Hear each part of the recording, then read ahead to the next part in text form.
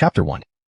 At the Heavenly Tao Academy, today was the day to collect cultivation resources, and all the young martial artists were very excited. After queuing up all day, suddenly a teenager stood in a daze, refusing to move, causing those behind him to grumble loudly. "Isaiah, this is your pill. Take it quickly," an elder said impatiently. Only then did Isaiah's dazed gaze return to normal. "Huh? Why is there only one pill?"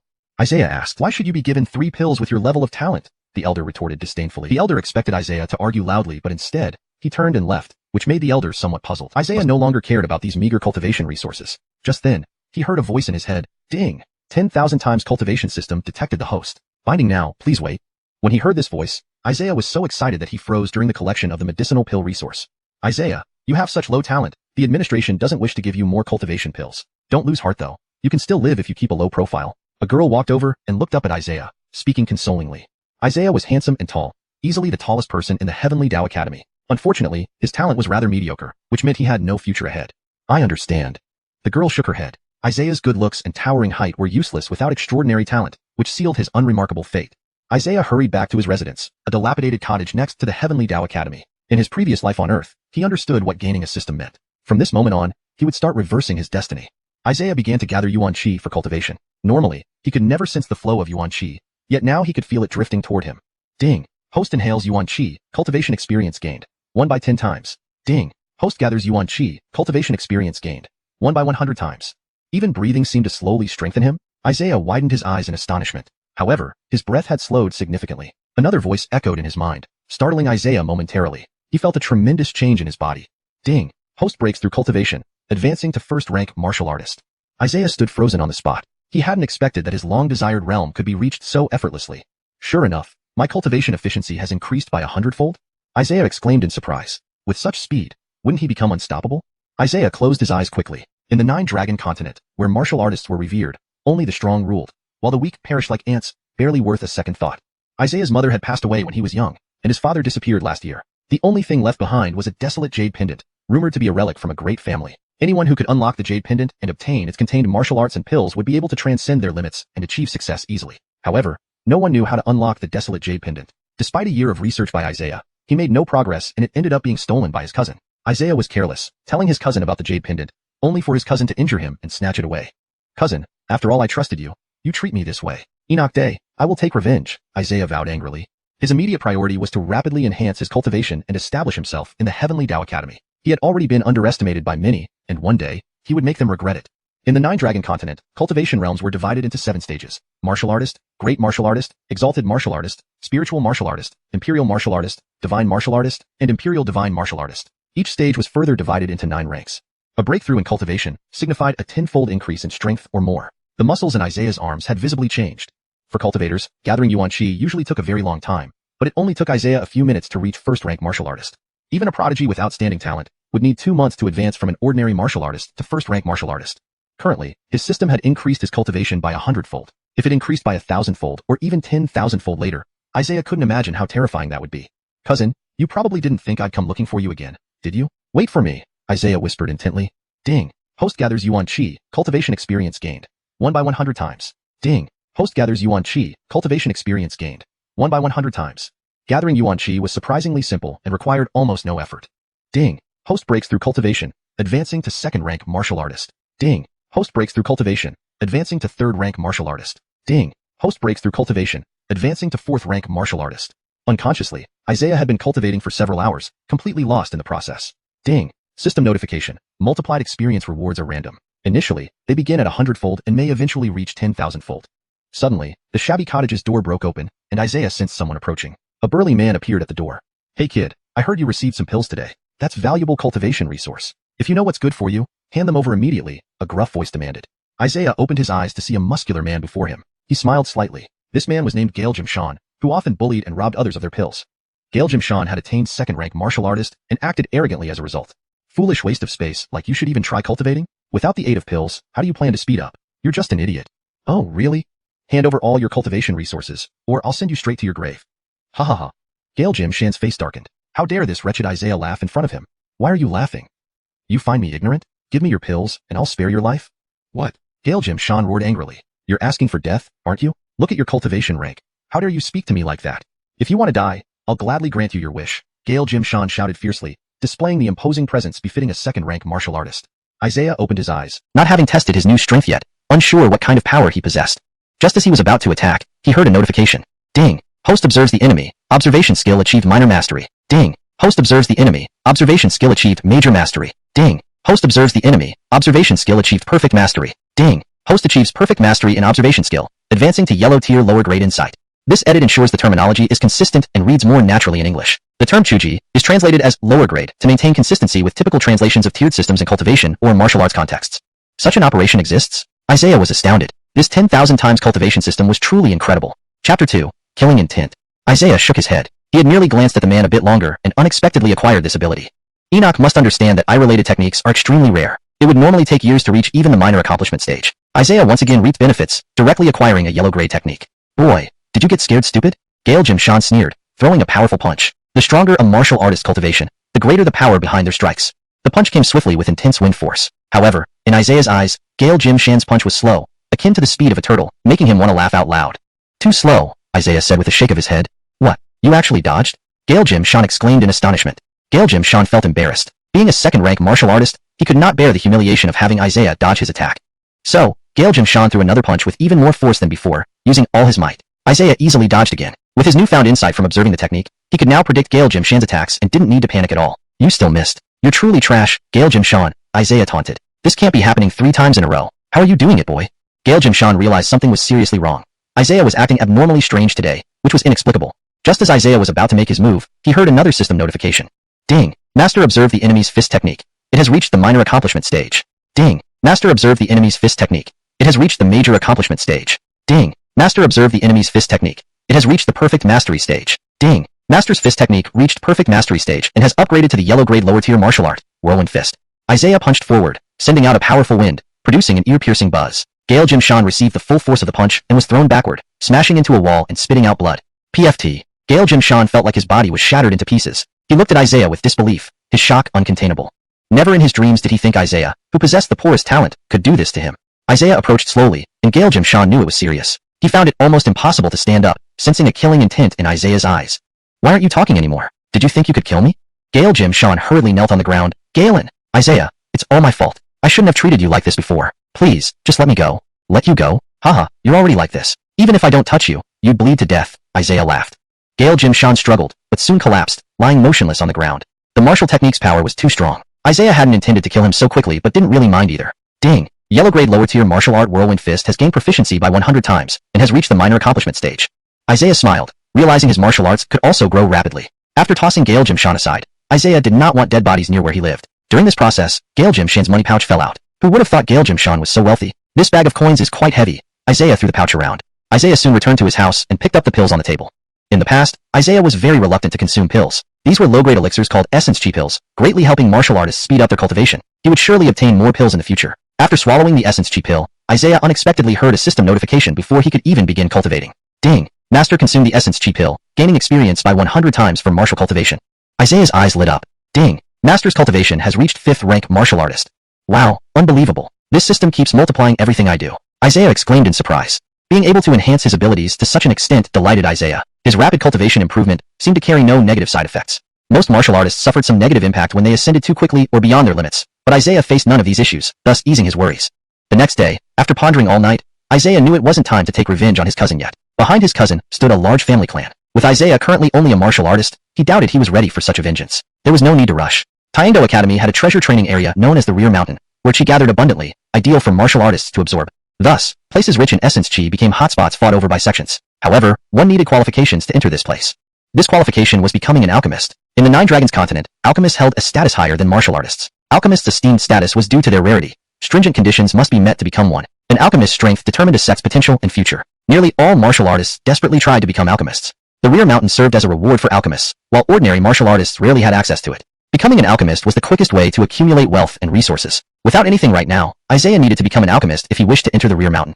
With this plan, Isaiah headed to Taekwondo Academy's medicine hall. Every day, the medicine hall was packed, martial artists spending their monthly gold coins on valuable medicinal resources. Though lower-tier martial artists could receive medicinal resources after entering the academy, it was insufficient for their cultivation needs. Isaiah squeezed his way through with great difficulty. If it weren't for his enhanced cultivation allowing him to push others away, getting inside would have been nearly impossible. The hall attendants were swamped with customers, far too many to serve adequately. Queuing for hours was normal, highlighting the preciousness of medicines and explaining why alchemists held such crucial positions. What do you want? Say it quickly. Many people are waiting behind you, the attendant asked impatiently. I want a first-grade medicine pill. How many? Enoch bottle. What? Kid, are you messing with me? No one dares act like this. You, asking for a whole bottle? Note, I translated chapter 2, starting from the title, Kill Intent, and ending at the conversation with the attendant in the medicine hall. ####, chapter 3, Alchemy. Isaiah threw a bag of coins, and the attendant's eyes immediately lit up. Hee, no problem. Enoch bottle of first-rank elixir, the essence revitalizing pill, right? Coming right up. Instantly, everyone turned their heads. Wow, so generous. Buying a whole bottle of elixirs. When will I be that rich? A few nearby people said enviously. Isaiah looked at the pills in the bottle and couldn't help but shake his head. Clearly, these first-rank elixirs were of inferior quality. Naturally, their effects wouldn't be great. Is there anything else you need, young master? Can I take a look at the alchemy room? What? The attendant was quite surprised. It was the first time a martial artist had made such a request. It's not possible, young master. You're not an alchemist, so you don't have the qualifications. And even if you went in, it wouldn't be useful at all. I advise you not to go in. Isaiah lifted the bag of coins again. Half of this money remains. I just want to take a look.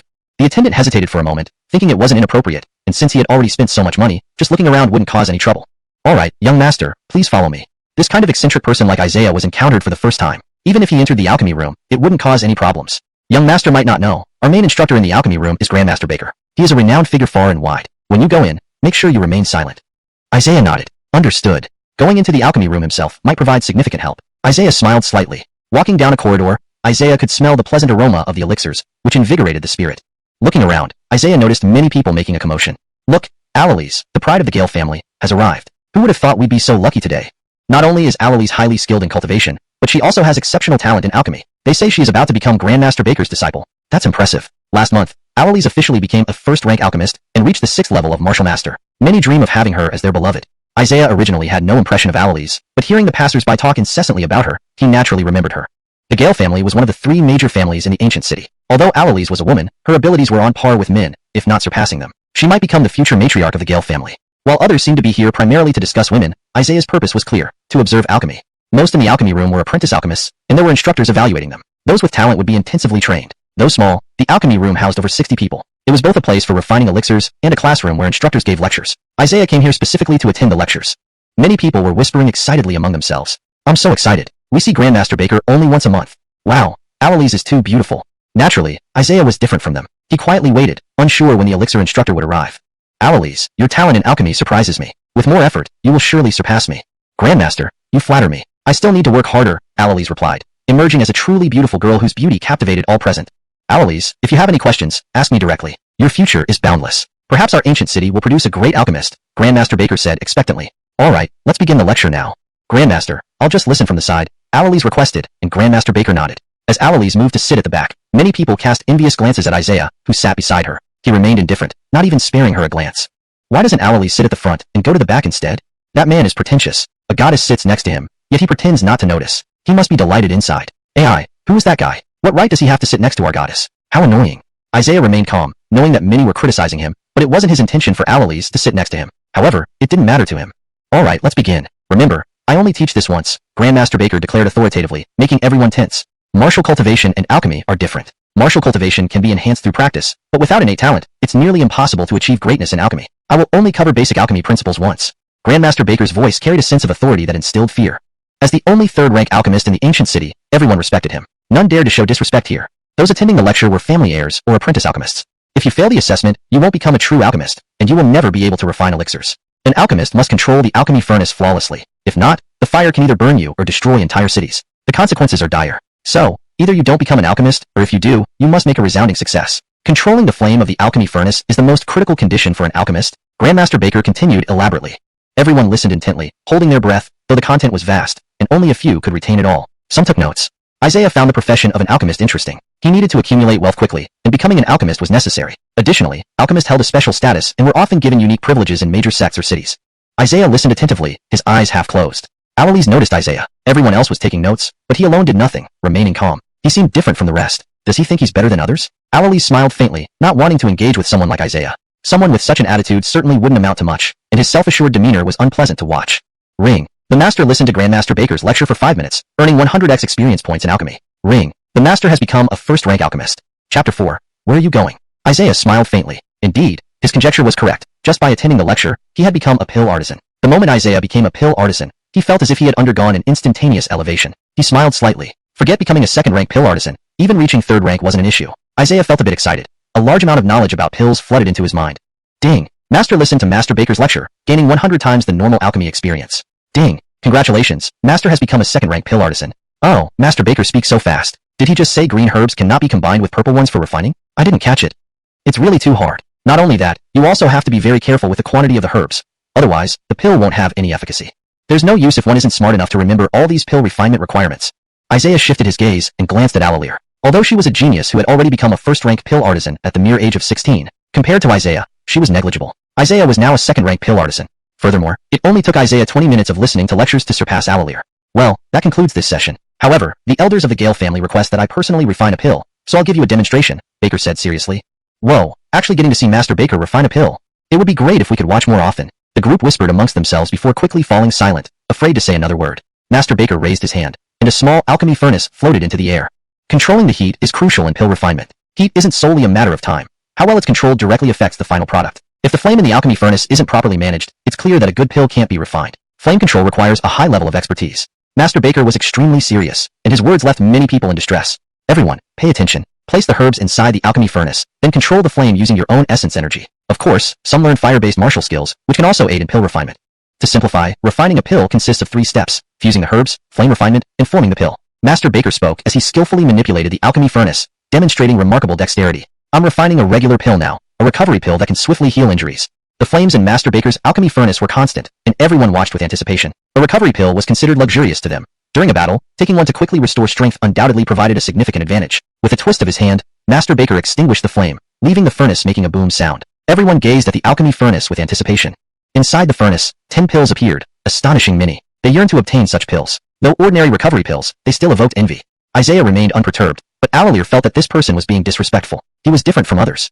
Enoch should hold pill artisans in reverence, yet Isaiah showed disdain, irking Alalier. She wanted to teach him a lesson. It's quite simple. Alalier sneered after hearing this. This man was indeed overconfident. How could he say it was simple? Could he possibly have the ability to refine pills?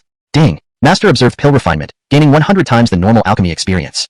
Continuously accumulating experience made refining pills incredibly easy. Despite not having done it personally, Isaiah felt he had mastered the technique. That's how much such recovery pills cost. Whoa, ordinary pills can be sold for so much, exclaimed some interns. Baker didn't care much for those below, except for Alalier. Most interns were common, hence he didn't need to be particularly polite. A young man seemed eager to show off and stood up promptly. Lee, you've interned for over 2 years. Try refining a pill. The young man nodded and began the process, starting a fire with wood and adding herbs. After heating the alchemy furnace to its maximum, the young man seemed unable to control the flame. The furnace burned intensely. Master Baker shook his head, his expression indicating he knew the outcome. The young man couldn't manage the flame, and the furnace turned red hot. Soon, a burnt odor permeated the air, causing the young man to panic, breaking out in a sweat. Failing to control the furnace's flame means you can't refine a pill. Try practicing more. Look at the waste of herbs. Master Baker was always strict. The young man felt humiliated after being reprimanded. The interns below trembled. No one dared to volunteer again after being rebuked by Master Baker, which was deeply demoralizing. Master Baker understood clearly that none of these interns would become true pill artisans. You've been here for at least a year, some even over 3, but no one has become a genuine pill artisan. You can't even distinguish between herbs. Dreaming of becoming a pill artisan is just wishful thinking. Master Baker shook his head, apparently ready to leave. Master, let me try. Alalier kept her thoughts to herself when she saw Master Baker's displeasure with the interns. At this moment, something infuriated Master Baker even more. A young man preparing to leave. Isaiah was about to depart when Master Baker called him. Lee, where are you going? Isaiah halted, turning around. He wasn't submissive or defiant, merely smiling faintly. During his lectures, no one dared to leave early. Today, someone dared to mention leaving? He must not want to live. I have an emergency. Come here. Master Baker assumed Isaiah was an intern. Isaiah walked over as Master Baker sized him up with disdainful eyes. I haven't dismissed class yet, and you dare to leave early? Why don't you try refining a recovery pill for me? I'll pass. Isaiah replied. Humph, what attitude is this? Who do you think you are to be so arrogant? Master Baker retorted coldly, seeing Isaiah as nothing but a wastrel. Isaiah felt he was already a second-rank pill artisan. Asking him to refine an ordinary pill would demean him. Thus, without hesitation, Isaiah refused outright, causing a stir among the crowd. Chapter 5. Let me give it a try. Master Baker, let me give it a try. Alalier stood up. Isaiah was about to leave when Master Baker, seeing his attitude, sternly said, Stay here and observe. See what level your peers have reached in alchemy and compare it with yourself. Isaiah smiled bitterly, not knowing how to respond. Master Baker looked at him, almost wishing to reprimand him for such an attitude. Alalier, you should refine a first-grade elixir. Show this person the difference between you and him. Master Baker had not been this angry in a long time. Okay, Master Baker, I'll refine a first-grade blood recovery pill. The blood recovery pill's healing effect was nearly double that of a regular recovery pill. All the interns became serious, eagerly waiting to see Alalier demonstrate her skills. Seeing Alalier control the fire in the alchemy furnace, many people exclaimed in admiration, envying her immensely. Owlier is really amazing. No wonder she is Master Baker's disciple. As fellow interns, we can't even do that. The Gale family will become even stronger if they gain another alchemist. Many interns marveled, watching Owlier with envy as half an hour passed. Owlier, you need to practice refining more. Only through repetition can you perfect your technique. The final step of forming the pill is very important. Make sure to control it well. Yes, Master. I'll remember that. Owlier was delighted because she was the only one Master Baker would praise. A humming sound was heard as the alchemy furnace slowly opened, revealing the first-grade blood recovery pill. If it were me, I could refine 3 pills, but for now, you can only manage 1. That's fine. You can keep improving. Owlier nodded obediently. She had exerted considerable energy, beads of sweat appearing on her forehead as she panted slightly. Master Baker turned back and scolded Isaiah. Did you see? Owlier is already a first-grade alchemist, yet she remains humble. Look at your lackadaisical attitude. Why don't you let me give it a try? Isaiah laughed. What? Master Baker looked at Isaiah in surprise, realizing he didn't seem to be joking. You were afraid to refine a simple recovery pill earlier, but now you want to refine a first-grade blood recovery pill? Master Baker thought he had misheard. Is this young man playing with me? Master Baker became quite angry. He had never seen such a disdainful young man. Master Baker frowned, and Owlier also felt Isaiah was being disrespectful. At this moment, a few interns stood up, ready to intervene, seeming to want to kick Isaiah out. Who is this young man? To provoke Master Baker like this, he must be courting death. He's going to meet a terrible fate for provoking Master Baker. Master Baker chuckled. Alright, if you insist on refining a recovery pill, then let you try. Recovery pill? When did I say I wanted to refine a recovery pill? I want to refine a blood recovery pill. What? Master Baker looked at Isaiah in shock, increasingly thinking the young man was boasting. The interns laughed silently, discussing amongst themselves. Haha, did you hear that? This young man is asking for trouble. He'll surely be kicked out. How overconfident to attempt refining a blood recovery pill. Such arrogance. Does he think he's a first-grade alchemist? Master Baker was furious, but restrained himself. Fighting here would create a bad impression, and this young man was just trying to infuriate him by boasting. Fine, I'll see how you do. Thank you, Master. If I fail, I'll compensate for the materials, Isaiah said. Humph, go ahead. Isaiah smiled and examined the alchemy furnace. He knew he wouldn't have much time to refine pills in the future, so this was just a test. Isaiah lifted the lid of the furnace. That's wrong. Master Baker immediately spotted the issue. The lid has its own principles. Opening it directly causes the true chi inside the furnace to escape. Therefore, it must be rotated open. You obviously don't understand the basics, Master Baker mocked. Haha. Many laughed but quickly stopped. Isaiah smiled calmly. Oh, these minor details won't affect the pill. Hemph, self-righteous. Master Baker sneered, certain that Isaiah would embarrass himself in front of everyone. Not knowing the basics, how could he refine a pill? It was a mere fantasy. Isaiah added the herbs into the furnace and extended his hand, causing the furnace to ignite instantly. Master Baker froze. The technique to control the flame was incredibly skillful. Isaiah didn't use wood but used his yuan chi instead. Isaiah's technique was remarkably proficient, bearing the demeanor of a master. The interns below were stunned. Initially thinking Isaiah would mess up due to his improper technique, they now saw him adeptly refining the pill. Master Baker was puzzled. Isaiah shouldn't know flame techniques. He used his yuan chi to heat the furnace. Someone who couldn't use flame techniques usually heated the furnace with wood. If someone could use yuan chi to heat the furnace, they were undoubtedly gifted. An alchemist only needed to infuse the furnace with yuan chi for it to burn and heat the herbs inside. Isaiah appeared relaxed, exerting minimal effort. He didn't break a sweat heating the furnace, which started to worry Master Baker. Infusing the furnace with yuan chi was highly draining. Isaiah remained dry without breaking a sweat, indicating remarkable skill. Isaiah didn't know what technique he was using. He followed his memory, finding it simpler than expected. Master Baker's expression was complex. This young man was a once-in-a-lifetime genius. Had there ever been such talent in the ancient city before? This suddenly explained his earlier attitude. The herbs in the furnace had dissolved, and the next step, forming the pill, was critical. An alchemist's control determined whether the pill would be flawless. Master Baker initially believed Isaiah, who couldn't even open the lid correctly, would fail miserably. Now, Isaiah was nearly done forming the pill. If Isaiah succeeded, Master Baker would lose face. He watched Isaiah closely, surprised to see him so relaxed, even glancing around while refining the pill. ####Chapter 6, Astonishment. Grandmaster Baker despised Isaiah's nonchalant attitude. How could someone like him, who wasn't serious, produce high-quality medicinal pills? After all, Isaiah was just a young man dressed in simple clothing. However, there was another possibility. Isaiah might possess extraordinary alchemy talent, allowing him to refine pills so effortlessly. If Isaiah had such high alchemy talent, nurturing him could be beneficial for Grandmaster Baker. Perhaps one day, he could shine in large-scale alchemy competitions. Unfortunately, the weather turned against them. Dark clouds gathered outside, lightning flashed, and a fierce wind suddenly started blowing. Even Grandmaster Baker's beard was fluttering wildly. He frowned, as interference was strictly forbidden for an alchemist.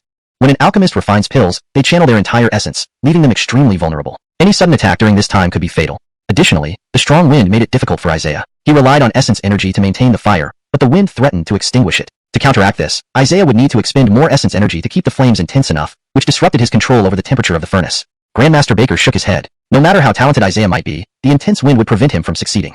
The refining room's windows and doors couldn't be fully closed, as the gases produced inside the furnace could cause chronic poisoning if not vented properly. Isaiah pondered over what to do. Suddenly, he had an idea. He increased the influx of essence energy, startling Grandmaster Baker. What was he trying to achieve? The furnace began making creaking sounds, causing Grandmaster Baker to raise an eyebrow in alarm. Increase the flames even further? The furnace could explode at any moment. With such strong winds, wouldn't it make the flames grow wilder? He didn't understand why Isaiah was doing this. It seemed like inviting disaster.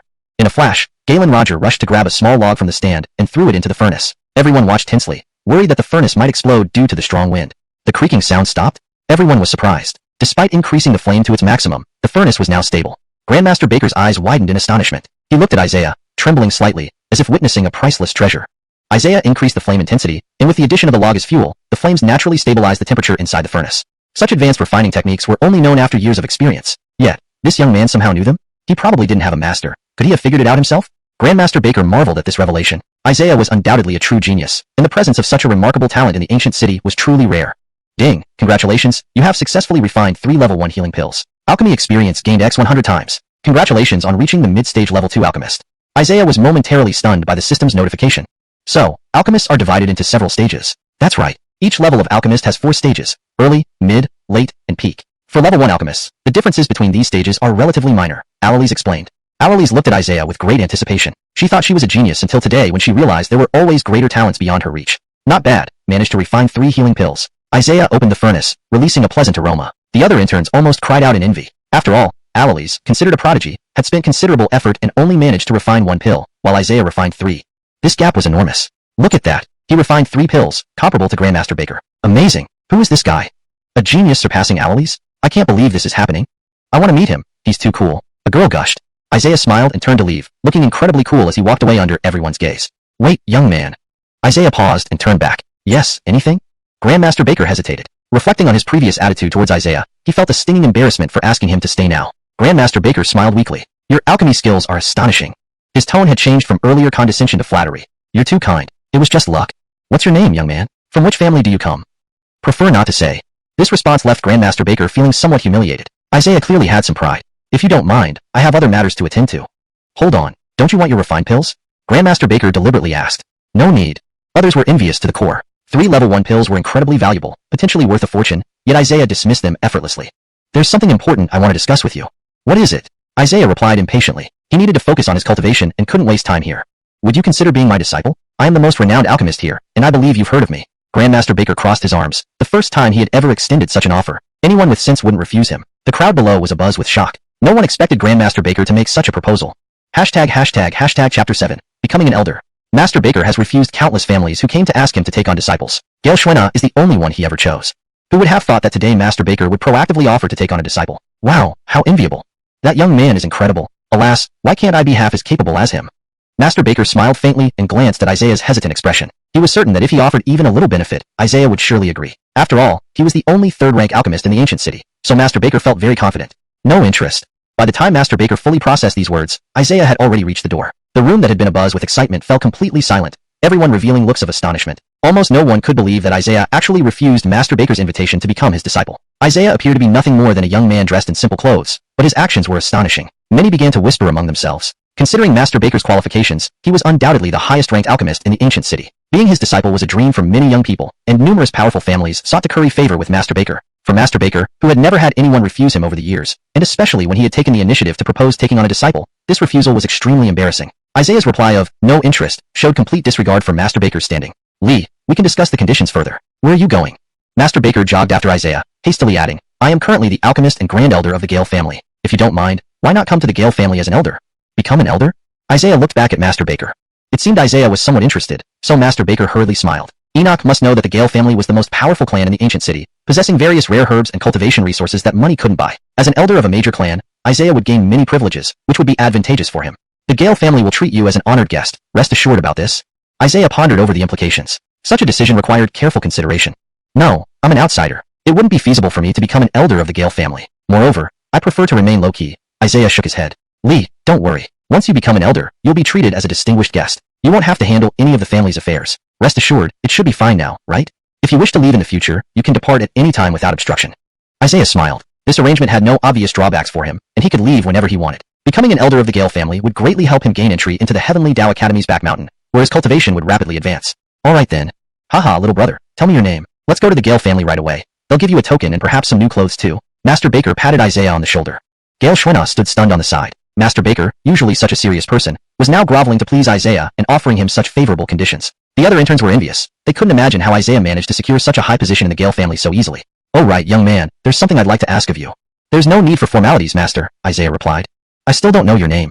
Senior, My name is Isaiah. Master Baker raised an eyebrow. In the ancient city, the Galen family didn't seem like a major clan? Why would such a genius come from a non-major clan? This situation puzzled him. Isaiah, I have another request. Yes? What if we become brothers? The moment these words left Master Baker's mouth, everyone's eyes widened in disbelief. Master Baker actually wanted to become brothers with Isaiah? This was unheard of. Isaiah, do you not agree? In the future, I can be your elder brother. There's nothing inappropriate about that, right? Even Gale Schwenau felt that Master Baker had lost it. Previously, when Gale Schwenau's father, the patriarch of the Gale family, proposed becoming brothers with Master Baker, he had politely declined. Now, he was offering the same proposal to Isaiah, an 18-year-old youth. Not only was there a significant age gap, but their status and qualifications also did not match. Why don't we discuss this later? Let me take you to the Gale family first, and you can receive your elder's token, Master Baker suggested, realizing Isaiah might not want to commit yet. If he pushed too hard, Isaiah might walk away. Master Baker was determined to keep Isaiah close, even proposing such an absurd idea as becoming brothers. Gale Schwenau felt completely sidelined as Master Baker took Isaiah away with a smile. Arriving at the Gale family residence, Isaiah marveled at its grandeur. Even the guards seemed to have considerable cultivation. Grand Elder, the guards greeted respectfully, though they wondered who the young man beside Master Baker was. The Gale family residence was spacious. Isaiah surveyed the area, appreciating the surroundings. Isaiah, let me take you to the inner courtyard. As Isaiah walked ahead, Master Baker kept observing the young man closely. His talent in alchemy is incredibly high, and he doesn't display arrogance or pride. Such a young man is truly rare. Gale Schwenau can't compare to him. Could he already be a first-rank alchemist? Time will tell. Truly surpassing the blue dye from which it came. Ah, I've never seen such a talented alchemist before, Master Baker sighed, feeling immense excitement. In the inner courtyard, several attendants, executives, and guardians stood up upon seeing Master Baker. Grand Elder. Indeed, the status of an alchemist was highly revered. Isaiah observed how everyone regarded Master Baker with awe and respect. Let me introduce you to our newcomer. This young man is named Isaiah. From now on, he will be a distinguished guest of our Gale family, and I am granting him the position of elder. Everyone stared at Isaiah in shock, unable to see what made him stand out. We will follow Grand Elder's arrangements, some said with clear dissatisfaction but dared not voice it. I'll inform the patriarch soon. Bring the elder's token quickly and arrange a top-tier room for him. His meals must be the best every day, Master Baker instructed thoroughly. Becoming a distinguished guest of the Gale family meant Isaiah would have food and lodging secured. Adding the position of elder, he would not only receive gold coins but also various resources. Others became envious. Is this young man related to Master Baker? What's his background? He becomes an elder just like that, surpassing us in rank. Everyone's faces turned sour. A sudden superior figure stirred their dissatisfaction. Translation notes asterisk. 1. Character names. Chapter 7. Becoming an elder. Master Baker has turned down countless people from various families who came to ask him to take them as disciples. Aloys is the only one he ever accepted. Can you believe Master Baker proactively offered to take on a disciple today? Wow, how envious. That young man is truly remarkable. Why can't I be even half as capable as him? Master Baker smiled faintly and observed Isaiah's hesitant expression. If he were to offer some benefits, Isaiah would definitely accept. After all, he was the sole third-rank alchemist in the ancient city, so Master Baker felt confident about this. Not interested. Just as Master Baker clearly heard these words, Isaiah had already walked to the door. The place, which had been bustling just moments ago, suddenly fell silent, with everyone displaying looks of astonishment. Hardly anyone could have imagined that Isaiah would actually decline Master Baker's invitation to become his disciple. Despite appearing like an ordinary youth in simple clothes, Isaiah's actions were astonishing. Many began to murmur, considering that among alchemists, Master Baker undoubtedly had the highest qualifications in the ancient city. Many powerful families would vie for his favor. It was the first time in all these years that someone dared to refuse Master Baker's proposal, especially when it was he who had extended the offer. It was incredibly embarrassing. Isaiah's response, not interested, showed no respect at all. Lee, let's discuss the terms further. Where are you headed? Master Baker hurriedly chased after him. I'm currently the alchemist for the Gale family and also serve as a Grand Elder. If you don't mind, would you consider becoming an elder in the Gale family? Become an elder? Isaiah glanced at Master Baker. Seeming somewhat intrigued, Master Baker quickly smiled. Enoch must know that the Gale family was the most influential clan in the ancient city, possessing rare medicinal herbs and cultivation resources. Some things were simply irreplaceable, regardless of wealth. Becoming an elder in a major clan would give Isaiah significant privileges, which could be advantageous for him. The Gale family will treat you as a distinguished guest, rest assured. Isaiah considered the implications of this move. Such a decision needed careful thought. I can't do it. As an outsider, it would be impossible for me to become an elder in the Gale family. Moreover, I prefer to stay low-key. Isaiah shook his head. Lee, rest assured. Once you become an elder, you'll be treated as a distinguished guest, and you won't have to deal with any affairs within the Gale family. I still have authority over the Gale family's matters, so there's nothing to worry about. This arrangement should be acceptable now, right? If you wish to leave in the future, you're free to go without any hindrance. Isaiah smiled. This arrangement seemed harmless and allowed him to leave whenever he wished. Becoming an elder in the Gale family would aid him greatly in eventually entering the Heavenly Dao Academy's rear mountain, where his cultivation would rapidly improve. Alright then. Haha, little brother, tell me your name now. Let's head to the Gale family. You'll receive a token and we'll find you proper attire. Owlie stood beside them, stunned. Master Baker usually appeared quite stern, but today he had stooped to flatter Isaiah, offering such generous conditions. The other interns envied Isaiah immensely. He was instantly elevated to the status of an elder in the Gale family, a highly prestigious position. Oh, by the way, young man, I have a favor to ask. Master, there's no need for such formalities, said Isaiah. I haven't caught your name yet. Senior, my name is Isaiah. Master Baker raised an eyebrow. The Galen family in the ancient city wasn't particularly renowned? How could they produce such a genius? The situation was puzzling. Isaiah, I have another request. Yes? Why don't we become brothers? Upon hearing this, everyone was taken aback, eyes wide open in disbelief. Master Baker wanted to become brothers with Isaiah? Could this be happening? Isaiah, why wouldn't you agree? I can be your senior brother. That shouldn't be inappropriate, right? Even Owley felt Master Baker had lost his sense. Previously, when Owley's father, the patriarch of the Gale family, suggested becoming brothers with Master Baker, he politely declined. Now, he was proposing to become brothers with Isaiah, an 18-year-old youth? Considering the age difference in their respective standings, it didn't make sense. How about we discuss this later? Let's go to the Gale family now, and you'll receive the Elder's token. Master Baker sensed Isaiah's reluctance and didn't want to risk him leaving. Master Baker tried every means to keep Isaiah close, even going so far as suggesting brotherhood. Owley was left standing aside as Master Baker cheerfully led Isaiah away. Upon arriving at the Gale family's residence, Isaiah marveled at its grandeur, noticing even the guards appeared highly cultivated. Antonio, the guards respectfully greeted Master Baker, although they were curious about the young man beside him. The Gale family's compound was vast, and Isaiah admired the surroundings as they walked. Let me take you to the inner courtyard, Isaiah. As Isaiah led the way, Master Baker sized up the young man. His talent for alchemy is exceptionally high, yet he remains humble, a rare trait indeed. Owley can't compare to him. Is he already above a first-rank alchemist? This requires confirmation. He surpasses his master indeed. Ah, it's the first time I've met such a talented alchemist. Master Baker felt excited internally. In the inner courtyard, many officials and enforcers stood up upon seeing Master Baker. Antonio. Indeed, the status of an alchemist was high. Isaiah noticed how everyone looked at Master Baker with awe. Now, let me introduce him to you. This young man is named Isaiah. From now on, he will be our honored guest and I grant him the position of elder. Upon hearing this, everyone stared at Isaiah in surprise, unable to see anything extraordinary about him. Follow the Antonio's instructions. Some murmured, clearly dissatisfied but dared not speak out. I will inform the patriarch soon. Someone bring the elder's token and prepare a top-tier room for him. Ensure he receives the best meals 3 times a day, Master Baker instructed thoroughly. Being an honored guest of the Gale family meant he wouldn't lack food or lodging. With the added title of elder, not only would he gain gold coins, but also various resources, leading others to feel envious. Could this young man be Master Baker's relative? No idea about his background, yet he instantly becomes an elder with a higher rank than us. The expressions of those present were sour, as they resented this sudden superior. Chapter 7. Becoming an elder. Master Baker has turned down countless people from prestigious families who wish to become his disciples. Owley's is the only one he has ever chosen. Who would have thought that today Master Baker would offer to take on a disciple voluntarily? Wow, how enviable. That young man must be incredibly talented. Sigh, why can't I be even half as good as him? Master Baker smiled faintly and observed Isaiah's hesitant expression. If he were to offer just a little more, Isaiah would definitely accept. After all, he was the sole third-rank alchemist in the ancient city. Master Baker was quite confident of this. Not interested.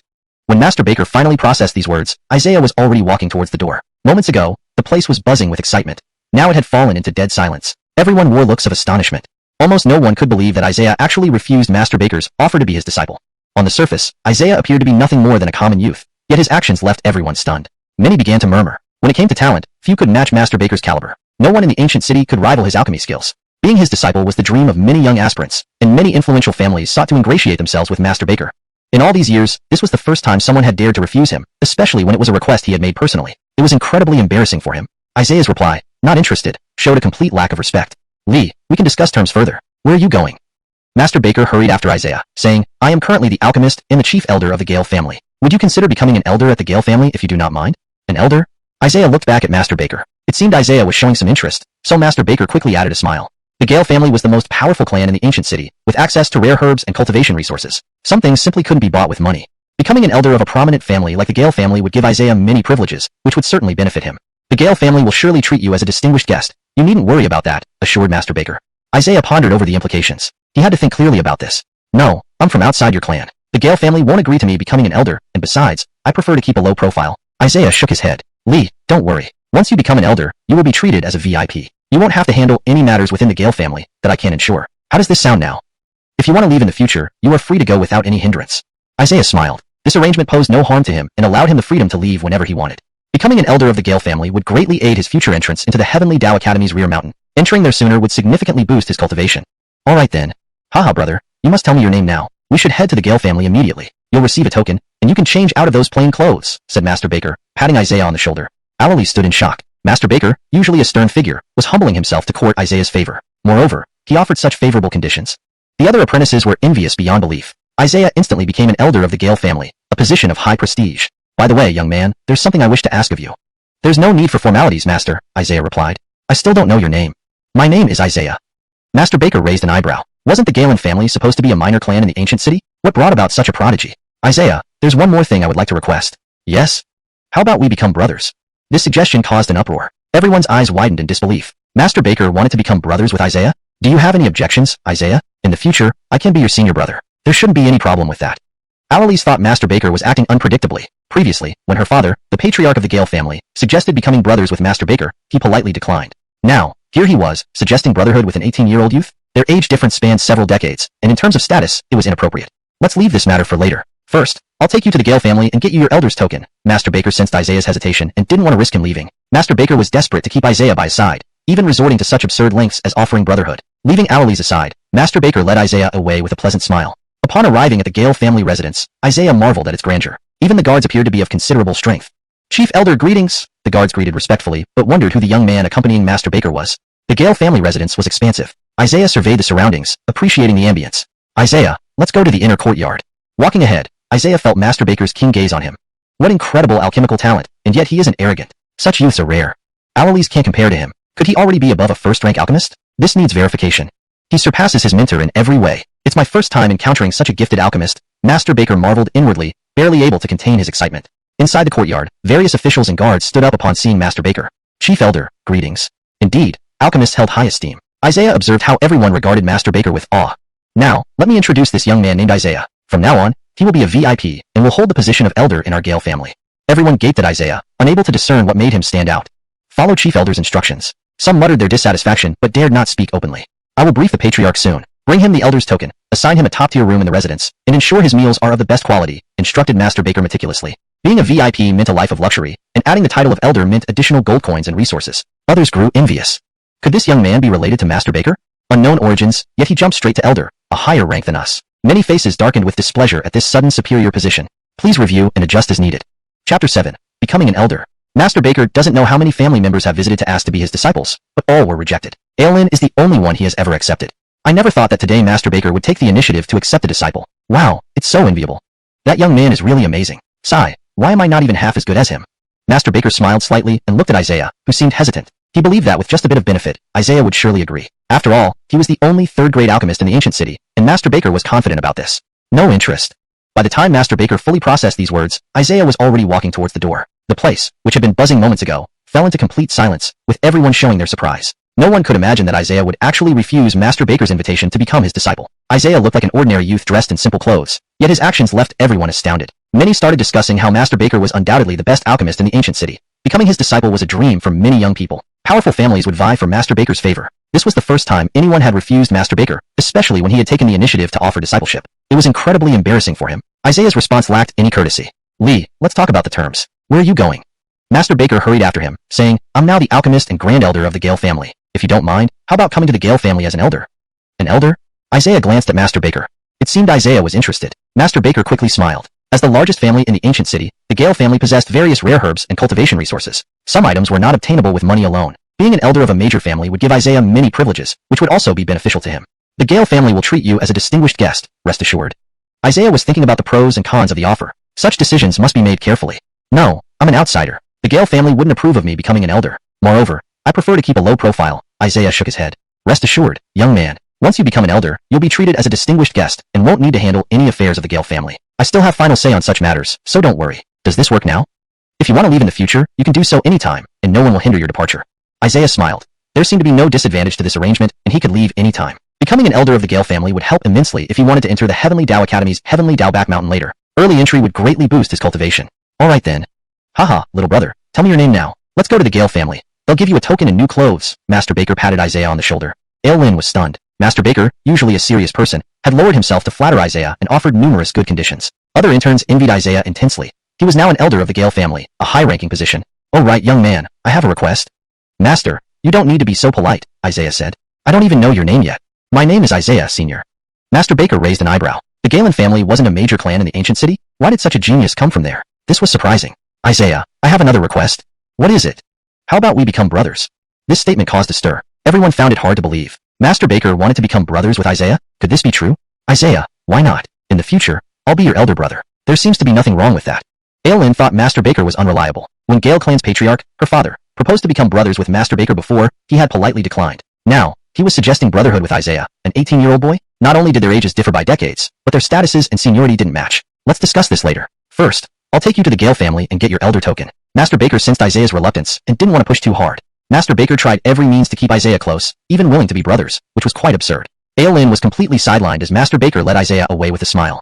Upon arriving at the Gale family manor, Isaiah admired its grandeur. Even the guards seemed highly cultivated. Grand Elder. The guards greeted respectfully, wondering who the young man beside Master Baker was. The mansion was spacious. Isaiah observed everything around him. Isaiah, let me take you to the inner courtyard. As Isaiah walked ahead, Master Baker kept examining the young man. He has exceptional talent in alchemy and isn't arrogant or conceited. Such a young man is indeed rare. Aelin can't compare to him. Is he already above the rank of a first-grade alchemist? I need to confirm. Indeed, surpassing his master. Ah, it's my first time meeting such a genius alchemist. Master Baker felt excited inside. In the inner courtyard, officials and enforcers stood up upon seeing Master Baker. Grand Elder. Alchemy masters truly held a high status. Isaiah saw how respectful everyone was towards Master Baker. Well, let me introduce this young man. His name is Isaiah. From now on, he is our honored guest and granted the position of Elder. Everyone was stunned, unable to see what Isaiah had that was special. We will follow the Grand Elder's arrangements, some said, though their tone indicated dissatisfaction. I will inform the Patriarch soon. Quickly fetch an Elder's token, allocate a high-class room for him, and ensure his meals are the best, Master Baker instructed. Becoming a guest already meant Isaiah didn't have to worry about food and lodging. Adding the Elder position promised not only gold coins but also various resources. Others became envious. Could this young man be Master Baker's relative? Who is he, to suddenly become an Elder with higher status than us? Everyone's faces showed great discomfort, unhappy with having a sudden superior imposed on them. 2. Paragraph structure. The original paragraph structure and line breaks have been maintained to preserve the flow of the narrative. 3. Tone and style. The tone and style have been preserved to maintain the natural fluency and coherence of the story. 4. Grammar and natural flow. The translation ensures grammatical correctness and a natural, fluent English read. ##### Chapter 8. Stronger than me. The steward approached Isaiah with a beaming smile. Elder Galen, just a quick registration for future arrangements. Isaiah nodded. Isaiah isn't from any particular family. I'm just a commoner, Isaiah said. The steward smiled. Understood. A token of an elder was handed over, and several female attendants carried silk robes. Please change into your elder's attire. I'll stick with my simple cloth robes for now. It would feel odd to switch to silk all at once, Isaiah replied. Not wearing the fine silk but opting for rough, plain clothes. Isaiah truly was an eccentric person.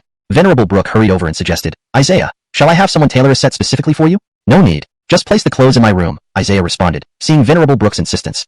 If you need anything, just inform the attendants. Your monthly gold coins and cultivation resources will be delivered on time. You can freely enter and exit the Gale family residence except for the clan headquarters, Venerable Brooke added. Got it, thanks. These are the privileges of an elder. Take a look. Venerable Brooke handed over a piece of paper. Isaiah had become an elder with considerable rights, especially given the Gale family's prominence. He felt quite pleased. The best part was obtaining medicinal pills and herbs. Some herbs, while not expensive, were rare and hard to come by. Refining medicinal pills was a significant issue, as money couldn't buy all the necessary herbs. As an elder, Isaiah could access some rare herbs. Cultivation resources included pills and possibly ordinary martial techniques. Arriving at the elder's quarters, Isaiah found it spacious and comfortable, a stark contrast to his previous dwelling. Sitting inside, he planned to cultivate but realized his progress wasn't fast enough. He was currently at the 5th level of martial artist despite having 100 times more experience points, yet he hadn't broken through to the 6th level. Cultivating martial arts indeed proved challenging. Even with doubled experience points, Isaiah still hadn't advanced. Imagine how long it would take an average genius, probably months. Knock, knock, come in. An attendant entered carrying a bottle of pills and a bag of gold coins. Elder Galen, these are per the instruction of Grand Elder. Normally, you'd receive them after a month, but this is an exception. Oh, thank you. Isaiah inspected the small, exquisite bottle which contains second-grade pills. This is a second-grade chi-gathering pill, and there are 5 inside. Excitedly, Isaiah took one and immediately began cultivating. The pill significantly accelerated his training.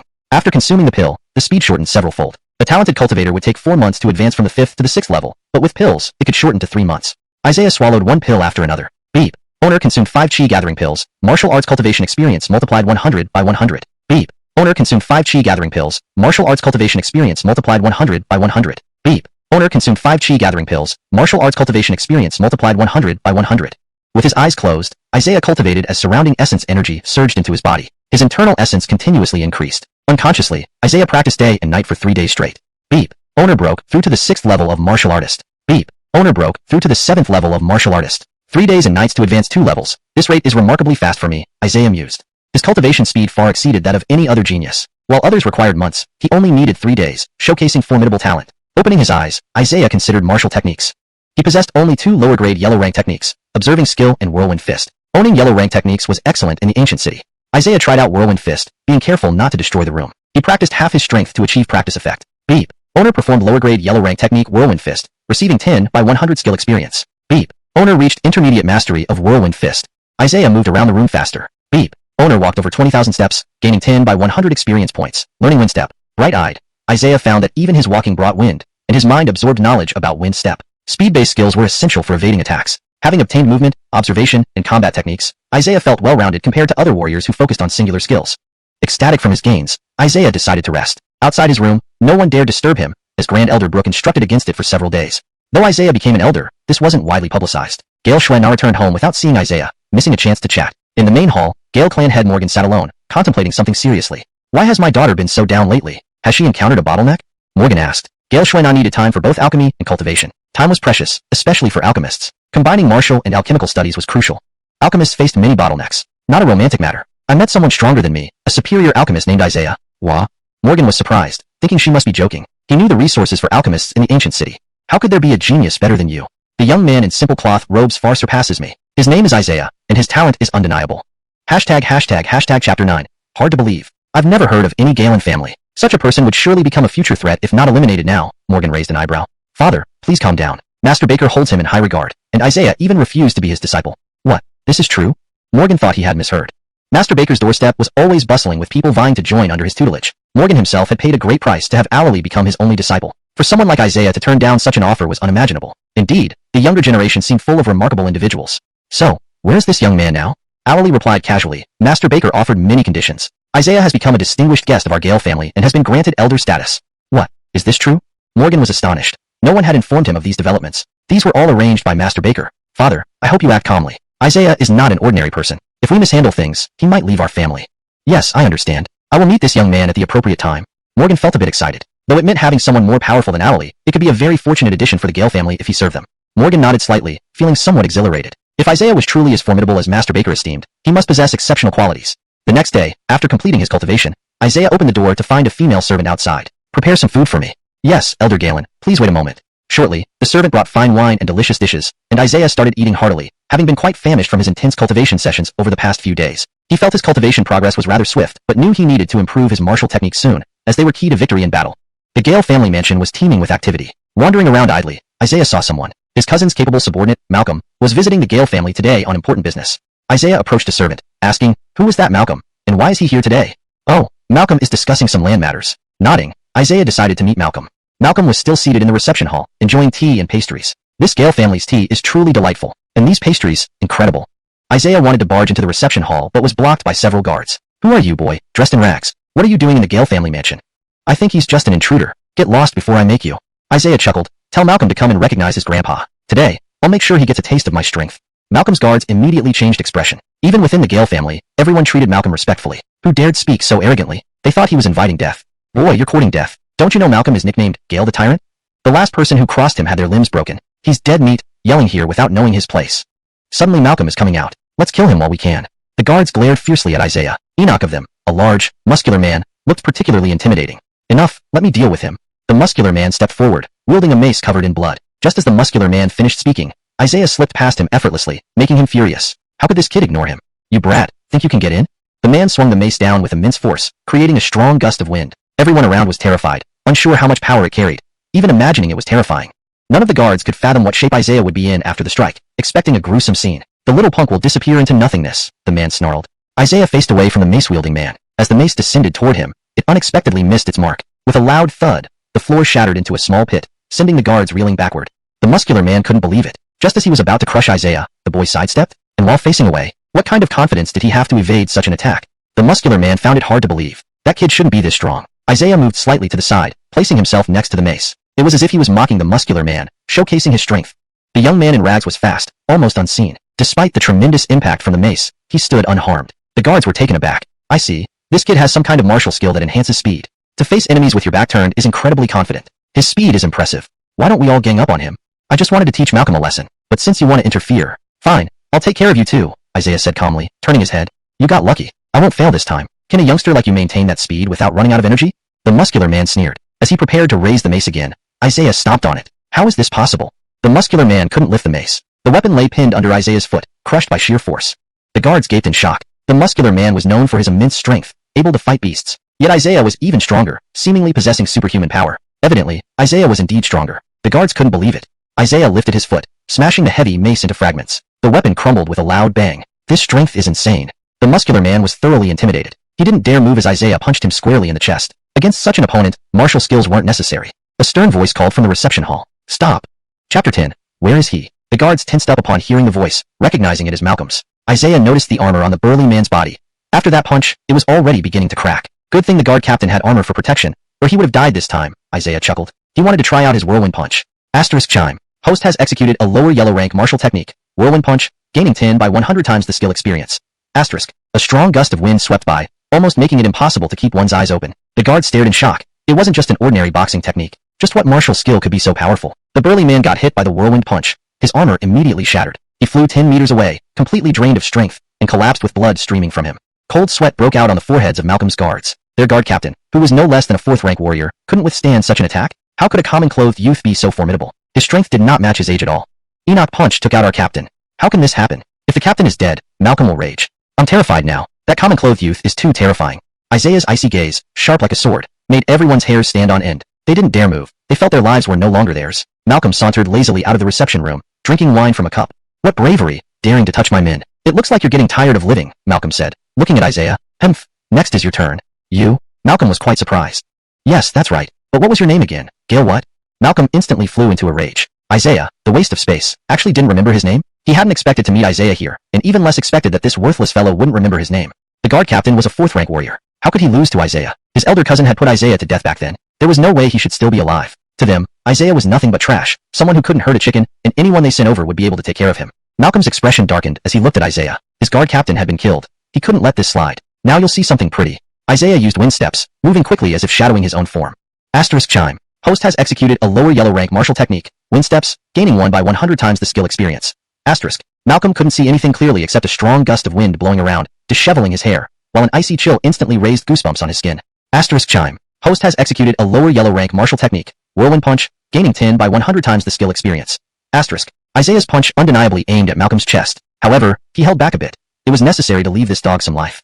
A loud crash echoed, and Malcolm was subjected to massive impact. He felt dizzy and nearly on the brink of death before he could react. Malcolm clutched his chest, his tattered clothes exposing his armor. Isaiah raised an eyebrow. These people relied on armor to protect themselves. Brat, if you act recklessly again, wait until the Gale family arrives. Then you'll see, since Malcolm is Gale family's relative, one guard warned. Isaiah knew in his heart he was only a new elder. If the Gale family really became enraged, anything could happen, but there was no need to be overly afraid. If it weren't for this green armor, I would have met my end. Malcolm spat blood, looking wretched. Why are you so much stronger now?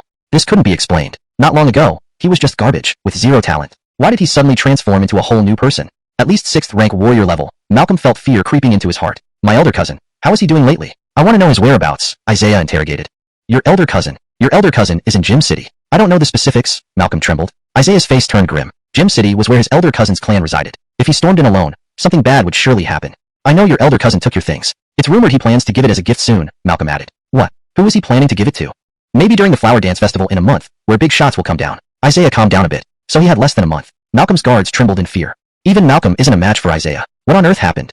Malcolm is a 6th rank warrior. Why did he lose to a young man with overwhelming power? Even more confusing is why he dared to make a move against the Gale family here. Such boldness. Since Malcolm was also related to the Gale family, with a high-ranking uncle, someone was bound to alert the family. Since you're injured, maybe I should help you escape the pain. What? Are you crazy, Isaiah? Killing me here. The Gale family won't let you go. This is the strongest family in the ancient city. Malcolm panicked. The guards didn't dare step forward, all cowed. Before Malcolm could flee, Isaiah delivered another whirlwind punch. A wind roared, followed by a dull thud, and he dropped dead. He actually killed someone. The guards were dumbfounded, too frightened to even look at Isaiah. If someone asks, do you know what to say? Isaiah asked teasingly. Please spare us, young master. We don't know anything. We don't know anything. The guards knelt and kowtowed frantically. Isaiah found the situation increasingly interesting. He quickly left but stayed within the Gale family residence, summoning a servant to question. Who is Malcolm's uncle? Oh, he's our Gale family's vice chief, named Omar. He holds significant standing in the family, but he and the chief always conflict, leading to many issues. Isaiah handed over a few gold coins. Tell me everything you know. Well, elder, rumor has it that Omar wants to usurp Morgan's position, plotting many things. But I don't know the details, the servant whispered. Tomorrow is the Gale family clan meeting. Most of the Gale family will attend. Isaiah nodded. The servant talked for a little money. Now things got interesting. Even if the Gale family caused trouble, he had nothing to worry about. Isaiah closed his eyes, suddenly hearing the system prompt. Chime. Host must continually grow stronger, or risk system penalties. Hearing the system's voice for the first time, Isaiah felt a bit nervous. The system had given him so much. Its punishments couldn't be underestimated. But getting stronger was always his goal, placing martial cultivation first. Hashtag chapter 11, clan meeting. In the evening, people outside were discussing Malcolm's matter, which made Omar's face turn red with anger. Though the guards said it was a young man, no one recognized him. In a fit of rage, Omar had all the guards killed. Isaiah narrowed his eyes. He felt that now the most important thing was to improve his own strength. Since Omar would soon come looking for him, Isaiah couldn't guarantee that the matter wouldn't be exposed. Tomorrow is the clan meeting, elder. You must attend. No, I don't want to go. Isaiah shook his head. Why not, elder? As an elder of the Gale family, this is your chance to gain some prominence. Many people will try to curry favor with you and offer various benefits. Why wouldn't you go? The attendant shook his head, finding Elder Isaiah to be one of the most peculiar people. Don't ask pointless questions, Isaiah said coolly. Back in his room, Isaiah was somewhat worried. After all, Omar's people were here, and if they attacked at night, things could get difficult. At first, Isaiah was afraid that Omar might discover that his nephew died at his hands. But then he thought there was nothing to fear because he now had the wind step technique. Ding! Master performs a low-rank yellow-grade wind step, gaining 10 by 100 skill experience points. Ding! Master performs a low-rank yellow-grade wind step, gaining 10 by 100 skill experience points. Isaiah chose to practice the wind step all night long. Ding! Congratulations, Master! Your low-rank yellow-grade wind step has reached mid-stage. Isaiah's movement became more agile than before. Even walking produced subtle breezes, and if he couldn't win in a fight, he felt he could still escape. Without this 10,000-fold system, ordinary people practicing martial arts skills would need endless sweat and time, with almost no shortcuts. By morning, Isaiah had brought the wind step to its mid-stage, making his graceful movements even more flexible. He found it hard to control himself sometimes. The next day, the Gale family manor was bustling with activity. The estate was much larger than Isaiah imagined, with the backyard backing onto a mountain and grand buildings stretching up the hillside. A spacious arena hosted many stages. Today, it was packed with people. I should take a proper look around sometime. Isaiah smiled, surprised by the size of the Gale family manor. Before noon, banquet tables were already set up. Many guests were expected today, as the Gale family was the largest clan in the ancient city, and all attendees were influential figures. The banquet was divided into ordinary and VIP sections. Ordinary families sat in the regular seats, while VIP seats were reserved for nobility, mainly from prominent families in the ancient city, which added to the excitement just seeing the layout. Apparently, all the major families of the ancient city will attend this clan meeting. It's not just a simple gathering. This will be the grandest one yet. Morgan hasn't shown up in years, but he'll appear this time. Clearly, something significant will happen. It's said Morgan and Deputy Clan Head Omar have been in conflict. Will they manage to get along this time, or start a war? As everyone buzzed with discussion, they suddenly hushed as senior-level Gale family members appeared. That middle-aged man in the white robe is Omar. Among the senior Gale family members, Isaiah didn't expect to see someone specific. His expression immediately turned solemn. A young man with a slightly serious expression wore a silk robe, exuding a noble aura. His presence radiated an intimidating force, even from afar, with a smirk on his lips. Why is my cousin here? Isaiah stared at his cousin, Rocky. That day, Rocky injured him, speaking of benevolence while sparing his life. Thinking of it now, Isaiah clenched his fists in anger, unable to let go of this grudge. Rocky was beside Omar. My nephew, Malcolm, is dead. This truly pains me. If the Galen family can help me become the Gale clan head, I will repay you generously. Malcolm was a good friend of mine. I am equally heartbroken. Uncle Gale, rest assured, I will avenge him.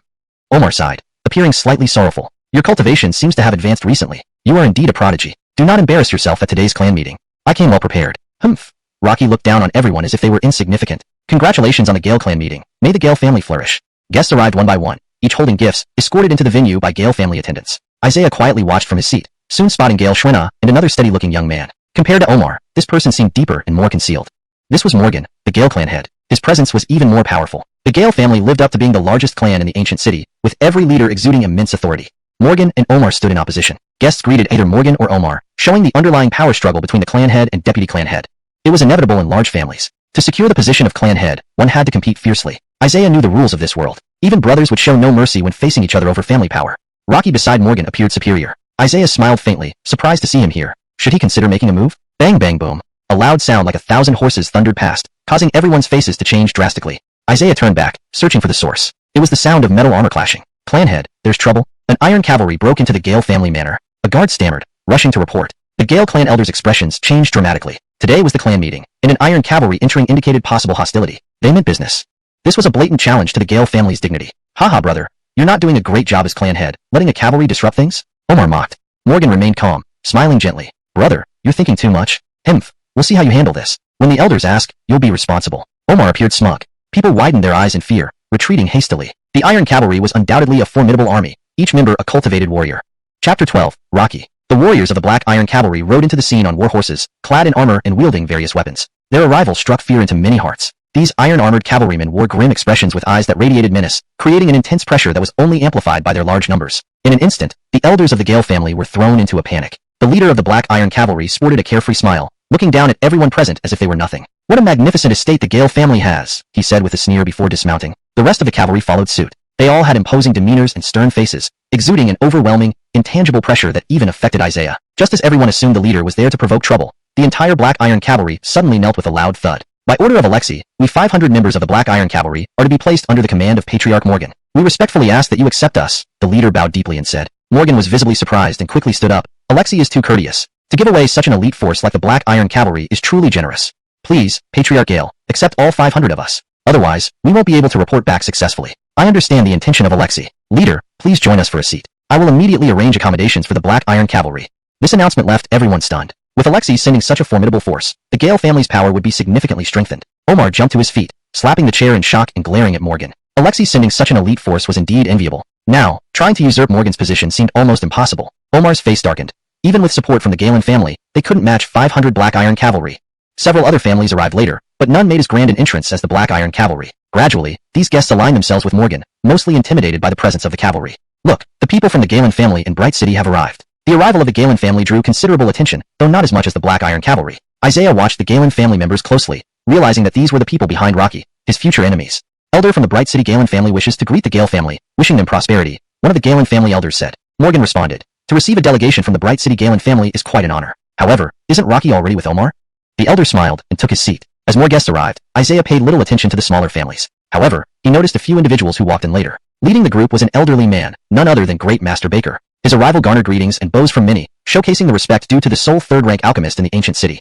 Even Morgan greeted him cordially, while Omar had always been at odds with Great Master Baker and considered him an adversary. The Gale family holds its top position in the ancient city largely because of Great Master Baker, someone murmured. Other families only have first-rank alchemists and can't compare. Now that the Gale family has gained the Black Iron Cavalry, they will grow even stronger.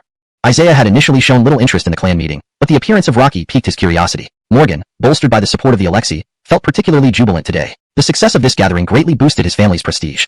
With representatives from the Galen family and the Alexei present, Morgan's clan meeting was a resounding success, embarrassing Omar, whose reputation paled in comparison. Do you mind if I sit here? A voice suddenly interrupted, alerting Morgan. Beside his seat, an old man had appeared unnoticed. Even Morgan hadn't sensed his arrival, causing a moment of unease. Who are you, elder? Why are you here unexpectedly? Morgan asked sternly. I'm just a junior. Does my presence here bother you? Don't worry, I won't cause any trouble, the old man chuckled. Morgan raised an eyebrow. Although this elder seemed inconspicuous, his mysterious appearance raised suspicions. Yet, he doubted the elder would cause mischief. Even if he were a powerful figure, Morgan believed he could still hold his own. The sudden appearance of this person unsettled the other dignitaries in attendance. I never expected your family to host such a person, the elder remarked with a smile, taking a seat nearby. Unhappy yet courteous, Morgan replied, Senior, please take a seat. If you need anything, let me know. I came here mainly to observe. I assure you, I have no ulterior motives. A good opportunity to watch indeed, Morgan said coldly. He was further irritated by this elder's cryptic comments, unsure of which faction he belonged to. Today's clan meeting promised displays of prowess and talent, with various forces competing to recruit or eliminate notable individuals. After securing the Black Iron Cavalry, he hadn't expected anyone to stir trouble. This elder seemed like a potential troublemaker. Morgan glanced at Omar, wondering if he sent this person. But seeing Omar's expression, full of enmity, it didn't seem likely. The sudden appearance of the elder also perplexed Omar, who grew visibly angry. Rocky, upon seeing the elder, felt a sense of caution. Who is this old man? How did he reach the VIP seats without anyone noticing? Rocky whispered warily. No idea. Another master perhaps. When did Morgan meet such a person? The pressure this elder exuded rivaled that of the Black Iron Cavalry. Let the clan meeting begin. Please, enjoy yourselves. Cheers. Morgan announced, raising his cup. Everyone joined him except Omar, who refused to raise his glass. Ignoring Omar, everyone else drank. Seated next to Morgan was Great Master Baker, highlighting the status of a third-rank alchemist. Great Master Baker, didn't you mention introducing an important person? Where is he? Morgan inquired. This question put Great Master Baker on the spot. He laughed bitterly. These past few days have been busy. The master I intended to bring couldn't make it. In reality, Isaiah had outright refused his request, leaving Great Master Baker helpless. The elder looked at Great Master Baker with a hint of respect. ####Chapter 13, Taking Seats. Master Baker, who knows? I might need to buy some elixirs from you in the future, the elder joked. Senior, don't laugh. Elixirs of my grade are likely not good enough for you, Baker said with a bow. By the way, whose seat is this? Why isn't he here? Morgan suddenly asked, puzzled. The VIP seats were prearranged, yet one designated for an elder was empty. Master Baker smiled helplessly. The person sitting there is actually the expert I mentioned. Oh, so he's the new elder, Morgan murmured, shaking his head. The Gale family had all attended the clan meeting, but the new elder wasn't here. It was improper. Baker noticed Morgan's displeasure and felt responsible too. Oh, what's he doing over there? What do you mean by over there? Morgan asked. The expert I mentioned. Why is he sitting in the general audience? I'll bring him over right now. Chancellor Galen, why are you sitting there? I've been looking for you everywhere. What are you doing in the general seating area? Master Baker called out happily, waving his hand continuously. Chancellor Galen. Baker was unusually excited, which caught everyone's attention since he seldom acted this way. Who can earn such praise from Master Baker? It seems like he knows him well. Master Baker even calls him Chancellor Galen. This person must be extraordinary. Isaiah stood out immediately as everyone turned to look at him. He realized it was bad that he'd been recognized by Baker. Would Omar seek him out later? It was certainly dangerous. Isaiah walked forward slowly, inadvertently causing gusts of wind to stir. Clang. Master has performed the yellow grade lower tier martial skill wind step, gaining 10 by 100 times martial skill experience. Seeing Isaiah clearly, everyone felt a wave of disappointment. How could a young man be the Chancellor Galen that Master Baker spoke of? It was shocking indeed. Even as Isaiah simply walked, a gust of wind followed him. Everyone understood Master Baker's status. For someone who could sit next to Morgan to befriend a young man like Isaiah seemed incongruous. Finally, you're here. I thought I wouldn't find you. If you didn't show up today, I couldn't explain it. Master Baker held Isaiah's hand, visibly happy.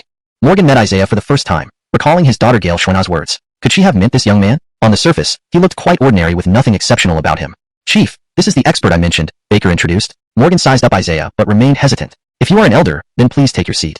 Hello, Chief. Isaiah nodded without being intimidated by Morgan's presence. Despite Gale Schwena's high praises, Morgan was still puzzled and asked curiously, Master Baker, is this young man the expert you referred to?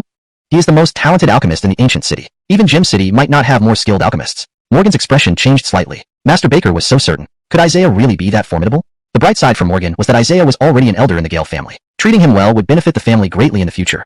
Omar raised an eyebrow, feeling very puzzled. Why bring such a young man along? This chief is truly incompetent. Bringing a young man like this, it's ridiculous. Rocky stared in shock at Isaiah. He couldn't believe this young man was Isaiah. Why, Rocky? Do you know that young man? You may not believe it, but he's my cousin. Is that so? It seems the Galen family has its talents, though given that he's close to Morgan, he must be our adversary. Rocky felt uneasy. A useless person like Isaiah shouldn't be in such a setting, yet both Baker and Morgan treated him as important. Humph, Isaiah, you actually have some skills, Rocky muttered, his eyes flashing with malice. Chancellor Galen, finding you wasn't easy. Master Baker, please don't call me that. It feels strange, Isaiah laughed. Isaiah, you're here. How about performing together with me later? Isaiah remained silent. How about this? If you agree, I'll give you some high-grade herbs later. It's unnecessary. Alchemy is something I'll do anyway. Hearing this, Master Baker smiled. Today, the world would finally see the true talent of a genius. Morgan also wanted to see what kind of skills this elder possessed. If he were as powerful as Master Baker described, he would indeed deserve his position. Schwena, why don't you demonstrate the bright moon sword technique? Morgan lifted his hand casually. Gale Schwena nodded, picked up a sword, and leaped gracefully. Her stunning beauty captivated everyone, especially with her graceful movements. Words couldn't describe how beautiful she was. This was the Gale family clan meeting, where only young members of the Gale family would perform. Young people represented the future of the family, so their strengths and weaknesses mattered. Gale Schwena's talent would surely attract stronger families, leading to beneficial alliances through marriage. At that moment, Omar's face darkened. Having no children himself, and losing his best friend Malcolm, put him at a disadvantage. Even though Morgan had a daughter, the position of chief remained uncertain. Gale Schwena stood on the stage, wielding her sword with grace. The sharpness of her sword glowed like moonlight, striking fear into the hearts of all present. The air itself seemed to hum with sharpness. People watching from afar felt intimidated, let alone getting closer. Gale Schwena was already quite accomplished, a first-rank alchemist in the ancient city, undoubtedly making her the foremost talent. Her beauty was mesmerizing, leaving many stunned. But they also feared her imposing sword skills, reinforcing the notion that this icy beauty should not be approached easily. Chapter 14. No formula needed. Next, Gale Schwena started refining pills again, with everyone watching her intently. Her technique had become even more proficient. She was now a first-grade pill master, and at such a young age, much to the envy of her peers. Incredible. It took her just half an hour to refine a first-grade pill. Gale Schwena is not only beautiful but will surely have an unimaginable future if she continues to refine pills for a few more years. The Gale family is so fortunate to have someone as talented as Gale Schwena. I'm really envious. Upon hearing these praises, Gale Schwena was not as delighted as before. She used to be the most gifted pill master in the ancient city, but that was no longer the case. Isaiah was now more gifted than her, making him the true prodigy, though not many knew about this. Omar's expression was grim. His original plan was to let his nephew Malcolm perform, but it ended up costing him his life. Just thinking about it made him furious. On the side, Rocky raised an eyebrow as he watched Isaiah and Melvin together, gradually feeling uneasy. Someone, tamper with the alchemy furnace. Rocky carefully instructed. Now everyone has seen Gale Schwena's alchemy skills. Her first-grade pill turned out excellent. At my age, I couldn't refine a first-grade pill. Alchemy talent determines a pill master's future. Melvin began addressing the crowd. The next person I want to introduce will join me at the alchemy conference. Let me introduce him formally now. What? Is there another person as talented as Gale Schwena? Why haven't we heard of him before? When did the ancient city get so many talented pill masters? Who could it be? This is getting interesting. The crowd started murmuring, filled with confusion. While Melvin was still introducing him, a medicine manager replaced one of the alchemy furnaces on stage, unnoticed by most. Elder Galen, please come over and demonstrate your skill. Please refine a pill, Melvin said respectfully. Morgan also examined Isaiah closely, wondering what kind of talent he possessed. What? He's just a young man? Is this real? He doesn't look like a pill master at all. Isaiah walked onto the stage and looked at the ingredients. I'm short of second-grade ingredient Ning Yuan grass. HM? What do you need Ning Yuan grass for? Melvin suddenly realized. Could it be you're going to refine a second-grade pill? Of course. Refining first-grade pills is too easy for me. If I'm performing, I should refine a second-grade pill. Melvin was stunned. If Isaiah could indeed refine a second-grade pill, he would be witnessing a demonic genius who might even be eligible for cultivation in the Imperial City. Melvin became very excited. Do you know which pill you want to refine? I can provide some advice, Melvin said. Master, there's no need. I'm confident. So, what formula are you using for your pill? Melvin asked. I don't need a formula. What? No formula? That's too risky. There's a high chance of failure. Second-grade pills are much harder than first-grade ones, Melvin quickly replied. Isaiah, being relatively new, should follow a formula. Otherwise, any small mistake or incorrect dosage could result in failure, or worse, a furnace explosion. For a clan performance, failure would be a huge loss for Isaiah. Master, I'll refine Ning Yuan Dan. I know the ingredients well. I'll start immediately. Melvin still had some worries. Alright, since you say so, good luck. The audience was not optimistic about Isaiah. After his long discussion with Melvin, they thought he lacked confidence and might embarrass himself. Gale Schwena was clearly the most talented. When she refined pills, she didn't hesitate like Isaiah, who talked for so long with Melvin. At best, this young man in common clothes could refine a first-grade pill and needed extensive guidance from Melvin. Clan leader, I think Melvin misjudged this time. He's getting old. Yeah, If Elder Galen embarrasses himself, it would tarnish our Gale family's reputation. Other elders of the Gale family were skeptical of Isaiah's abilities. He was too young and inexperienced to be an elder. Rocky smiled. He knew Isaiah would fail, even if he were a pill master. But if Isaiah were a pill master, Rocky felt jealous. He tried countless times to become one but failed. Why could Isaiah succeed? At that moment, laughter erupted. Haha, did you see? He opened the furnace lid directly instead of twisting it. He doesn't know basic knowledge. He's a complete novice. Melvin wasted so much time teaching him, yet he made such a simple mistake. I doubt he can refine even a regular pill. Morgan shook his head but remained calm, while Melvin was shocked. Isaiah did this intentionally. He thinks the chi inside the furnace isn't strong enough, so he's injecting new chi, Melvin said wide-eyed. Such a technique was not trivial. Even Melvin might not be able to inject chi into a furnace, but Isaiah managed. Those who recognized this move were undoubtedly skilled pill masters. The first and second grade pill masters present looked grave, as if they saw a rare beauty or even something more astonishing. He's really injecting chi. Melvin was utterly speechless, sitting silently. As Isaiah injected chi, he noticed something amiss and focused on the bottom of the furnace. Something's not right, Isaiah whispered. Everyone, be quiet, Melvin yelled, and the crowd immediately stopped talking. Isaiah placed the ingredients into the furnace, igniting flames with his own yuan energy. First, he needed to refine the ingredients into a liquid. After 20 minutes, the ingredients melted into a liquid, and Isaiah understood it would soon form a pill. This was his first attempt at a second-grade pill, and he was breaking a light sweat, realizing it was much harder than a first-grade pill. Forming a second-grade pill was difficult for Isaiah to control. With the furnace lid closed, the pill master couldn't see the internal process, making this step prone to mistakes. Chapter 15. Second-rank elixir. If the elixir isn't round after all, it would be a complete failure. Through his own perception, Isaiah gradually shaped the elixir into form. Rocky couldn't stop laughing. Although Isaiah's current process of refining the elixir seemed successful, he would surely fail later on. After all, the alchemy furnace had been tampered with. Isaiah was bound to embarrass himself, and one mistake would be enough to tarnish his reputation. Once an alchemist fails at such a critical moment, the distance to more failures will not be far. The alchemy furnace began to emit white mist that smelled faintly sweet and looked different from ordinary mist. It can't be. There's actually elixir fragrance, though very faint. Heh, sometimes when medicinal ingredients are burned, they give off a scent. Coincidentally, it might be fragrant, but how could that commoner youth succeed in refining an elixir? Second-rank elixir. An elder suddenly spoke up. This mysterious old man made many people take him seriously with those words. Morgan was momentarily speechless, observing without knowing much about Isaiah's progress in alchemy. This young man is extraordinary, the old man suddenly said, this uninvited guest speaking so highly. Enoch of the Gale family elders dissented. Fritz, I don't know who you are, but refining a second-rank elixir isn't so simple. Let's wait and see. The old man remained calm, not getting angry. Let's wait and see. That boy's refinement will definitely be a second-rank elixir. Ding! Master successfully refined the essence condensation pill, gaining 200 times 100 experience in the art of pill refinement. It seemed Isaiah had gained even more knowledge in pill refinement, and his skills were improved. Being a second-rank alchemist wasn't easy. Isaiah reflected that refining elixirs required more practice. He believed he could refine even more elixirs in the future. The elixir has taken shape. Isaiah extinguished the flame and prepared to open the lid. Rocky grew anxious. Why hadn't the furnace exploded yet? Opening the lid now would certainly cause an explosion, leading to total destruction and humiliation for Isaiah. However, when Isaiah opened the lid, there was no sound of an explosion or any incident, leaving Rocky extremely disappointed. Why isn't it exploding? I clearly tampered with the furnace. At a certain temperature, it should have exploded. Why nothing? Rocky stared wide-eyed, his plot foiled and his heart burning with dissatisfaction. Malcolm's expression turned grim. Didn't you say it was foolproof? Why didn't the furnace explode? I don't know what happened, replied Rocky nervously. Could it be? A second-rank alchemist beside Malcolm looked serious, eyes filled with shock. What do you mean? Just speak, asked Malcolm impatiently. That second-rank alchemist explained. He infused true chi into the furnace. Although the furnace was tampered with, the whole inside was completely sealed by true chi, preventing an explosion.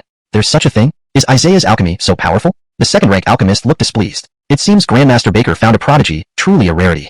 Malcolm slammed the table in anger. Did this mean another talent joined Morgan's side? His face flushed red with rage. Isaiah opened the lid, revealing a dazzling pill. Grandmaster Baker quickly approached, his face filled with joy. Elder Galen, I never expected you to successfully refine a second-rank essence condensation pill. You're truly remarkable. Isaiah smiled slightly. You flatter me, Master. This pill is not needed by me, so I'll give it to you.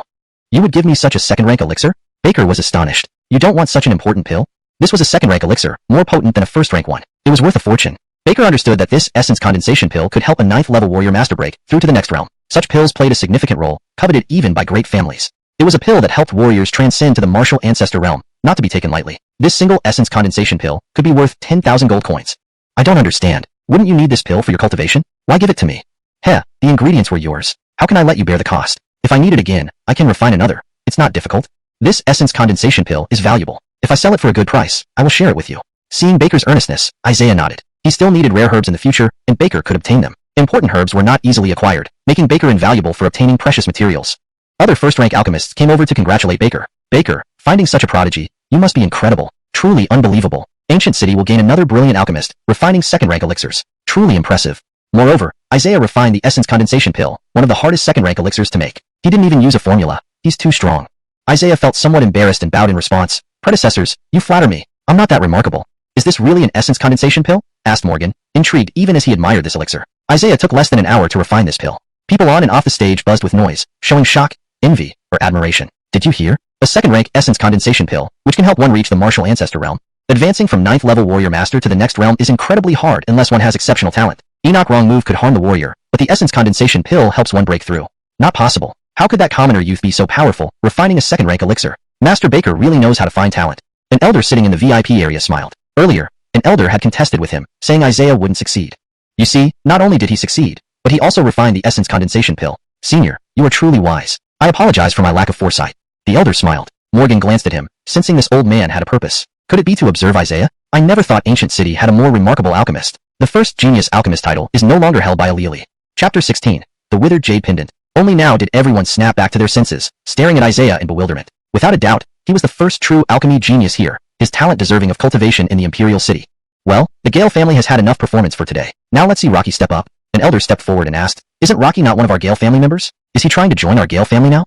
I'll consider him my representative. My nephew just died and I'm still mourning. Rocky is as close as brothers with Malcolm, so it shouldn't be a problem if he takes the stage on my behalf, said Omar, looking grim.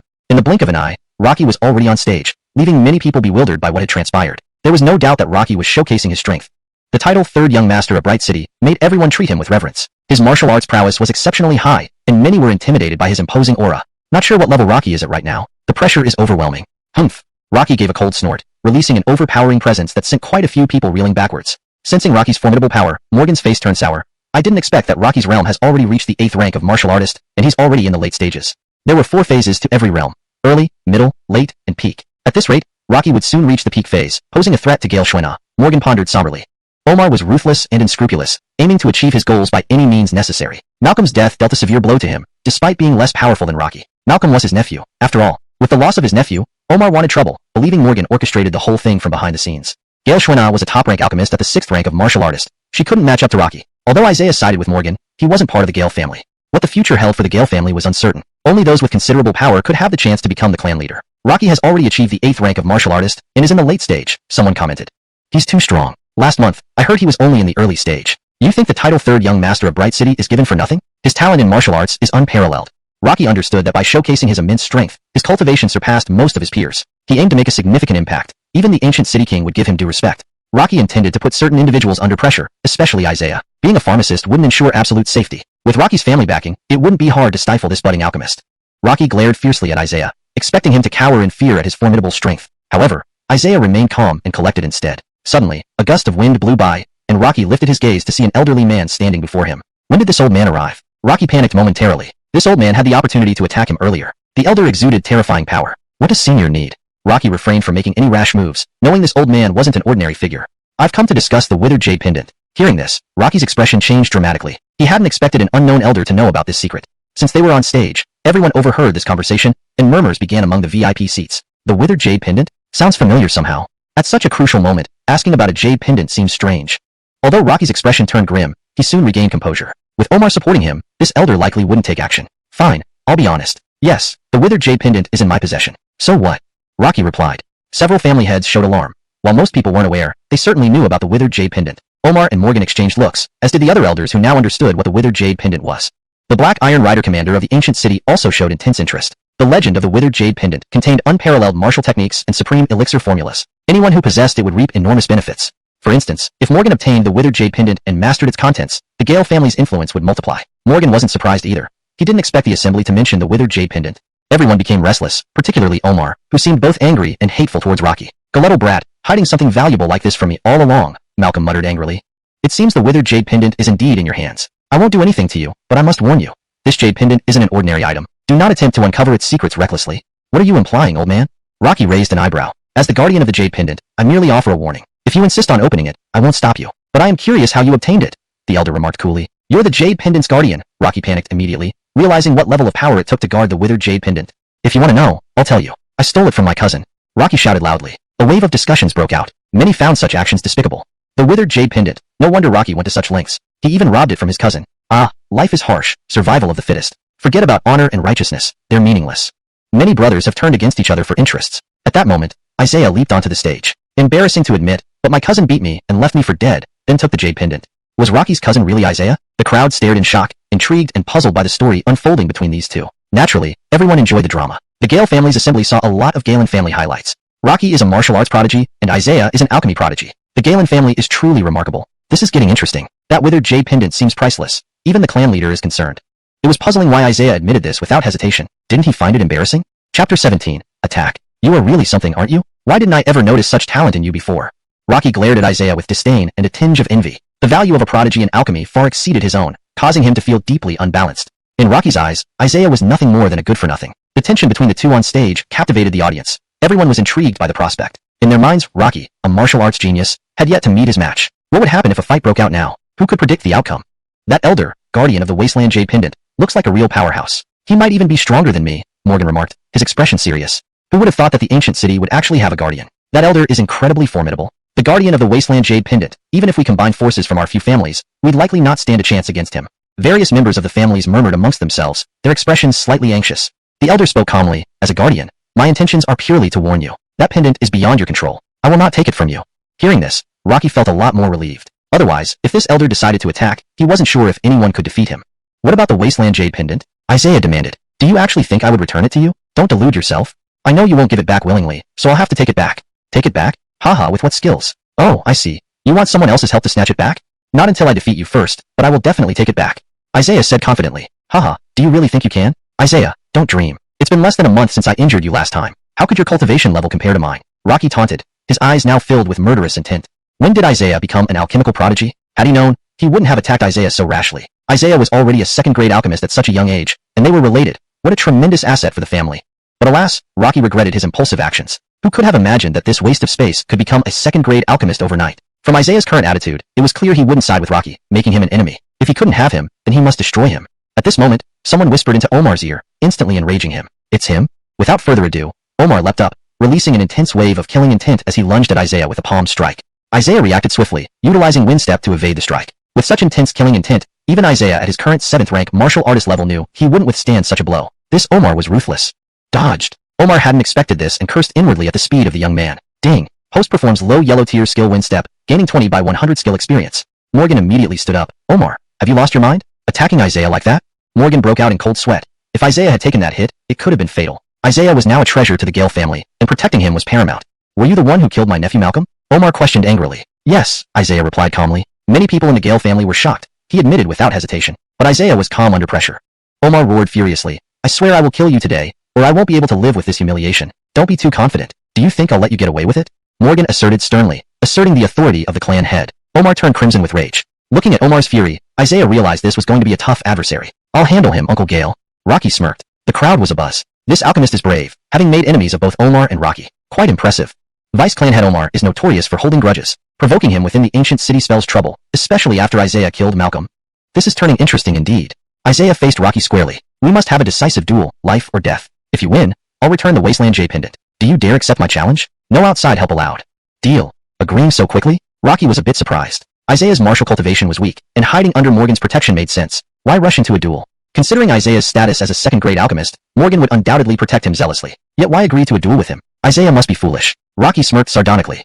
Well, since this dispute is over the wasteland jade pendant, I'll be the witness. After all, I am its guardian. The elder raised his hand. Immediately, the wasteland jade pendant flew out of Rocky's pocket, his face pale. To lose it now would be a huge setback. The pendant obeyed the elder's commands, confirming his status as its guardian. Morgan's face darkened. Dealing with this elder made him uneasy. How should we address you, sir? Hee, just call me Hardyphone. The elder, Hardyphone, said with a smile, his grip on the pendant leaving everyone stunned. The winner of your duel shall receive the wasteland jade pendant, Hardyphone declared. I hope you hold up your end of the deal. Rocky bowed, clearly wary of the elder's power. Today is the clan gathering. Fighting here isn't appropriate. Let's delay it to tomorrow or the day after. Isaiah proposed. Rocky tensed momentarily. Was this stalling for time? He longed to kill Isaiah now, yet had to wait another day or two. Losing the pendant temporarily gnawed at him. Agreed. Morgan interjected quickly. Sure, fine, Rocky reluctantly accepted, adding menacingly, I'll let you live 2 more days. Please note, I've preserved the paragraph structure, character names, tone, and overall coherence from the previous content while ensuring the translation is fluent and natural in English. Hashtag chapter 18. The examination. Isaiah immediately executed the wind step. Chime. Master has performed the yellow tier lower grade martial skill wind step, gaining 20 by 100 martial skill experience. Chime. Master has performed the yellow tier lower grade martial skill wind step, gaining 20 by 100 martial skill experience. This movement technique is really fast. Can you really defeat him? Omar hesitated to ask. After all, Isaiah had managed to dodge his palm strike. Don't worry about that. I'm a martial prodigy. No matter how good his movement techniques are, I will definitely be able to catch him. Isaiah is as good as dead, Rocky said with determination. Grandmaster Baker looked at Isaiah, never expecting that demonstrating his skills would lead to such trouble now. Clan leader, you must protect Isaiah at all costs. I know, but why did he agree to someone else's challenge? Sigh, it makes it difficult for me to intervene. I can only help him when the time comes and ensure his survival, Morgan sighed. Isaiah is indeed a talented alchemist, but this impulsiveness of his is troubling. Knowing he could not match up, he still agreed to Rocky's challenge. Isaiah is the future of the Gale family. The clan's growth relies on an alchemist, which is indispensable. Even the slightest injury to Isaiah would result in a significant loss. The assembly continued, but Morgan was no longer focused. Today was entirely Isaiah's moment to shine, revealing his talents. Omar glared at Morgan. Isaiah had killed his nephew, and this enmity must be avenged. Rocky, if you get the treasure from the withered jade pendant, don't forget about me. Uncle Gale, rest assured, Malcolm and I are like brothers. I will certainly help him seek vengeance for this great wrong. Isaiah returned to his elders' quarters, deep in thought. Rocky was formidable, and if he weren't careful, he might not stand a chance. He needs to quickly refine second-rank potions to enhance his cultivation. Closing his eyes, Isaiah recalled vast knowledge about alchemy, including valuable recipes. Among them was the rainbow pill, whose value was incredibly high, although the ingredients were extremely hard to find. Isaiah wrote down the formula for the rainbow pill and realized it required quite a few ingredients. At the apothecary shop, he found 5 of the 7 needed components but could not locate the remaining 2 herbs. I left in a hurry and didn't bring any gold coins. Isaiah discovered a rather embarrassing situation. You didn't bring any gold coins? The attendant intended to ridicule him harshly and call people to drive him out, but seeing the token at Isaiah's waist, a symbol of an elder, he became respectful. Elder, your required ingredients can be settled later. Not bringing gold coins is a minor issue. All right, I'll have someone settle the bill, Isaiah smiled, realizing how differently he was treated as an elder. Finding the last 2 herbs was troublesome. The ancient city's medicinal market was too small and severely undersupplied, especially for second-rank potions. So knowing someone like Baker would be helpful in finding rare ingredients. A knock came on the door. Baker, I was just about to look for you. I'm still missing 2 ingredients. What ingredients do you need? Isaiah showed him the written formula. Baker was shocked. I've never heard of the rainbow pill before, Elder Galen. Where did you get so many formulas? These are very valuable, Baker marveled, feeling a bit envious since even he had never seen this potion before. That's none of your business. How about we go to the Heavenly Path Academy? The Inner Court's Medicine Pavilion may have them. I've heard they are currently holding an alchemist examination. Curious about what an alchemist examination entailed, Isaiah asked. What happens if one passes the exam? They reward plenty of ingredients and confer an alchemist qualification certificate. Since you can refine second-rank potions, the exam should be easy for you. Why not take me there? Sure, follow me. The Heavenly Path Academy has been the only sect in the ancient city. Although just a common sect, many aspire to join it. The Medicine Pavilion is located in the Inner Court. Isaiah previously could only access the Outer Court and lacked entry into the Inner Court. Now, as an elder, the guards treated him respectfully. Compared to outside apothecaries, the Medicine Pavilion was completely different, decorated entirely with alchemy-related items and various alchemy furnaces on display. Look, Alistair is here. I didn't expect to see him here. Yes, truly exciting to meet Alistair. Why would he come here? He probably has some business. Exciting to see him in person. Since arriving at the Medicine Pavilion, Isaiah had constantly heard the name Alistair, gradually piecing together who he was. Alistair was a prodigious alchemist from Gem City. Didn't think the Medicine Pavilion would be so bustling. Isn't it supposed to be quieter? It's because Alistair is here. It can't be helped. He is a well-known figure, Baker explained. I see. Compared to Gem City, the ancient city pales in talent. Few geniuses in the ancient city would develop in Gem City instead. Normally, Alistair wouldn't visit the Medicine Pavilion. He likely came to play or pursue a girl. Who's the girl? Alistair usually looks down on the ancient city's people. A self-important man, he has developed feelings for Alili but hasn't succeeded in wooing her. Oh, so that's what it is. Today is the examination day, and Alili will surely be here. That's why Alistair rushed over.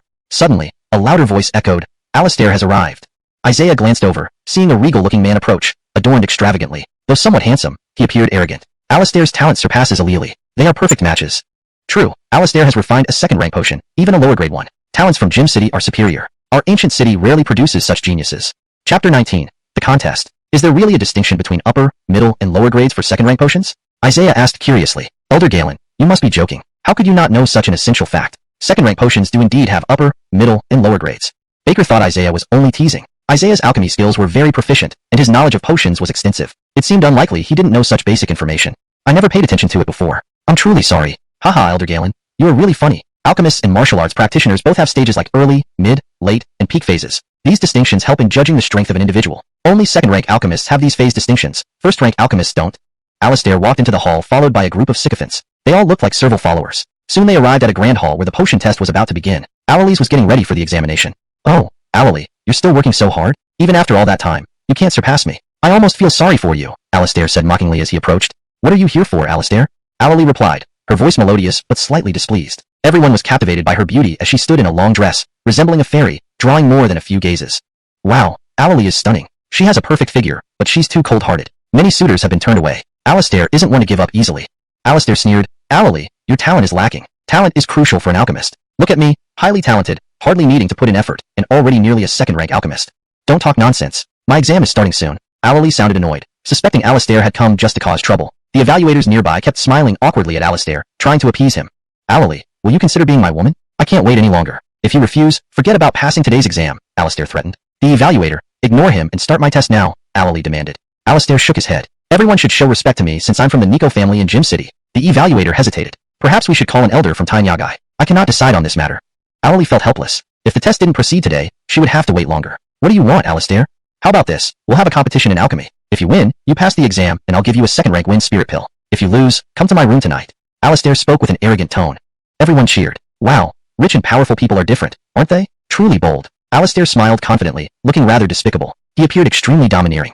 Alalie's friends grew angry. Alistair, this is going too far. There are no such people around here. Do you think you can bully us? We can call an elder from Tainyagai. If he makes things difficult for Alalie, let's get someone to stop him. We can't let him act recklessly.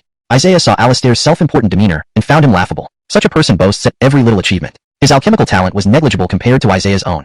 Alalie knew she had no choice. If she didn't show Alistair his place, he wouldn't leave her alone. It was better to teach him a lesson once and for all. Oh, Alistair's alchemy is really powerful. Alalie probably can't match him. Is our goddess really going to? Alalie can't beat him. This looks bad. Let's notify the Gale family quickly. Alistair can't be allowed to do this. Seeing Alistair's insolent manner, Isaiah couldn't stand it. Though he used to ignore matters like this, he couldn't now. As an elder of the Gale family, ignoring this wasn't right. Enoch Jim can't do much against Alistair, Baker sighed. Fine, I agree to compete with you, Alalie answered. Alistair's words were very harsh. If Alalie lost, going to Alistair's room would ruin her reputation. Yet, she agreed.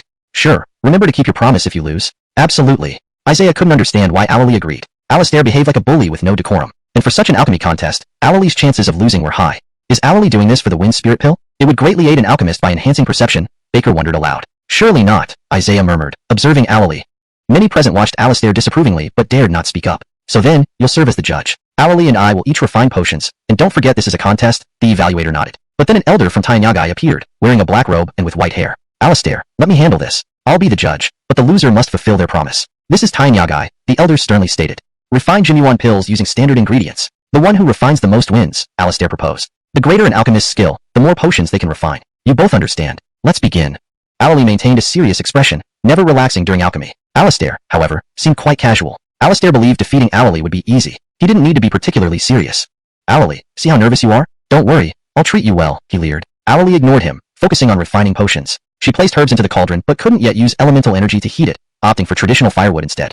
Alistair, however, could use elemental energy, showing some capability. Spectators hoped Alalie would win. The wager seemed unfair, as it involved her lifelong dignity. The chapter translates the original text while maintaining the natural flow and style of the narrative. It captures the tension, characters' motivations, and interactions effectively. Chapter 20, Loss. Tainyagai of the Heavenly Path Academy was, after all, within ancient city's jurisdiction, so most onlookers supported Viola. There were also some who supported Alistair. Viola took the process extremely seriously, and nobody dared to speak for fear that their voice might distract her. It would have made them into major sinners if that happened. At this moment, Isaiah walked over and gave a reminder. When refining genuine pills, lower than medium heat is fine. When the pill solution forms, you don't need to lower the temperature. Reduce your soul control when shaping the pill. The crowd was focused on Viola, and few noticed Isaiah's presence. After all, Viola was a big beauty. Thank you. Viola's eyes lit up. Listening to Isaiah's advice felt like having a sudden awakening, as his words clarified what had confused her about different refinement methods for various pills. However, Isaiah's few simple sentences contained the essence of refining genuine pills. Viola held 10 sets of ingredients for the genuine pills. The refining began. Alistair acted very confident throughout, maintaining an extremely relaxed attitude while pointing out Viola's mistakes in refining the pills. How could such low heat be okay? Viola, I see you're too nervous, he mocked. Viola, I thought you had talent, but watching your moves makes me worry. You don't add enough heat during pill formation, said Alistair with sarcasm. Isaiah slightly raised his hand, thinking that at this distance, he could still manipulate the heat level. After an hour and a half. Okay, Viola, let me show you my pills, said Alistair. He had maintained a light-hearted manner and now opened the lid of the refining furnace. Steam came from the furnace followed by the smell of pills. The aroma was faint since it was just a tier, 1 pill. However, its scent alone could refresh people. Taking pills had even more benefits, which explained humanity's obsession with them. Alistair finished first, causing everyone to worry. If he won, Viola really would have to follow through with her promise, tarnishing not only her purity but also the Gale family's reputation. Hee Viola, you know you've lost, said Alistair arrogantly, hands on his hips. Look, I've refined 7 pills here, showing how skilled I am. From 10 sets of ingredients, he has 7 pills. This does make him very capable, commented an elder from Tainyagai. Even for a tier 2 pillmaster, producing 5 pills from 10 sets of materials would be impressive. Alistair managed to successfully refine 8 pills, which left the elders marveling. Indeed, he had every right to be proud. Viola had just become a tier 1 pillmaster, so there was no way she could match Alistair's success rate. Losing was certain. Viola, you must keep your word upon losing. Otherwise, all these people will see the Gale family lose face, said Alistair as he sat down to drink tea. He looked greedily at Viola, imagining what he'd do tonight. Just thinking about it made him chuckle incessantly. Ding. Master guided Viola, gaining 10 by 100 times experience in alchemy. Ding. Master observed Viola refining genuine pills, gaining 10 by 100 times experience in alchemy. Ding. Master used insight technique, gaining 20 by 100 times technique experience. Isaiah blinked. More experience gained. This would enhance his alchemical skills continuously. Soon, Viola opened her furnace lid, emitting an enchanting aroma. Many observers widened their eyes, feeling refreshed. Her pill aroma seemed stronger than Alistair's. Everyone watched eagerly, curious about how many pills she had made. A pity our goddess Viola probably can't match Alistair, murmured someone. We can't let Alistair succeed. It's outrageous. These minutes dragged on as they hoped Viola wouldn't lose. How many pills did you make? Just say. You've surely lost, chuckled Alistair. The Tyanyaji elder stepped forward and counted. In total, 8 pills. Hearing this, Alistair's smile faded. He suspected he'd misheard and rushed to Viola's furnace. Seeing 8 pills inside, Alistair's expression changed dramatically. How could this happen? He had only 7 pills. Why was Viola better? His expression shifted from surprise to shock. His complexion turned pale. It felt like he had seen a ghost. Impossible. She's just a tier 1 pill master. How can she be better? Even if Viola was a genius, achieving such a high success rate was almost equivalent to a tier 2 pill master. Alistair, you've lost. Hand over that Rogerling pill, demanded Viola. What? Alistair was stunned. The Rogerling pill was crucial for a pill master, enhancing both cultivation and alchemy skill. It was among the top tier 2 pills, essential for breakthroughs. Ancient City was nowhere near special. How could Viola be so strong? Alistair couldn't understand. Alistair, are you going to renege? This is Tyanyaji, said Viola coldly. Many fans swooned at her beautiful expression even as she scolded. Elders from Tyanyaji approached. Alistair, you lost the bet. Otherwise, you can't leave today. Knowing he had to comply, Alistair handed over a jade box containing the Rogerling pill. Despite the loss, he knew he couldn't fight back here. Humph. Don't celebrate too soon, Viola. Your so-called geniuses from Ancient City are nothing but jokes and jimchung, he sneered coldly, his pretty face showing slight displeasure. Do you think you can talk back after losing? Asked Viola icily. Chapter 21. You are unworthy. In this ancient city, only your talent in alchemy is worth mentioning. Look at our gem city. There are far more people with superior alchemical talent than you all. And one person is even more powerful than I am. What? How could that be? If so, why haven't I heard a single whisper about it? Gale Schwenna thought for a moment. Just now, if Isaiah hadn't explained the essence of refining the genuine pill to her, she would have absolutely no chance of defeating Irvin. It was evident how incredibly gifted Isaiah was in alchemy. Even Melvin wouldn't offer such high guidance. I think you're unworthy to know that person's existence. What? What do you mean by that? Are you saying I'm not qualified? Irvin had never been spoken to like this from childhood. Now, he was despised this way. Irvin's face turned ashen black, his whole body shaking uncontrollably. He found it hard to describe the anger within him. The elder of Heavenly Medicine Pavilion smiled. Now you understand what there are always higher mountains and greater men beyond means. Right, Melvin? Why are you here today? The elder of Heavenly Medicine Pavilion asked. Oh, my friend wants some precious herbs and intends to take the alchemist certification exam conveniently. Upon hearing this, Irvin revealed a disdainful smile. Take the alchemist certification exam casually? How easy does he make it sound? When did the ancient city have so many alchemical geniuses? Oh, who might that be? I'm Elder Dylan from the Heavenly Medicine Pavilion. Dylan introduced himself. Brooke pointed to Isaiah beside him. This young man?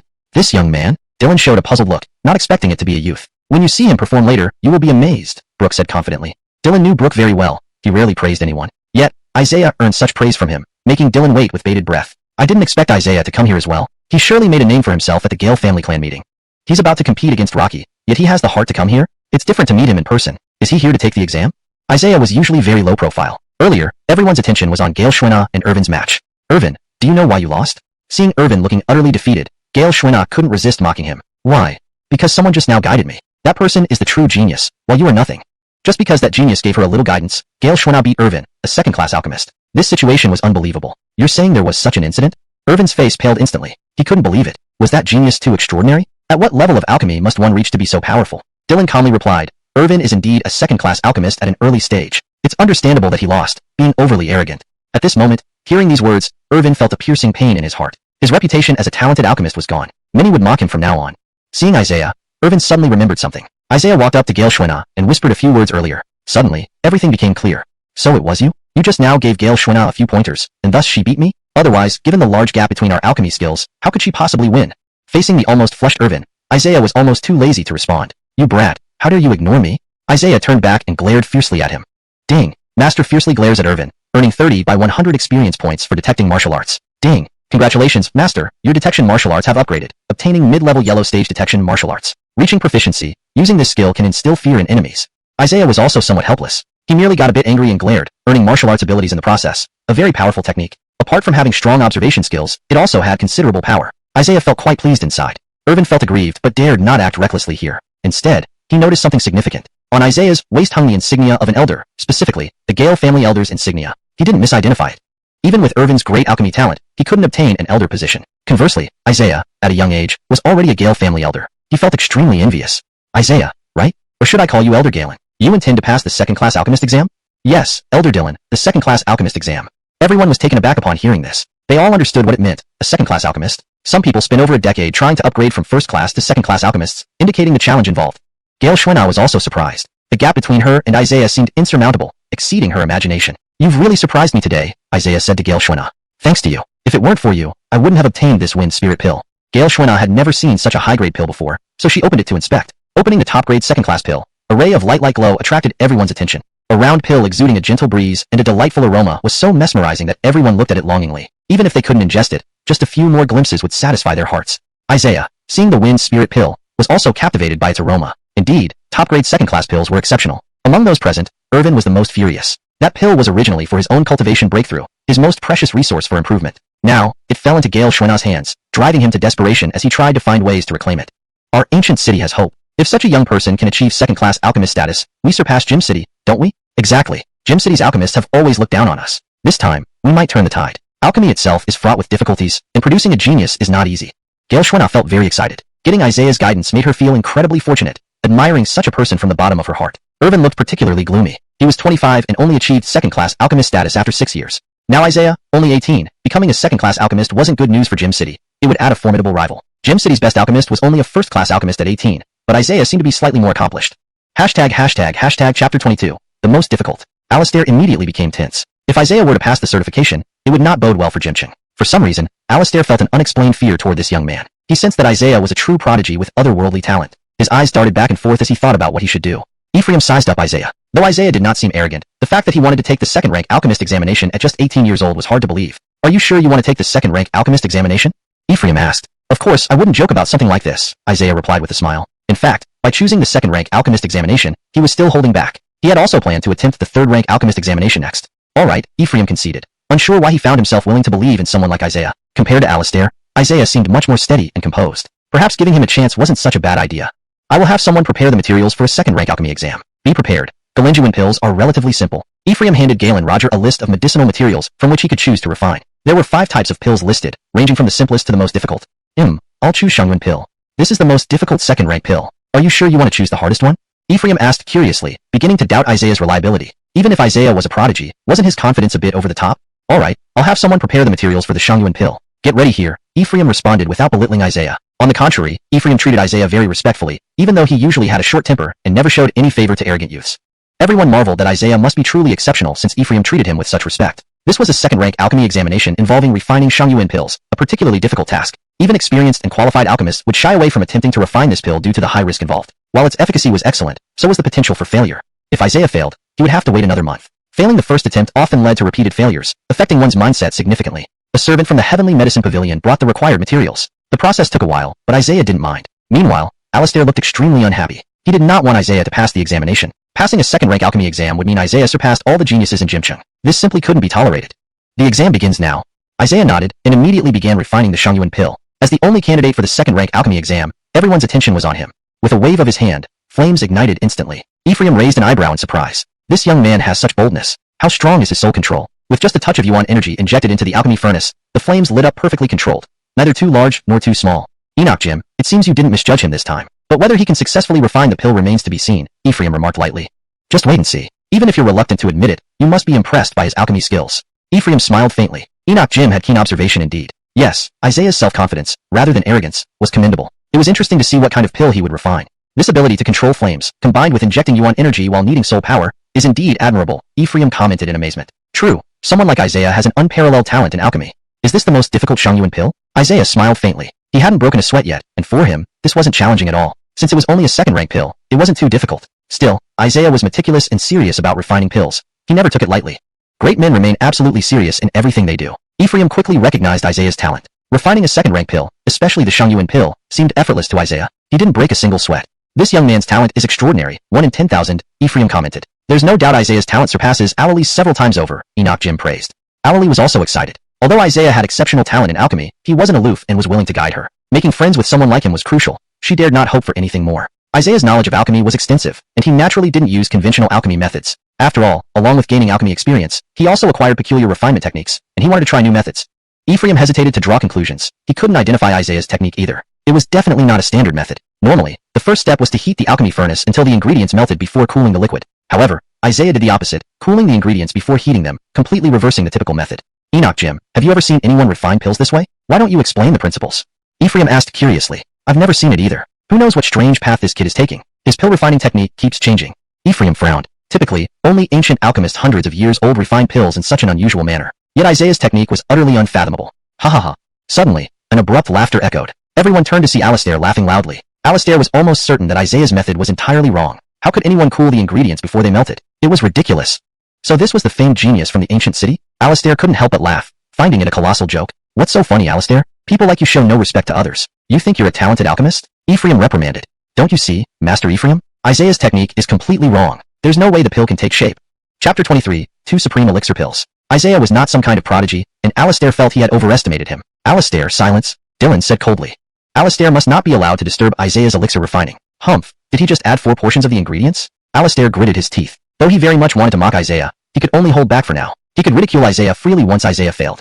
If Isaiah's technique error were to succeed in producing a second-grade elixir, then he would swear to commit suicide on the spot. Alelia was also curious, not fully understanding what Isaiah was up to, but she still had faith in his abilities. After all, Isaiah's talent had already been witnessed before. 4 portions of ingredients cannot possibly succeed. Actually, Isaiah was doomed to fail this time. Alistair had instructed someone to sabotage the ingredients earlier. Among the 4 portions Isaiah used to refine the supreme elixir, one was already moldy. Alistair spent quite a few gold coins to get an insider from Heavenly Medicine Pavilion to help him with it. So even if Isaiah made no mistake, the moldy ingredient would cause the elixir refinement to fail. The rotten ingredient inside the cauldron would ruin everything. It seemed Alistair worried unnecessarily, as Isaiah's method was destined to fail, unable to produce a successful second-grade elixir. Isaiah infused his soul power with primal energy to control the fire, transforming the ingredients into elixir liquid. Once heated, the elixir liquid would cool rapidly, presenting the best moment for forming the elixir. Mastering this step was crucial and counted as half of the entire elixir refinement process. Closing his eyes, Isaiah exerted his primal energy through hand movements, initiating the formation of the elixir inside the cauldron. Ding! Congratulations, Master has successfully refined the second-grade supreme elixir, gaining 300 by 100 Dandao experience. Ding! Congratulations, Master used unconventional techniques to refine the second-grade supreme elixir, gaining 200 by 100 Dandao experience. Ding! Congratulations, Master used moldy ingredients to refine the second-grade elixir, gaining 100 by 100 Dandao experience. A bright smile spread across Isaiah's face. This accomplishment was indeed challenging for him. Ding! Congratulations, Master has reached peak second-grade alchemist. Controlling the lid with his hands, it lifted automatically, unlike traditional alchemists who had to lift it manually. This technique impressed Dylan greatly. A rich aroma wafted out from the cauldron, delightful and refreshing. The audience widened their eyes, invigorated by the scent alone. Many knew Isaiah was an accomplished alchemist, and this time, he might very well succeed in refining a second-grade elixir. However, Isaiah's unconventional technique left everyone speechless and deeply impressed. Such a young second-grade alchemist was unprecedented in the entire Gem City. Now, one had emerged in Ancient City. Alistair stood dumbfounded upon smelling the aroma, stunned into silence for several moments. This incredible aroma filled him with envy, as if slapping him hard. He felt thoroughly ashamed.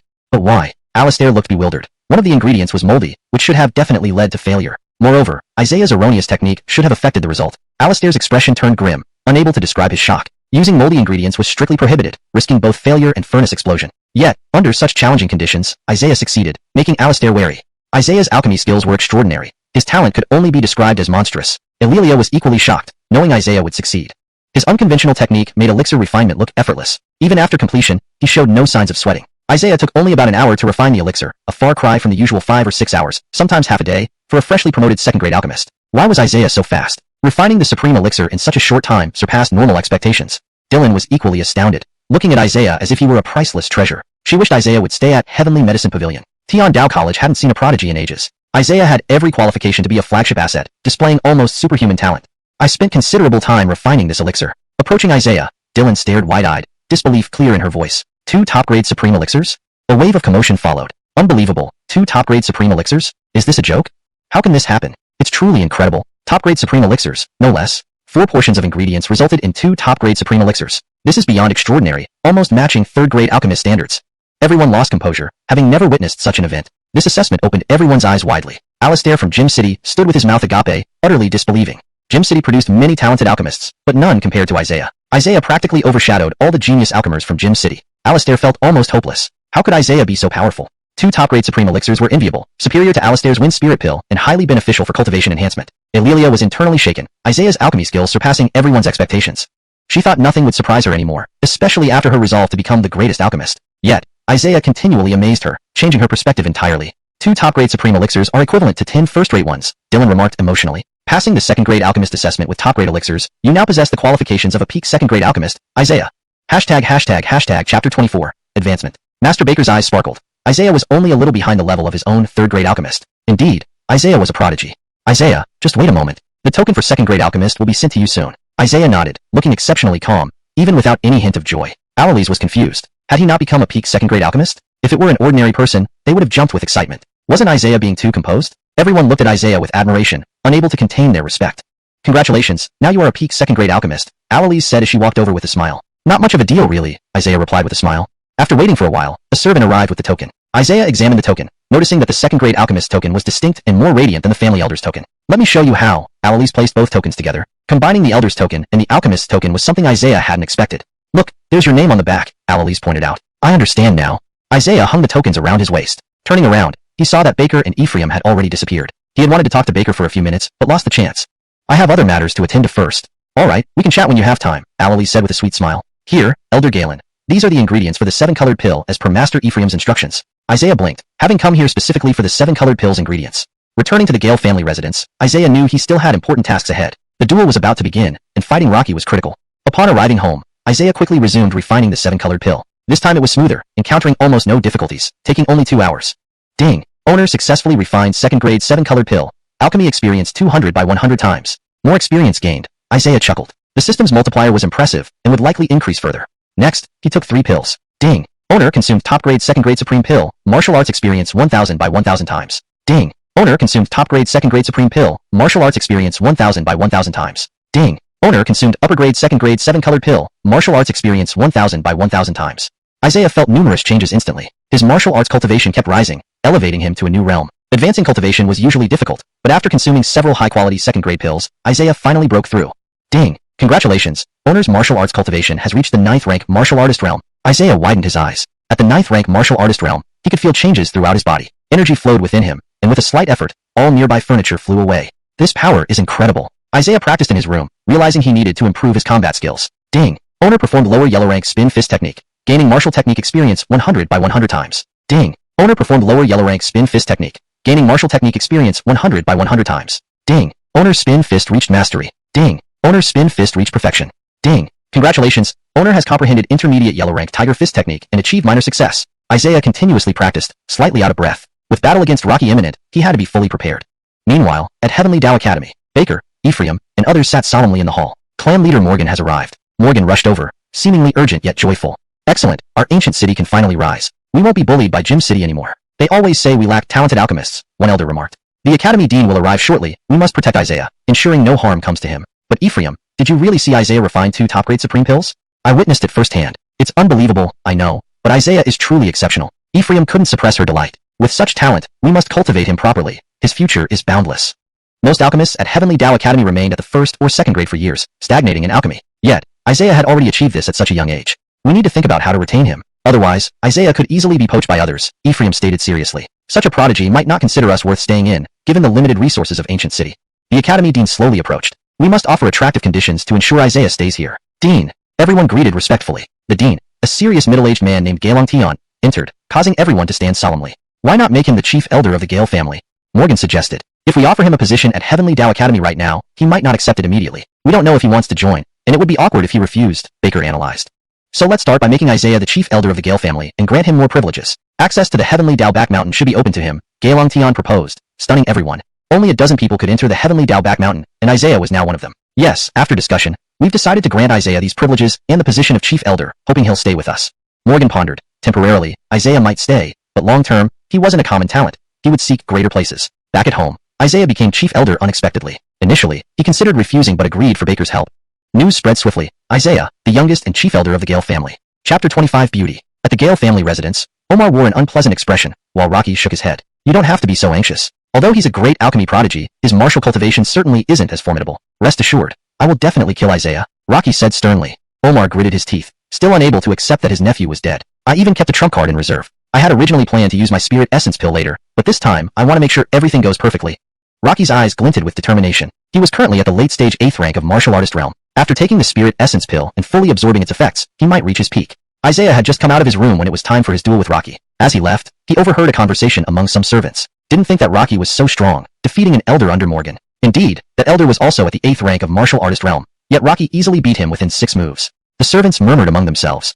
Isaiah hurriedly asked, what happened? Rocky quarreled with an elder and almost crippled him. Incredible. Rocky is indeed formidable. There's more. Something big just happened. Curious, Isaiah inquired further. What is it? They say someone from outside the city has come here, seemingly for Rocky. Isaiah chuckled. Since things were unfolding this way, he might as well take a look. It would be a perfect opportunity to reclaim his wasteland jade pendant. Upon arriving at the Gale family courtyard, Isaiah saw a crowd gathered, unsure what spectacle they were watching. Wow, I thought Gale Schwenna was pretty enough, but now another beauty has shown up. 2 world-class beauties, what a sight. Wonder why she came today. From afar, Isaiah spotted a stunning woman, who seemed even colder than Gale Schwenna. Dressed in a green robe like a celestial maiden, everyone's gaze was on her. She was incredibly beautiful, even catching Isaiah off guard. However, her purpose didn't seem simple. The beauty appeared to be talking to Gale Schwenna. Dear friend, you've become even stronger. Gale Schwenna, please don't say that. I travel the world challenging all kinds of talented warriors. Until now, I haven't lost once. Gale Schwenna envied her. Dulcie, you really enjoy competition now. Your cultivation has become much stronger. The moonlight sword technique I taught you should suffice. This time, I can teach you even more powerful combat skills, Dulcie said with a smile. She's Dulcie? I heard she consecutively defeated several martial geniuses, with talents from 4 cities losing to her. Unbelievable how beautiful and skilled she is, truly awe-inspiring. Her icy demeanor makes one dare not look directly at her. Her martial talent remains unmatched without a single loss. Gale Schwenna curiously asked, Dulcie, why did you come here? To challenge martial geniuses, naturally. If you're part of it, then I won't hold back. After a moment's silence, Gale Schwenna admitted that despite not being fully native, Rocky was currently the strongest in Ancient City. I've already investigated. It seems Rocky injured an elder. His skill must be considerable. Today, I want to see him for myself. Just then, Isaiah leaped forward, swiftly approaching the scene. For a moment, Isaiah was taken aback. Why did Dulcie look at him with such intense hostility? Her icy aura was intimidating. Dulcie coldly stared at Isaiah. Even before drawing her sword, Isaiah sensed that her sword technique must be extraordinary. The faint traces of sword chi around her sliced through nearby leaves. Enoch could only imagine how terrifying her swordsmanship was. With such high martial cultivation, Isaiah felt that this woman was no less formidable than himself. A fight could go either way. Isaiah glared at Dulcie, wondering why she suddenly felt a brief flicker of fear. An unprecedented reaction made Dulcie's expression grow even icier. Facing her powerful sword aura, Isaiah didn't retreat or show any signs of discomfort. Dulcie knew this person was undoubtedly a strong warrior. We haven't met before, right? There's no need to confront me. Rocky, aren't you afraid of accepting my challenge? Realizing the misunderstanding, Isaiah quickly clarified, Oh, you're mistaken. My name is Isaiah, not Rocky. Isaiah? I haven't heard of you. They said the first martial genius in Ancient City is Rocky, so I came specifically to challenge him. You've got the wrong person. Seeing Isaiah about to leave, Dulcie blocked him. Dulcie, Isaiah isn't a martial genius. He's a genius in alchemy, Gale Schwenna interjected, hoping to prevent any harm coming to Isaiah. But Dulcie wasn't convinced. Isaiah exuded an oppressive aura, albeit hidden. Gale Schwenna, I'm challenging this person today. If he refuses, he's a coward. Isaiah smiled, unwilling to fight a girl. Beautiful lady, though you are strikingly attractive, I don't think you're a match for me. If we fought, I wouldn't hold back. This comment sparked whispers and laughter among the crowd. Is Isaiah challenging Dulcie now? He'll surely be at a disadvantage if they fight. Indeed, he almost has no chance against Dulcie. With her razor-sharp sword techniques, it would only take a few strokes for Isaiah to lose. Dulcie confidently declared, Isaiah, are you boasting, or do you genuinely have the skills? I must compete with you today. Dulcie, don't act recklessly. You're looking for Rocky, right? Gale Schwenna, do you like him? You seem worried. Gale Schwenna blushed. Don't talk nonsense. Dulcie, anything else I can agree to. But if you insist on fighting him, don't blame me. Seeing Gale Schwenna concerned, the situation became delicate. Besides, Isaiah and Rocky have a duel arranged. Wait a few days. Reluctantly, Dulcie nodded. Let's see how formidable this Isaiah is. I have a feeling he will be a strong opponent. Chapter 26. You are not a genius. You're my best friend. Fighting with Isaiah wouldn't be a good thing, would it? Do you really need to vie for the top spot? Well, you don't understand. It's like if you were a potion master. Wouldn't you want to become the one with the highest talent in Ancient City too? Gale Schwenna shook her head. I'm not first anymore. Oh, how much time has passed? Could there possibly be a more skilled potion master than you? Dulcie asked in surprise. The top talent potion master is someone you've already met, said Gale Schwenna. Dulcie's delicate eyebrows furrowed, and she suddenly recalled something. Could it be that same Isaiah? Dulcie was inwardly astonished, knowing Isaiah had already achieved a high level of martial cultivation. If he was also this accomplished in alchemy, his prodigiousness could hardly be described. Dulcie couldn't wait to test him. Isaiah is going to duel Rocky? They both seem to be from the Galen family, remarked Dulcie. They soon arrived at the Gale residence. Isaiah's arrival made many people from the Gale family look solemn. However, the Gale family especially valued Dulcie's arrival, sending elders out to greet her. Omar hurried out anxiously. I didn't expect the famous Dulcie. Your presence here truly honors us, smiled Omar. Gale Schwenna was not used to people as influential as Omar fawning over others, but Dulcie's family background was indeed extraordinary, so it was reasonable to have such a prodigy. I came today on business, which will take place after Rocky and Isaiah's duel. Omar raised an eyebrow, then smiled and asked, Why are you with Isaiah, Dulcie? He holds no status or position within the Galen family, and Isaiah, with his current cultivation, isn't worthy of you. How could such a powerful person lack status and position? The Galen family would certainly lose a talented individual. Isaiah is only slightly better than the average person, arrogant and disdainful with just a bit of cultivation. Today, Rocky will clean house, stated Omar. What intrigued Dulcie was Isaiah's martial cultivation talent. Do you mean Isaiah is not a genius? After witnessing Rocky's martial talent, you'll understand, Dulcie. The duel was about to begin. The truth would be revealed soon. Since you're here, Dulcie, why not enjoy this overwhelming duel? Isaiah paid no attention to these words. Without even listening to their conversation, he directly went to the arena. Only, he hadn't seen the elder who usually appeared. If Rocky lost, would he receive the withered jade pendant quickly? Many people had gathered, making the Gale residence unusually lively, almost as crowded as the clan assembly. Everyone had come to witness the duel between Isaiah and Rocky. Dulcie, Rocky will arrive soon. I'll ask him to meet you. Turning around, Dulcie saw a young man approaching. Unlike Isaiah, this man had a sly and sinister look in his eyes. Wow, I can't believe you are so beautiful, Dulcie. Meeting you today is unforgettable, Rocky laughed. Instantly, he sensed Dulcie's sword aura and shivered under its pressure. Dulcie closely observed Rocky and quickly felt disappointed. As the top martial talent in Ancient City, was this all he was? Dulcie shook her head at Gale Sweeney, expressing disappointment. Rocky's cultivation seemed shaky compared to Isaiah's solid foundation. His strength appeared fragile, likely problematic in extended battles. Isaiah's martial cultivation was very solid, resisting her sword aura without issue. Despite appearing highly cultivated, Rocky was like a paper tiger, probably using potions hastily before coming. Miss Dulcie, I've heard of the great Zhao family, renowned throughout the empire. Facing you is a great honor. Ignoring him, Dulcie walked past. Rocky froze, feeling utterly disrespected. Deep down, Dulcie knew Rocky was no match for Isaiah. Their auras couldn't compare. Soon, she could challenge Isaiah. She longed for this confrontation. Please wait, Dulcie. Isn't your goal to challenge me, the genius? Huh, you are not a genius, nor do I feel the need to draw my sword. What? Rocky was shocked. Was he a nobody? Unable to tolerate this humiliation, he lashed out instantly. Dulcie blocked effortlessly with her scabbard, unleashing a formidable sword aura. Startled, Rocky retreated instinctively. Hearing about Dulcie's renowned bright moon sword technique prepared him somewhat, but its power exceeded expectations. Without drawing my sword, you've already lost. Dulcie sighed. Cold sweat drenched Rocky as Dulcie's strength was unprecedented.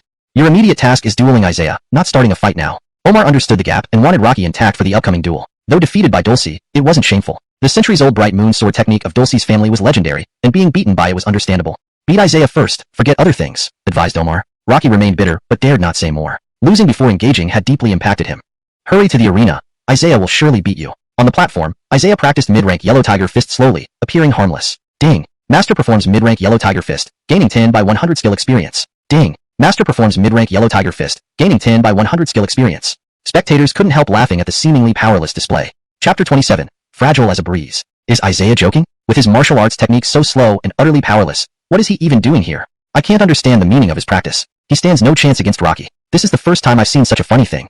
Rocky will go up there next and likely defeat Isaiah in just a few moves. After all, Rocky has beaten an elder before. The spectators below were abuzz with speculation about the duel, which was expected to be little more than a display of Rocky's prowess. Isaiah looked back and was surprised by the large crowd gathered around. Everyone from the ancient City King's court, including elders from the Galen family and Gale family, had come, along with many others he didn't recognize. Dylan from Tian Dao Academy also arrived, accompanied by a few other elders. The leader of the Black Iron Riders approached slowly, while Gale Sky laughed. I didn't think you would come too. Aren't you usually outside the city? Coming to see the fun today? The ancient City King summoned me to witness the talents of this ancient city. Though clearly one of the Gale family, you fight for the Galen family. Such a situation is indeed rare. Gale Sky's face flushed slightly. Indeed, the Gale family could only recruit talent externally now, and among the younger generation, there was only Gale Schwena. Bernard, I don't even know your name, Gale Sky asked. The leader shook his head. Sir, you belong to Morgan, so it's unnecessary for you to inquire. Gale Sky forced a smile but inwardly felt annoyed. Perhaps the ancient City King will one day realize he chose the wrong person. Why not talk about who you're backing today, Rocky on your side or Isaiah? I'm definitely rooting for Rocky. His martial cultivation is certainly above Isaiah's. High cultivation isn't always reliable. I feel that Isaiah's foundation is much more solid. An elder from the Galen family also arrived. Upon learning that Rocky had lost to Dulcie, they felt somewhat embarrassed. Although Rocky did not represent the Galen family officially, losing face like this was still humiliating. Dulcie had won without drawing her sword. The few elders from the Galen family now looked at Rocky with a hint of resentment. Morgan also appeared but kept a low profile, standing far away. Rocky represented Gale Sky, while Isaiah represented Morgan. Their rivalry had led to this confrontation. Hope Isaiah doesn't get seriously injured. If Rocky gets carried away, I might need to personally save him, Morgan said casually. Both Rocky and Isaiah were on the platform when Hardy Feng suddenly appeared out of nowhere, leaving even Dulcie stunned. Who is that man, appearing out of nowhere? Dulcie, curious and no longer calm, wondered aloud. He was definitely not from the ancient city. Such a powerful expert had terrifying strength. Gale Schwena quickly mentioned the desolate jade pendant. Is there such a thing? No wonder they're fighting. I've heard about the desolate jade pendant many times. Not just the Galen family, but even the Zhao family was deeply interested in the desolate jade pendant. Today's battle concerns the desolate jade pendant, and things have reached a point where we must act. Let's begin. Hardy Feng glanced at Isaiah, his gaze filled with approval. Without receiving Hardy Feng's affirming look, Rocky felt somewhat displeased, thinking Isaiah's defeat would make Hardy Feng regret it. Today, I will make you regret it, Isaiah. Enoch of us will definitely fall. Isaiah smiled, now more composed than ever. Rocky, how about giving you 5 minutes to attack me however you wish? What, Isaiah, do you dare to mock me? Attack me for a few minutes? Do you think I can't kill you in just a few moves? Rocky shouted furiously. Ha, if you can land a hit on me, then fine. Having already lost to Dulcie, Rocky was seething and couldn't tolerate Isaiah's sarcasm. The audience was equally astonished, expecting a full-on fight, but instead found Isaiah shockingly arrogant. After all, Rocky was the top young martial cultivator in the ancient city. Was Isaiah being overly confident? Isaiah is courting death. After making a fool of himself practicing earlier, he's now saying such big words. No one will bet on him. Let's see how Isaiah loses. This is really underestimating Rocky. For sure, you'll die here today. Rocky roared, unleashing a burst of energy, clearly intending to use all his power for a killing blow, leaving no room for Isaiah to survive. That's Rocky's extremely strong martial technique, yellow rank lower grade flying cloud palm. The last elder lost to this technique. Isaiah is too arrogant. He deserves whatever happens to him. Just 5 minutes for Rocky to win? Looks like this fight will end in less than a minute. Several elders shook their heads. Isaiah's arrogance today would surely lead to his downfall. Almost no one thought Isaiah could survive. Rocky, after all, was at the 8th stage martial artist level, and his late stage palm strike was incredibly powerful. Isaiah moved instantly, using wind step with astonishing speed. Ding! Master performed yellow rank lower grade martial technique wind step, gaining 10 by 100 experience. Ding! Master performed yellow rank lower grade martial technique wind step, gaining 10 by 100 experience. Rocky's 2 consecutive palm strikes missed, and Isaiah's speed was even faster than before. If this continued, Rocky's stamina would be significantly depleted. Gale Sky watched anxiously, realizing he had overestimated Isaiah. Continuous use of martial techniques would consume a lot of energy. If Rocky caught a single opportunity, Isaiah could be defeated in one strike. 3 consecutive flying cloud palms failed to hit Isaiah. Instead, Rocky was unexpectedly struck and sent flying off the platform. Everyone was astonished by the speed and unexpected outcome. It happened too fast to see clearly. Sorry, I didn't mean to hit you. Didn't expect you to be so fragile. Rocky's face turned ugly. This battle was proving challenging. Isaiah's speed was incredible, and he had some strength too. 5 minutes are up. Rocky, it seems I overestimated you. You haven't even scratched me. Giving up 5 minutes without a single attack made Rocky fume. Damn! Rocky roared. He had to prove himself today, and absolutely could not lose to Isaiah. His appearance soon became fierce, looking terrifying, his aura much stronger, almost in a berserk state. Chapter 28 Why should I Gale's Tint to you? Raging Cloud Palm. A crimson cloud materialized around Rocky, not in large numbers, but enough to create a formidable array. The crowd below grew visibly agitated, witnessing for the first time Rocky's explosive fury, a spectacle never seen before in his previous battles. That's the Raging Cloud Palm, a lower-ranked yellow-grade martial technique with immense power. Rocky has reached a state of utter rage, and the attack range is enormous. This time Isaiah can't possibly evade it.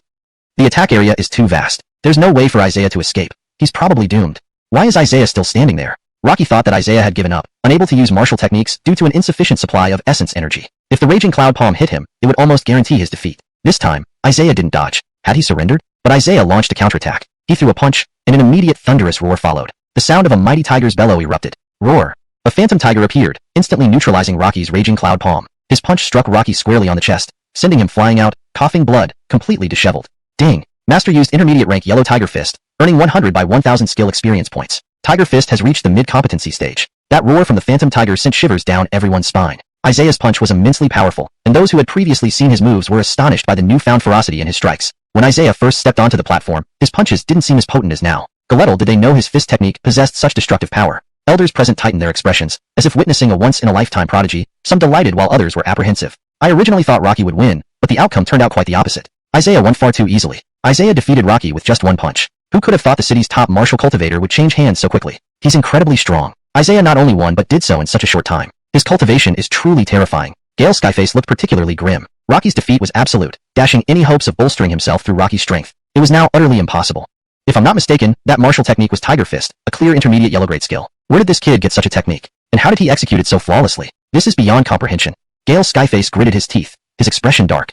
Morgan couldn't help but burst into laughter. Isaiah is indeed exceptionally powerful. His martial prowess and alchemy skills are unparalleled. His talent is simply monstrous. I've never encountered anyone so formidable.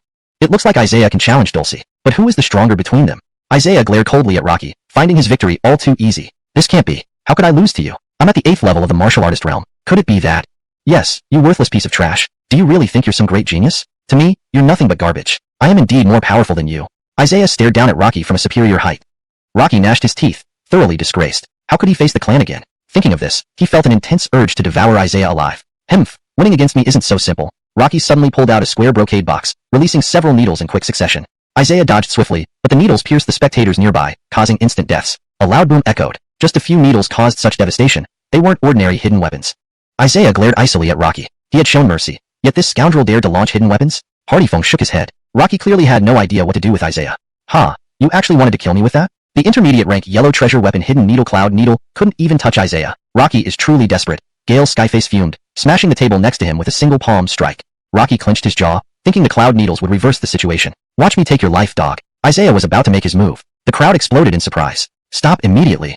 Gale Skyface panicked. Rocky was under his watch, and if anything happened to him, the Galen family would hold him responsible, leading to his ruin. But Gale Skyface was too far away to reach Rocky in time. Isaiah punched forward, the air whistling sharply. Suddenly, someone grabbed Isaiah's hand, stopping his punch mid-air. Isaiah focused and saw it was Hardyfong, gripping his hand tightly, preventing him from taking Rocky's life.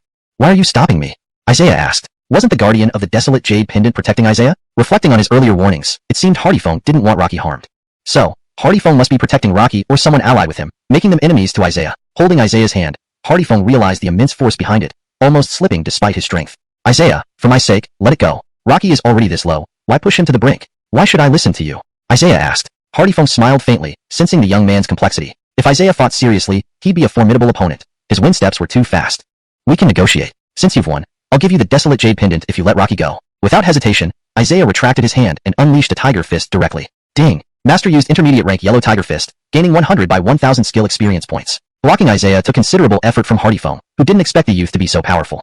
Ding! Master used intermediate rank yellow tiger fist, gaining 100 by 1000 skill experience points. Ding! Master continuously used martial techniques, earning 100 by 100 times essence chi and physical endurance experience, achieving master level endurance.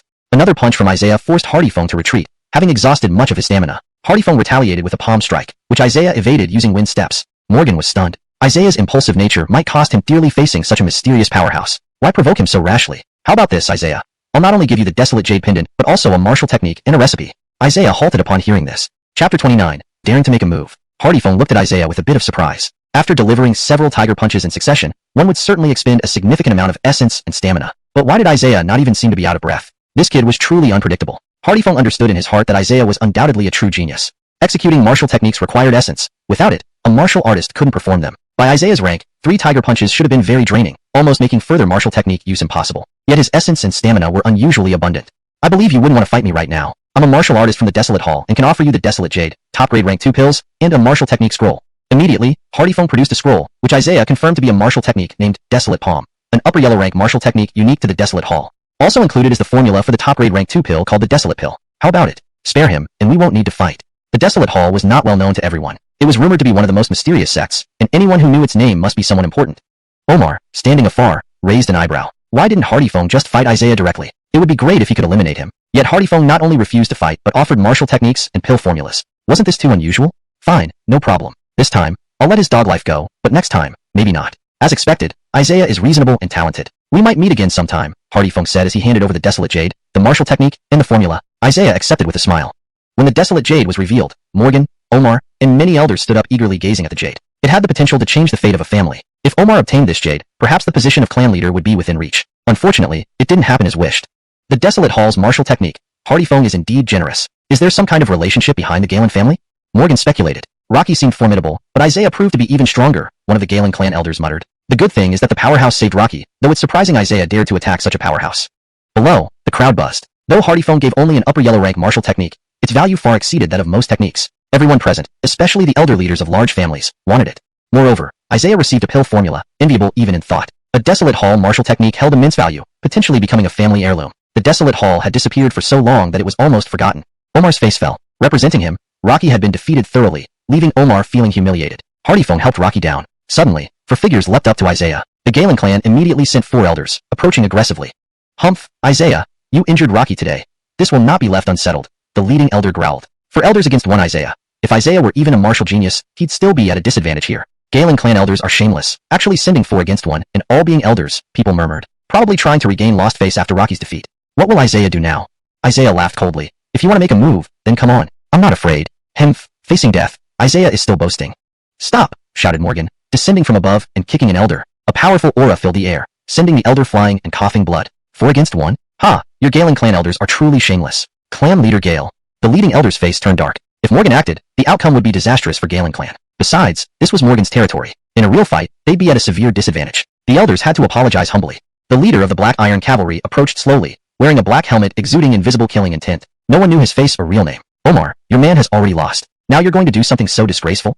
Morgan asked. What's it got to do with me? I didn't order those elders to act, Omar roared, enraged by Morgan's rebuke. Rocky is so weak. He's feeble compared to Isaiah, someone muttered. Hmph, what's there to be smug about? We'll see, Omar gritted his teeth. Many from other clans gloated, hoping to see conflict within the Gale clan. Such struggles were common among major families. Galeshuan and Brooke walked over. Isaiah was shining brilliantly, full of confidence. With such remarkable alchemy talent and unmatched martial cultivation, how did such a genius suddenly appear in ancient city? Brooke marveled. Looking at the entire empire, there's no one like Isaiah. He's too strong, Galeshuan commented. Everyone thought Rocky would win, yet Isaiah emerged victorious effortlessly.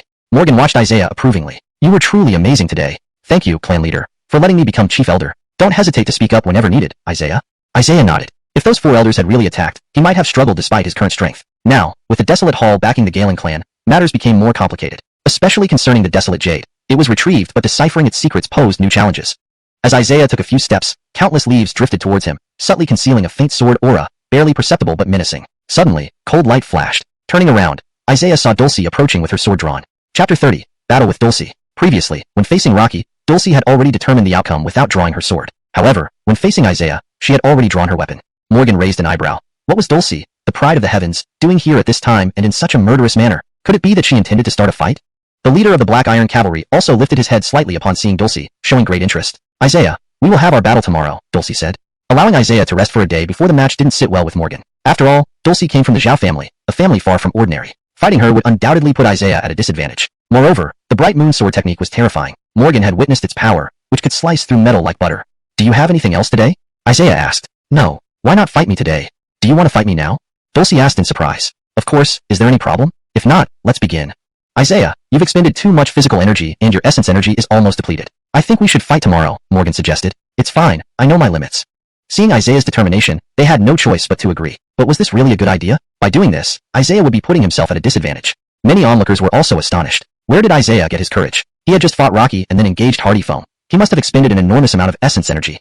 I hope I haven't misjudged you. You must be a very powerful opponent. Dulcie raised her sword, and immediately a strong wind swirled around her, leaves dancing in the air. Isaiah could feel the killing intent. The sword technique was fearsome, and death seemed so close when one was gripped by fear. The spectators retreated involuntarily, fearing the power of the sword techniques. They needed to keep their distance or risk being affected. Dulcie held her sword ready but hesitated. She initially wanted Isaiah to make the first move, but reconsidered if it might seem like she was looking down on him. You go first. You've spent a lot of essence energy and physical strength. Isaiah smiled faintly. The essence energy and stamina he had lost had already been replenished during their conversation. For ordinary martial artists, it would take at least half a month to recover, or require the use of medicinal pills to restore. Longer recovery times were not uncommon. Strike with Tiger Fist. Isaiah's face hardened as he unleashed the Tiger Fist while simultaneously performing Wind Step. Ding. Master used the yellow class lower tier martial skill Wind Step, gaining 100 by 1000 martial skill experience. Ding. Congratulations, Master's Wind Step has reached the perfection stage. Ding. Master used the yellow class mid tier martial skill Tiger Fist, gaining 100 by 1000 martial skill experience.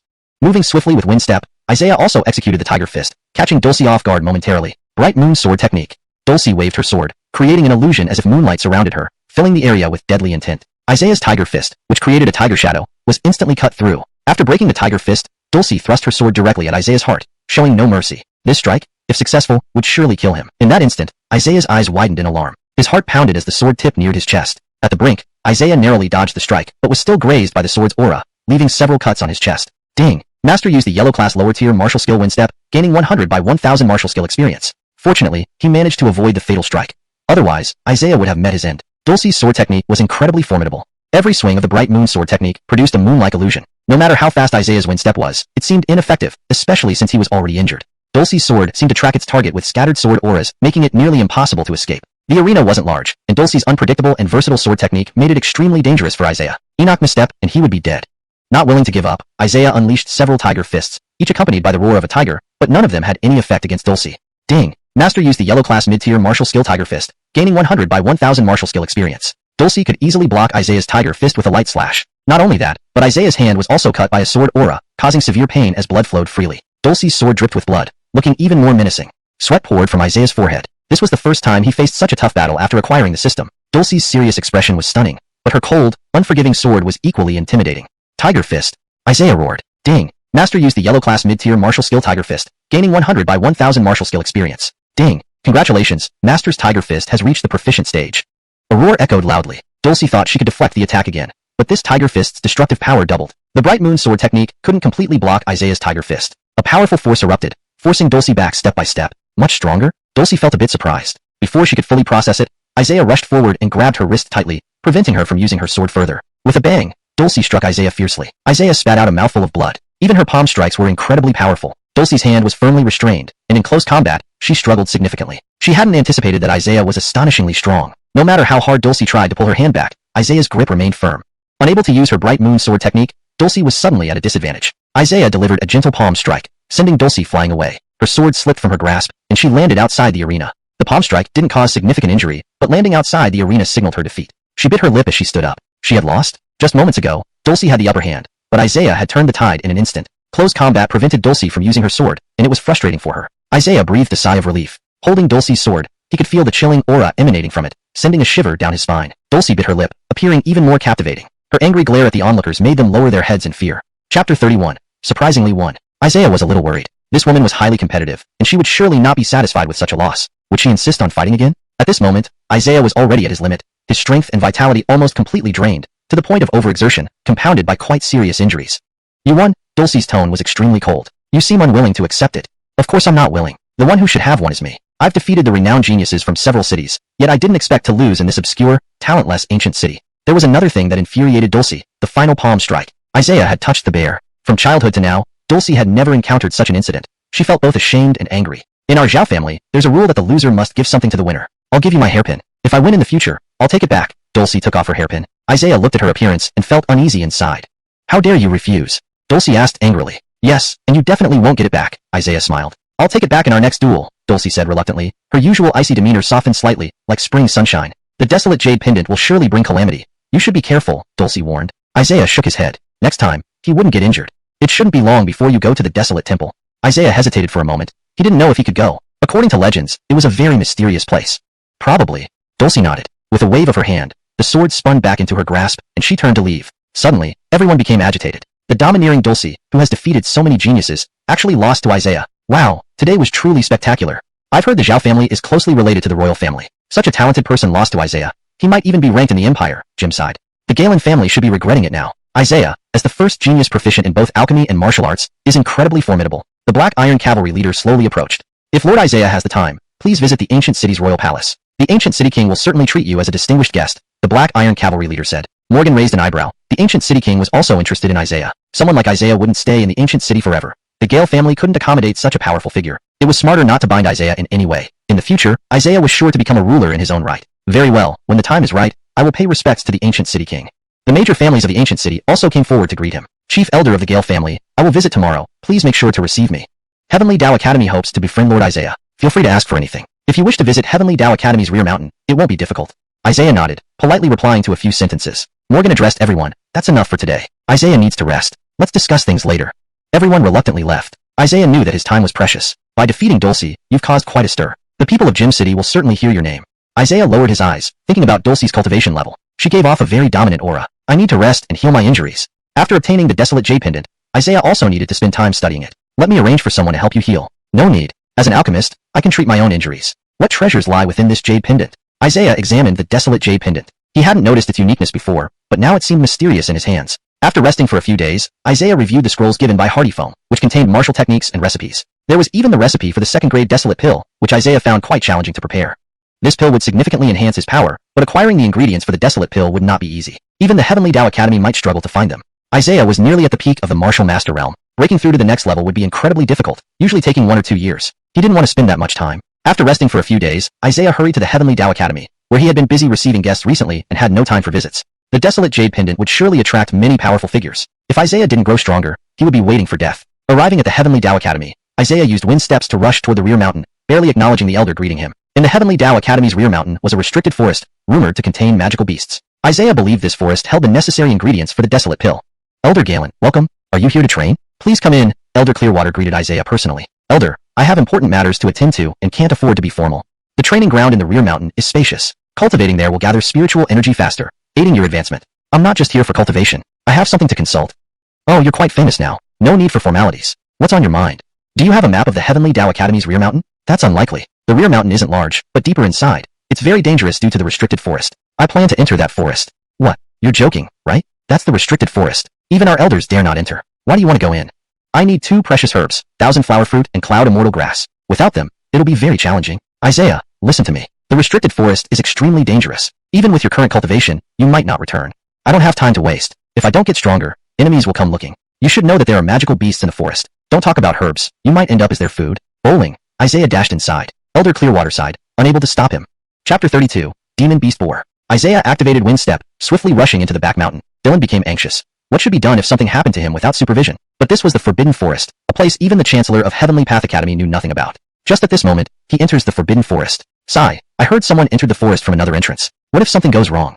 Dylan worried, and felt he needed to find the Chancellor for a talk. The back mountain wasn't vast, enveloped mostly in clouds and mists. Isaiah saw a stone tablet up ahead with Forbidden Forest inscribed on it. Without a second thought, he stepped inside. The forest was eerily quiet, and Isaiah knew his current cultivation level meant danger here, but greater risks also meant greater rewards. To hasten the refinement of the wasteland pill, he had to take this risk. Unknown how powerful these demon beasts are, Isaiah had learned that demon beasts roamed the forbidden forest, far more robust than humans. After a few steps, Isaiah halted. He saw an enormous boar with incredibly long tusks. If pierced by those tusks, certain death awaited. The boar let out terrifying grunts. Confronted by such a beast, most people would flee instantly. Its bloodshot eyes and massive body made Isaiah step back. After several ear-splitting grunts, the boar charged forward, startling Isaiah with its speed. Despite its colossal size, it moved like a speeding train, but Isaiah's speed exceeded the boar's. Dodging the charge, he turned to see a trench left by the boar's impact. The tusks were formidable. Isaiah couldn't withstand them if struck.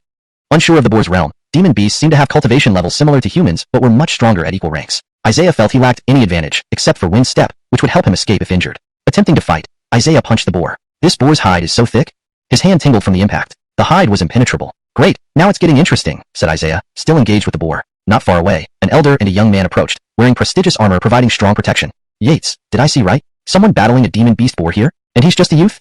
The young man asked respectfully. Yates shook his head. Even someone of my caliber wouldn't dare easily challenge a demon beast boar. Although I can defeat it, those tusks are lethal. Enoch's strike could end me. The young man shivered, understanding the peril. Once they finish, I'll deal the finishing blow. Then the beast's core will be ours. Yates smiled sinisterly. However, their expressions changed as Isaiah continued fighting. Roaring tiger punch. Isaiah yelled, a deafening roar striking the boar's head. Ding. Master used intermediate yellow rank martial skill roaring tiger punch. Gained 100 by 1000 martial skill experience.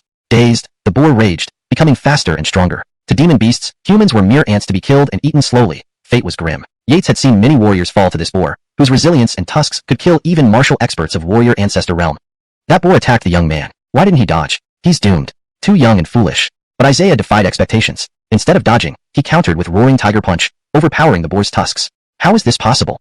Yates exclaimed in shock. The boar began trembling after receiving punches from Isaiah. Impossible for a human to match a boar's strength, especially a youth. Wow, Yates, that kid is amazing, going toe-to-toe with a boar. Should we help? He'll thank us. You're young. This boar is too powerful, and the youth won't last long. Yates smirked, waiting for the boar to tire. Ding. Master used intermediate yellow rank martial skill roaring tiger punch. Gained 100 by 1000 martial skill experience. Ding.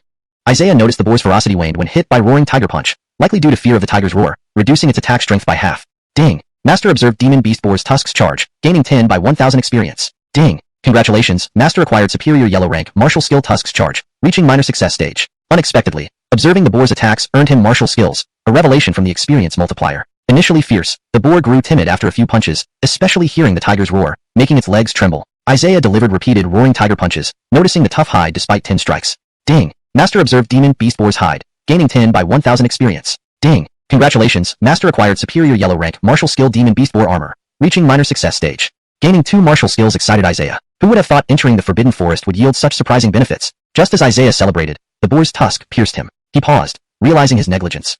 Chapter 33, Dahlia. Isaiah was sent flying, but this time the fangs did not pierce his body. He only felt an intense pain. He broke out in a cold sweat. The boar's fangs were so sharp, yet they hadn't injured him this time. Chime. Master performs high yellow rank martial skill demon boar armor, gaining 100 by 1000 times the martial skill experience. The demon boar growled several times. It had fought this young man for so long and still couldn't kill him, growing increasingly enraged.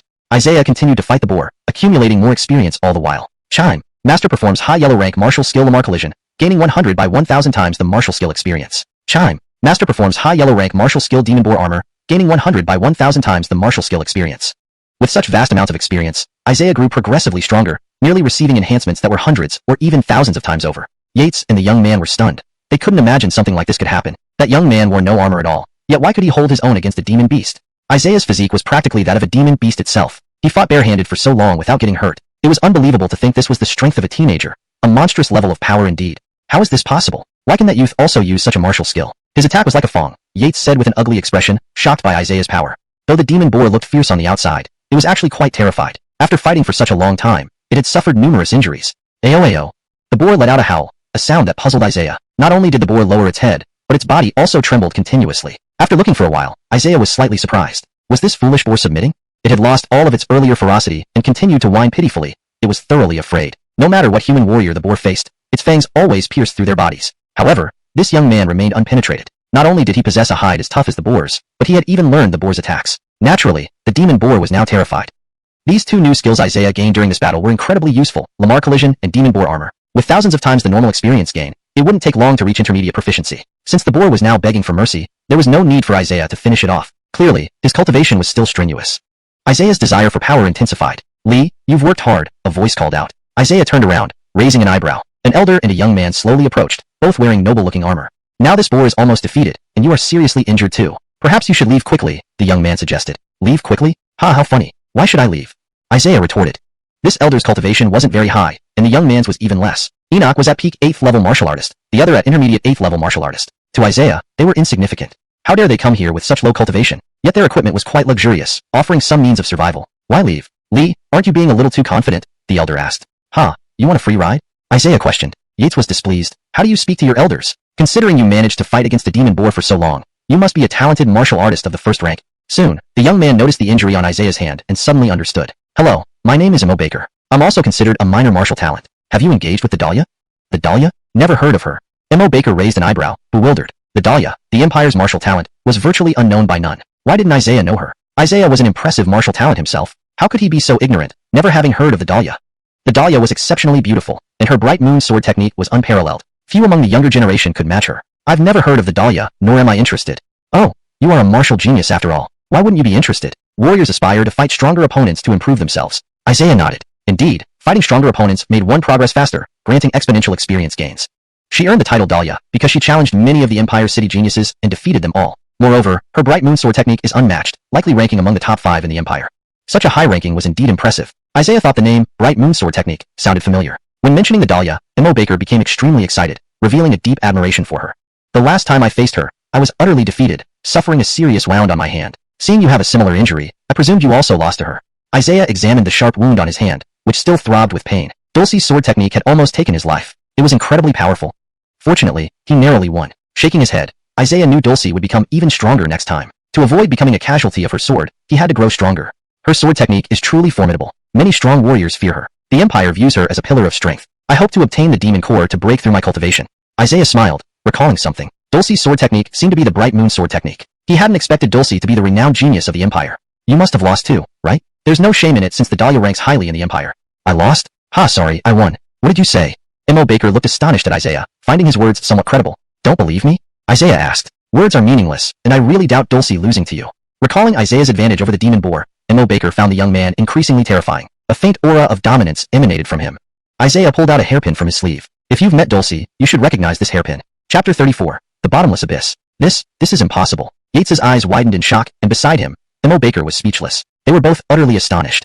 What you're saying is actually true. This really is the hairpin on Dulcie's head. Only she has such a green hairpin. Yates could no longer remain calm. He immediately grabbed Imo Baker's hand. Don't say anything more. We must leave quickly. Elder, why? Why do we need to leave in such a hurry? That boy may be a genius, but I sense a very terrifying beast approaching. Let's escape quickly. If he's unlucky, he's sure to die. Yates said solemnly. But he's an imperial martial genius. Why don't we help him? Emph. His disdainful look means he probably doesn't value us. Someone like him won't be a friend, and I feel relieved if he dies here. Yates didn't like people like Isaiah at all. You go, Isaiah said to the wild boar, but unexpectedly, the wild boar suddenly charged at him, catching him off guard. Isaiah was knocked to the side. When he stood up, he was completely stunned. The wild boar had been torn apart, split into 2 halves. Isaiah broke out in a cold sweat. A boar with such thick skin being instantly ripped apart by that beast frightened him. Roar. A deafening lion roar shook Isaiah to his core. The lion beast lunged its paw toward Isaiah. Panicking, Isaiah hurriedly ran, continuously using wind step to escape. Breathing heavily, Isaiah realized the lion was formidable. The humanoid stance of the lion made it even more challenging. Looking back, he saw the lion closely pursuing him. Isaiah's eyes widened in disbelief. Was this beast so powerful? Isaiah knew he couldn't withstand a single attack from it, and could only run. Worse yet, ahead was a bottomless abyss, offering no clear path of escape. Isaiah shook his head, unsure of what to do. The lion slowly approached, visibly trembling, seemingly afraid of something. Isaiah felt deeply concerned. Although the lion seemed afraid of something, it could easily kill him. This lion must have a very high cultivation level. With each step closer, Isaiah could only retreat, feeling utterly helpless. The lion looked terrifying, with bloodshot eyes, braided mane, and crude shoulder armor. Its presence exuded an air of majestic dominance, leaving Isaiah in awe. If they fought, he would certainly die. Breathing heavily, Isaiah had no choice but to jump down. But looking back at the abyss, Isaiah felt uneasy. It was dark and deep, and jumping might not save him. And if the abyss scared the lion, would he survive it? The lion lunged its claw, emitting tremendous force. Isaiah had no place to hide, having already used wind step, but still got hit. The heavy claws pierced him, but thankfully his toughened skin resisted much of the damage. He plummeted into the abyss. Puff! Isaiah fell, feeling as though he was near death. Ding! Master performed a high-level yellow-tier martial technique, boar armor skill, earning 10 by 100 experience. Knowing he couldn't fall further, Isaiah reached out and caught onto a rock, stopping his descent. Knowing he couldn't fall further, Isaiah reached out and caught onto a rock, stopping his descent.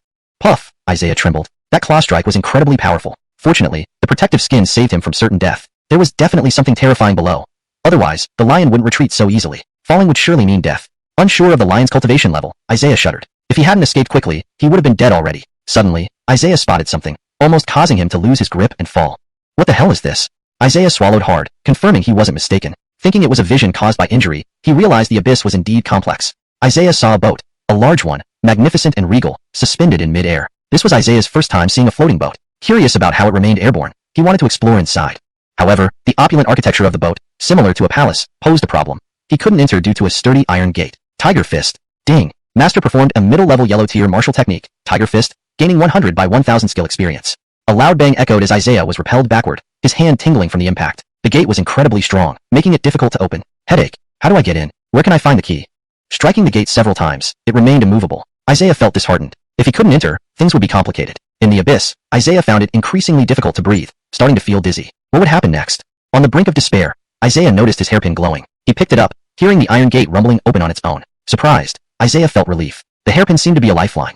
Remembering Dulcie giving him the hairpin, Isaiah entered through the iron gate. Inside was a dilapidated structure resembling ruins. Isaiah explored, wondering why Dulcie's hairpin could open this door. While the air inside was breathable, Isaiah found nothing extraordinary, feeling disappointed. Sigh. I came here for nothing, Isaiah sighed. There's a mural here, Isaiah noticed in the hall's center. It depicted a woman dancing with a sword, her white hair flowing as she wielded it gracefully. Isaiah watched, captivated. Her sword movements seemed familiar, leading to a realization. Is that the moonlight sword technique? Isaiah thought he recognized it from Dulcie's display, nearly fatal to him. The mural showed the woman practicing the moonlight sword technique. Just then, Isaiah heard the system notification. Ding! Chapter 35, Divine Moon Sword Technique. Chime. Master used the intermediate rank yellow skill, Ninja Insight, and gained 100 times 1000 experience points. Chime. Master used the intermediate rank yellow skill, Ninja Insight, and gained 100 times 1000 experience points. Isaiah continuously observed the sword technique depicted on the mural. On the surface, it was an exquisite painting of a beautiful woman dancing with a sword. However, Isaiah could see through its intricacies. For him, it was entirely a martial skill, perhaps due to his Ninja Insight.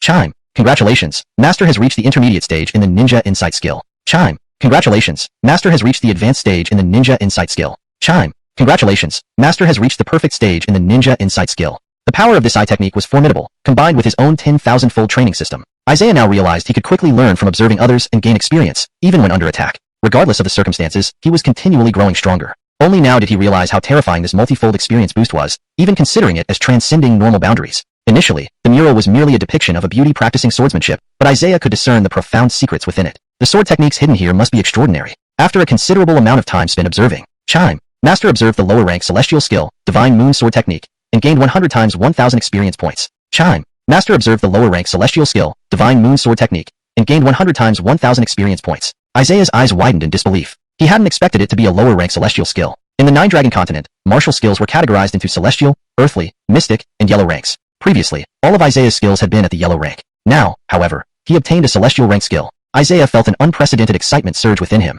With the vast amount of experience gained from the Divine Moon Sword Technique, he gradually immersed himself in cultivation, immediately feeling the energy in his dantian surging upward. He spent a lot of time observing the mural, accumulating a great deal of experience from the Divine Moon Sword Technique. Chime. Master observed the lower rank celestial skill, Divine Moon Sword Technique, and gained 100 times 1000 experience points. Learning the lower rank celestial skill, Divine Moon Sword Technique, brought about a revolutionary change in Isaiah's dantian. The energy within his body increased several times over. Chime. Congratulations, Master has learned the first chapter, Sword Momentum, of the lower rank celestial skill, Divine Moon Sword Technique.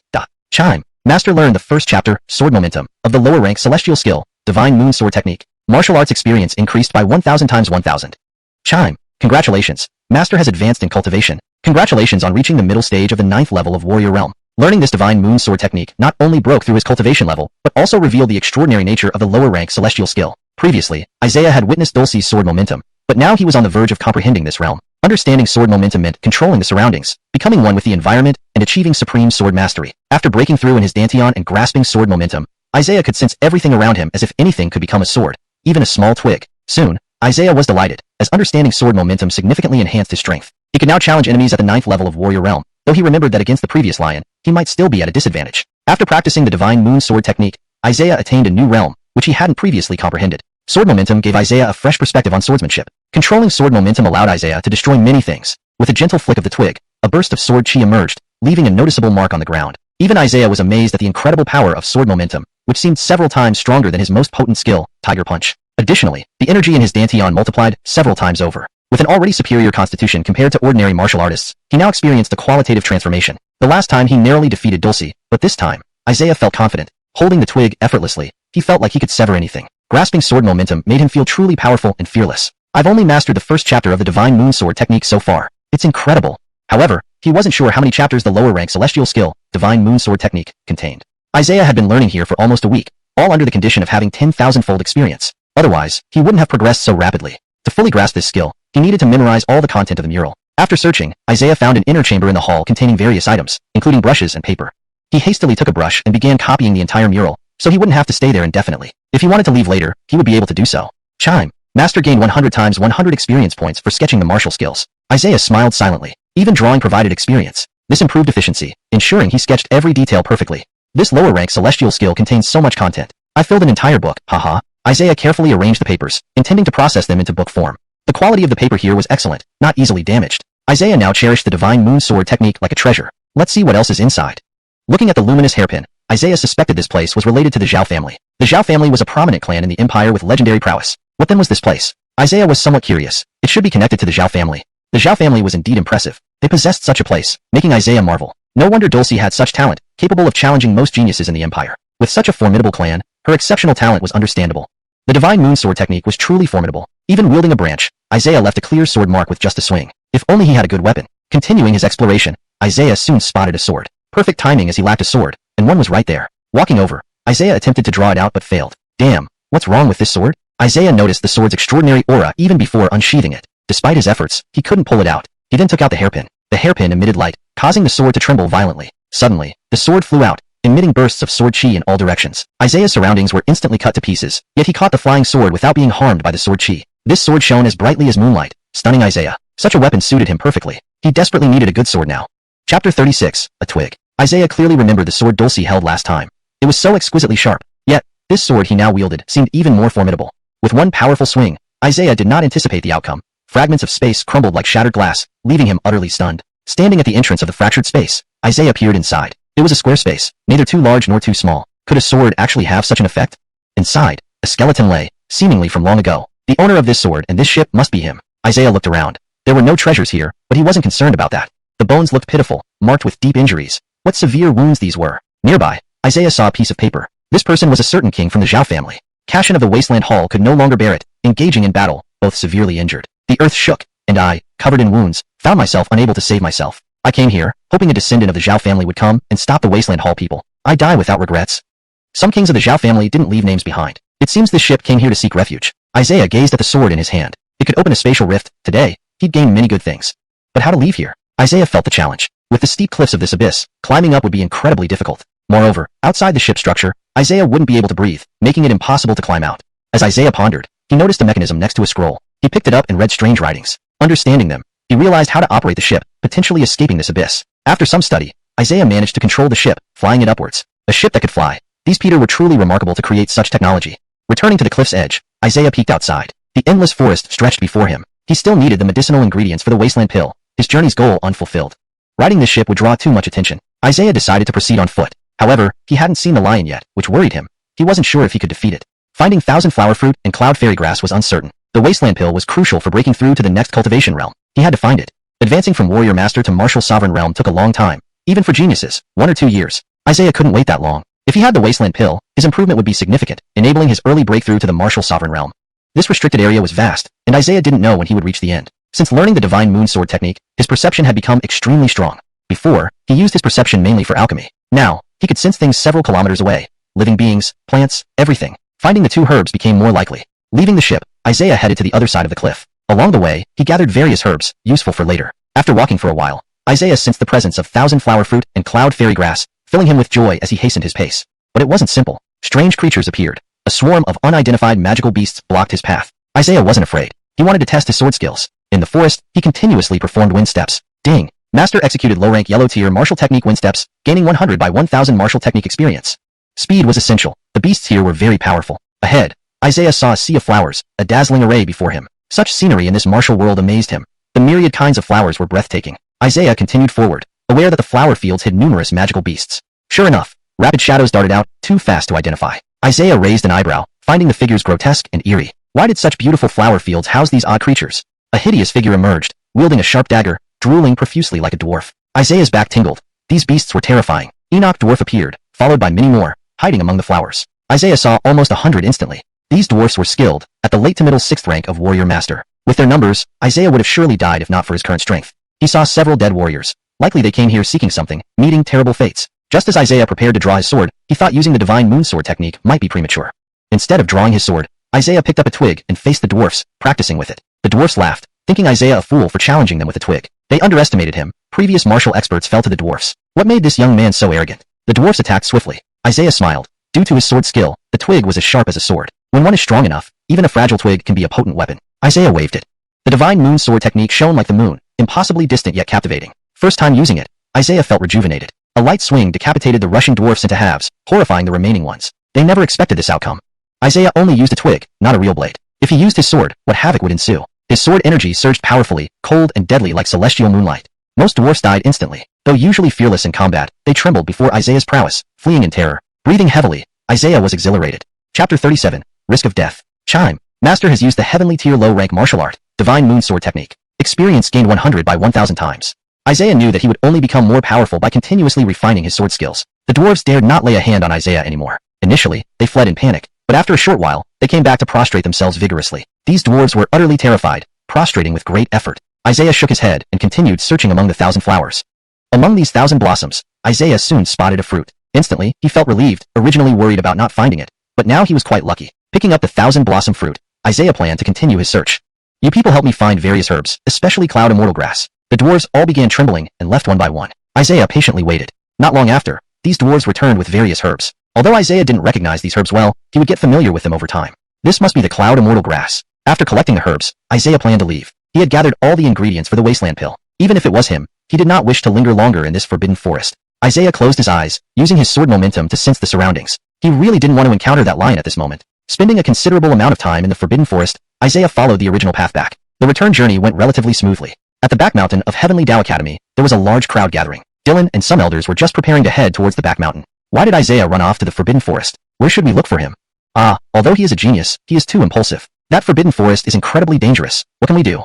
Isaiah shook his head, deciding to greet these people. Inside the Gale family mansion, Omar wore a serious expression, while beside him, Hardyphone lazily sipped tea as if nothing happened. Elder, why can't you give me some guidance? Why did you give Isaiah so many advantages? Those are Wasteland Hall's martial arts and medicinal formulas. Hardyphone smiled. You needn't worry. Even if Isaiah obtained those martial arts, they would be useless. They belong to the Wasteland Hall. If he learns those martial arts or refines pills, it's highly likely he will meet his end. So there's such a thing. Elder, your methods are truly impressive. Hardyphone smiled slightly. Omar felt deeply apprehensive inside. This old man appeared harmless but was, in fact, insidious and lethal. On the surface, he seemed to bestow excellent martial arts upon Isaiah, making everyone envious, but in reality, he was pushing Isaiah towards his demise. I reckon that boy is probably learning those martial arts right now. Generally, anyone who dares to learn the Wasteland Hall's martial arts is doomed to die, no matter how talented they are. Hardyphone smiled sinisterly as he picked up his teacup to drink. The martial arts from the Wasteland Hall showed no adverse effects initially, enhancing the practitioner, but over time, it would destroy their dantian. Refining the Wasteland pill involved certain herbs mixing and colliding, causing an explosion. A severe explosion that could destroy a pill master. But Isaiah being able to defeat Dulcie truly amazed me. Hardyphone shook his head. Not even he expected this. Elder, once Isaiah is dead or incapacitated, it would be the best outcome. Just relax. With Isaiah's cultivation talent, he will definitely seek breakthroughs hastily. Once he starts refining pills, it will be the beginning of his end. Hardyphone laughed, stating that anyone who dared oppose the Wasteland Hall must die without any good outcome. Hardyphone took out a herb from his sleeve. Put this Wasteland herb in the herbal shop. Isaiah will likely need it soon. Alright, I'll have someone do it immediately. Omar nodded, inwardly feeling fearful of Hardyphone. If such a powerful person could aid him, how wonderful would that be? Omar's dream of becoming clan leader wouldn't be far-fetched. This Hardyphone must be from the Wasteland Hall, earning Omar's newfound admiration. After returning to Heavenly Tao Academy, Isaiah greeted everyone. He needed a lot of herbs. Isaiah, you went to such a dangerous place, scaring us half to death. Please don't take such risks in the future. We were prepared to go in search of you. Even clan leader Morgan was planning to gather people to find you. Elders of Heavenly Tao Academy each expressed their concern. Isaiah shook his head, declined several greetings, then hurriedly searched for the herbs he needed. Why would Heavenly Tao Academy have this wasteland herb? Isaiah became cautious. Oh, Elder, this herb was sold by passing merchants. Isaiah looked at the wasteland herb without much thought, intending to refine the wasteland pill immediately, oblivious to anything else. After reviewing the wasteland pill formula, Isaiah felt it was quite challenging. Despite having extensive alchemy experience and high-level expertise, refining the wasteland pill remained difficult. Accumulating years of alchemy knowledge, Isaiah suddenly understood something. The Wasteland Hall's items are indeed not simple, Isaiah reflected seriously. After a long review of the formula, Isaiah raised an eyebrow. Though the Wasteland Pill had significant enhancement effects, it also carried great risks. To ensure its success, the dark aspect of the Wasteland Pill must be removed. Failure to remove it would lead to death upon consumption, but removing it might fail the refinement process. The difficulty was immense. Anyone who wasn't from the Wasteland Hall consuming the Wasteland Pill would certainly face a bad outcome. Recalling Hardy Foam, who gave him the formula in martial arts so readily, Isaiah realized the underlying reasons. Naturally, Isaiah proceeded with refining the pills. The Wasteland Pill was crucial to him. Selecting numerous herbs, Isaiah focused entirely on alchemy. To remove the dark aspect of the Wasteland Pill, Isaiah needed to prevent the herbs from conflicting. He acted cautiously, drawing upon extensive alchemical knowledge spanning centuries. Thus, Isaiah had some confidence in refining the Wasteland Pill this time, aiming to neutralize the conflict within the herbs. Chime. Master has successfully refined second-rank moderate-level harmonizing pills. Chime. Master has successfully refined second-rank moderate-level harmonizing pills. These harmonizing pills would prove very useful. Although refining the Wasteland Pill was difficult, he now had a strong grasp of the process. Using these pills to neutralize the dark aspect of the Wasteland Pill would negate any negative side effects. Isaiah felt a bit nervous as it was his first attempt at refining the pills, unsure if the results would be as intended. Chapter 38. Successful Refinement. True to its reputation as a potion from the Wasteland Temple, Isaiah didn't dare to be careless. A failure in this could cause damage to himself. Severe cases might even endanger his life. Isaiah smiled wryly. It seemed Hardy Foam wasn't as kind-hearted as he pretended to be. By exchanging martial skills and recipes for Rocky's life, he had merely found another way to kill him. Isaiah hadn't been this wary before. However, due to his 1,000-year experience in alchemy, he now clearly understood such matters. Many alchemists on the continent died while attempting to refine potions from the Wasteland Temple. The Wasteland Pill significantly boosted a martial artist's abilities, but had very evident side effects. If one was not a member of the Wasteland Temple, they absolutely must not use the Wasteland Pill. Preparations completed, Isaiah noticed he had gathered more herbs than necessary. He placed various ingredients into the pill furnace. The 1,000-flower fruit and cloud fairy grass, which were practically incompatible, plus the Wasteland grass, exacerbated the conflict among the ingredients. However, after adding a neutralizing pill, the explosive tendency within the pill furnace obviously reduced, even beginning to neutralize the conflicting parts of the Wasteland Pill. Isaiah didn't quite know how to describe it, as there were no detailed records regarding such situations for alchemists. Whenever the situation inside the pill furnace deteriorated to an explosive state, Isaiah would add a neutralizing pill to stabilize the conditions. From start to finish, Isaiah constantly refined the pills without interruption, losing track of time. Exhausting a great deal of soul power, the ingredients gradually melted into a pill liquid. Panting, Isaiah realized just how physically draining the process of refining pills could be. The pill liquid was nearly complete, just waiting to solidify into pills. Isaiah remained extremely tense, knowing that at this critical juncture, any small mistake could lead to a total failure. The pill is about to form. Isaiah stretched out his hand, feeling the instability inside the pill furnace. Even at this moment, failure could still occur. Pill formed. Through his soul power, Isaiah made the pill liquid inside the furnace slowly take shape. The once trembling pill furnace returned to complete calm. Isaiah watched silently, unsure of what would happen next. He was still a bit afraid. If it exploded accidentally, what would happen? After resting for a long time, Isaiah did not immediately open the pill furnace. He feared failure deeply, especially since it was a second-grade Wasteland Pill. He opened the pill furnace cautiously, holding his breath. Seeing the result, his tension eased considerably. The pleasant aroma of the pills instantly dispelled all his pressure. The scent of the pills was invigorating, and Isaiah smiled faintly. Before him lay 2 dark purple pills with visible streaks. Indeed, the pills from the Wasteland Temple were extraordinary. Isaiah couldn't help but lose himself, captivated by their appearance. 2 pills? Isaiah never expected to refine 2 pills. With so many ingredients, he only hoped for success. Refining 2 pills exceeded his imagination entirely. Congratulations! Master has successfully refined a top-tier second-grade Wasteland Pill. Alchemy experience increased by 200 by 1,000 times. Congratulations! Master has successfully refined a top-tier second-grade Wasteland Pill. Alchemy experience increased by 200 by 1,000 times. This was Isaiah's first time spending an entire day refining pills, accumulating a lot of experience. Congratulations! Master has successfully reached the early stage of third-grade alchemist. Holding the Wasteland Pills, Isaiah confirmed he had expelled the dark elements, making it safe for consumption. He immediately took the 2 pills. Congratulations! Master has consumed a top-tier second-grade Wasteland Pill. Martial cultivation increased by 10,000 times. Congratulations! Master has consumed a top-tier second-grade Wasteland Pill. Martial cultivation increased by 10,000 times. Raising his head, Isaiah felt like he had undergone a rebirth, entering a completely refreshed and improved state. Congratulations! Master's cultivation has reached the early stage of Martial Ancestor Realm First Level. Congratulations! Master's cultivation has reached the mid-stage of Martial Ancestor Realm First Level. Initially expecting the Wasteland Pills to help him reach the peak of the 9th rank Martial Expert, he had instead broken through to the second major realm, emitting a new aura of vitality. A powerful energy surged from Isaiah's room, causing chaos within. Faint seismic sounds, a rare occurrence at Tiandao Academy. Ephraim and Baker, who were discussing something, were startled by the earthquake. What's happening? Could someone be attacking Tiandao Academy? Ephraim, the most qualified elder of Tiandao Academy, seemed to sense something. The strong burst of energy just now. It appears someone has broken through to the second major realm. Ephraim said in shock. Really? It can cause earthquakes, although not very powerful. But who could it be? If it's an enemy from the ancient city, that would be terrible. Surely not Rocky? Baker suddenly thought of something. Could it be Isaiah? It's impossible. His cultivation hadn't changed when he returned. Impossible to break through to the second major realm in just one day. Tiandao Academy's dean also rushed over. Such a significant event demanded immediate investigation. Someone has broken through to the second major realm and caused an earthquake. Could it be Isaiah?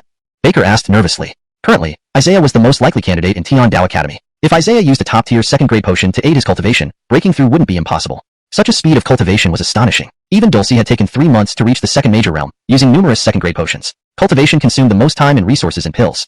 Compared to Isaiah, those 3 months were compressed into mere days, leaving everyone in Tian Dao Academy, including Dean Ephraim, in shock. Such terrifying talent surpasses even Dulcie, truly outstanding and exceeding expectations. With Isaiah, a genius excelling in both alchemy and martial arts, the ancient city was bound to rise. In the entire empire, it would be hard to find another such talent. They confirmed that the person who broke through to the second major realm was indeed Isaiah. His breakthrough shook the academy, with his room in disarray, walls cracked. At the martial ancestor realm first level, a significant leap in strength allowed Isaiah to channel essence chi onto his skin, enhancing his defense, or strengthen his fists and feet for massive attack boosts. Having previously practiced the divine moon sword technique, his physique was exceptionally strong, with essence chi far surpassing peers of the same cultivation. He now had confidence in defeating someone at the second level martial ancestor realm. Chapter 39, Second Major Realm. With the divine moon sword technique, Isaiah was naturally capable of handling second stage martial ancestor practitioners. Even against third stage martial ancestors, though he might not necessarily win, he had the power to challenge them. Isaiah had a plan. He knew that after taking the Wasteland Pill, he would officially become part of the Wasteland Hall. The Wasteland Hall had been an extinct sect for a century before reappearing in the world, and there must be some sinister plot behind this. To unlock the Wasteland Jade Pendant, he needed to go to the Wasteland Hall. However, Isaiah wasn't yet strong enough to visit the Wasteland Hall. His next destination was confirmed, Tianlan's sect's cultivation site in Jim City, which was more suitable for his cultivation. The rear mountain of Heavenly Dao Academy no longer suited Isaiah's needs. Now at first stage martial ancestor, further cultivation there would be pointless. Isaiah waved his hand, and a spatial storage appeared before him. Inside were numerous medicinal herbs from the Forbidden Forest. With these herbs, he could now rapidly refine pills. It was better to refine some more as he prepared to leave. Dylan Gale family had treated him with great care, so Isaiah planned to refine many pills as a token of appreciation. Ring. Master has refined high-grade second-rank pills, earning 100 by 1000 times alchemy experience. Ring. Master has refined high-grade second-rank pills, earning 100 by 1000 times alchemy experience. Isaiah spent several days refining pills, creating a variety of types, those for healing injuries, restoring essence energy, and aiding cultivation. In total, he made 20 second-rank pills and 20 first-rank pills. Some he kept for himself, while the rest he left for Heavenly Dao Academy and the Gale family, each having considerable value. Holding the Wasteland Jade Pendant, Isaiah couldn't help but think of his father. His father had been a stern man, often speaking coldly, but always caring for Isaiah, even when his talent was low. Mostly, his father encouraged Isaiah. Since his disappearance, the only thing left was this pendant, along with his instructions to open it. But how did his father obtain the pendant? And how could someone like Isaiah, who then had no cultivation, possibly open it? Shaking his head, Isaiah thought he would learn more once he opened the pendant. Knock knock. Someone knocked on the door. Opening the door, Isaiah saw nearly all of Heavenly Dao Academy's elders present, with Dylan and Brooke at the forefront. Isaiah, you've indeed advanced to the second major realm. Congratulations. I'm 18 now, breaking through to the second major realm, but I won't stop cultivating. At 18, advancing to the second major realm seemed somewhat disappointing to Dylan, who didn't know what to say. Even for martial geniuses, breaking through to the second major realm typically happened around 21 years old. What kind of monster was Isaiah? These are the items I can give back to you, mini pills, to thank you for your care during this time. I'm heading to Gym City soon. Seeing Isaiah produce so many high-grade second-rank pills, Brooke was taken aback. Such a large number of pills was worth hundreds of thousands of gold coins. Isaiah also removed his chief elder jade pendant. Please return this to the Gale family. I'll keep my alchemist qualification token. Brooke nodded. Isaiah, if you encounter anything, Ancient City will always be your home. The position of chief elder will remain open for you. I appreciate that. Returning the elder badge is my way of trying to stay low profile. The elder title draws too much attention, Isaiah explained. Naturally, the Gale family couldn't retain such a genius. Seeing Isaiah eager to cultivate in Gym City, Brooke and others understood his heart. For a genius seeking higher realms, this was only natural. Moreover, Isaiah had shown immense gratitude by leaving so many pills, and Brooke didn't know how to thank him further.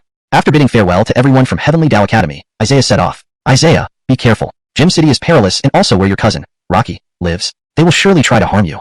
Don't worry, I have precautions. Thank you all for your help during this time, Isaiah said with a bow. As Isaiah slowly departed, everyone felt a mix of emotions. Although they were reluctant to see him go, they couldn't retain such a prodigious talent. At the Gale family estate, boom, Hardyfong dropped his teacup in shock. Isaiah broke through to the second major realm? Hardyfong asked incredulously, to which his subordinate hastily nodded.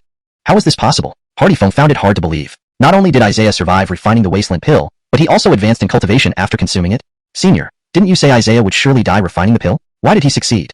Omar shuddered, worried about the future if Isaiah sought revenge. Such talent was alarming. Hardyfong, previously nonchalant, was now furious. Isaiah couldn't be underestimated anymore. This boy might be a future threat, Hardyfong muttered, his eyes gleaming with menace. Should we find a way to deal with him? I have plans. Rocky's injuries are mostly healed. I'll take him back to Gym City. Isaiah is heading there too. He's practically courting death. The Galen family in Gym City wouldn't let him off. Omar wondered about the relationship between the Galen family and the Wasteland Hall, and why they cared so much about Rocky. This Isaiah technically belongs to the Galen family, but since his father was expelled, no one acknowledges their existence, Hardyfong sighed. He had intended to ruin Isaiah with the Wasteland Pill, but now it only elevated him. Failing to kill him, he inadvertently created an enemy. Hardyfong looked grim. I'm leaving for Gym City today, he ordered. Omar immediately arranged a carriage. Isaiah rode out of Ancient City. Reflecting on his time at Heavenly Dao Academy, collecting pills and suffering humiliation, he felt bittersweet emotions. The humiliated youth now rose, advancing bravely under the setting sun, never looking back. As Isaiah departed, Black Iron Riders followed closely. Their leader watched him with sharp eyes. Despite the solemnity, the riders remained focused. Ancient City was remote and poor, while Gym City was relatively wealthy. The road leading to Gym City was wide and well-kept. Stopping at a post station, Isaiah decided to rest and enjoy the smell of wine in the air. Chapter 40. The Move Family. "Boss, bring me a jar of wine," Isaiah called out. The inn's assistant promptly served him fine wine and roasted chicken. Isaiah started eating heartily on his own. Isaiah was enjoying his meal when suddenly someone lunged from the side, which seriously ruined his appetite. That person appeared to be dressed as a man, but just now Isaiah noticed it was actually a bear. Wait, upon closer inspection, this was not a man at all, but a woman. This woman had a very delicate face with large eyes and willow leaf eyebrows, giving off an elegant and charming impression. She only disguised herself by tying her hair up and wearing a hat, causing people to mistakenly think she was a man. Clearly, she was cross-dressing as a man. Isaiah's peaceful meal was interrupted, naturally spoiling his mood. "Big brother, please save me," the woman cooed. Isaiah shuddered. He was particularly annoyed by such behavior. If it were another person, they would likely have been moved, but Isaiah paid no heed. Several men exuding killing intent approached. They wore green robes, seemingly members of some sect. Her cry of "Big brother" almost made one go weak in the knees. Isaiah found it extremely distasteful, even losing his appetite. The men who arrived felt a chill run down their spines, having never seen anyone so effeminate before. An adult man calling another "big brother" in such a flirtatious manner? They must have a screw loose. The men in green robes appeared quite skilled. The leader looked stern. Isaiah sized them up. They weren't highly ranked, only around the 6th rank martial artist level. Isaiah wasn't interested in them. "Are you his elder brother? You wouldn't happen to be another sissy, would you?" The man grumbled unhappily, still failing to recognize that this person was a woman in disguise. "Big brother, come to my room after I've dealt with him," she deliberately offered, hugging Isaiah tightly. For some reason, she thought Isaiah incredibly handsome, exuding an aura of regal dominance. Having received some benefit, Isaiah should help, right? The woman smiled and prepared to run, but was unexpectedly caught by Isaiah. A light palm strike sent her sprawling to the ground. The green-robed men were stunned, clueless about why Isaiah hit his own ally. "Don't flatter me here. I don't buy into this nonsense." Isaiah shook his head, smiling at the woman. How long could she keep up this act? There must be a reason for her male disguise. No matter what, this woman had ill intentions and wanted to use Isaiah. He wasn't foolish enough to believe that because she hugged him, he had to help her. It was absurd. The woman stood up, narrowing her eyes at Isaiah, surprised by his high cultivation. Where did this demon prodigy come from? His martial prowess was impressive, leaving her deeply shaken. She never expected to encounter hidden talent here. With a flick of his hand, Isaiah sent the woman's hat flying, her bun unraveling. The green-robed men were dumbfounded. "Wait, it's a girl? We didn't notice at all." The woman bit her lip, feeling humiliated. Was Isaiah intentionally doing this? Not helping her was bad enough, but hitting her and revealing her true identity was absolutely intolerable. "Wait, isn't she Miss Moo from the Moo family? Juniper?" The green-robed men turned pale, looking like they'd seen a ghost. "A wise man knows when to retreat. We'll surely die if we stay here. Let's run." These men fled rapidly, clearly afraid of Juniper. Juniper glared at Isaiah icily. "Looks like you don't know how cruel the Moo family can be. Run if you're smart." "Why should I run?" "Imph, you dare take liberties with me. You've got guts. You're the one who tried flattering me. Now you accuse me of taking advantage?" Isaiah thought she was unreasonable. Despite her beauty, which few men could resist, her icy demeanor kept everyone at arm's length. Juniper originally didn't want her family involved, hence her earlier actions. Reflecting now, she regretted it and decided this man must pay. The reinforcements arriving were all peak 7th rank martial artists. Isaiah handled them effortlessly. Indeed, leaving the ancient city, more and stronger warriors appeared. Isaiah realized his current cultivation wasn't enough in Bright City. "You really have courage. You may not know, but you'll soon have no place left to bury your body." "Hee hee, quit joking. Actually, I wanted to say I'm quite small," Isaiah teased. Juniper immediately grew angry, unable to tolerate such insolence. "You brat, you're dead. My family won't let you off." Isaiah turned to leave but was stopped by several men, all threateningly advancing. "You dared harm our young miss and think you can walk away?" Moo family members fiercely stated they wished to dismember Isaiah. "This scoundrel provoked me earlier. Since you're here, deal with him." The Moo family members readied themselves, ready to attack. Isaiah remained calm, making the Moo family somewhat wary of this composed youth. "Get lost, or you'll all die here," Isaiah warned coldly. Juniper couldn't believe Isaiah was still boasting despite the situation. Just one person. Where did he get such courage? "Lee, aren't you too full of yourself? Enoch against us? Some fool indeed. Let's finish him off without delay. You dare take liberties with our Moo family's third miss. Today, you will pay." They surrounded Isaiah. Juniper sensed something amiss. Isaiah's cultivation wasn't low. That palm strike revealed powerful elemental energy. He was clearly a martial expert. Now, the Moo family members were peak 7th rank martial artists. Dealing with an 18-year-old shouldn't be an issue. "If you won't back off, then I'll have to teach you a lesson," Isaiah said calmly, making the Moo family members tense up. Chapter 41. Do you think I dare not? Isaiah's expression turned serious as he immediately released his essence energy. A faint layer of it was visibly gathering around his hand, instantly creating an atmosphere of intense hostility. Seeing Isaiah with his essence energy unleashed, the people from the Moo family grew alert. His essence energy underwent a drastic change, emitting a surge of sword momentum that caught the Moo family off guard. Isaiah gently waved the chopsticks he had picked up from beside him. Combined with the reinforced essence energy, the several individuals from the Moo family were defenseless despite having already prepared themselves. Instantly, several limbs of theirs were severed. A scene so tragic and pitiful. Juniper hadn't anticipated such a development. The scene in front of her was extremely gory and frightening. When Isaiah had initially unleashed his essence energy, she wasn't overly surprised. But what came after the essence energy? Was it sword momentum? That was why it exerted such formidable power. This young man not only broke through to the second major realm, but also comprehended sword momentum. What a terrifying talent. The people from the Moo family howled like pigs, almost without any strength left for resistance. They soon all fainted. Isaiah smiled slightly. There was not even a ripple of disturbance within him. He was highly satisfied with his current power, though just this was still not enough. He needed to become stronger. It was clear that Isaiah had indeed broken through to the second major realm, and his martial prowess was extraordinarily high. Otherwise, it would have been impossible to defeat so many warrior masters in one go. The disparity in strength between them was simply too great. Juniper's expression froze as Isaiah turned and glared at her, an icy chill spreading over her. Did this young man really intend to kill her? Don't you dare think about killing me. Juniper's face went pale. Why? Do you think I don't dare? I belong to the Mu family. Huh, I don't care whose family member you are. If you provoke me, you will not end well. Isaiah sneered. Unwilling to suffer humiliation, Juniper quickly picked up her sword, seemingly intending to commit suicide. Originally, Isaiah thought she was a malicious woman, but he did not expect her to have such integrity. Considering how beautiful she was, Isaiah found himself unable to lay a hand on her. The knife in Juniper's hand flew out. Her eyes widened when she noticed her jade bracelet breaking under the sword momentum, which further highlighted Isaiah's terrifying strength. Although Isaiah now possessed formidable power, he did not possess the cruelty to exterminate women ruthlessly. Even striking a woman seemed unreasonable to him, let alone killing her. You can leave. Don't die in front of me. Isaiah left without turning back. Juniper bit her lip, feeling extremely dissatisfied. It was the first time someone had mocked her this way, and she vowed not to let this bastard off easily. Isaiah knew that leaving Juniper alive would be a future threat, but he didn't mind. As long as he continued to strengthen himself fast enough, no family would pose a significant problem to him. Even though Isaiah had already left, Juniper was too scared to move, intimidated by his overwhelming aura. The thing that troubled Juniper was that Isaiah showed no interest in her at all. Juniper took pride more in her beauty than her strength. No man could resist looking at her, but today Isaiah displayed complete indifference, deeply hurting her.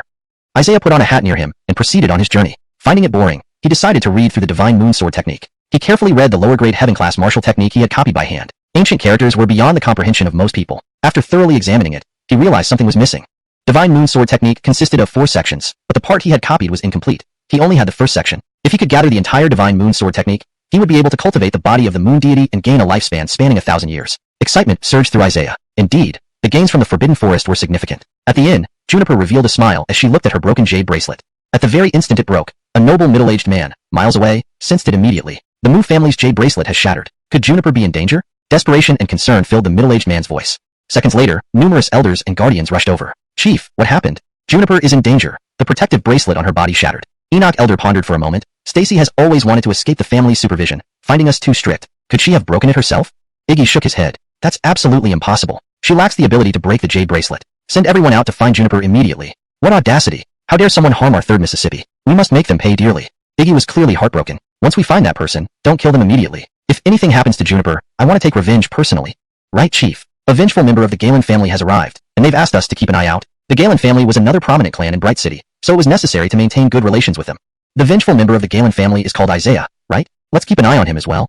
The Mu family convened their first emergency meeting. The entire mansion buzzed with activity, and the strong members of the Mu family were very curious about what had transpired.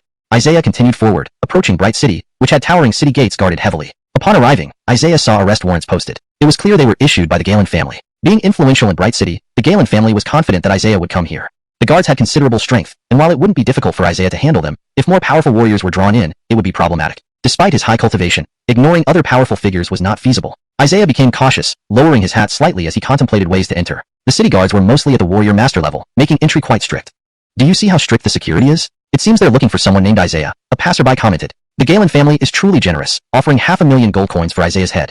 It's rumored that Isaiah's cultivation is formidable, far beyond ordinary people like us, another added. Even before entering Bright City, Isaiah's name was widely known throughout the city. He didn't wish to be so conspicuous. A low profile was safer. Isaiah wandered, contemplating how to enter the city undetected. A direct breach was out of the question. He had to use strategy. Casually, Isaiah noticed vendors selling various items at the city gate, and he curiously approached them. Their goods varied widely, ranging from peculiarly inscribed tiles to scrolls labeled as martial techniques, though some were fake.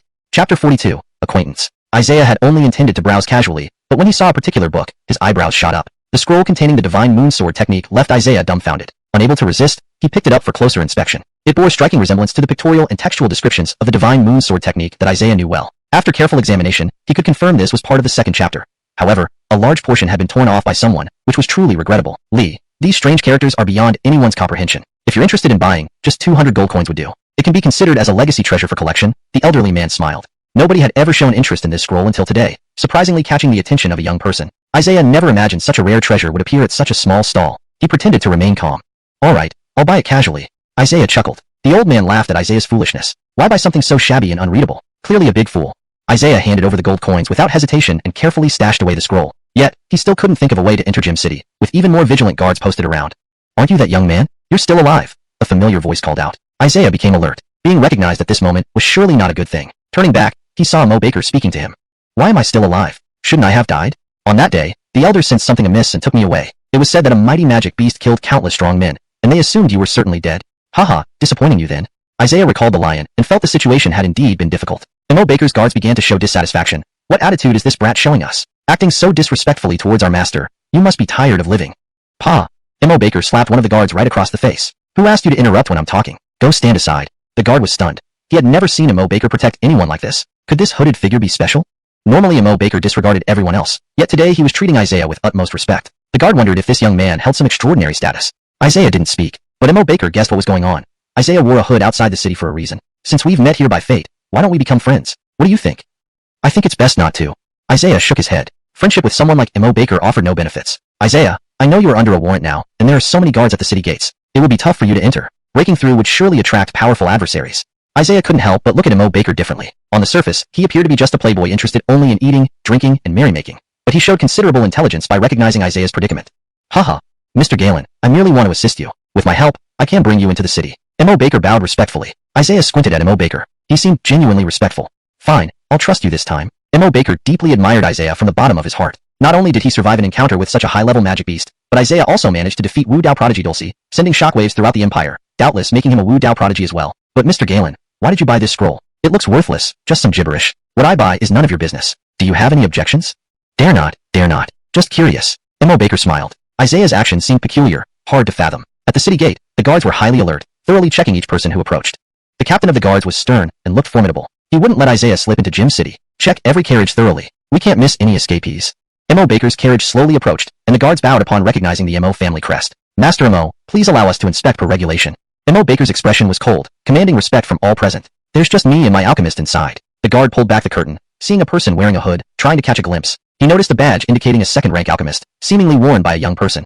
Sir M.O., we need to see the appearance of your alchemist. What? M.O. Baker immediately lashed out, kicking the guard away. I already said. How dare you? If you dare to look, I'll blind you. M.O. Baker roared angrily. The guard was terrified. M.O. Baker was infamous for being unreasonable, arrogant, and lawless. My apologies for disturbing. Please enter, Sir M.O., the guard said nervously. M.O. Baker smiled as the captain of the guards hurried over. Good to see you, Sir M.O. M.O. Baker knew the captain was tricky, so he threw a bag of gold coins over. Anything Sir M.O. needs, commanded. Money sure makes things simple. Inside the carriage, Isaiah had prepared to act, surprised at M.O. Baker's usefulness. He wasn't just any ordinary young master. Thus, they smoothly entered Gym City. M.O. Baker was excited, feeling honored to be alongside Isaiah. If he could gain insights from Isaiah, his own cultivation might leap forward. Now, Isaiah was known as the #1 genius of Gym City, making the Galen family gnash their teeth, determined to see him dead. M.O. Baker and the Galen family weren't on good terms, which prompted him to aid Isaiah. Isaiah had made a name for himself in the empire after defeating Dulcie and would surely achieve greater things in the future. Being close to such a person would benefit M.O. Baker greatly. If you're not in a hurry, why not rest at my residence for a few days? No need for that. I'm on a tight schedule. Maybe next time. M.O. Baker felt slightly disappointed but couldn't force Isaiah. Let me gift you a few second-rank pills. They will surely aid your cultivation. Wow, really? That's very generous of you. Such precious items. No problem, nothing much. Chapter 43, Moving Forward Together. To receive second-grade pills so easily, M.O. Baker was extremely grateful. In Jincheng, no one would do what Isaiah did. These were auxiliary cultivation pills, highly valuable. Mr. Galen, it's not wise for you to go out alone right now. Everyone in Jincheng is searching for you, and the Galen family is offering substantial rewards. There will be many people after you. Don't worry, I'm prepared for it, Isaiah said confidently. The major clans in Jincheng are the Galen clan, Mu clan, and my M.O. clan. I can't hide forever. I have my ways of dealing with things from now on. If Isaiah hid in the M.O. clan, it might bring them trouble. It was better not to involve others. Soon, Isaiah left the carriage. He could see patrolling guards everywhere in Jincheng. His destination was Tianlan sect, where internal strife never ends, and no faction is favored. Isaiah didn't walk far before stopping. Many martial artists appeared in front of him. Enemies had come seeking him much sooner than he expected. They wore the clothes of the Mu clan. Isaiah remembered clearly. These were people sent by Soraya. Are you Isaiah? It wasn't easy tracking you down, said a Mu clan member fiercely. You found me, but it doesn't matter. I admire your bravery somewhat. With so many people looking for you, you still dare to stroll around in broad daylight. Do you think you're not conspicuous enough? The Mu clan member asked. Interesting that Soraya sent you. How is our young lady? Spill it. I don't know what happened to her. You can look for her yourselves, Isaiah replied calmly. The Mu clan warriors seemed very agitated, as if they wanted to devour Isaiah. Today is your last day. If you had any sense, you would have fled long ago. Enough chatter. Let's get this over with. Isaiah became impatient. Quick resolution was what Isaiah wanted. Attracting more attention would not be beneficial. None of the Mu clan warriors had reached martial ancestor realm. They were all at the late or peak stages of martial master 9th level. That seemed high enough. Isaiah was certain none of them could match him. Soon, Isaiah released his essence energy, which startled the Mu clan warriors. Only those who had reached the second major realm could release their essence energy externally. This young man had already reached the second major realm? Their faces showed disbelief. You've already reached the martial ancestor realm? And you're so powerful? The Mu clan warrior's expression changed dramatically, realizing he had met a formidable opponent. No wonder Isaiah was so audacious. Even if he was a genius, his cultivation shouldn't exceed the 7th level of martial master. Why had he reached the martial ancestor realm? Was he from a great clan who poured cultivation resources into him while having outstanding talent in martial arts? That could explain such a cultivation level. But judging by Isaiah's attire, it was impossible. He wore only simple clothing. First, the release of essence energy, followed by sword momentum. It was even worse for the Mu clan warriors. Knowing they weren't Isaiah's match, his grasp of sword momentum made winning impossible. Isaiah naturally wouldn't use a sword here. A twig flew from the ground into his hand. He attacked using sword momentum, instantly knocking several Mu clan warriors to the ground, blood spurting. The strongest Mu clan warrior desperately defended himself, using defensive techniques to create a shield, hoping to survive. What he hadn't anticipated was the defense crumbling effortlessly under Isaiah's twig. The shield vanished in an instant. Just the release of sword momentum left the weaker Mu clan warriors unable to fight. Only one remained, utterly demoralized. Completely helpless. Isaiah expressed disdain. Ding. Master used heaven tier lower rank technique divine moon sword art. Experience plus 100 * 100 times. Isaiah looked at the Mu clan warriors coldly, knowing he could handle them easily. Seeing so many Mu clan warriors killed, the remaining one panicked. Due to hunting Isaiah, the Mu clan had lost many people. You're really strong, but this won't end here. Isaiah smiled. He brandished the twig, exuding overwhelming pressure. It was like a blade, causing endless fear. Not eliminating these people meant more would come after him. This time, Isaiah didn't show mercy. He wouldn't kill women, but other enemies must be eliminated. It seemed the Mu clan wouldn't let this rest. Isaiah didn't need to deal with them too much. Leaving early was best. That last warrior died under the force of the sword momentum. Isaiah left without looking back, feeling strongly that he would meet Soraya again. Isaiah didn't linger in Jincheng long. Heading toward Tianlan sect, Jincheng was vast, with Tianlan sect situated atop the highest point. A desolate path lay ahead, dark and hiding countless dangers. A troop passed by, but Isaiah paid them no mind. Oh sir, since you're going alone, why not travel with us? You're also heading to Tianlan sect, aren't you? A melodious voice rang out. Isaiah looked up to see a beautiful girl. Yes, I'm headed to Tianlan sect, but I prefer going alone. The girl was surprised. As a beautiful woman, why would Isaiah refuse her? They were heading the same way. Upon hearing this, the group's faces turned grim. Brat, what does that mean? Our young miss invited you, yet you refuse her. Quite the arrogance. Isaiah smiled slightly and retorted, why should I travel with you? Must I grant you this favor? Brat, you'll pay for this today. That's enough. If he refuses, don't pressure him. Stand down, the girl said sternly. This woman was attractive and mature, exuding an aura similar to an older sister, making it hard not to admire her. Seeing her reminded Isaiah of Dulcie. Both were beautiful, but their auras differed. Gallic Dulcie, she radiated power. Isaiah had a hunch she was equally strong, or perhaps stronger. If he clashed with these people, it would certainly be challenging. Isaiah remained alert, sensing the woman might attack. Chapter 44, Black Pupil Technique. Isaiah already had his hand on the hilt of his sword, ready to engage in battle at any moment. This girl seemed extraordinary. The color of the girl's eyes appeared strange, as if she could see right through Isaiah. Only then did Isaiah realize that eye-based martial techniques existed among girls too. It was precisely because he possessed an eye-based observation technique that Isaiah managed to learn a heaven-grade martial skill with 10,000 times faster cultivation efficiency. Seeing someone else use an eye-based technique made him tense up. On the Nine Dragons continent, such techniques were exceptionally rare and scarce. Encountering one now meant Isaiah would have to be extremely cautious. Even a moment's carelessness could cost him his life here. Since the other party used an eye-based martial skill, Isaiah decided to do the same. Observing the change in her eyes, it was clear her technique surpassed his. Ding! Master has used a mid-yellow rank ninja insight skill, earning 100 by 1,000 experience points. Ding! Congratulations! Master has achieved intermediate mastery of ninja insight. Ding! Congratulations! Master has achieved advanced mastery of ninja insight. Ding! Congratulations! Master has achieved peak mastery of ninja insight. The girl raised an eyebrow, surprised that she couldn't penetrate this young man's thoughts. Her black pupil technique could supposedly see through anyone's heart. However, Isaiah's eyes seemed to have some sort of defense that kept her out, preventing her from understanding his inner workings. This young man was incredibly strong, mastering an eye-based martial skill at such a young age. Ding! Master has observed a mid-mystic rank black pupil technique, earning 100 by 1,000 experience points. Ding! Congratulations! Master has learned black pupil technique, earned 100 by 1,000 experience points, and refined it to minor success. This allows for seeing through others' true abilities and increasing martial skill destruction power. Achieving minor success in black pupil technique came with years of related knowledge, experiences of cultivators who practiced this skill. This made Isaiah pause. This black pupil technique indeed seemed formidable, giving him a broader vision after obtaining it. Noticing Isaiah's eyes turn black, the girl was startled. The black pupil technique was exclusive to her family. No outsider should be able to learn it. How could this young man possibly know it? Ding! Black pupil technique has merged with ninja insight, combining their effects. Isaiah felt delighted inside. Ninja insight was a critical observation skill for him, mastered very quickly. Now, their fusion made his eye-based techniques even stronger. Would Miss Jacqueline like us to attack? Isaiah noticed the guard nearby, almost reaching the martial ancestor realm. The escorting warriors were all quite powerful, forming an impressive force. Jacqueline waved her hand, indicating there was no need to fight. She was now more curious about why Isaiah knew black pupil technique. Could he possibly be a lost member of the Gowing family? But upon closer inspection, Jacqueline felt somewhat disappointed. Isaiah wasn't a Gowing family member. Their bloodlines didn't match. Ding! Not everyone can cultivate black pupil technique. Practitioners might suffer backlash, which can be fatal if not handled properly. Isaiah paused. It seemed the benefits came with significant risks. If you want to know more, travel with us, Jacqueline suggested. Isaiah looked up. This girl seemed to read his mind, but he smiled gently. Do you understand all my thoughts? Not entirely, but you're quite remarkable. I don't know how to praise you enough, Jacqueline replied, her smile warm and comforting, like spring sunshine. Enoch of Jacqueline's companions gave Isaiah a disdainful glare. He was so cocky earlier, saying he wanted to go alone. How could he now ask to travel together? What shameless audacity. This gentleman, please get on the horse. Why not sit in the carriage? Isn't there a carriage available? Isaiah asked. A guard retorted. You want to sit with Miss Jacqueline? Impossible. Jacqueline waved off the objection. Let him sit inside. I have matters to discuss with him.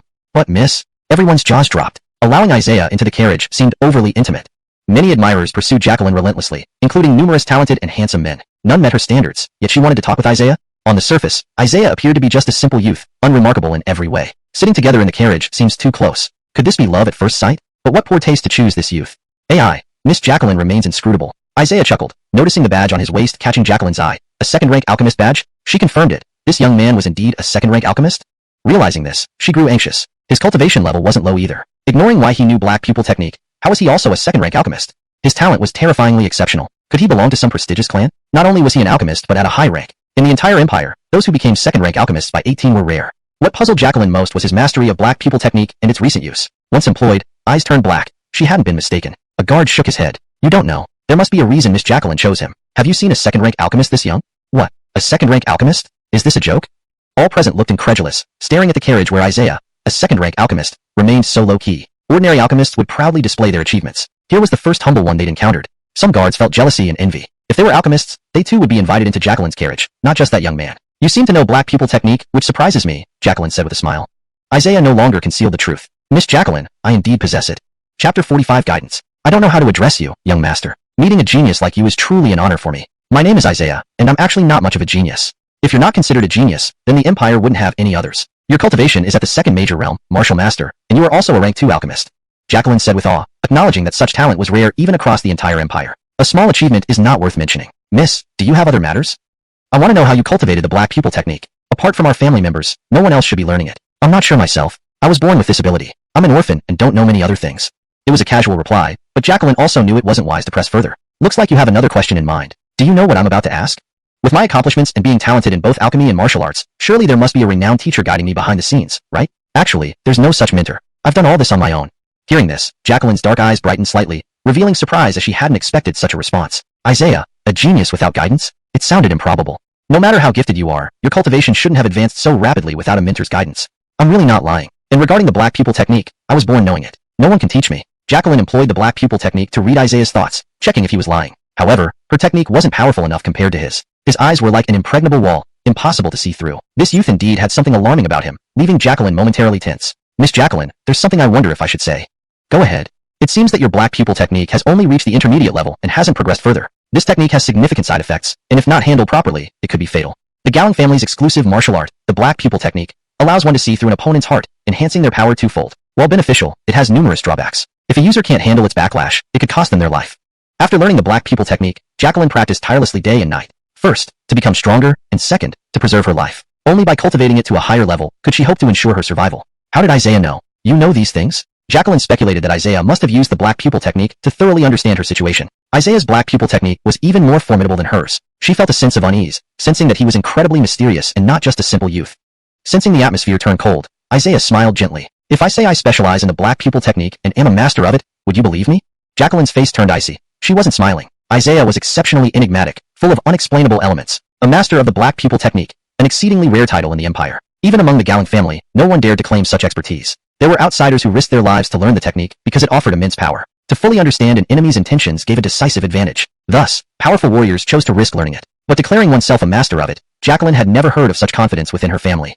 Isaiah didn't seem to be joking. His technique was indeed formidable, beyond her comprehension. The only explanation was that his technique far surpassed hers. So you should know how to control the black pupil technique? Isaiah appeared contemplative. After a few exchanges, Jacqueline realized whether he was genuine or not. The drawback of the black pupil technique lies in the eye. Its backlash strikes unpredictably. If it happens suddenly and the user can't control it, they could die. Jacqueline nodded. You mentioned knowing this since childhood. Who told you these things? I studied the black pupil technique intently and have gained substantial knowledge, Isaiah explained. So, how should one deal with its backlash?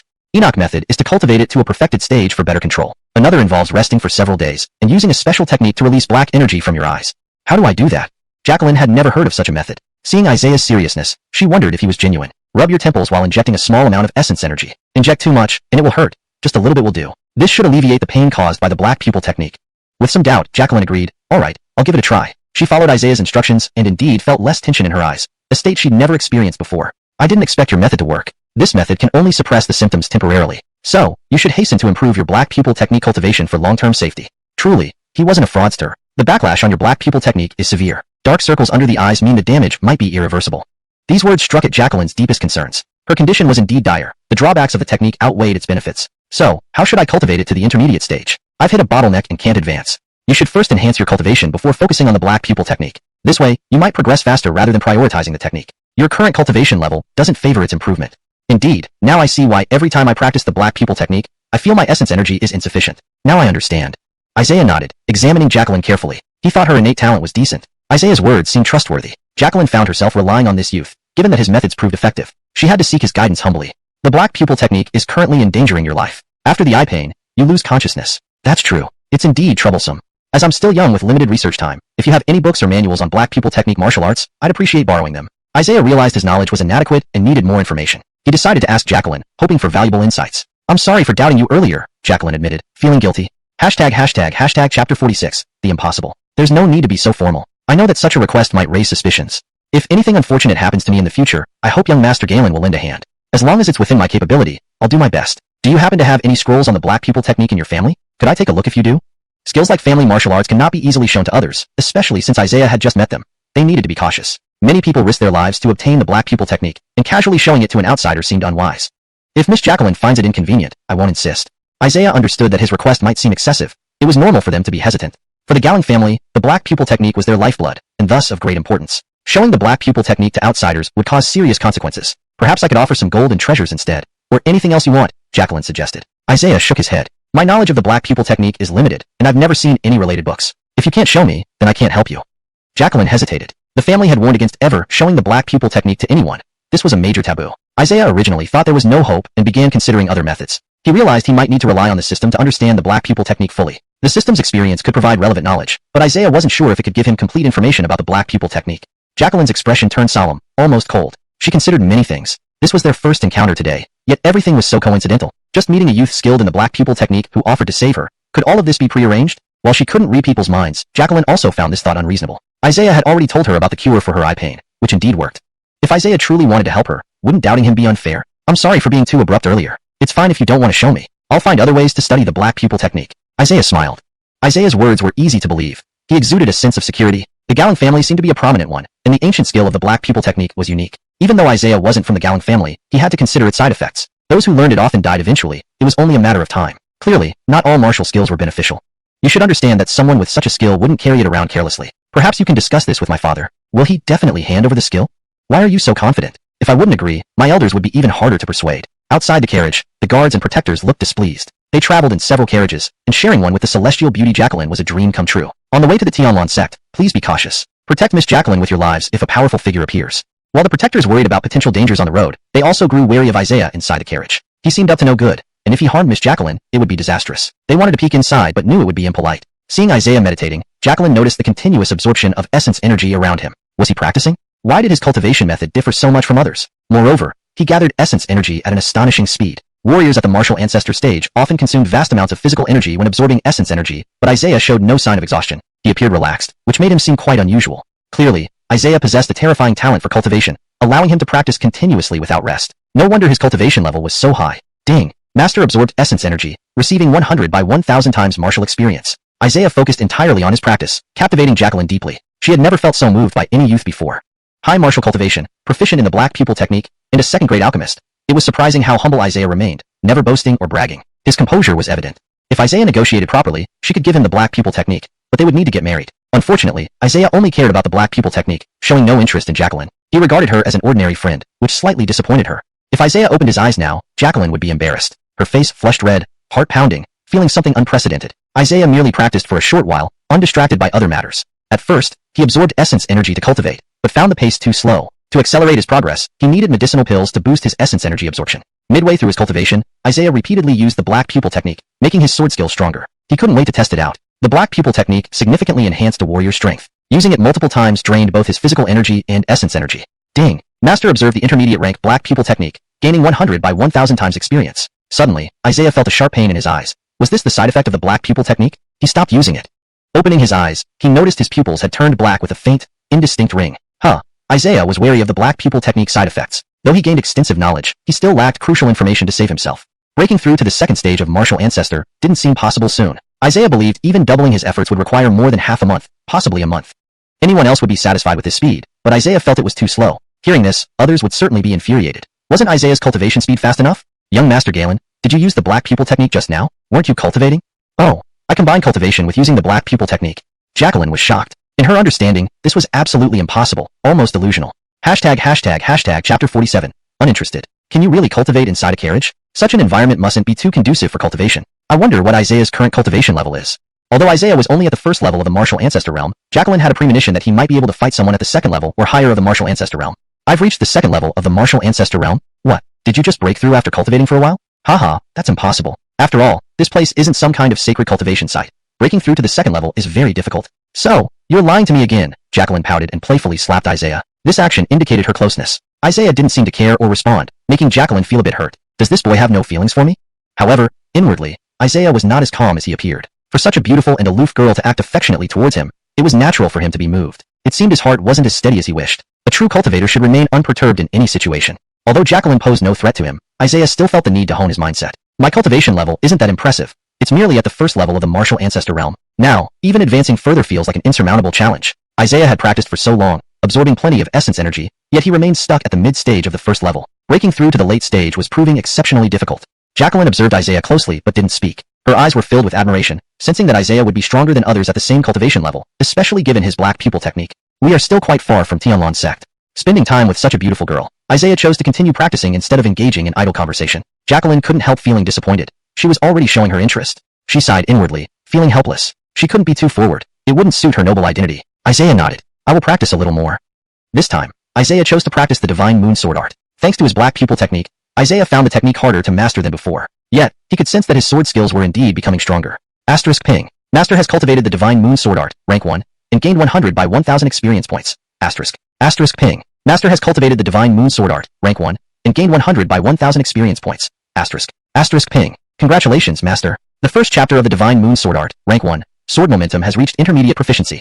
The sword momentum grew stronger. With his eyes closed, Isaiah sensed everything around him, turning anything into a weapon. The journey to Tianlan's sect was fraught with danger. Wild beasts could appear along the way, their origins unknown. Despite investigations by Tianlan's sect, no one had discovered the cause, making this route perilous, with many martial artists losing their lives en route. Enoch of the escort team leaders remarked, Gale Nikikshan, isn't Jacqueline being too much this time? I thought she showed interest in you last time. Gale Nikikshan shook his head. He too felt honored to talk with such a beauty. Therefore, he brought many capable helpers this time. But Isaiah's sudden appearance, particularly as a second-grade alchemist, was disheartening. Once we reach Tianlan's sect, I'll teach that boy a lesson. He needs to learn humility, Gale Nikikshan muttered unhappily. A second-grade alchemist wasn't anything special when there were allies within Tianlan's sect. The divine moon sword art was indeed extraordinary. After practicing, Isaiah immediately mastered the sword momentum, a supreme achievement. His sword skills advanced rapidly, allowing him to unleash sword chi, giving him a significant advantage in combat. Last time, he experienced Dulcie's formidable sword momentum. Even a minor hit could be fatal.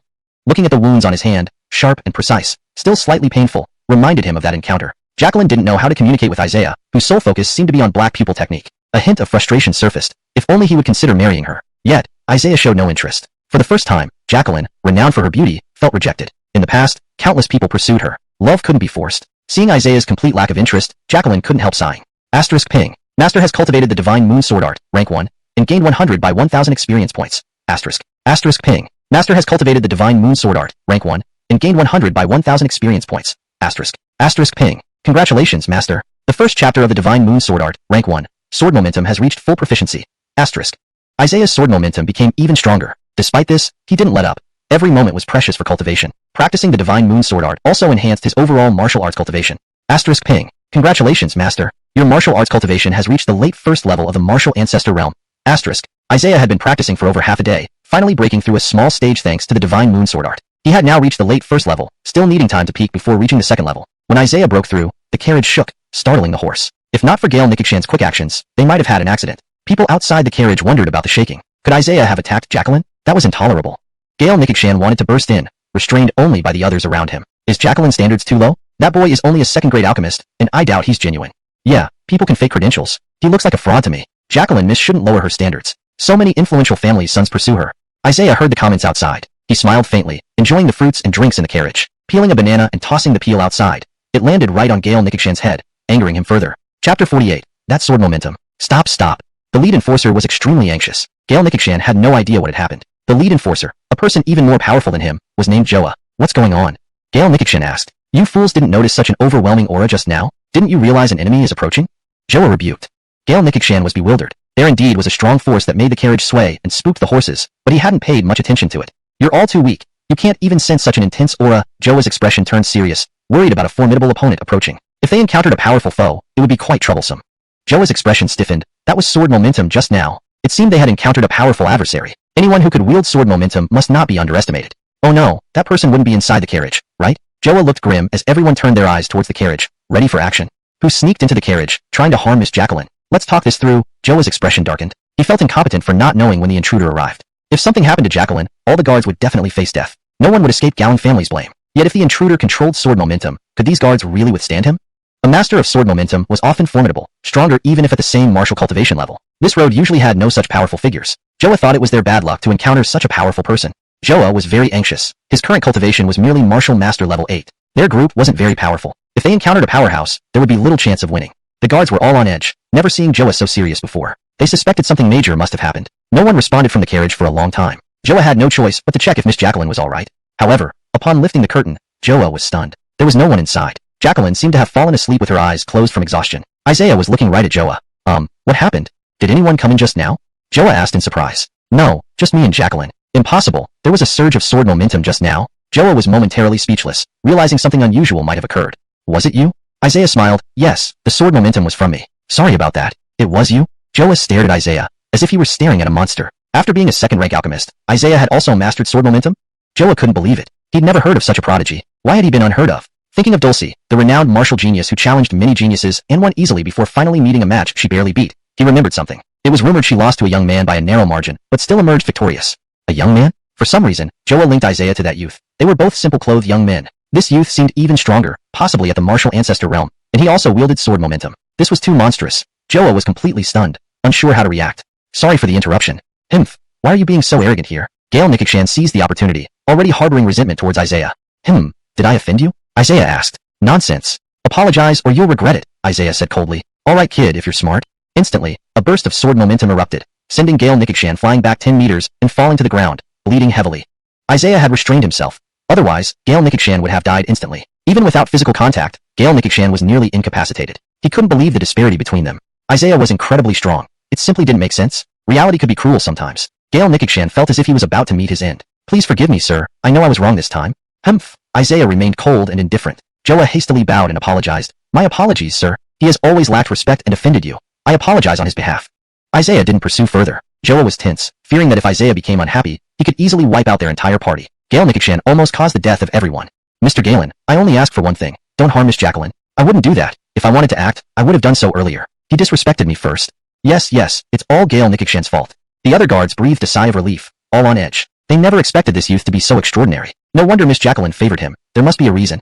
Everyone felt awe toward Isaiah. Even though he hadn't acted, Gale Nikikshan had already lost. What terrifying strength. If everything's fine, let's go, Isaiah asked. Yes, sir. Joa bowed respectfully and led the group forward immediately. On the ground, Gale Nikikshan cursed his bad luck. Severely injured, Joa gave him a pill to sustain his life. Joa was simultaneously amazed and pleased. If Isaiah showed interest in Jacqueline, it would be a huge gain for her. To Gowling family, Isaiah would be the perfect son-in-law. Relieved, Joa figured Isaiah wouldn't ignore any dangers they faced on this perilous journey. You're awake. Just opening her eyes, Jacqueline appeared dazed and beautiful, catching Isaiah's gaze multiple times. Yes, I slept for a while. Although she slept, she sensed something unusual had happened earlier. Chapter 49. Heavy Rain. It seems the genius sitting next to me is ranked in the Empire, Jacqueline said. Miss, you flatter me. I don't think so. Just because there hasn't been a competition, it doesn't mean you can't gain fame with one battle, Jacqueline said confidently. Isaiah's sword aura was strong. Though Jacqueline couldn't describe what level it was at, she knew it must be very powerful. The entire Empire probably wouldn't have someone more talented than Isaiah. At his age, he would certainly be the strongest, just not widely known yet. You mentioned that. How many geniuses does the Empire have?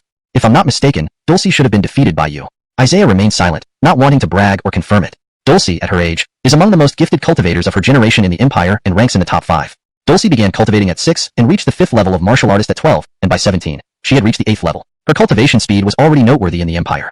Yet Dulcie had been defeated by Isaiah, indicating just how exceptional Isaiah was. Isaiah wondered about Dulcie's cultivation level during their last encounter. It had been a close win, and without some clever tactics, he might have lost. Jacqueline felt envious of Isaiah's achievements. Not only did he have an astonishing martial arts cultivation, but he was also a second-grade alchemist. This made many people jealous. Compared to Isaiah, Jacqueline felt insignificant. The gap between them was immense. You should plan for a long future ahead. This empire won't be your final destination. You're bound to achieve great things. It's truly an honor to meet you. Miss Jacqueline, you flatter me. I'm not as impressive as you say. Jacqueline thought it best to hand over the black pupil skill to Isaiah. Making friends with someone like him would be a blessing for the Gowing family.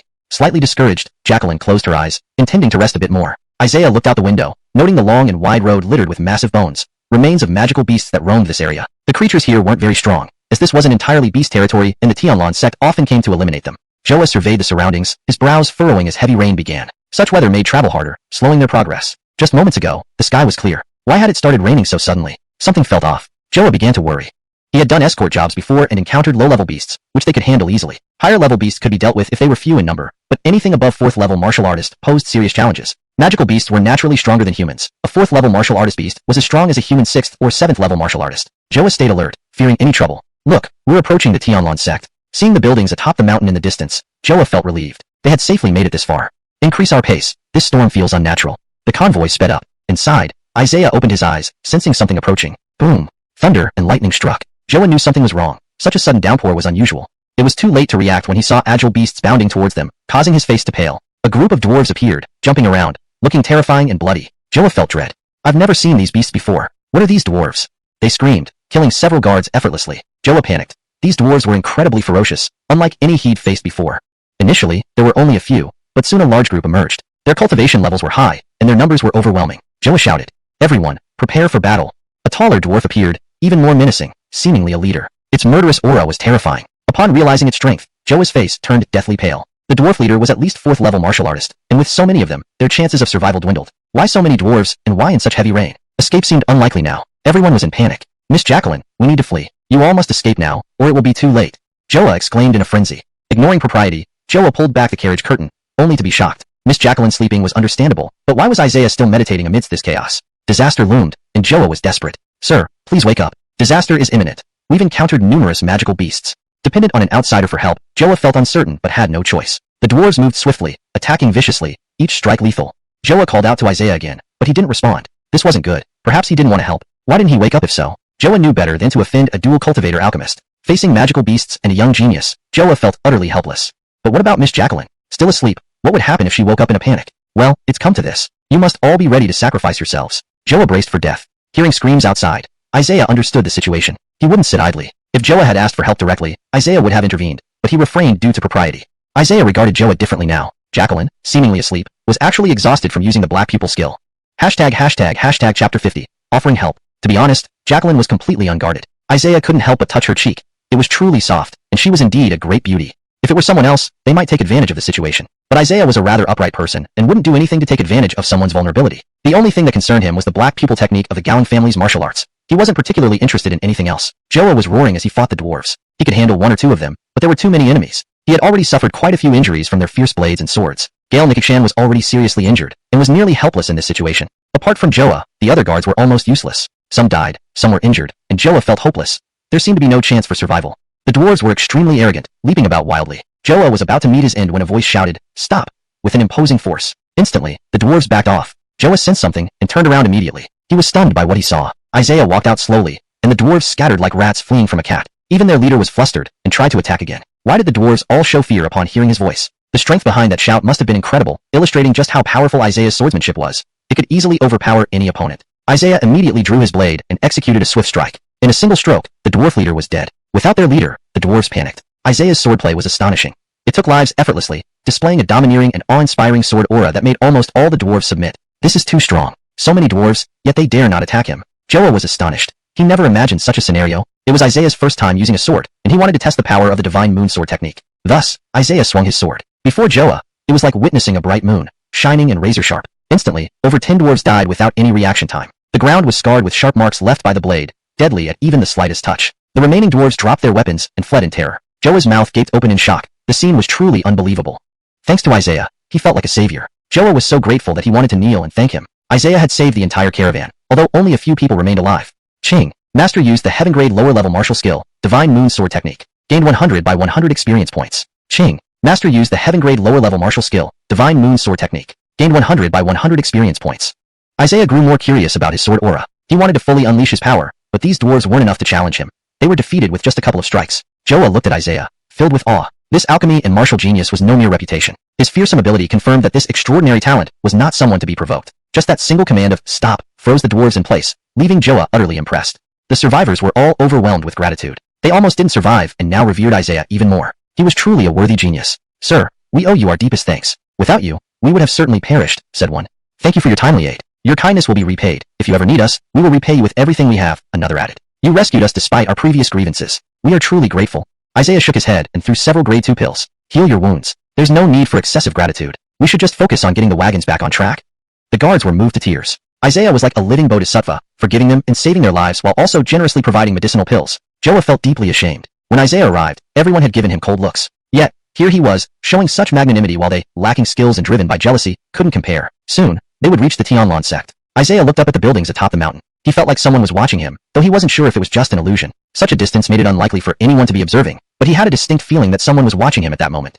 Returning to the carriage, Isaiah found Jacqueline sleeping soundly. He naturally couldn't sleep since they were approaching the Tianlan sect and needed to train. Otherwise, facing a powerful opponent could be troublesome. Soon, Isaiah was fully engrossed in meditation. Jacqueline woke up after an indeterminate amount of time. She opened her eyes and realized she was leaning against Isaiah's shoulder. Embarrassed by her lack of propriety, she noticed that Isaiah's eyes were closed, seemingly unaware. Well, it's done now. Jacqueline smiled faintly. Resting on Isaiah's shoulder was surprisingly comfortable, explaining why she slept so well. However, Jacqueline was a bit fearful being so close. If Isaiah suddenly lunged at her, she wouldn't know what to do. Despite his handsome looks, Jacqueline shook her head. She was thinking too much nonsense lately. Meanwhile, Isaiah continued meditating. She pouted slightly, finding him rather focused, unlike herself who was daydreaming. Isaiah was undoubtedly a martial genius, but acted wooden in other aspects. Perhaps he didn't care for her. Jacqueline also wanted to practice, but it was impossible. Isaiah could gather yuan qi while practicing, whereas the yuan qi here was too sparse for her. It would be a waste of energy. Remaining close to Isaiah made Jacqueline feel embarrassed. As a girl, she should be more active. Once Isaiah wakes up, wouldn't it be awkward? Looking closely at Isaiah, she found him more appealing the more she observed. Though young, just 18,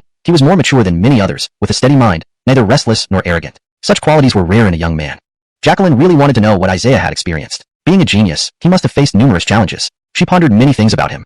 Chapter 51, A Master. Seeing the wound on Isaiah's hand, it was clear he had been through a brutal battle. The wound looked rather frightening. Jacqueline wanted to ask him about it. If others knew that Jacqueline and Isaiah were alone in the carriage, and they were quite close, with Jacqueline even leaning on Isaiah's shoulder, her admirers would definitely want to tear Isaiah into pieces. The inevitable moment had arrived. They were almost at Tianlan's sect. Galen, you might part ways with him here. Just thinking about this made her heart ache. Was there any way to prevent him from leaving? Tianlan's sect was now in sight. Isaiah did not rush to go out to see the scenery outside. He could feel its grandeur just by relying on his senses. There stood an enormous gate with 2 colossal stone pillars, upon which Tianlan's sect was inscribed in majestic letters. The place resembled a vast palace, bustling with people from various sects and clans. Isaiah came here not only because it was a holy land for cultivation, but also because it had some connection to the Wasteland Hall. He wanted to try his luck here. Joa escorted the convoy, but their numbers were now few. Although they ultimately received payment, it felt like they had narrowly escaped death. Encountering strangers in the future could truly be fatal. Miss Jacqueline, we have arrived at Tianlan's sect. The residence of the Gallant family is within the sect and will be reached soon, Joa announced. Okay, she replied softly. Isaiah also stopped cultivating, lost in thought. When Jacqueline stepped out of the carriage, she noticed that many had disappeared. Joa recounted the events to her. What? That actually happened? Jacqueline asked in surprise. Thanks to Mr. Galen, or else none of us would have survived. I must thank Mr. Galen properly then. Jacqueline had been unconscious due to weakness and thus unaware of what had transpired. Miss Jacqueline, you're lucky this time to have met Mr. Galen who saved all our lives. Otherwise, encountering such formidable monsters would have cost us everything. Joa still sounded full of gratitude. Jacqueline nodded. Isaiah got down from the carriage, finding the square of Tianlan sect to be even more expansive. For a moment, he didn't know where to go. Mr. Galen, if you're not in a hurry, why don't you come to our residence? Jacqueline invited. Sure. He actually agreed? Jacqueline had been thinking of ways to persuade him, fearing he might refuse. Why did he agree so suddenly? Don't tell me you don't welcome me? Isaiah teased. No, I'm too happy. This way please. Jacqueline smiled warmly. Within the boundaries of Tianlan sect, several prominent families resided, including the Galen family, which held significant positions in the sect. Isaiah walked slowly. Ding. Master used the lower yellow rank martial skill wind step, gaining 100 by 1000 skill experience points. Ding. Congratulations, Master. Wind step has reached its peak stage. Ding. Master used the lower yellow rank martial skill wind step, gaining 100 by 1000 skill experience points. Ding. Congratulations, Master. Wind step has advanced to mid-yellow rank martial skill moon step. On the journey, Isaiah traveled using moon step. Jacqueline felt anxious, worrying how to prevent conflicts between the family and Isaiah. The Galen family was known for their arrogance and wouldn't easily tolerate outsiders. Isaiah's primary goal was likely for the black pupil technique. If a conflict erupted during his visit, it would benefit neither side. Jacqueline struggled to find a way to convince her father to avoid disputes with Isaiah. As Isaiah entered the Galen family residence, he immediately sensed its uniqueness. Though the Galen family seemed less welcoming to outsiders, Isaiah wasn't concerned since Jacqueline had invited him. Please wait here, Mr. Galen. I'll see father and return shortly. Jacqueline looked worried, perhaps due to concern for him. Why would a young man come to the Galen family? Servants murmured. Who knows? Probably another fool. He'll leave disgraced soon enough. Isaiah remained cautious, mindful of being in unfamiliar territory. In a hurry, Jacqueline approached her father, Ian, who was still engrossed in a book. Jacqueline, you're back? It said the roads are dangerous, with many beasts appearing, Ian said sternly. Jacqueline hesitated, unsure how to speak. She did not want Isaiah's visit to end poorly, as provoking a genius could bring disaster to the Gowing family. Father, you know my condition. The black pupil technique has left me increasingly weak, Jacqueline said. Daughter, rest assured. I'll find a solution. I've contacted many alchemists for help. Please be patient, Ian sighed. I encountered a master. A master? Ian's tone turned displeased. A youth? Yes, father. He calls himself a master of the black pupil technique, knowledgeable in it and offered helpful advice. Haha, daughter, you're confused? Even members of our clan wouldn't dare call themselves masters. That boy must be a fraud. He gave me a method that relieved my eye pain, Jacqueline persisted. Ian observed Jacqueline dubiously, trying her suggested method. Surprisingly, his eyes felt better. Much needed relief after years of suffering. Impossible. How can this work? Ian marveled, starting to believe it. Perhaps this youth was indeed a hidden master. Anything was possible in the vast world. See, father, his methods do work. Moreover, he claims to be a master of the black pupil technique, not a fraud. He has already attained the first stage of martial ancestor realm and is only 18. Is there really such a youth? Ian asked incredulously, shocked by the youth's achievements. Hashtag chapter 52, conditions. If this young man truly possesses such abilities, it would be incredible. Ian's expression grew heavy. Jacqueline is a steady and composed child. She wouldn't praise someone excessively like this without good reason. To achieve the first level of martial ancestor at 18, Ian felt envious inside. He had witnessed countless geniuses, but an 18-year-old first-level martial ancestor was undoubtedly a monstrous genius. Father, I believe this person can save my life. Otherwise, the black pupil technique will claim my life. Ian nodded. Although he had sought many alchemists and various methods, none were guaranteed to work. We must immediately talk to this young master, Ian said with renewed enthusiasm. But father, I hope you can control your temper, or things might get awkward, Jacqueline advised. I understand. Daughter, as long as he can save your life, I will agree to anything. Father, do you really mean anything? Jacqueline asked. Does he have a way to save you? I can hardly wait to meet such a great master. Jacqueline seemed hesitant, and Ian knew she had something to say but hesitated. He can save you, but he has conditions. What, does he want you for himself? Ian asked. Father, what are you saying? Jacqueline blushed. Haha, if you bring back a world-class genius, I won't blame you. I'll support you. But what condition did he propose? Tell me. Ian also hoped to gain a son-in-law with immense talent. If Isaiah truly wanted Jacqueline, it might make her happy, but alas, Isaiah only wanted the martial technique of the black pupil technique. He wants our family's ancestral martial technique, the black pupil technique's martial art. Upon hearing this, Ian halted abruptly, his face turning grave. The martial technique of the black pupil technique? Ian's tone was icy cold. Jacqueline saw her father's reaction and feared there was no hope for negotiation with Isaiah. No, I need to see that youth myself and decide how to proceed. Ian hurriedly went towards where Isaiah was. Initially, Ian hadn't planned this. Jacqueline worried about a potential argument between her father and Isaiah. Both were proud men who wouldn't easily yield. Father, do you know the major events that have recently occurred? Which one? Simon being defeated. It shocked the entire empire. Ian chuckled. Yes, I've heard of it. I never thought genius Simon would lose. I imagined he'd be unbeatable. Suddenly Ian paused. Why, daughter? What are you trying to say? Did that youth defeat Simon? Jacqueline nodded slightly. Given his young age and high cultivation, it must have been him who defeated Simon.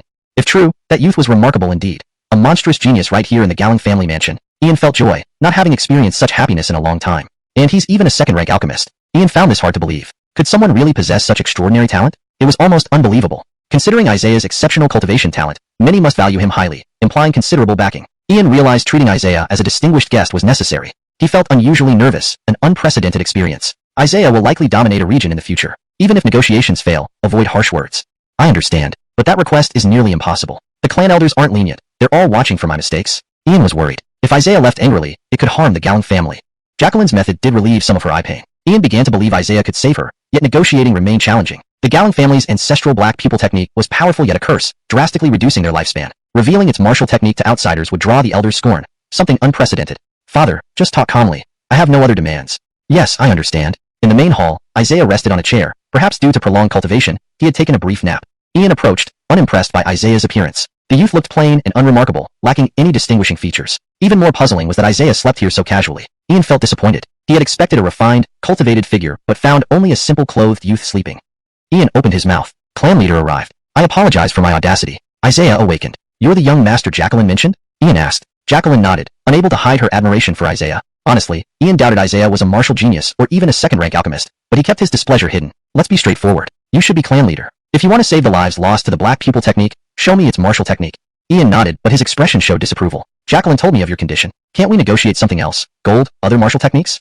Isaiah shook his head. Gold or other techniques held no interest. Without seeing the black pupil technique's martial art, his own life was at stake. He needed it urgently. I just want to study it. My research lacks crucial knowledge of the black pupil technique, which can resolve my confusion and save our lives, Isaiah declared firmly. For the first time, Ian was speechless, falling silent momentarily while Isaiah appeared assertive. This concerned Jacqueline. Would they resort to violence over disagreement? If so, it would be disastrous. Isaiah had surveyed the estate. If necessary, he could find the martial technique using his strength, confident it wouldn't be difficult. Chapter 53. Should not have come. If it doesn't work out, I'll take my leave then. Isaiah made a salute and said. Ian swallowed hard. He felt somewhat indecisive. Isaiah's confident demeanor was rather convincing. Since Master Galen has come all this way, why are you in such a hurry to leave? Did my Galen family not provide adequate hospitality? Why don't you stay for a few days? Perhaps the Tianlan sect can offer some assistance. I don't need any special help. This sect is perfectly suitable for those who rely on their own strength. When you've thought it through, come find me. It won't be difficult to locate me within the Tianlan sect. Isaiah smiled politely. In fact, Isaiah possessed extensive knowledge about the black eye technique, gathered from many warriors over centuries. Some of this knowledge included martial arts techniques, but not entirely. This discrepancy caused him much distress. Most importantly, he needed to figure out how to save his life using the black eye technique. Isaiah did not wish to lose his life over a martial art. Alright, if you need help, feel free to find me. Isaiah took out a piece of paper. This is another method to treat eye pain, though it's only temporarily effective. Please consider it soon. Ian accepted the paper and scanned it. He was astonished by its contents. This seemed like an unconventional remedy, and eye pain caused by the black eye technique was not something to be taken lightly. Jacqueline quickly followed up. I'm sorry, I can't assist with family matters. It's fine. I'll figure something out, Isaiah decided firmly. The black eye technique's martial art must be obtained at all costs, even if it required using some means.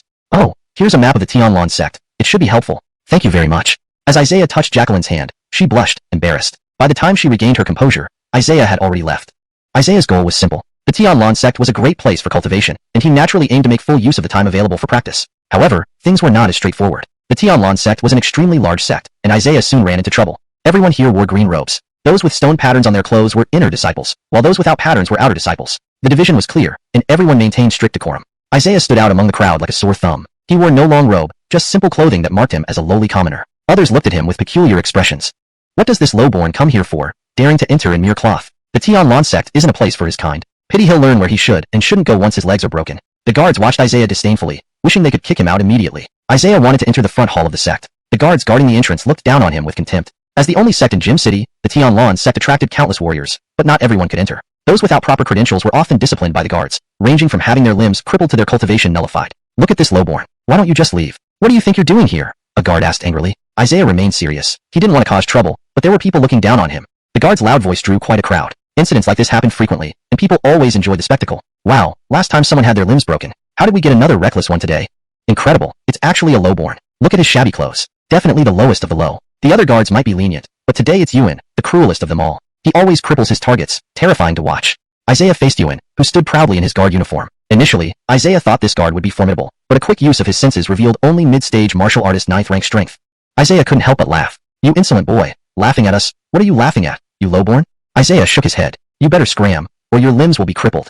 What, you lowborn? I see you're tired of living. Yuan punched with overwhelming force. The power behind it could crush even solid granite. Everyone thought Isaiah would end up spitting blood, suffering a miserable fate. For Isaiah, Yuan's punch was agonizingly slow. His black eye technique saw through every movement. Isaiah casually threw a counterpunch. With a crack, Yuan's bones shattered. His face contorted in agony after taking a blow from Isaiah. In an instant, Yuan flew out, crashing heavily into a pillar, rendered unconscious and disfigured. No one saw what happened clearly, yet the current scene shocked everyone. Their expressions were bewildered, and no one could speak. Yuan, an inner disciple, had been punched away and wouldn't stand again. Everyone believed they must have misjudged the situation, but reality was harsh and undeniable. Silence fell upon the surroundings. Is this possible? Did I see correctly? Yuan was defeated so easily. This is too unbelievable. Seeing the person on the pillar confirmed their doubts. Reality was indeed harsh and utterly unbelievable. Everyone knew Yuan was a high-level martial artist 9th rank, among the stronger guards. Yet Isaiah had dispatched him with one punch. They hadn't seen how Isaiah moved, as it was too fast. His strength was overwhelming. Everyone watched Isaiah with awe, feeling chills run down their spines, and dared not disrespect him. Just moments ago, they called him a lowborn, but now their attitudes changed completely. His cultivation must be beyond martial artist 9th rank. Could he be a martial sage? Isaiah was definitely a martial prodigy. Alright, no one else will dare stop me now, Isaiah laughed and walked forward. Everyone trembled in fear. Isaiah knew more trouble would come. After all, he wasn't a member of the Tianlan sect. Outsiders trying to enter for cultivation would inevitably face challenges. That was also a concern. Isaiah wasn't yet powerful enough to disregard all the sect's strong individuals. Just then, a stunning woman appeared. Chapter 54. Reunion. Dulcie was dressed in a long blue robe, her beauty ethereal and more elegant than ever. Despite this, the icy demeanor she carried had not diminished at all. Her appearance immediately drew the attention of everyone present. Is it really her? We can actually see Dulcie in person. It's really her. She's even more beautiful than I imagined. But it seems like she's here for something specific. Of course, this is the main gate of the Celestial Mist sect, and with such a big commotion, it wouldn't be surprising since Dulcie knows Yuan. Everyone murmured excitedly. Ever since Dulcie appeared, there was a stir among the crowd. Her reputation within the Celestial Mist sect was formidable. Every genius of the sect had been challenged by her, and all had lost to her. Coupled with her stunning appearance, she left an indelible impression on everyone. The leader of the Celestial Mist sect had personally offered Dulcie membership into the sect, but she had politely declined. The Celestial Mist sect wasn't strong enough to retain someone like her yet. With Yuan being beaten up like this, Dulcie will surely take action. I heard they're acquaintances, almost friends. Yes, that's what everyone is saying. Yuan was attacked, so Dulcie definitely won't just sit by and do nothing. That plain-clothed youth is in deep trouble now. It would be too easy for Dulcie to challenge him. Everyone thought Isaiah was in for it. Since Yuan was beaten, Dulcie would surely help him get revenge. Moreover, Dulcie was naturally inclined towards combat, leaving Isaiah no choice but to fight. Look, Dulcie is walking towards that plain-clothed youth. If they really engage, the youth is going to be devastated. He'll be defenseless against her. Who would have thought he dared to beat Yuan? Dulcie's victory is certain. There's hardly any suspense. Isaiah glanced up and saw a familiar face. Dulcie, as cold and frosty as ever, looking exceptionally poised. It seemed she had become even stronger in the time they hadn't seen each other. I didn't expect you to reach the Celestial Mist sect so quickly, faster than I imagined, Dulcie said, blinking her beautiful eyes and speaking softly. You flatter me. You seem to have grown stronger yourself. Dulcie quickly noticed the sword hanging from Isaiah's waist, a sense of familiarity washing over her. Last time they met, Isaiah couldn't use swords. Why did he have one now? It felt like the sword belonged to her family, so familiar. Can you use swords now? Yeah, I learned a few moves from you. Sword momentum seems quite effective. Isaiah smiled, gently touching the hilt. At that moment, Dulcie sensed it, a formidable sword momentum. However, Isaiah hit it too deeply, preventing Dulcie from gauging its strength. How long has it been? You've already mastered sword momentum? After a brief moment of shock, Dulcie regained her composure. I never thought you'd grow so strong. Now I realize I'm far inferior to you, Dulcie admitted, slightly disappointed. She had hoped to surpass Isaiah, but the gap between them had widened too much. It seems I can't hide anything from you, Isaiah chuckled, though he felt a hint of worry. Dulcie could see through his cultivation to the Wu Zone realm and detected his mastery of sword momentum. Ding! Master observed black pupil technique at mid-stage mystic rank. Experience gained 100 by 1,000 times. Isaiah tried to see through Dulcie's cultivation but found it futile. He couldn't even discern her thoughts. Clearly, Dulcie possessed considerable abilities, remaining enigmatic even to Isaiah's black pupil technique. Just as Dulcie finished speaking, everyone around them was speechless, stunned by the explosive news. Did she just admit she was inferior to a plain-clothed youth? Such a revelation shocked them all. To think someone could outmatch Dulcie, whose prowess was unmatched among the young geniuses of the Celestial Mist sect. What kind of overwhelming strength did this youth possess? No wonder he easily defeated Yuan earlier. Everyone stood dumbfounded, unable to respond. The Ice Queen who once kept everyone at arm's length is now chatting with the youth. What's going on? They must know each other. Look at how Dulcie admires Isaiah. How enviable. Suddenly, the crowd realized something. Dulcie talking to the youth for so long. Might this mean he was the one she had lost to before? I heard the leader of Celestial Mist sect invited you to join the inner disciples, but you refused? Don't mock me. If you were in my place, you'd feel the same. This place can't hold someone with great talent, Dulcie explained. Inside, she was stirred with excitement. Seeing Isaiah wield a sword made her eager for another match. She wouldn't make the mistake of underestimating him in close combat again. How about we duel once more? Dulcie asked. Sure. I've noticed your interest in my sword for a while now, Isaiah replied, realizing his sword scabbard resembled Dulcie's but was more refined. Why can you move around here so freely? Simple. It's because of my family background. Don't worry. As long as you stay by my side, you'll have the same freedom, Dulcie smiled. Thank you. Many disciples of the Celestial Mist sect looked at Dulcie but failed to catch her attention. From start to finish, she didn't even glance at them. The inner disciples harbored resentment towards Isaiah, finding it hard to compare him to their elite status. As Dulcie, the idol of many, now walked beside Isaiah, it ignited jealousy and envy, but none dared voice dissatisfaction due to Isaiah's cultivation. If he were just an ordinary disciple, many would have challenged him, admiring how he could converse so casually with Dulcie. Do you have a request for our match this time? Isaiah asked curiously. Sure. What is it? If I win, can you give me your sword? Isaiah lifted his sword, which could open a portal to another world, making it his most valuable treasure. He wasn't keen on giving it up, but he believed he wouldn't lose unless Dulcie improved at the same rate as him. ####Chapter 55, Duel. Alright, I agree. Never thought you'd be interested in my sword. Isaiah chuckled as he lifted his scabbard. Dulcie looked at the sword with great anticipation, like it was a priceless treasure, shimmering with countless golden lights. She couldn't stop wondering why she felt so familiar with it, and that it seemed 10 times stronger than her own sword. After Isaiah and Dulcie left, several people carried Yuan away. His injuries were too severe. His dantian was almost completely destroyed. I think we should inform Graham about this. Otherwise, Yuan will definitely die. An inner gate disciple hurried to the main hall to tell Graham. At Graham's residence, he was leisurely sipping tea, delighted after taking a pill. The inner gate disciple rushed in, visibly flustered and anxious. Graham, something terrible has happened.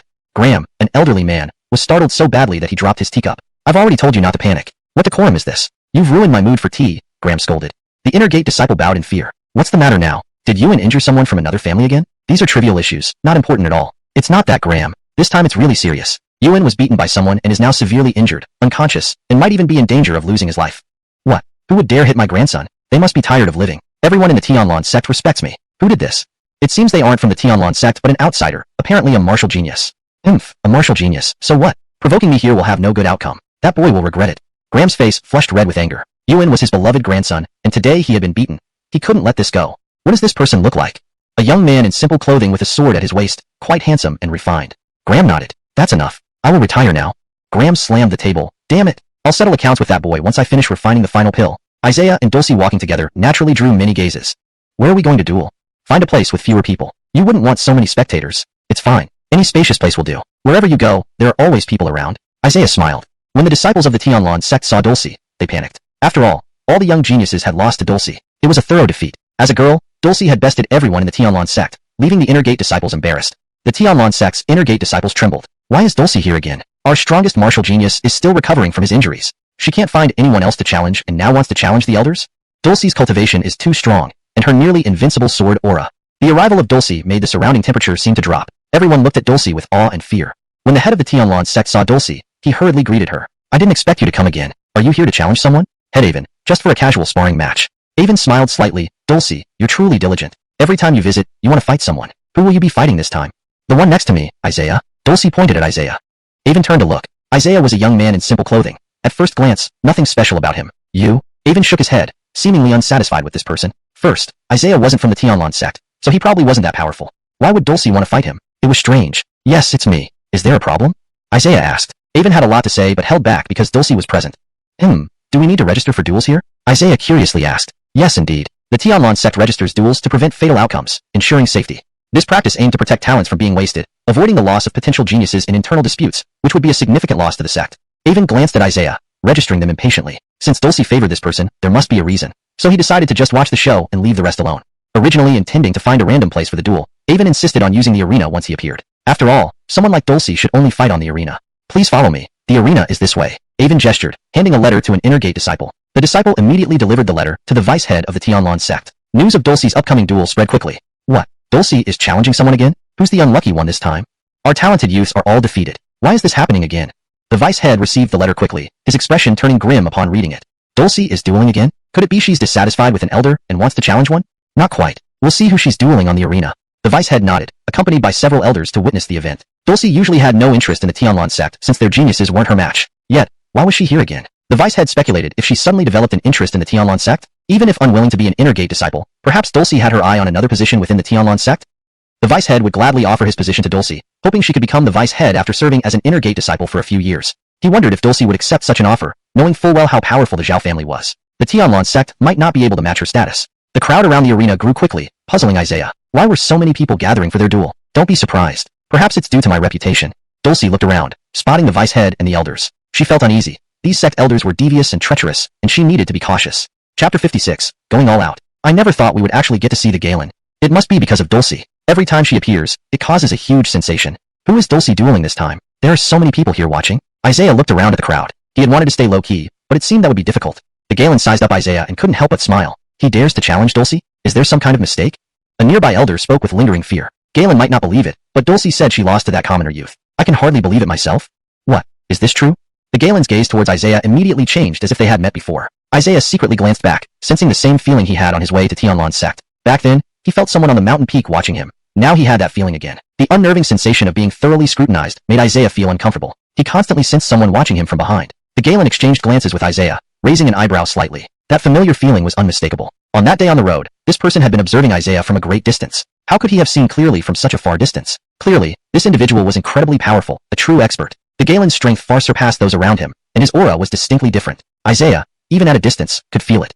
This person was no ordinary character, Isaiah realized. He couldn't afford to let down his guard in Tianlan's sect. He was alone here, with no family or friends. If something happened, no one would come to his aid.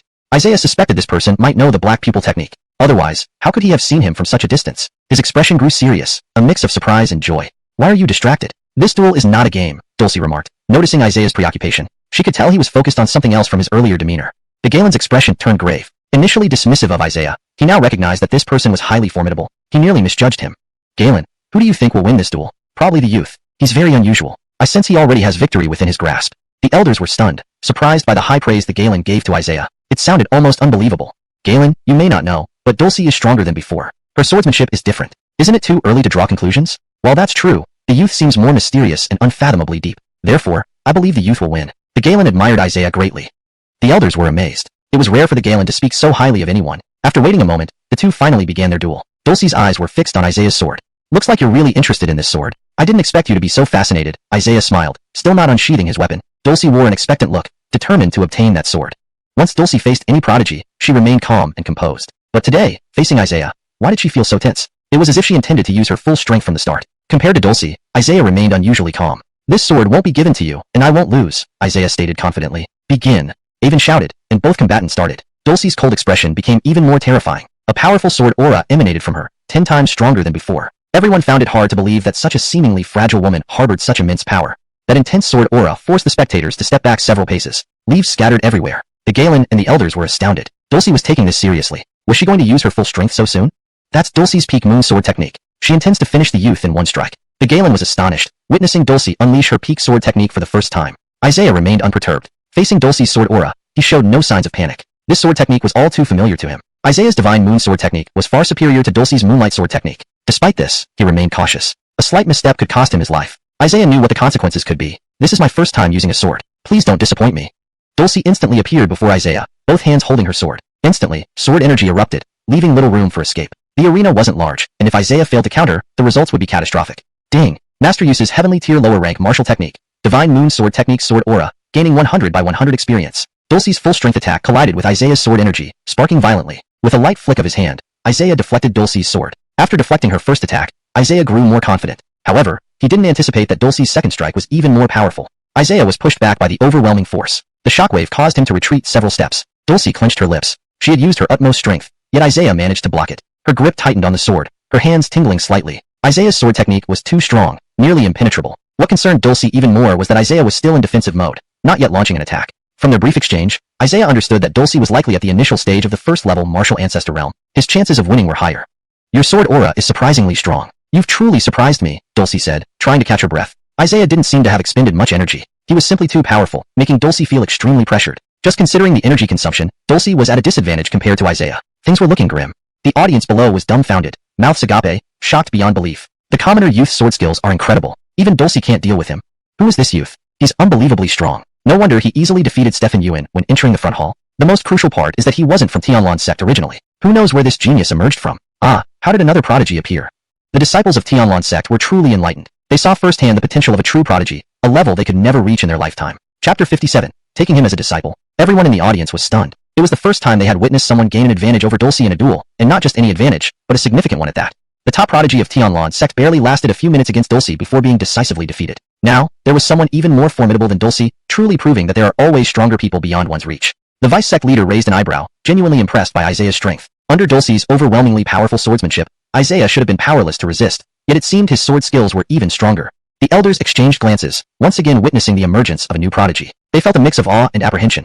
After all, this wasn't one of their own sect's geniuses, which wasn't necessarily a good thing for them. Dulcie was extremely unwilling to admit defeat. She brandished her sword, releasing a wave of sword chi that shimmered like moonlight, attempting one final assault. If she failed this time, it would mean complete despair. Isaiah, still calm and composed, deflected her attack effortlessly as Dulcie struck down fiercely. With a loud bang, Isaiah blocked the strike and, with a swift turn, countered with such speed and force that his sword chi was overpowering. Instantly, Dulcie's full moon sword chi dissipated, while Isaiah's remained strong without any hint of malice. Dulcie's eyes widened in disbelief. Her sword snapped, leaving her utterly shocked. Isaiah's counterattack effortlessly severed her sword. Her heart trembled. The family heirloom sword was broken? A commotion broke out among the spectators, all taken aback by the scene. If Isaiah had chosen to deliver a lethal blow just now, Dulcie would have undoubtedly met her end. He had defeated her without using his full strength. The disparity between them was almost insurmountable. Dulcie found it absurd. She had considered herself a genius, yet she couldn't even match half of Isaiah's power. It was laughable. I concede. Dulcie's voice was filled with reluctance as she watched her short sword pierce into the floor. This sword was a gift from her father on her coming-of-age ceremony, and she never expected it to break so quickly. Isaiah waved his sword, its aura growing even stronger. Dulcie saw the shadow of the full moon in his movements, undeniable proof that his sword techniques were far superior. His sword skills were more perfect than the bright moon sword technique, nearly flawless. Dulcie wondered where Isaiah had learned such remarkable swordsmanship. Never thought Dulcie would admit defeat like this. Unimaginable that her sword would break. Unbelievable. What is happening today? The vice sect leader's expression grew graver. Neither Dulcie nor Isaiah belonged to Tianlan's sect, and seeing talents outside the sect made him feel envious. Vice sect leader, your judgment is indeed accurate. That young man won unexpectedly. What an extraordinary youth. How I wish he were one of our disciples, the vice sect leader said somewhat jealously. Thank you for holding back. Otherwise, I would have been injured. Dulcie bowed. You're too kind. I'm puzzled. Isn't your sword technique also bright moon? Why is yours stronger? The moonlight-like sword chi leaves me with many questions. Isaiah smiled faintly. I obtained it through fortunate circumstances. My sword skills might be stronger, but it's not as complex as you think. Isaiah wouldn't reveal his true encounters to her. It seems my goal from now on will be to surpass you, Dulcie said with a smile. Isaiah nodded, knowing deep down that Dulcie had virtually no chance of surpassing him. But he wouldn't say anything that could wound her pride. I will challenge you repeatedly in the future. Just remember, challenging me means constant failure. Dulcie understood. It was inevitable. Picking up her broken sword, she had never faced such a situation, which deeply wounded her pride. The crowd below cheered wildly, unaware of Isaiah's name but applauding him nonetheless. At this moment, a group approached, and one of them applauded appreciatively. To witness such a prodigy is a blessing in this lifetime, the vice sect leader remarked. Upon seeing him, Dulcie greeted, Vice sect leader Berkeley, Gallon you. I thought you wouldn't find a worthy opponent for some time, but it looks like you've lost quite quickly. This is my second defeat, Dulcie admitted shyly. Berkeley paused, surprised. Was this already the second time? Hello, vice sect leader. Isaiah nodded politely. Lee, you're truly exceptional. May I ask your name? Isaiah. Hearing this, Berkeley seemed to recall something. Could you be from Jinshin Galen family? No, my father was expelled from the Galen family. That Galen family has no connection to me now. The Galen family losing such a prodigy is a significant loss, huh? But they deserve it. Such arrogance will eventually make them regret losing you, Berkeley commented with disdain. Isaiah, this is the vice sect leader. Since he admires you so much, why not join our sect and train under us? Isaiah nodded. But I'm not ready to become a disciple yet. Berkeley laughed heartily, but the surrounding elders looked displeased. What did Isaiah mean? Not willing to become a disciple but wanting to train here. There was no such free ride. I understand. Then how about becoming an esteemed guest of our sect? We'll give you the best treatment and allow you to train within the sect. This way, you won't officially be a disciple. How does that sound? Isaiah nodded. Rest assured, I'll bring benefits to Tianlan sect without causing any loss. Berkeley nodded, then asked casually, Isaiah, with such high martial prowess, do you have a distinguished master guiding you? That's a personal matter. I can't reveal it. I thought if you had no master, I could guide you, but now it seems you have other plans. Great talents often keep their mentors hidden. I understand, Berkeley shook his head. Neither Dulcie nor Isaiah wished to join Tianlan sect. Looking across the entire empire, Isaiah could be considered the top prodigy, though he hadn't formally competed yet. Berkeley wanted to be Isaiah's master. Isaiah knew clearly that no one in the sect, perhaps not even in the empire, had the qualifications to be his master. Thus, he didn't consider it at all. Chapter 58, Your Sword. The deputy patriarch wants to take him as a disciple, and he still refuses. Sigh, if it were me, how great would that be? Indeed, geniuses have high standards. But why doesn't he have a master? I really envy him. If I had helped him when he first arrived, how wonderful would that have been? The disciples of the Tianlan sect envied Isaiah. Some admired him for his talent, while others thought he was too arrogant, disrespecting the deputy patriarch and thus wouldn't have a good future. Berkeley watched Isaiah, feeling quite regretful. Keeping Isaiah in the Tianlan sect seemed very difficult. Bring the guest medal here. This is a pass. Please keep it safe to avoid unnecessary trouble. From now on, let me handle everything. I'll introduce Isaiah to the Tianlan sect. Dulcie held Isaiah's hand. Deputy Patriarch Berkeley, I will come to you if I have any questions in the future. Isaiah looked into Berkeley's eyes and saw no mistake. He also had black pupil technique. However, Berkeley hadn't used the technique to see through him yet. Isaiah knew he should find time to discuss the black pupil technique with him. Seeing Dulcie quickly pulling Isaiah away, Berkeley could only laugh bitterly. Tianlan sect is huge. You need to understand that. I'll introduce each place to you one by one. Dulcie occasionally glanced at the sword on Isaiah's waist. Walking down the road, people around him cast envious glances at him. The stunning beauty beside him was extremely attractive. Isaiah instantly became an honored guest of the Tianlan sect, the youngest one at that, making it a significant piece of news. It spread quickly throughout the entire sect. Much of this rapid spread had to do with Dulcie, the goddess in everyone's heart, who countless disciples followed closely. Naturally, gossip began to circulate, saying that Dulcie's boyfriend appeared and even held hands with her, stirring envy and jealousy among many. Many inner disciples could only watch. Isaiah, however, could get so close to Dulcie. They walked together like lovers. Many inner disciples felt heartbroken seeing their beloved woman with someone else. Many disciples followed Dulcie, finding contentment just from seeing her smile, not daring to hope for anything more because their cultivation levels were too low. That young man is called Isaiah, right? Now he's our enemy of Tianlan sect, right? Though no one of our generation can match him, older senior brothers must be able to defeat him. We need to show Isaiah what happens when he crosses us. Unbeknownst to Isaiah, the top inner disciple of Tianlan sect had already begun watching him closely. Isaiah, I have a request, Dulcie suddenly said. Yes, just say it. You've shown me around Tianlan sect today, front hall, central hall, main hall. I'm familiar with these places. Isaiah expressed his gratitude. Can I see your sword? Of course. Isaiah handed over his sword. Dulcie seemed quite excited. Upon seeing the pattern on the scabbard, she was even more certain. This must be the family sword of the Zhao clan. But how did Isaiah obtain such an ancient treasure? The pattern on the scabbard was a crescent moon, the symbol of the Zhao family emblem. Her heart raced with excitement. You seem to love this sword, Isaiah smiled. Yes, it looks a lot like my family's sword. Dulcie couldn't let go, drawing out the sword, which emitted a stunning light. She sighed in awe. If she could bring it back to her father, he would surely be amazed. In the future, when I no longer need this sword, I'll give it to you. Just in the future. Really? Don't lie to me. Are you willing to gift such a fine blade? I'm not joking, but I need to find a suitable weapon first. Isaiah understood the layout of the Tianlan sect, the front hall, central hall, and rear hall. What mattered most to him was the training grounds to speed up his cultivation. As an honored guest of the sect, he could use most resources without competing with other inner disciples. Sect members were divided into outer disciples, inner disciples, chief inner disciples, true disciples, and chief true disciples, with the latter eligible to inherit the patriarch's position. Isaiah wasn't interested in those positions and didn't intend to compete. As a sect disciple, one received monthly cultivation resources. Being an honored guest, he naturally wouldn't receive these resources, but Isaiah wasn't worried. He relied more on his own alchemy skills for resources. Your rest area as an honored guest is in that guest house. Dulcie pointed to an ancient building nearby. After accompanying Isaiah all day, it was time for her to leave. Thank you for showing me around the Tianlan sect today. No problem, until we meet again. Dulcie left with some reluctance, perhaps slightly disappointed about how things turned out.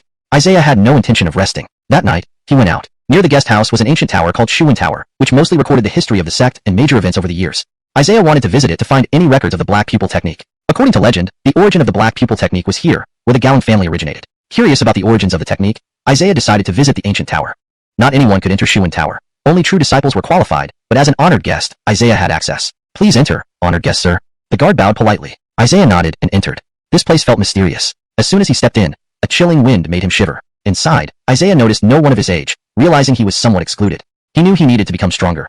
Otherwise, there would be too many people in the sect who might try to harm him, given the many eyes watching him critically. Flipping through several scrolls, Isaiah read briefly about the sect's history, finding nothing particularly interesting. He was more focused on finding information about the black pupil technique, but found no clues. Isaiah was wary of the technique. It was a hidden danger. Isaiah wanted to remove this hazard as soon as possible, but the technique couldn't be undone once learned. With his current level of cultivation, if the black pupil technique backfired, he might endure even more pain, increasing the risk of death. His victory over Dulcie was largely due to the black pupil technique, which greatly enhanced his sword techniques, leading to a crushing advantage. ##### Chapter 59. The Secret of the Book. Although Isaiah was well aware that the dark pupil technique had both advantages and disadvantages, he still felt somewhat disappointed for not making any significant discoveries. Night had already deepened. Suddenly, he noticed a family history book of the Galang clan. Curious, he approached it and prepared to unroll the scroll within. The Galang clan was one of the origins of the sect, so Isaiah planned to take a look. However, he soon spotted someone standing in front of him. Thinking it was an inner-sect female disciple deliberately blocking his way with some hidden agenda, Isaiah glanced at her. She was quite pretty, with a particularly striking appearance that was entirely different from Dulcie's charm. Please step aside, little girl, Isaiah said. Galetto girl? Humph. The female disciple sounded extremely disdainful, seemingly developing an immediate dislike for Isaiah. Who are you, and what qualifies you to enter this Galebrary? She asked. Isaiah didn't bother explaining. Oh, I remember now. There was a young guest who was treated as a distinguished visitor, so it must be you. Who would have thought you'd be like this? You're called Isaiah, right? The female disciple seemed to come to a sudden realization. Fine, if you know, then step aside, Isaiah responded, not wanting to boast. No, I want the book you're holding. Why should I? I picked it up first. If anyone gets to read it first, it should be me, Isaiah replied unhappily. The girl was unreasonable and domineering, which naturally irritated Isaiah, despite her good looks. Why can't you just give it to me? I'm sorry, but I won't. Isaiah decided to confront her and deliberately waved the book in front of her face. I'm taking this book. You can come back and read it later. With that, Isaiah turned and walked away. Isaiah examined the book in his hands. It was heavy and large. Isaiah, you're so strong. Are you planning to break through the fire formation? The female disciple asked. The fire formation? What nonsense, I have no idea what you're talking about. Isaiah laughed awkwardly.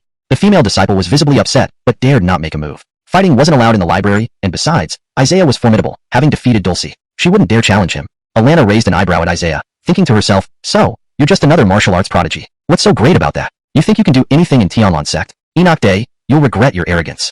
Could it be that he discovered the secret within the book? This is such bad luck. No one has known this secret for decades. Alana's face darkened. That book contained records of the Galang clan's history, and Isaiah had borrowed it at this moment. This couldn't be a coincidence. Swallowing her frustration, Alana wondered how long Isaiah would keep the book and when she could finally get a chance to read it. Hidden within that book was a secret. Alana had spent years trying to get here, only to watch helplessly as someone else took the book. This made her even more furious. Isaiah continued walking while flipping through the book. The Galang clan was one of the earliest families in the area and once considered friends with the Galang clan. But conflicts arose later on. Enoch of the founders of the sect came from the Galang clan, and he too practiced the dark pupil technique. After reading for a while, Isaiah found no other clues besides mentions of the dark pupil technique. Chime. Master has read a hidden book, gaining 100 experience points multiplied by 300 times. Isaiah blinked, surprised to gain experience points this way. What was this hidden book the system mentioned? Without overthinking it, Isaiah continued reading. Chime. Master has read a hidden book, gaining 100 experience points multiplied by 300 times. Gradually, Isaiah began to notice the book's concealed secrets. He hadn't expected this. What kind of secrets did this book hold? Recalling the female disciple, Isaiah realized why she had been so eager to get the book. There were secrets within. Isaiah chuckled. This was indeed an unexpected discovery. He quickly deciphered the book's secrets, finding 2 martial arts techniques hidden inside. Though martial arts weren't as crucial to him anymore, they certainly wouldn't hurt to have. Isaiah wanted to bring the book and the techniques back to his guest house but was stopped by an elder. Master Galen, although you are our distinguished guest, you cannot leave with martial arts techniques, especially 2 of them, the elder said cautiously. Well, these are part of the book. I just wanted to read the Galang clan's history, and I unexpectedly found these martial arts inside, Isaiah explained. The elder was bewildered. He had never heard of such a thing. Martial arts hidden within a book, and yet, here it was. Let me see. Taking the book, the elder hesitated whether to inform the deputy patriarch, but reconsidered upon seeing Isaiah's distinguished guest emblem. Upon examining the 2 martial arts techniques, the elder was surprised. They were mid-rank earth stage techniques, considered very advanced in Tianlan sect. You may borrow them but for a limited time. As a distinguished guest, your privileges are limited. Okay, no problem. Hold on, you want to borrow both techniques together? Only 3 days, are you sure? What's the issue with that? Haha young man, you're too young. Even as a martial genius, it's impossible to master 2 techniques in such a short time. Just try and see. The elder shook his head, thinking Isaiah was overly confident. For a martial genius to claim mastering 2 techniques in just 2 to 3 days was absurd. Don't worry, I will return the techniques and by then, I will have mastered both, Isaiah declared. Galen. The elder was speechless, feeling insulted by this brat. Fine, as long as you return them on time, there's nothing more to say, the elder grumbled. Isaiah left with the book and the martial arts techniques. This book about the Galang clan's history seemed deeper than he initially thought.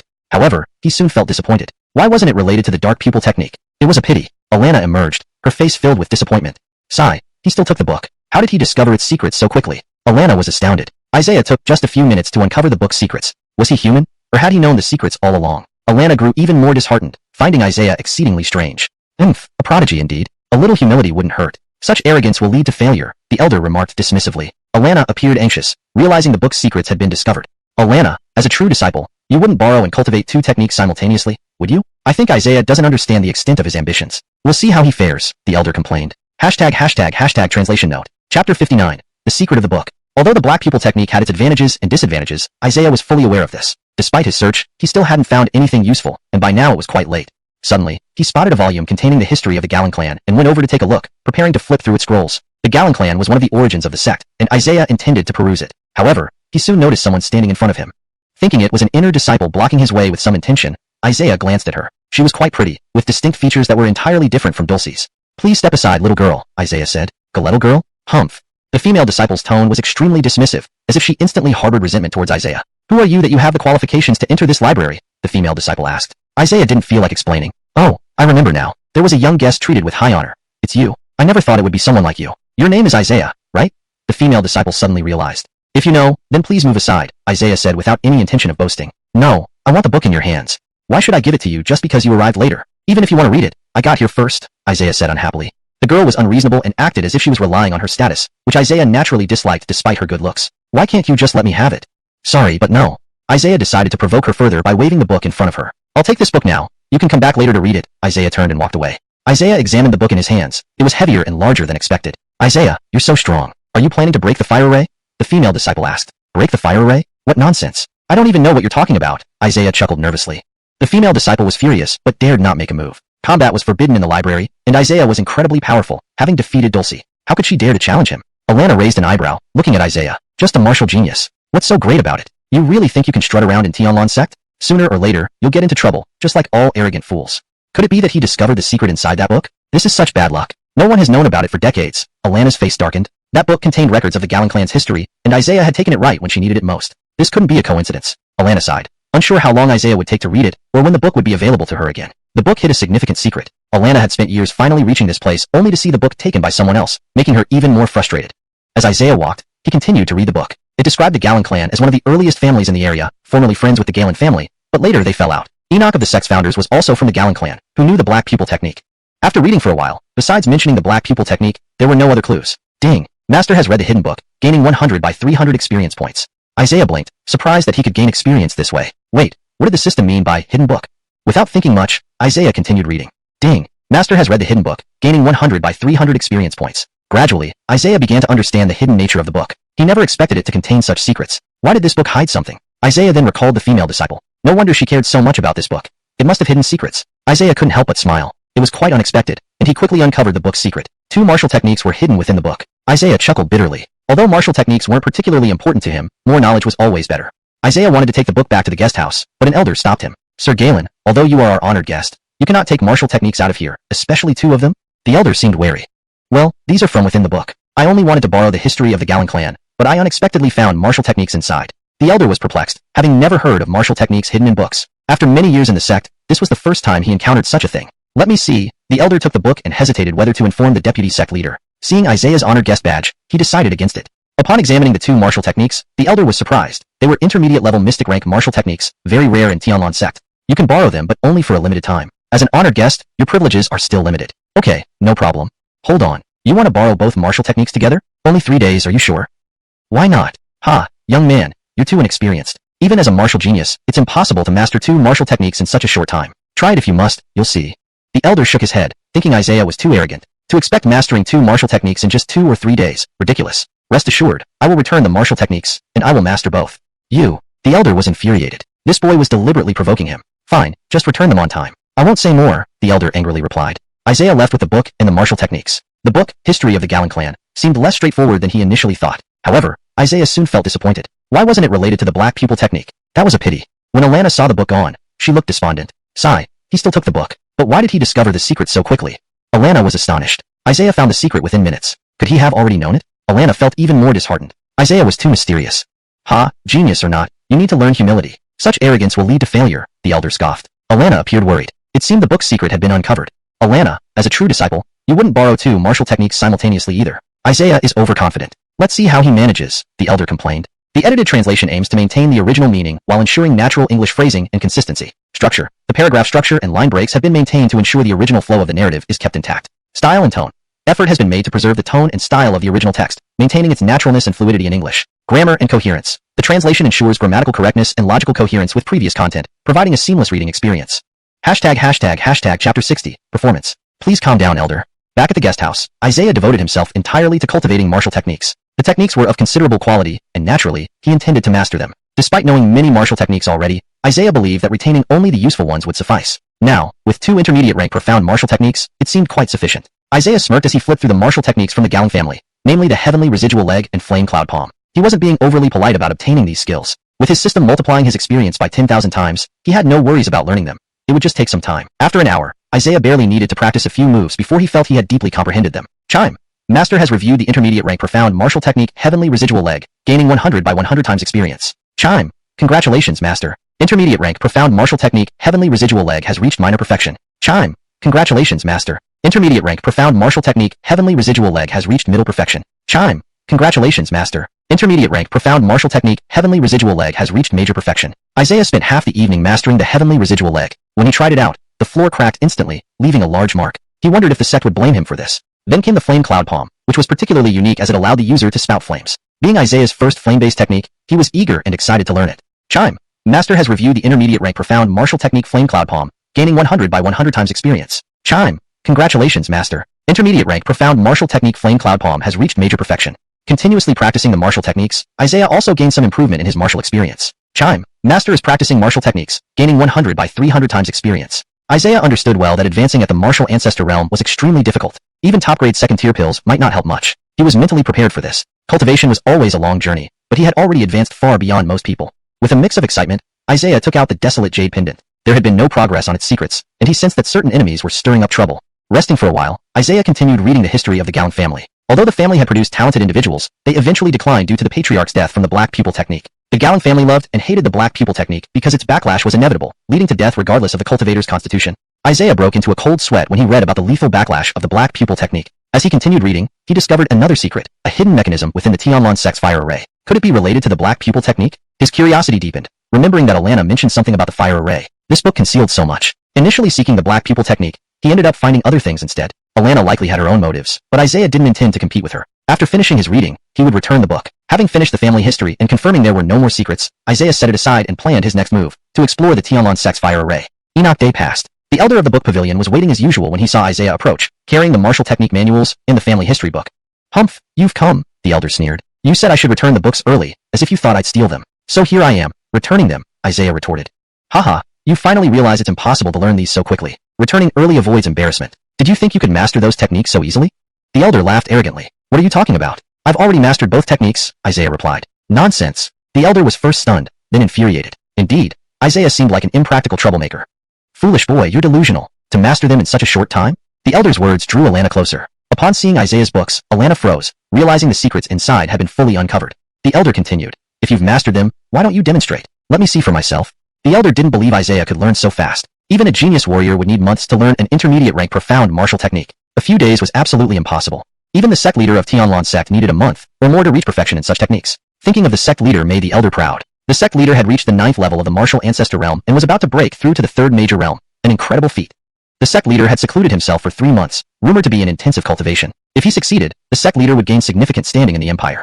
Well, since you insist, let me show you. Flame Cloud Palm. Isaiah thrust out his palm, sending a massive fiery hand flying forward. Instantly, a blaze erupted in front of him, the forceful impact surprising even the elder who felt the intense heat. That's enough. The elder attempted to stop him. Heavenly Residual Leg. Isaiah raised his leg and brought it down with great force. A thunderous bang resounded, and the floor shattered, creating a large crack. Chime. Master has performed the intermediate-rank profound martial technique Flame Cloud Palm, gaining 100 by 1000 times experience. Chime. Master has performed the intermediate-rank profound martial technique Heavenly Residual Leg, gaining 100 by 1000 times experience. The elder stared in disbelief at the small sea of fire and the huge crack. Isaiah's mastery was almost at the perfected stage, and the elder found it hard to comprehend how Isaiah achieved this. Is this what they call a genius? The elder gaped at Isaiah as if looking at a monster. Turning around, Isaiah encountered Alana. I have no interest in the secrets in the book, Isaiah said casually. Alana's eyes widened with fury. How do you know all this, and in such detail? Hey, Isaiah, wait. Alana was furious. The secrets she sought tirelessly, Isaiah had fully uncovered.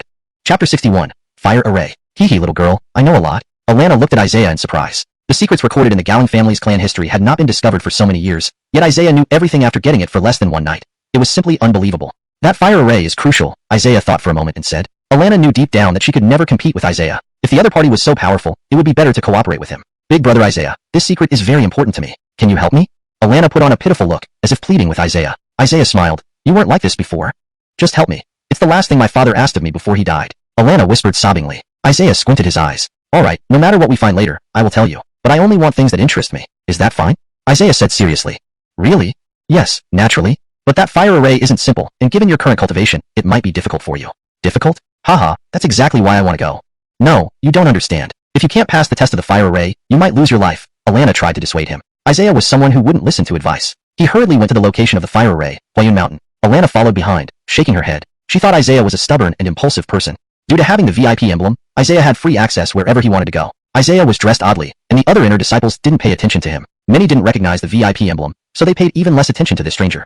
Huayun Mountain was quite unique. Isaiah could always feel a wave of heat, and felt some anticipation for the fire array. Isaiah saw the strict grading system among the inner disciples, which was clearly indicated by their clothing. A few walked around arrogantly, looking down on everyone. The leader was a handsome young man with long hair, about 21 or 22 years old. His presence was impressive and dignified, with many followers behind him. His robe marked his status as the top inner disciple of Tianlan sect. Wow, look, we actually get to see the top inner disciple, Orsongfeng. He's one of the strongest. The fire array has allowed us to see such big shots. Isn't he our genius of Tianlan sect? It's just too bad he lost to Dulcie. Well, Dulcie is the Empire's genius, so it makes sense that he could defeat our sect's genius. Dulcie is really strong. Disciples were discussing enthusiastically. Orsongfeng seemed to enjoy the crowd's adoration. Their cheers made him very pleased. Everyone, move aside. Today, I'm going to pass the fire array test to prove how strong I am, Orsongfeng announced loudly. There was applause from the crowd, proud of Orsongfeng. Silence. An authoritative voice commanded, and instantly everyone quieted down. An elder slowly walked over. You all have come here to take the array test, not to make noise, the elder coldly remarked, causing many disciples to lower their heads. This time, the fire array test will be stricter. Those who pass will receive substantial rewards. First place gets 10,000 gold coins and qualification for an inferior rank Xian martial technique. Second to fourth place each get 5,000 gold coins and qualification for a yellow grade martial technique. The disciples were amazed by the rewards since they were much better than before, but the fire array's difficulty was notoriously high, and some disciples unfortunately lost their lives. You should assess your own abilities carefully. If you cannot handle it, you can signal for help. We have dedicated personnel for rescue missions. Only disciples who are at least 9th tier warrior master can participate. Tianlan sect had many disciples. To become an inner disciple usually required being at least 5th tier warrior master, already a decent cultivation level. This meant nothing to Isaiah. Isaiah naturally signed up, while Alana followed behind. She couldn't enter without proper authorization and could only wait for the results. The elder looked at Isaiah. Although you're not a disciple of the sect, your cultivation is remarkable, fitting the qualifications for the test. Please proceed inside. Seeing as she was determined, Alana also signed up, feeling safer doing the test alongside Isaiah. Looking at the list of participants, there were 20 in total. Isaiah particularly noticed Orsongfeng, who seemed famous and had reasonable strength.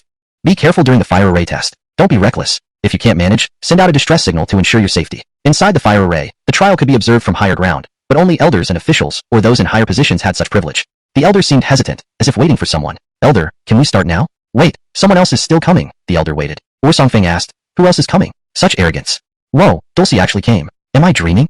Didn't I hear that Dulcie has a young guy named Isaiah around her? That damn brat. Today Isaiah isn't with Dulcie. Have they had a falling out? The disciples became even more excited upon seeing Dulcie. Isaiah glanced over. Dulcie looked exceptionally beautiful today, wearing casual clothes that accentuated her slim figure, making hearts flutter. Everyone stared at her as if a goddess had descended.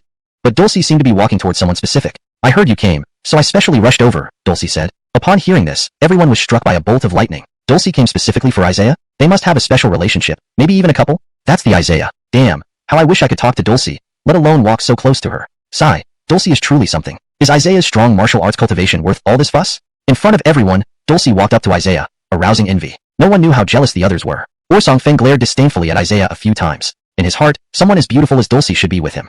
Chapter 62. Jealous Rivalry. What's so great about Isaiah? Orsongfeng resolved to show off his abilities as soon as he passed the assessment. Now even Dulcie was participating in the assessment, drawing considerable attention from everyone. I wonder what kind of results they'll get. Isaiah might come in first place. After all, he beat Dulcie. That's hard to say. The fire formation tests adaptability, and there's no guarantee that Isaiah will score the best. Alana also entered with them. Alana, why do you keep looking at Isaiah? Have you taken a liking to him? A disciple asked. Stop making nonsense, Alana coldly replied, causing the disciple to step back in fear. The assessment was about to begin, and the disciples were all on edge. Alana, you've seen for yourself that Isaiah is nothing special. I, Orsongfeng, am far more formidable, Orsongfeng said, approaching her. Seeing Songfeng, Alana's expression darkened slightly. She didn't seem to like him. Dulcie sneered upon hearing this. What's so great about a loser? You only got where you are today through connections, not by your own strength. Dulcie immediately exposed all of Songfeng's shortcomings. His face turned deathly pale as everyone around him looked at him with strange eyes. It seemed only Dulcie dared to speak up this way. Indeed, Songfeng had a good background, but no one usually dared cross him. This time, his pride was completely shattered. Even daring to speak ill of Songfeng, Dulcie must be pretty bold. Even if Songfeng seeks revenge, he can't do much to Dulcie. She's truly ruthless. Last time, Dulcie easily defeated Songfeng. The disciples gossiped about these matters while Songfeng stood there awkwardly. Dulcie, in this assessment, I won't necessarily lose to you, Songfeng sternly declared, unwilling to be underestimated. Alana walked up to Isaiah, catching Dulcie's curiosity. Do you two know each other? Dulcie asked. Yes. No. Isaiah and Alana spoke in unison, then glanced at each other. Dulcie smiled. Do you know or don't you? Isaiah nodded. Dulcie's face showed a slight pout, and the atmosphere grew awkward. Alright, stop chatting and hurry up for the assessment. Whoever reaches the end of the fire formation first wins, though there are exceptions judged by our elders, an elder sternly announced. Dulcie bowed. I'll go first. Try not to fall too far behind. Even Dulcie hurried in, and the other disciples rushed to follow. Isaiah entered last, unsure if going in late offered any advantage. The fire formation was indeed a sea of flames. As the last one to enter, Isaiah faced the highest temperature, which escalated as time went on. Dulcie seemed intent on winning, pushing herself ahead because she knew Isaiah was stronger than her. Despite being new to the fire formation, Isaiah would quickly adapt. Isaiah found himself facing a narrow mountain path, surrounded by intense heat and bursts of flame, a sight that could intimidate any martial artist. An inner disciple was unlucky enough to be hit by the flames, emitting a pig-like scream as he rolled on the ground, nearly dying from burns.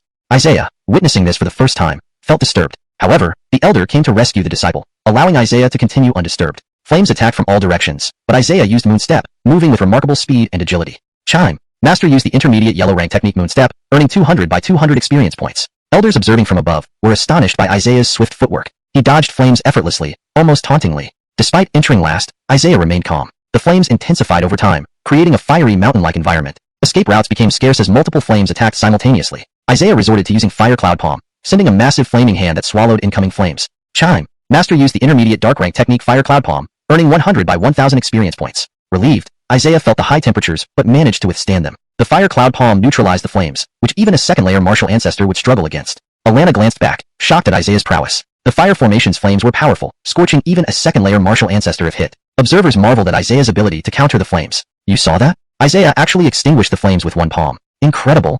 He seems completely unfazed by the fire formation. We should hurry. If he catches up, it'll be like a game. I'm getting anxious, several inner disciples muttered. An elder watching from above dropped his teacup in shock. How is this possible? No one has ever blocked the flames.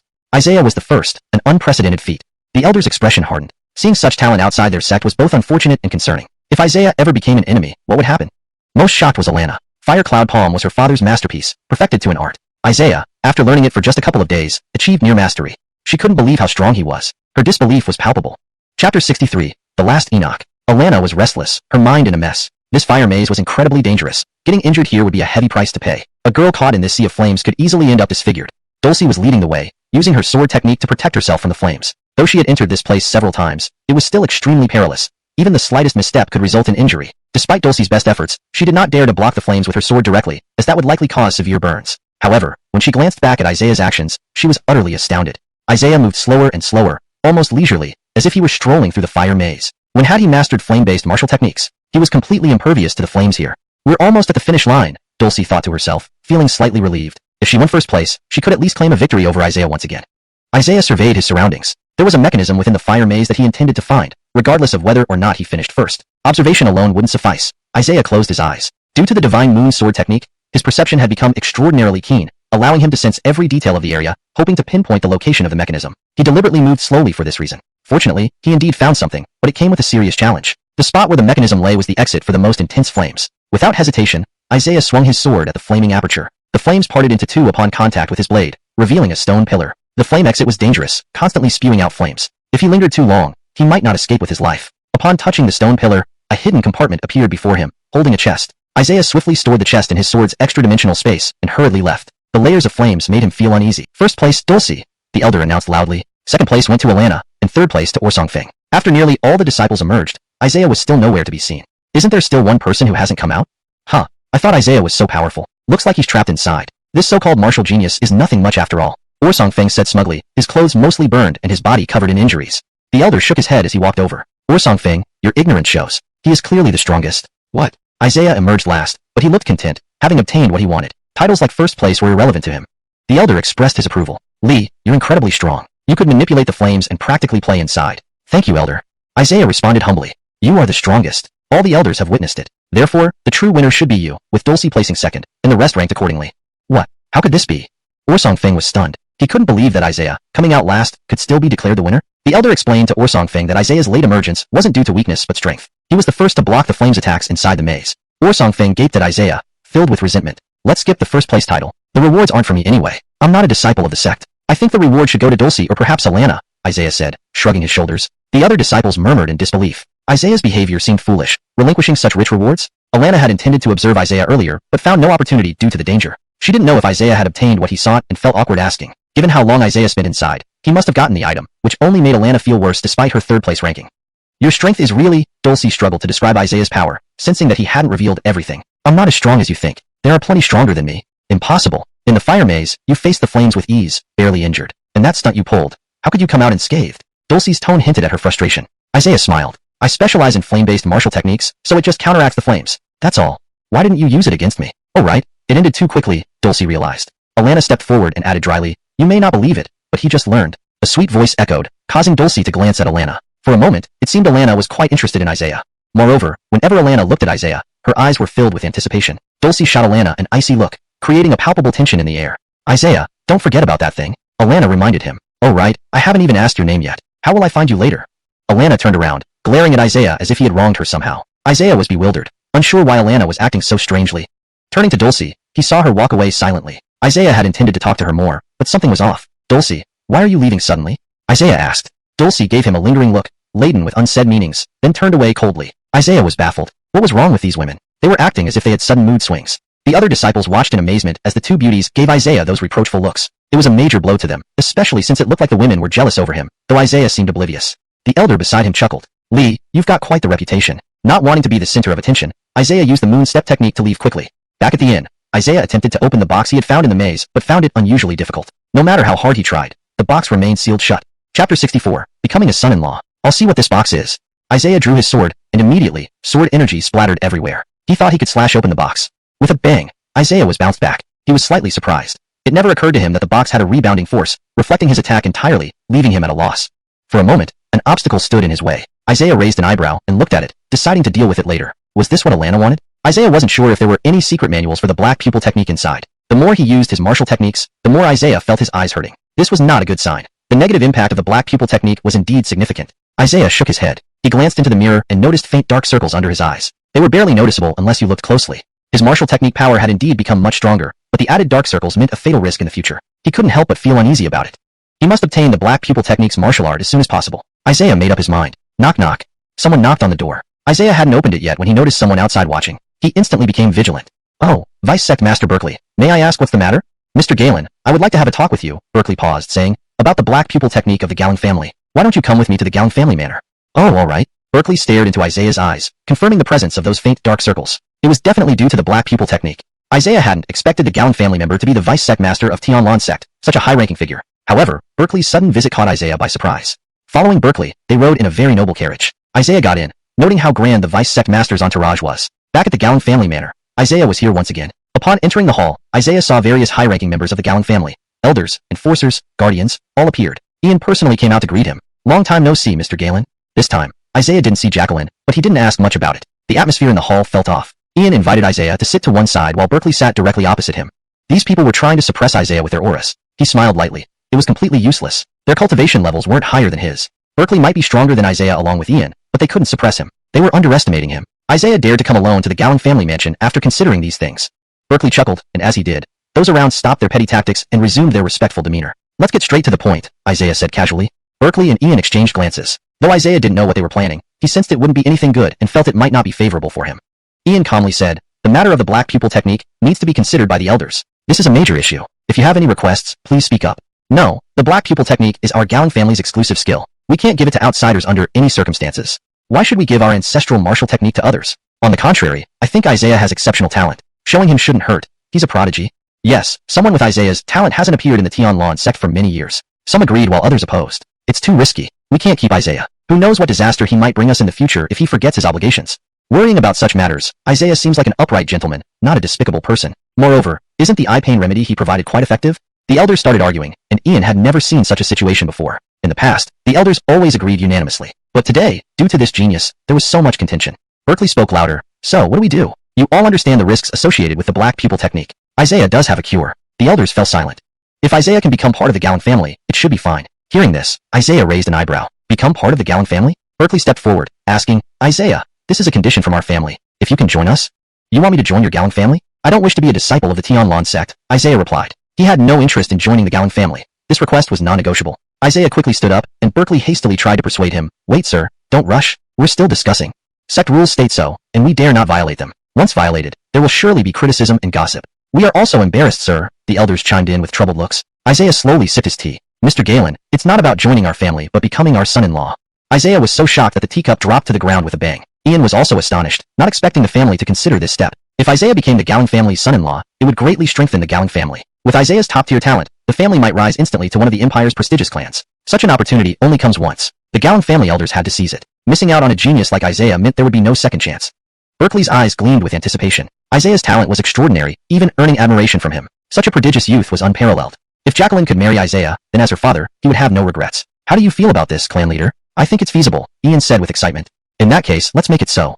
Our clan's fortune is indeed promising to secure such a talent. The elders all smiled. Isaiah spoke up. Wait, you haven't asked my opinion yet. The elders' expressions changed. They had forgotten about this genius, who with such talent, would likely be immensely proud and not necessarily interested in the Gallon family. Mr. Galen, Jacqueline is undoubtedly one of the most beautiful women in the sect, unmatched in appearance. Could it be that you don't find her attractive?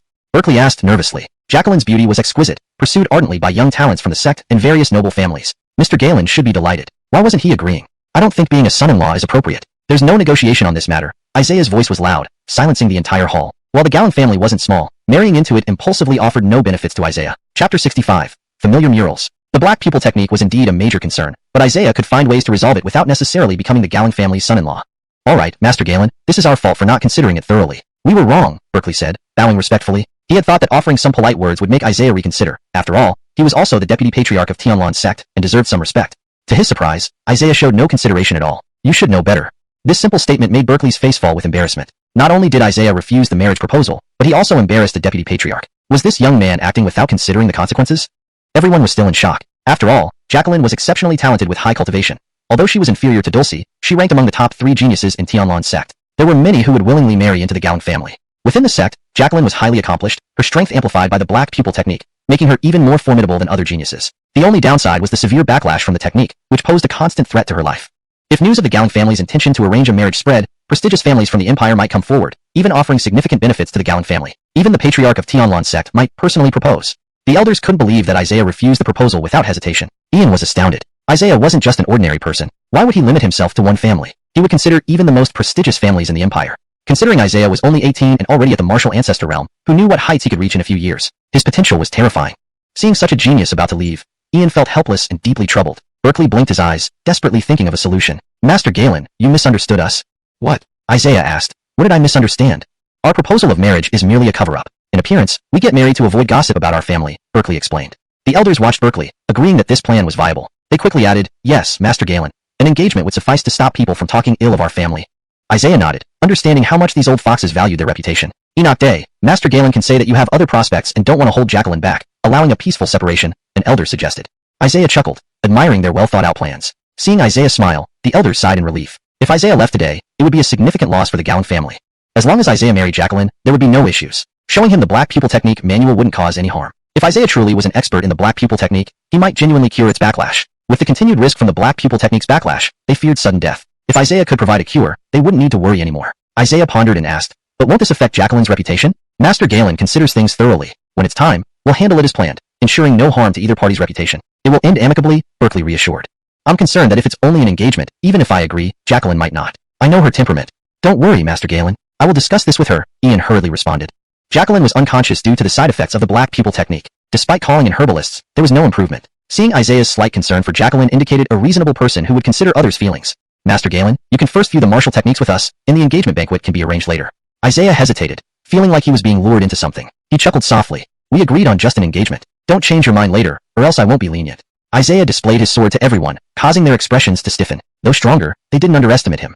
Isaiah's earlier display had intimidated many. Berkeley, sensing the presence of the black pupil technique, realized this young man was quite proficient. Master Galen, I promise not to violate our agreement. Our large family would never deceive you. Alright, let's see then. Isaiah initially thought it was just a martial manual to casually browse through, but Berkeley motioned for him to enter. The Black Pupil Techniques martial art isn't just a book. You'll understand when you see it. Isaiah frowned as he slowly walked in. Behind him, Ian whispered, "Second brother, do you have a plan?" "Hee, elder brother, engagement is just the start. We can nudge events along so that things become irreversible. I don't believe he can escape," Berkeley laughed. That makes sense. With Isaiah's talent, he'll belong to our Gallang family. When Isaiah finally saw the Black Pupil Techniques mural, he was stunned. Had he seen something like this before? So familiar. Isaiah stared at the vast mural, suddenly remembering something. The Divine Moon Sword technique was also depicted on a mural, where a woman danced with a sword. This mural showed a woman opening her inner eye, leaving Isaiah mesmerized. The breathtaking beauty had closed eyes while her forehead opened to reveal a celestial eye. Her cold, frosty expression was captivating, lifelike, drawing one into the scene. To ordinary people, it might just look like a massive mural, but Isaiah perceived its profundity. The more adept one is in the Black Pupil technique, the more hidden martial skills they can discern. I can see over 10 pages. Isaiah glanced over briefly. Ding. Owner used intermediate stage Black Pupil technique, deciphered the mural's martial arts, gained 200 by 500 experience. This entire mural has 205 pages. Just a few glances, and I understood. A few glances? Berkeley was astonished that Isaiah could determine the number of pages within the mural. How superior was his Black Pupil technique compared to theirs? They originally expected Isaiah to spend a lot of time studying here frequently, but it seemed Isaiah needed only a short moment.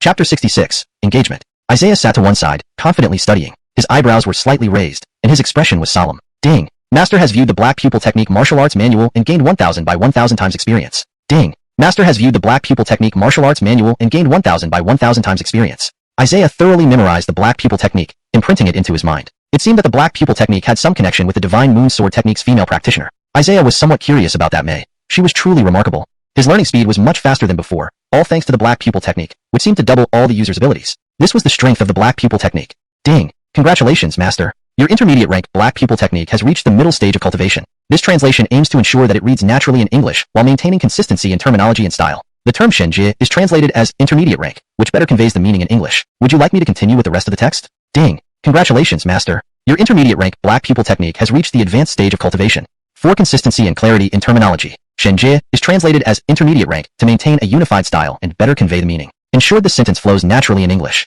Ding. Congratulations, Master. Your intermediate Black Pupil Technique has reached the peak stage of cultivation. Note: I have maintained consistency in terminology by translating Shenjie as intermediate and ensuring the sentence reads naturally in English while accurately conveying the original meaning. Ding. Congratulations, Master. Your Black Pupil Technique has advanced to the Upper Mystic Rinnegan Technique, reaching the minor success stage. To ensure accuracy and consistency, I've made the following changes. 1. Shenjie is translated as mystic to maintain a consistent and contextually appropriate term. 2.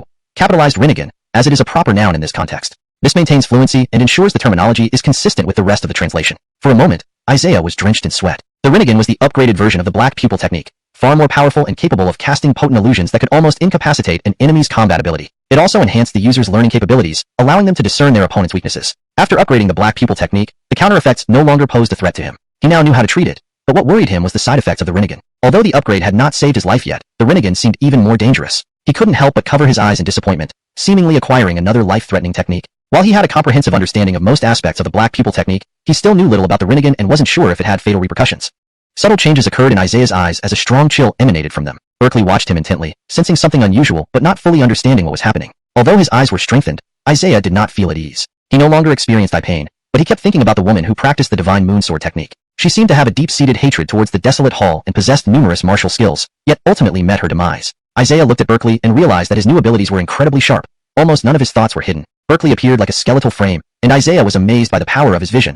It was much stronger than before. Alright, I'll give you the method to treat the Black Pupil Technique. While it won't completely eliminate the counter effects, it will ensure your survival and prevent sudden death for your family members, Isaiah said. Really? Berkeley and Ian were extremely excited, having been troubled by this issue and fearing for their lives due to the Black Pupil Technique. Yes, as long as you take the medicine on time, you won't be in danger. The Black Pupil Technique won't disappear until you advance to higher stages. Are there higher stages? Berkeley asked in surprise. Yes, indeed, Isaiah replied with profound meaning. Soon, Isaiah wrote down the treatment method for the Black Pupil Technique. This was nothing short of a lifesaver for the Gallang family. Berkeley stood by watching. Take the prescribed medicine according to my instructions every month to treat the eye condition caused by the Black Pupil Technique, Isaiah added. I'll tell you more methods as well. The counter effects of the Black Pupil Technique couldn't be completely eradicated, and Isaiah deliberately kept some knowledge hidden to avoid the Gallang family becoming too dependent on him. Berkeley showed greater respect toward Isaiah, not daring to slack off in the slightest. He quickly took the treatment method and examined it. This is quite complicated. Just gathering these herbs will require a significant investment. Alright, this is all I can do. I've also written instructions to promote the cultivation of the Black Pupil Technique. After spending considerable time writing the cultivation manual, Isaiah felt he had done everything necessary and decided it was time to leave. Back in the hall, they gathered again. Mr. Galen, please don't rush to leave. We need to thank you properly. With your help, the Gowling family is saved. Ian expressed his gratitude. Isaiah, regarding our previous agreement, could we entrust you with a task? Berkeley asked politely. What task do you speak of? Isaiah asked curiously. As you agreed to the engagement, many families will visit in a few days. We hope for your cooperation. No problem. This is what I should do, Isaiah nodded. You will attend with Jacqueline tomorrow. Understood. This engagement ceremony made Isaiah feel a bit uneasy, as if it were a real wedding. However, the Galings wouldn't dare to force him since they still needed his help with many things. Mr. Galen, why don't you stay here? Since you're engaged, living outside might cause complications. Alright, then let me rest here for now. Berkeley arranged a room for Isaiah, who went to rest, focusing on recovery after the tiring day. Ian and Berkeley still had concerns. There won't be any troublemakers at this engagement ceremony, right? Ian asked. It shouldn't happen. As deputy clan leader, those people wouldn't dare to disrupt now. However, some may bring unique weapons and treasures. Treasures? Haha. Ian was somewhat disappointed. Last time, we bought a fake sword for a huge price, 10,000 gold coins, and didn't dare to complain. That scammer must have laughed at us. Berkeley shook his head. Our black pupil technique isn't strong enough to distinguish genuine items, which is embarrassing. But when the sect purchases weapons, we can't stop it. A warrior's cultivation is crucial, but having a suitable weapon can significantly enhance one's abilities. However, determining the authenticity of treasures and weapons was a concern. Berkeley took this matter seriously. I must hurry to use Isaiah's prescription to treat my daughter. Jacqueline has been unconscious. Jacqueline's condition worsened over the past few days, causing Ian great worry. After taking the medicine prescribed by Isaiah, Jacqueline awoke shortly after, leaving Ian in awe. Thank goodness, my dear daughter. You've finally woken up. I was so worried. Berkeley was both concerned and pleasantly surprised. Isaiah was truly a master of the black pupil technique with such effective treatments, but he also worried if leaving would harm the family later. Unsure how long she had been unconscious, Jacqueline felt like she had just woken from a dream. Her eyes no longer felt heavy. Jacqueline, you've finally woken up. I was so worried. This is wonderful. My eyes no longer hurt. Chapter 66, Engagement. Isaiah sat to the side, studying with confidence. He raised an eyebrow, his expression turning somewhat solemn.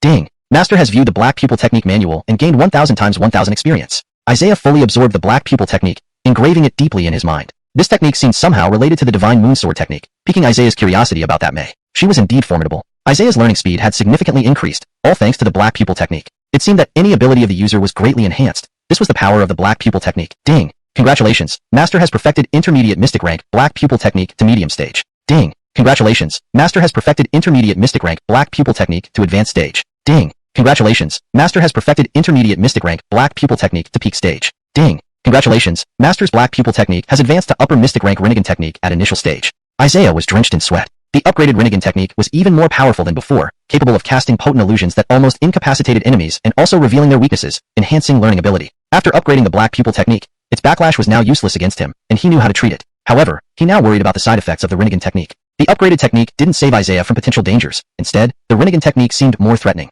He couldn't help but cover his eyes, feeling disappointed. It seemed like another deadly skill. He understood most of the black pupil technique knowledge, but knew very little about the Rinnegan technique, unsure if it had lethal backlash. Isaiah's eyes underwent subtle changes, emitting a strong chill. Berkeley stared at Isaiah intently, sensing something unusual but not quite understanding what it was. Though his eyes were significantly strengthened, Isaiah wasn't reassured. Thinking of the woman with the divine moon sword technique, she seemed to have some vendetta with the desolate hall and numerous skills, yet still met her end. Isaiah glanced at Berkeley, seeing through his thoughts, realizing his abilities had become even stronger. Berkeley appeared like a skeleton, shocking Isaiah with the strength of his penetrating gaze, far superior to his previous black pupil technique. I will give you the method to treat the black pupil technique. While it can't completely eliminate the backlash, it ensures no one dies suddenly, Isaiah said. Really? Berkeley and Ian were overjoyed, having been plagued by worries about the technique's backlash. Yes, as long as you take the medicine on time, you won't be in mortal danger. The black pupil technique won't disappear until you reach higher stages. There are higher stages? Berkeley asked in surprise. Yes, Isaiah replied thoughtfully. Isaiah quickly wrote down the treatment method, which would be life-saving for the Gowling family. Berkeley watched closely. Follow my instructions for the medicine dosage and take it monthly to treat the eye condition caused by the black pupil technique, Isaiah added. I'll provide more methods. The backlash of the black pupil technique couldn't be completely eliminated, and Isaiah intentionally kept some secrets to avoid Gowling family's constant reliance. Berkeley showed greater respect toward Isaiah, not daring to slack off. Berkeley took the treatment method and looked it over. This is quite challenging. These herbs alone will cost a lot. I've done all I can. Additionally, I've written down methods to promote black pupil technique cultivation. After spending some time writing, Isaiah felt he had no more tasks and was ready to leave. Returning to the hall, Master Galen, don't rush to leave. We need to thank you. With your help, the Gowling family is saved, Ian said happily. Isaiah, regarding our earlier agreement, could you do us a favor? Berkeley politely asked. What is it? Isaiah looked at him. You agreed to the engagement. Many families will visit in a few days, and we hope for your cooperation. No problem. It's my duty, Isaiah nodded. You'll attend with Jacqueline tomorrow. Understood. Isaiah felt a bit uneasy about the engagement ceremony, making it seem like a real wedding, but Berkeley wouldn't force him. They still needed him for other matters. Why don't you stay here since you're engaged? If you stay outside, sure, I'll rest here. Berkeley arranged for a room, and Isaiah went to rest, exhausted after the day's events. Ian and Berkeley still had many concerns. Won't there be troublemakers at this engagement ceremony? It should be fine. They won't dare come with me as vice patriarch, but there might be rare weapons and treasures. Treasures? Ian sounded disappointed, We bought a fake treasure sword last time, losing 10,000 gold coins and not daring to speak up. That scammer must be laughing. Berkeley shook his head. Our black pupil techniques weren't strong enough to discern authenticity, which was embarrassing. But when the sect buys weapons, we can't stop it. A cultivator's strength was important, but having a proper weapon could be a huge advantage. Yet, the authenticity of treasured weapons was always a concern. Berkeley was serious about this. I'll quickly follow Isaiah's prescription to treat my daughter. Jacqueline has been unconscious for days. Jacqueline's condition worsened, worrying Ian. After taking Isaiah's medicine, Jacqueline woke up surprisingly soon, stunning Ian. Oh, my dear daughter, you finally woke up. I was so worried. Berkeley was both anxious and delighted. Isaiah was indeed a black pupil technique master, with excellent treatments, but he also worried about the clan's future without him. Jacqueline didn't know how long she was unconscious. Upon waking, she felt like it was a dream. Her eyes no longer felt heavy. Jacqueline, you've finally woken up. Thank goodness. My eyes don't hurt anymore. Chapter 67. Leaving. Good, then everything is fine. Ian sighed in relief. Father, does this mean I am completely healed? Jacqueline asked. The backlash from the black pupil technique cannot be fully cured. It will stay with you for life. But as long as Isaiah is around, nothing bad will happen to you. Indeed, it was Jacqueline. Her eyes brightened slightly, and the image of that young man appeared in her mind. Jacqueline, there's something important I need to ask you, and I hope you will agree, as it's all for the sake of saving your life, Ian said hesitantly. Jacqueline has always been reasonable, so she nodded immediately. Father, just say what you have to. I will understand no matter what. These are the schemes of our family's elders. They want to keep Isaiah, so they arranged an engagement between him and you. Whether or not you two will really get married is uncertain, but the engagement is now a fact, Ian explained. Jacqueline showed no expression and remained silent. Now telling you this might seem too late, but I'm worried my daughter might not like this arrangement. So father agreed? Yes, I did. Even though it was only an engagement and not a true marriage, Jacqueline inexplicably felt a sense of joy. Jacqueline blushed and couldn't bring herself to say more. If she could be with Isaiah, how wonderful would that be? Ian mentioned the engagement but wasn't sure if they would marry, since someone as talented as Isaiah would not be easily retained, let alone by the Gallant family. Jacqueline had clearly developed feelings for Isaiah. This was her first time feeling this way. Perhaps no one else under heaven could make her feel this fond. Daughter, I also have no choice. Our family isn't strong enough for others to willingly become part of it, Ian sighed. At this point, he could only hope for things to develop naturally. The likelihood was low, and Ian had little confidence in this. Father, it's all right. I'm grateful for saving my life, and can't expect too much more. Inside the Gallant family estate, Isaiah was alone in the courtyard trying out the Sharingan technique. This eye technique made him uneasy, worrying about any potential backlash. With such significant improvement, there must be a price to pay. Ding! Master used a high-grade mystical art, Sharingan, gaining 200 by 200 experience points.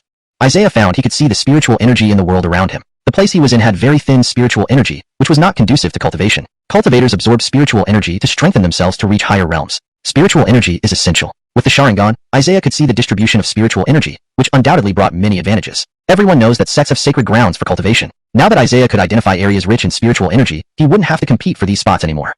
Isaiah breathed a sigh of relief. The Sharingan was indeed useful, but one thing troubled him. The engagement? If the Gallant family forced the issue, he couldn't bring himself to act against them due to lingering feelings.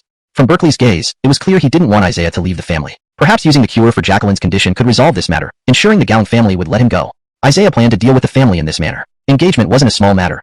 He knew it would greatly affect him. In the evening, Isaiah sat alone in his room sipping tea when Ian arrived. Ah, Uncle Gallang, you're here. If only you called me father-in-law, that would be wonderful, Ian laughed bitterly. Uncle Gallang, don't joke like that, Isaiah replied, then asked, how is Jacqueline doing?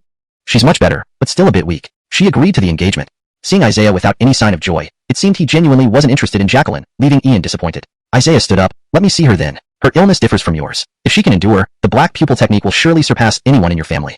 For the Gallant family, this was a positive outcome. Ian had only one daughter, and if her technique grew stronger, it would be a great benefit. Meeting Jacqueline after days apart, he saw how the once icy beauty had weakened. Her face was deathly pale, evoking pity. Isaiah was taken aback. She had been well a few days ago. Why had she declined so suddenly? Isaiah initially agreed to the engagement solely to save his life. Yet now he found himself caring for Jacqueline. Losing such a beautiful woman would be on his conscience. When Jacqueline saw Isaiah, she smiled. Master Galen, you're here. I'll check on you. How do you feel? Just weak and dizzy. Isaiah activated the Sharingan, observing Jacqueline's eyes. They were somewhat inflamed, and as a user of the black pupil technique, strange mystical energy flowed around her eyes. Proper control allowed mastery of the technique. Otherwise, it could lead to death. Isaiah kept these thoughts to himself. Ian noticed nothing unusual, unaware that Isaiah had mastered the Sharingan in just a short period. Absolutely, the Gallant family must not know this, or they would be astonished and unwilling to let him leave. Isaiah thought of Berkeley, who seemed to have noticed something. The Sharingan, a technique passed down through generations of the Gallant family, had never been mastered until now by Isaiah, who knew it better than anyone in the family. Uncle Gallang, can you please step outside? I don't want anyone watching while I treat her. Well, Ian was momentarily embarrassed, wondering if there was something unsuitable for others to see. Rest assured, I won't do anything inappropriate while treating Jacqueline. Clearly concerned for his precious daughter, Ian hesitated. Father, don't worry. Master Galen is an honorable man, Jacqueline reassured him. All right, I'll go outside. Ian thought it might even be beneficial if Isaiah fell for Jacqueline. Jacqueline's heart raced uncontrollably. Even if Isaiah did something improper now, she wouldn't resist. But Jacqueline soon felt disappointed as Isaiah only placed his hands on her temples, slowly infusing spiritual energy into her, making her feel refreshed. Recalling past opportunities where Isaiah didn't take advantage, Jacqueline had to accept this fact. Such intimate contact made her feel electrified, realizing how deeply moved her heart was by Isaiah. Chapter 68. It's over. At this moment, she realized just how much she liked Master Galen. Isaiah was helping Jacqueline control the mysterious energy, thereby minimizing any potential problems. If Jacqueline used it appropriately, the black pupil technique would make her stronger than her peers. However, Isaiah's eyes now were no longer due to the black pupil technique. He didn't want anyone, especially not Jacqueline who was very astute, to notice anything unusual and start guessing. How does that feel? Better? The primordial energy flowing from Isaiah's hands made Jacqueline feel incredibly comfortable, relieving a lot of pressure. Her eyes were no longer as tense. Isaiah's hand moved down, touching Jacqueline's cheek. He couldn't help but marvel at how good her skin was. Whoever married her in the future would be extraordinarily lucky. Jacqueline whispered, and Isaiah was momentarily taken aback. She truly was a stunning beauty. He also noticed that he wasn't as cold-hearted as he thought. Someone could still move him. Isaiah felt his resolve weakening. If he spent more time with Jacqueline, he might end up being enchanted by her. No, he needed to focus on healing Jacqueline quickly. Using the Rinnegan, Isaiah identified the problem, making the treatment far easier. To assist Jacqueline in controlling the dark chi around her eyes, Isaiah came up with another idea, infusing her with some of his blood. This way, Jacqueline would develop stronger resistance within her body, ensuring that even if the black pupil technique backfired or underwent mutations, her life wouldn't be endangered. Isaiah touched Jacqueline's hand and sliced open a small cut with a sword maneuver, allowing his blood to flow in. You must use the black pupil technique cautiously. Although it won't claim your life in the future, you still need to be careful, Isaiah said softly. What if Master Galen leaves in the future? Don't worry. I'll leave you with a secret manual to save your life, ensuring your safety. Jacqueline had assumed the treatment would take a long time, and she was delighted at the intimate contact with Isaiah. However, the pleasant moments were fleeting. Jacqueline opened her eyes to see Isaiah about to stop. Is the treatment over already? Yes, you're almost completely healed. I can assure you there will be no issues for the time being. It ended so quickly? She had hoped the treatment would last longer. Yet, indeed, she felt significantly better. Moreover, she sensed a change in her eyes. The black pupil technique seemed more flexible and manageable. This must be due to Isaiah's efforts, Jacqueline mused. This level of control was unprecedented for her. Feeling grateful, Jacqueline hesitated to express it aloud. Once her illness was cured, Isaiah could leave any time, and their engagement was only temporary. Noticing Isaiah's eyes, Jacqueline paused, sensing something extraordinary. Isaiah's eyes weren't simply enhanced by the black pupil technique. They seemed to emit a faint cold aura, though only briefly during a casual glance. Jacqueline was taken aback. How did this happen? The Galen family's supreme martial art, the Rinnegan, was unknown to anyone in the present generation, yet Isaiah's eyes had clearly undergone significant changes. Over the past 200 years, no one in the Galen family had mastered the Rinnegan. So why did Isaiah possess it? Could it be because of studying the black pupil technique's manual? For a moment, Jacqueline felt a deep sense of awe for Isaiah, believing his talent to be unparalleled, possibly the greatest in the empire. You seem to have noticed something, Isaiah smiled. I hope you can keep this secret. Otherwise, your family won't let me go. Jacqueline nodded. If not for Isaiah's blood infusion, she wouldn't have recovered so quickly. For a moment, Jacqueline fell silent. I owe you my life, and I don't know how to repay you, she said. Just a trivial matter. As long as your family doesn't make things difficult for me, Isaiah replied. Jacqueline understood that staying with the Galen family was an inconvenience for Isaiah. Such a situation would frustrate anyone. Isaiah had already done enough. As for the engagement, Isaiah could disregard his reputation, but a girl, especially such a beautiful one, couldn't. Isaiah felt somewhat guilty but knew he shouldn't marry Jacqueline out of guilt. It wouldn't benefit her martial path. Additionally, if enemies attacked, Isaiah feared the Galen family might become a liability. After considering everything, he made his decision. It's not your fault regarding the engagement. My father really shouldn't have made such an outrageous demand, Jacqueline said. Isaiah chuckled inwardly but kept his composure. If her father hadn't insisted, things between Jacqueline and Isaiah wouldn't have been so awkward. Fear not, Jacqueline. I'll bear all the blame. After the engagement, I'll cancel it, even if it tarnishes my reputation, Isaiah smiled. The Galen family was no longer important to Isaiah. He could leave anytime if he wanted. Even if he couldn't defeat Berkeley, he could escape and return to take revenge after 2 or 3 years, although that was a worst-case scenario. I know, Master Galen. You don't have to explain further, Jacqueline said, holding back tears. Those with the black pupil technique rarely cried, having sacrificed that ability. But somehow, she felt like crying now. Embarrassed by her lack of composure, Jacqueline felt ashamed. Rest well, Jacqueline. Isaiah smiled gently. Outside, Ian waited anxiously. How is she, Master Galen? Is Jacqueline better now? He asked. Don't worry. She's fine. Isaiah noticed Ian's troubled expression, wondering if something had gone wrong. Uncle Galen, what's wrong? Jacqueline's condition has improved, yet you look troubled, Isaiah inquired. An uninvited guest has arrived, Ian replied. A commotion arose from inside the manor, breaking the serene atmosphere. Jacqueline, we had an agreement. Now you tell me about this engagement? Absolutely not. Looking up, Isaiah saw a young man approach, clad in expensive silk robes, exuding nobility. His long hair flowed gracefully, typical of a young master. Despite his authoritative demeanor, his cultivation was merely 8th-rank martial scholar, and he appeared to be about 27 years old. Isaiah ignored him completely, as if the man wasn't there. Chapter 69. None of your business. Ian raised an eyebrow. This young master was a difficult and annoying rogue. Normally, a protector should not have let him barge in. Yet, how did he manage to enter? His name was Murphy, and Ian thought he was nothing but a thoroughgoing rogue. Murphy naturally noticed Isaiah. He wondered who this person was and why he was in the Galen household, particularly near Jacqueline's room. Instantly, he felt very hostile towards him. You little brat, you dare ignore me? What a high and mighty attitude. Murphy said disdainfully. Gale, you young master, that's enough. Galen young master is an honored guest of our family. You cannot be disrespectful here. So he qualifies to be called Galen young master? I don't see any hint of nobility in him. Murphy sneered at Isaiah, provoking him with much dissatisfaction. An 18-year-old boy, what was there to fear? Enough chit-chat. How about we have a duel and see how good this waste of space is? Isaiah instantly raised his scabbard and pressed it against Murphy's neck. He immediately sensed a murderous aura, an indescribable chill striking him. Instantly, he was scared out of his wits. Murphy was completely dumbfounded. Though he was extremely angry, he didn't dare act rashly. Even though it was only a scabbard, it carried such power. Murphy started shaking all over. This kid wasn't simple. Murphy felt incredibly astonished. In his dreams, he hadn't expected that, despite having a martial artist realm 8th rank cultivation himself, he would be intimidated by someone like this. How's that? Are you this kind of young master who gets so scared you can't even move? Haha, Isaiah mocked. Damn brat, do you know who I am? If you dare lay a hand on me, you must be tired of living. Ian couldn't stand it any longer. Enough, Murphy. I've warned you not to cause trouble. Galen young master is an honored guest of our family, and he's also a second-rank alchemist. Second-rank alchemist? With Isaiah's ragged appearance? It's important to know that second-rank alchemists were either rich or influential. Isaiah wore simple clothes and looked quite shabby. Dead as Murphy might be, he refused to believe Isaiah was an alchemist, let alone a second-rank one. Isaiah was no more than a fraud, Murphy maintained in his arrogant manner. Uncle Galen, you need my help for the weapon purchase this time. Isn't it your duty to assist me when I'm being bullied by outsiders? Murphy complained. Seeing no other way out, Ian had to treat Murphy nicely. Galen young master, I think we should forget this. It's not worth quarreling over. Uncle Galen, regarding the weapon selection this time, you'll have to entrust me for assistance, Murphy asserted. If Murphy doesn't behave properly, I won't be responsible if Galen young master injures you, Ian warned. Murphy coldly snorted and quickly stepped back a few paces, too worried to stay under threat any longer. Hearing the commotion outside, Jacqueline came out. What happened, Galen young master? Upon hearing how close Jacqueline was calling Isaiah, Murphy was displeased immediately. Jacqueline, you're all being deceived by him. He doesn't look like a second-rank alchemist to me. Murphy, people like you should stay far from me. I don't want to see you. Murphy's face changed drastically. Jacqueline, if you don't help this time, will your weapon selection satisfy the sect? If anything goes wrong again, the sect will definitely hold you accountable. That's none of your business. We can manage without you, Jacqueline replied nonchalantly but with a hint of worry. Well, Uncle Galen, that's what Jacqueline said. Previously, you asked for my help in selecting weapons. If you fail, you know the consequences. The sect is already making things difficult for us, Murphy blurted angrily before turning to leave. All this was due to this damn Isaiah. If not for him, Ian would still respect him greatly. Since this Isaiah appeared, Murphy's status plummeted immediately. You lousy brat, you wait. Sooner or later, I'll make you lose face. Don't act all high and mighty pretending to be an alchemist, Murphy vowed. Isaiah instantly flashed before Murphy, sternly questioning, Oh, really? You want to make me lose face? Do you have the qualifications? Murphy stumbled backwards, accidentally tripping, completely frightened. This damn scabbard power was immense. Could he possess sword momentum? Didn't only the martial genius Dulcie have sword momentum? Why would he have it too? Who was this kid? His sword momentum was powerful, leading Murphy to realize that his cultivation was at least 9th rank martial artist or higher. Otherwise, he wouldn't be so formidable. An 18th-year-old with a 9th rank martial artist cultivation, could he be a martial genius too? Murphy broke into a cold sweat, afraid he had provoked the wrong person. Get lost. Isaiah sneered. Murphy nodded, not daring to yell anymore. Murphy didn't even dare to stand up, crawling away embarrassingly. He swore he'd never forget this humiliation. Hold on, Isaiah ordered coldly. Murphy trembled on the ground, knowing he wouldn't win if they fought. He decided to bow and apologize now, seeking revenge later, knowing that brave men don't pick fights they can't win.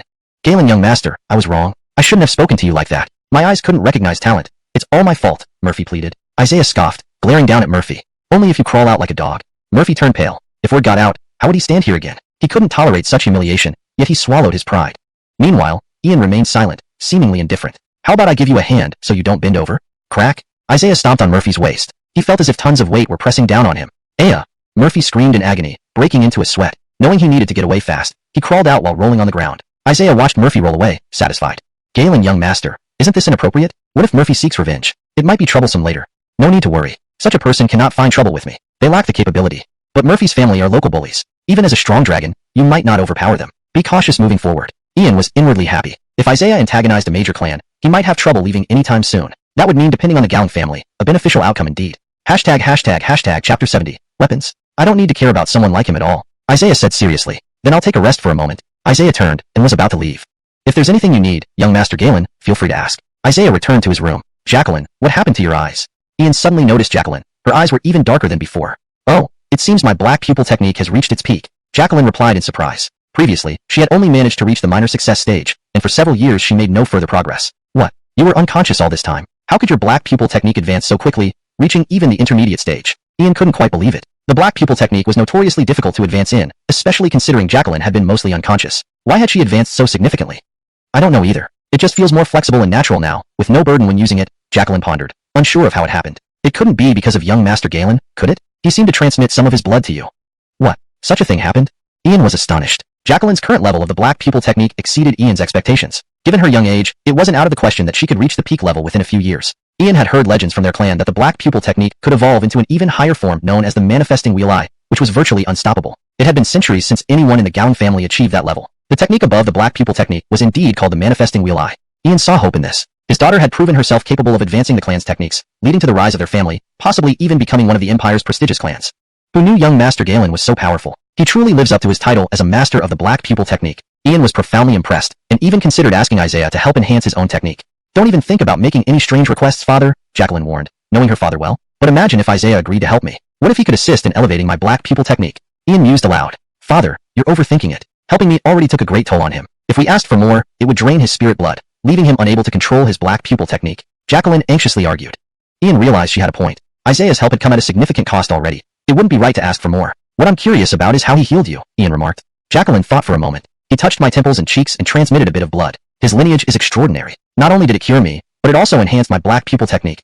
Ian wished Isaiah wouldn't leave anytime soon. The Galen family couldn't afford to lose him. For Jacqueline's sake, Isaiah had made sacrifices. But not everyone deserved such kindness. Ian's hopes of enhancing his own Black Pupil technique were dashed, leaving him somewhat disappointed. Our clan's future rests in your hands, daughter. Jacqueline felt the immense power of her Black Pupil technique, but understood that advancement would require significant time and effort. Daughter, there's something I want to ask you. Did anything happen between you two when you were alone in the room? Father, what are you talking about? Ian chuckled awkwardly and didn't press the matter further. Isaiah rested in his room alone, focusing on his cultivation. This period of recuperation allowed him to gain significant martial arts experience. Advancing his cultivation was his top priority. A day later. Knock knock, young Master Galen. May I disturb you? Jacqueline knocked on the door. Isaiah opened the door to find Jacqueline wearing a celebratory red dress, looking even more beautiful than before. Isaiah suddenly remembered the betrothal ceremony. Isaiah, our engagement. Jacqueline seemed slightly embarrassed. Though it was only an engagement and not a marriage, her heart yearned for more. Isaiah felt a bit awkward. The engagement ceremony is an important day. Our clan will select weapons and treasures for the Tianlon sect, Jacqueline explained. Isaiah focused on the latter part. The sect needs to buy weapons too? The foundation of a sect relies on weapons and treasures. This day is known as the weapon fair, where merchants sell various armaments and protective gear. Jacqueline noticed the sword at Isaiah's waist. That weapon of yours must be extraordinary. It's likely a renowned piece. Isaiah lifted his sword. Dulcie had once coveted this very sword. A good weapon greatly enhances a martial artist's abilities. Other martial artists use different types of weapons to similar effect, while fighting unarmed put one at a disadvantage. The sect spends large sums annually on weapons. This is fundamental to its strength. I understand. But whether these weapons are truly practical remains uncertain. Sometimes they turn out to be fakes. They might look fine initially but degrade over time. Isaiah smiled, finding the weapon fair even more intriguing. However, before that, he faced a dilemma. The engagement ceremony. Isaiah felt somewhat uncomfortable with it. Alright, let's get going. Here are the clothes prepared for you. Isaiah examined the bright red robe handed to him. This was his first time wearing such conspicuous attire. It felt a bit too vibrant for his liking. Do you like this outfit? Jacqueline asked. It's alright. Isaiah looked at Jacqueline, sensing she had something to say but hesitated. Jacqueline stared into Isaiah's eyes, mesmerized by the depth within them, as if gazing into a vast universe. She saw her reflection in his gaze. My father was amazed by my Black Pupil technique's sudden advancement. He thinks I might one day advance it to the manifesting will I. Isaiah raised an eyebrow and fell silent. For over 200 years, no one in our clan has mastered the manifesting will I. Yet, you possess it, which shocks me deeply. I've reviewed the history of the Galen clan. There have been many prodigies, yet none of them mastered the manifesting will I. Well, if I shock you that much, then, I can't tell you exactly how this happened. Jacqueline had another concern. Isaiah was quite young, roughly her age. If he were a member of the Galen family, it would be overwhelming for her. Translation completed. Maintaining paragraph structure and style as closely as possible to the original. Chapter 71. Mistaken for a rumor. Could he be an illegitimate son Ian had left somewhere in his younger days? Jacqueline's face turned slightly pale, but then she thought it didn't quite fit. Isaiah and Ian were too different in temperament and appearance. The likelihood of them being related was slim. She wondered if maybe someone else from the Galen family had a child outside who was now Isaiah, which would explain why he knew the dark pupil technique and had such astonishing achievements. Are you thinking something? You actually believe we might be siblings? Isaiah saw through what Jacqueline was contemplating. Jacqueline's face flushed red instantly. Her mind had wandered into inappropriate territory, and Isaiah had somehow seen right through her thoughts. Sorry, I didn't mean to. My eyes just tell me everything. Isaiah apologized. It's not your fault. Your eyes are just too perceptive. Isaiah and Jacqueline walked together to the square of the Galen family estate. Today's engagement ceremony was grand indeed. The number of attendees far exceeded Isaiah's expectations, and he felt like there was no way out. Now that the engagement was public, how could he possibly break it off? Standing on the platform, Isaiah and Jacqueline watched as Ian's face radiated with joy. It had been a long time since he had been this happy. Thank you all for coming. Please enjoy today's feast to celebrate my daughter's engagement, Ian said with a bow. Today, the Galen family hosted a lavish banquet to welcome guests from all corners. The engagement ceremony was very grand indeed. Isaiah found himself feeling a headache even though he forced a smile. Whoa, that's him who's engaged to Jacqueline. They say Isaiah is a genius at martial arts. Ranked first, people murmured. Yes, he even defeated Dulcie. But why did he agree to this engagement with the Galen family so quickly? Truly enviable. To marry such a stunning beauty, he's really fortunate. The disciples of the Tianlon sect admired Jacqueline greatly. Many strived to become strong enough to propose to her. But here Isaiah was, getting engaged within just a month of arriving at the sect. Among the crowd, Isaiah noticed Alana. The girl gave him a look filled with unspoken intent, but he pretended not to see it. This little girl seemed to have much to say to him. A chilling wave washed over Isaiah. He felt uncomfortable. There was a cold aura around. He glanced up and saw Dulcie looking at him with an icy expression, like a 1,000-year-old iceberg. Tianlon's sect disciples gave Dulcie a wide berth, making sure to stay 10 meters away. Her presence was more intimidating than usual, almost as if her sword intent was emanating. Her gaze sent shivers down one's spine. Isaiah raised an eyebrow. Why was Dulcie looking at him as if he were her mortal enemy, even more hateful than before? Women are truly unpredictable, Isaiah mused. Is she upset because I beat her? Days ago, she acted friendly, but now she looks like my worst foe. At the feast, Dulcie sat alone, sipping tea, and no disciple dared sit with her. Did you see? Dulcie is upset. The goddess seems jealous. When Isaiah first arrived, they held hands. Now he's getting engaged. Such a heartbreaker. Isaiah is a womanizing bastard. He's our sex enemy. A group of Tianlan's sect disciples voiced their displeasure on Dulcie's behalf. The feast was nearing its end, and the weapon fair was about to begin. Isaiah noticed merchants selling weapons nearby, and many carriages parked nearby, indicating the upcoming fair would showcase many treasures. It was bustling, with so many people present. The weapon fair was clearly a significant event, drawing high-ranking officials from the sect.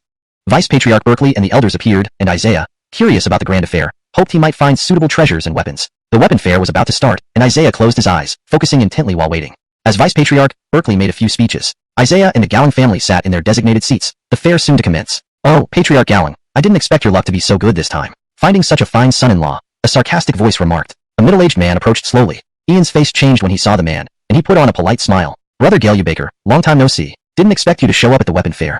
Gale Baker, a powerful Wu Zone realm practitioner, drew a few glances from Isaiah. If they fought, Isaiah believed he could prevail. He's Murphy's father. Yeah, he's come looking for trouble. That scheming grin. Gale Baker's arrival unsettled Jacqueline, who trembled slightly, showing signs of fear.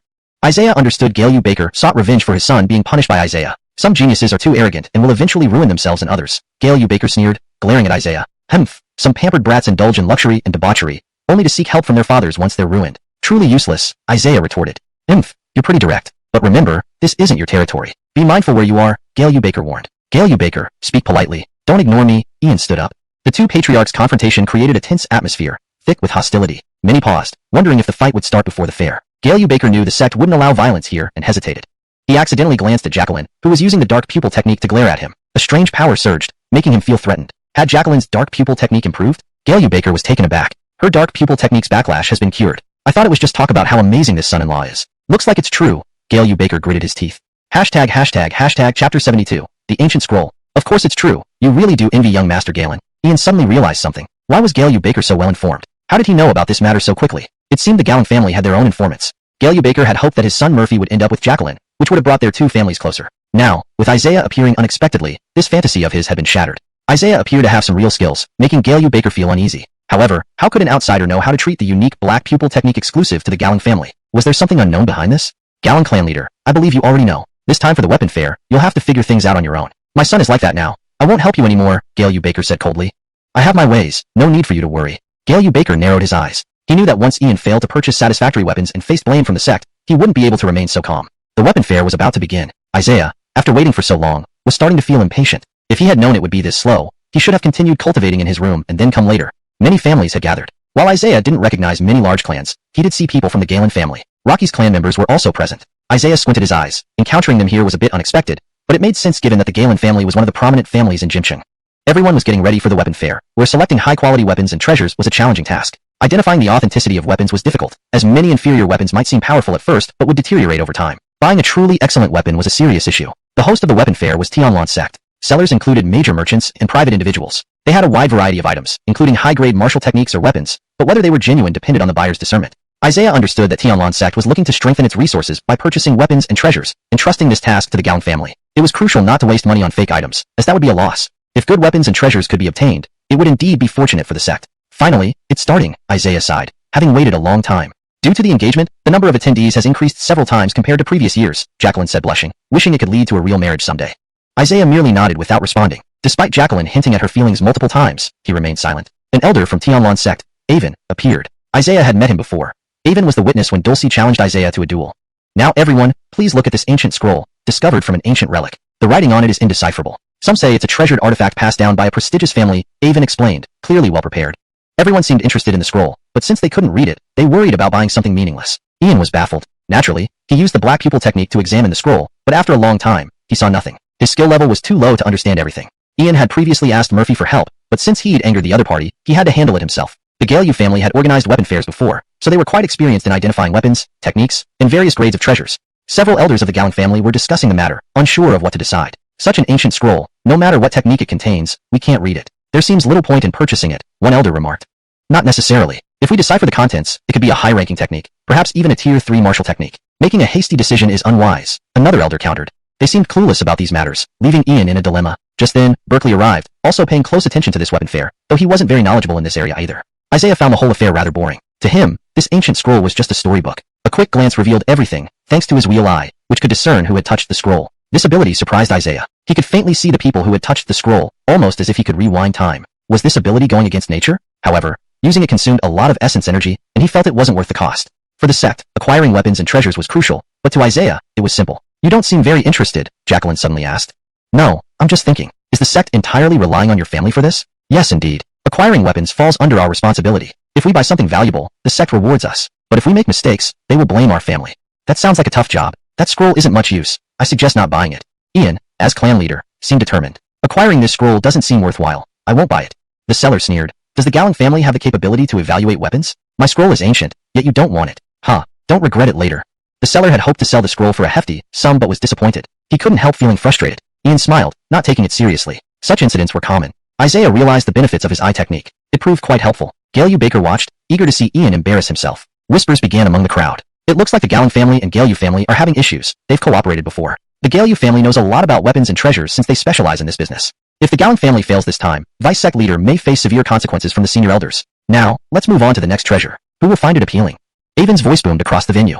Hashtag chapter 73, Great Expectations. Avon once again pulled out a scroll, which appeared to be a martial technique. Isaiah stared at it for a while without speaking. Now we will speed up and bring out most of the martial technique scrolls. Whether or not you can find a good one to cultivate is up to each of you. Avon waved his hand. Servants carried many martial technique scrolls forward, leaving everyone both anticipating and puzzled about whether they were finished products. Among these scrolls, one martial technique is called the Collapsed Dragon Technique, which is divided into several parts. This particular scroll seems to contain only one part. Please take a look and see if anyone is interested.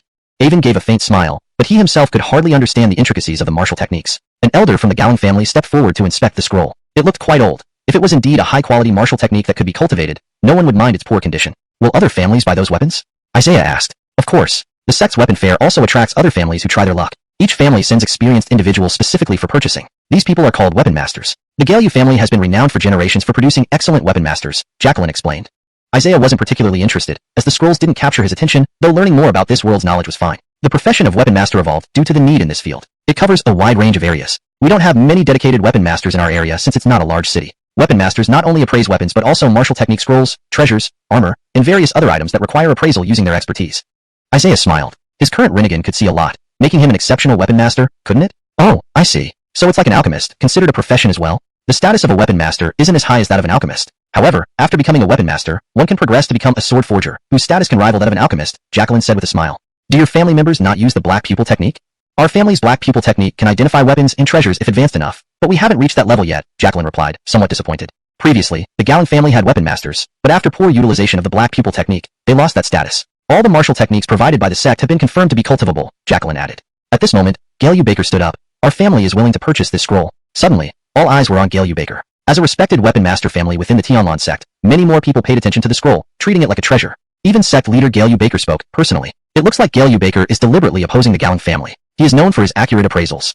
Look, an outsider weapon master from the Ming family has come too. Such prominent figures are rarely seen here. Galeu Baker walked onto the stage, and Avon showed great respect. Then please allow sect leader Galeu to examine this scroll. The Collapsed Dragon Technique is said to be quite good. According to my estimation, it should be an Earth-rank martial technique if it's truly cultivable. Galeu Baker smiled as he carefully examined the scroll. Despite some missing sections, trying to cultivate it shouldn't be a huge problem. That's an Earth-rank martial technique. If it's cultivable, the Galeu family will have made a big profit. Ian's expression darkened slightly.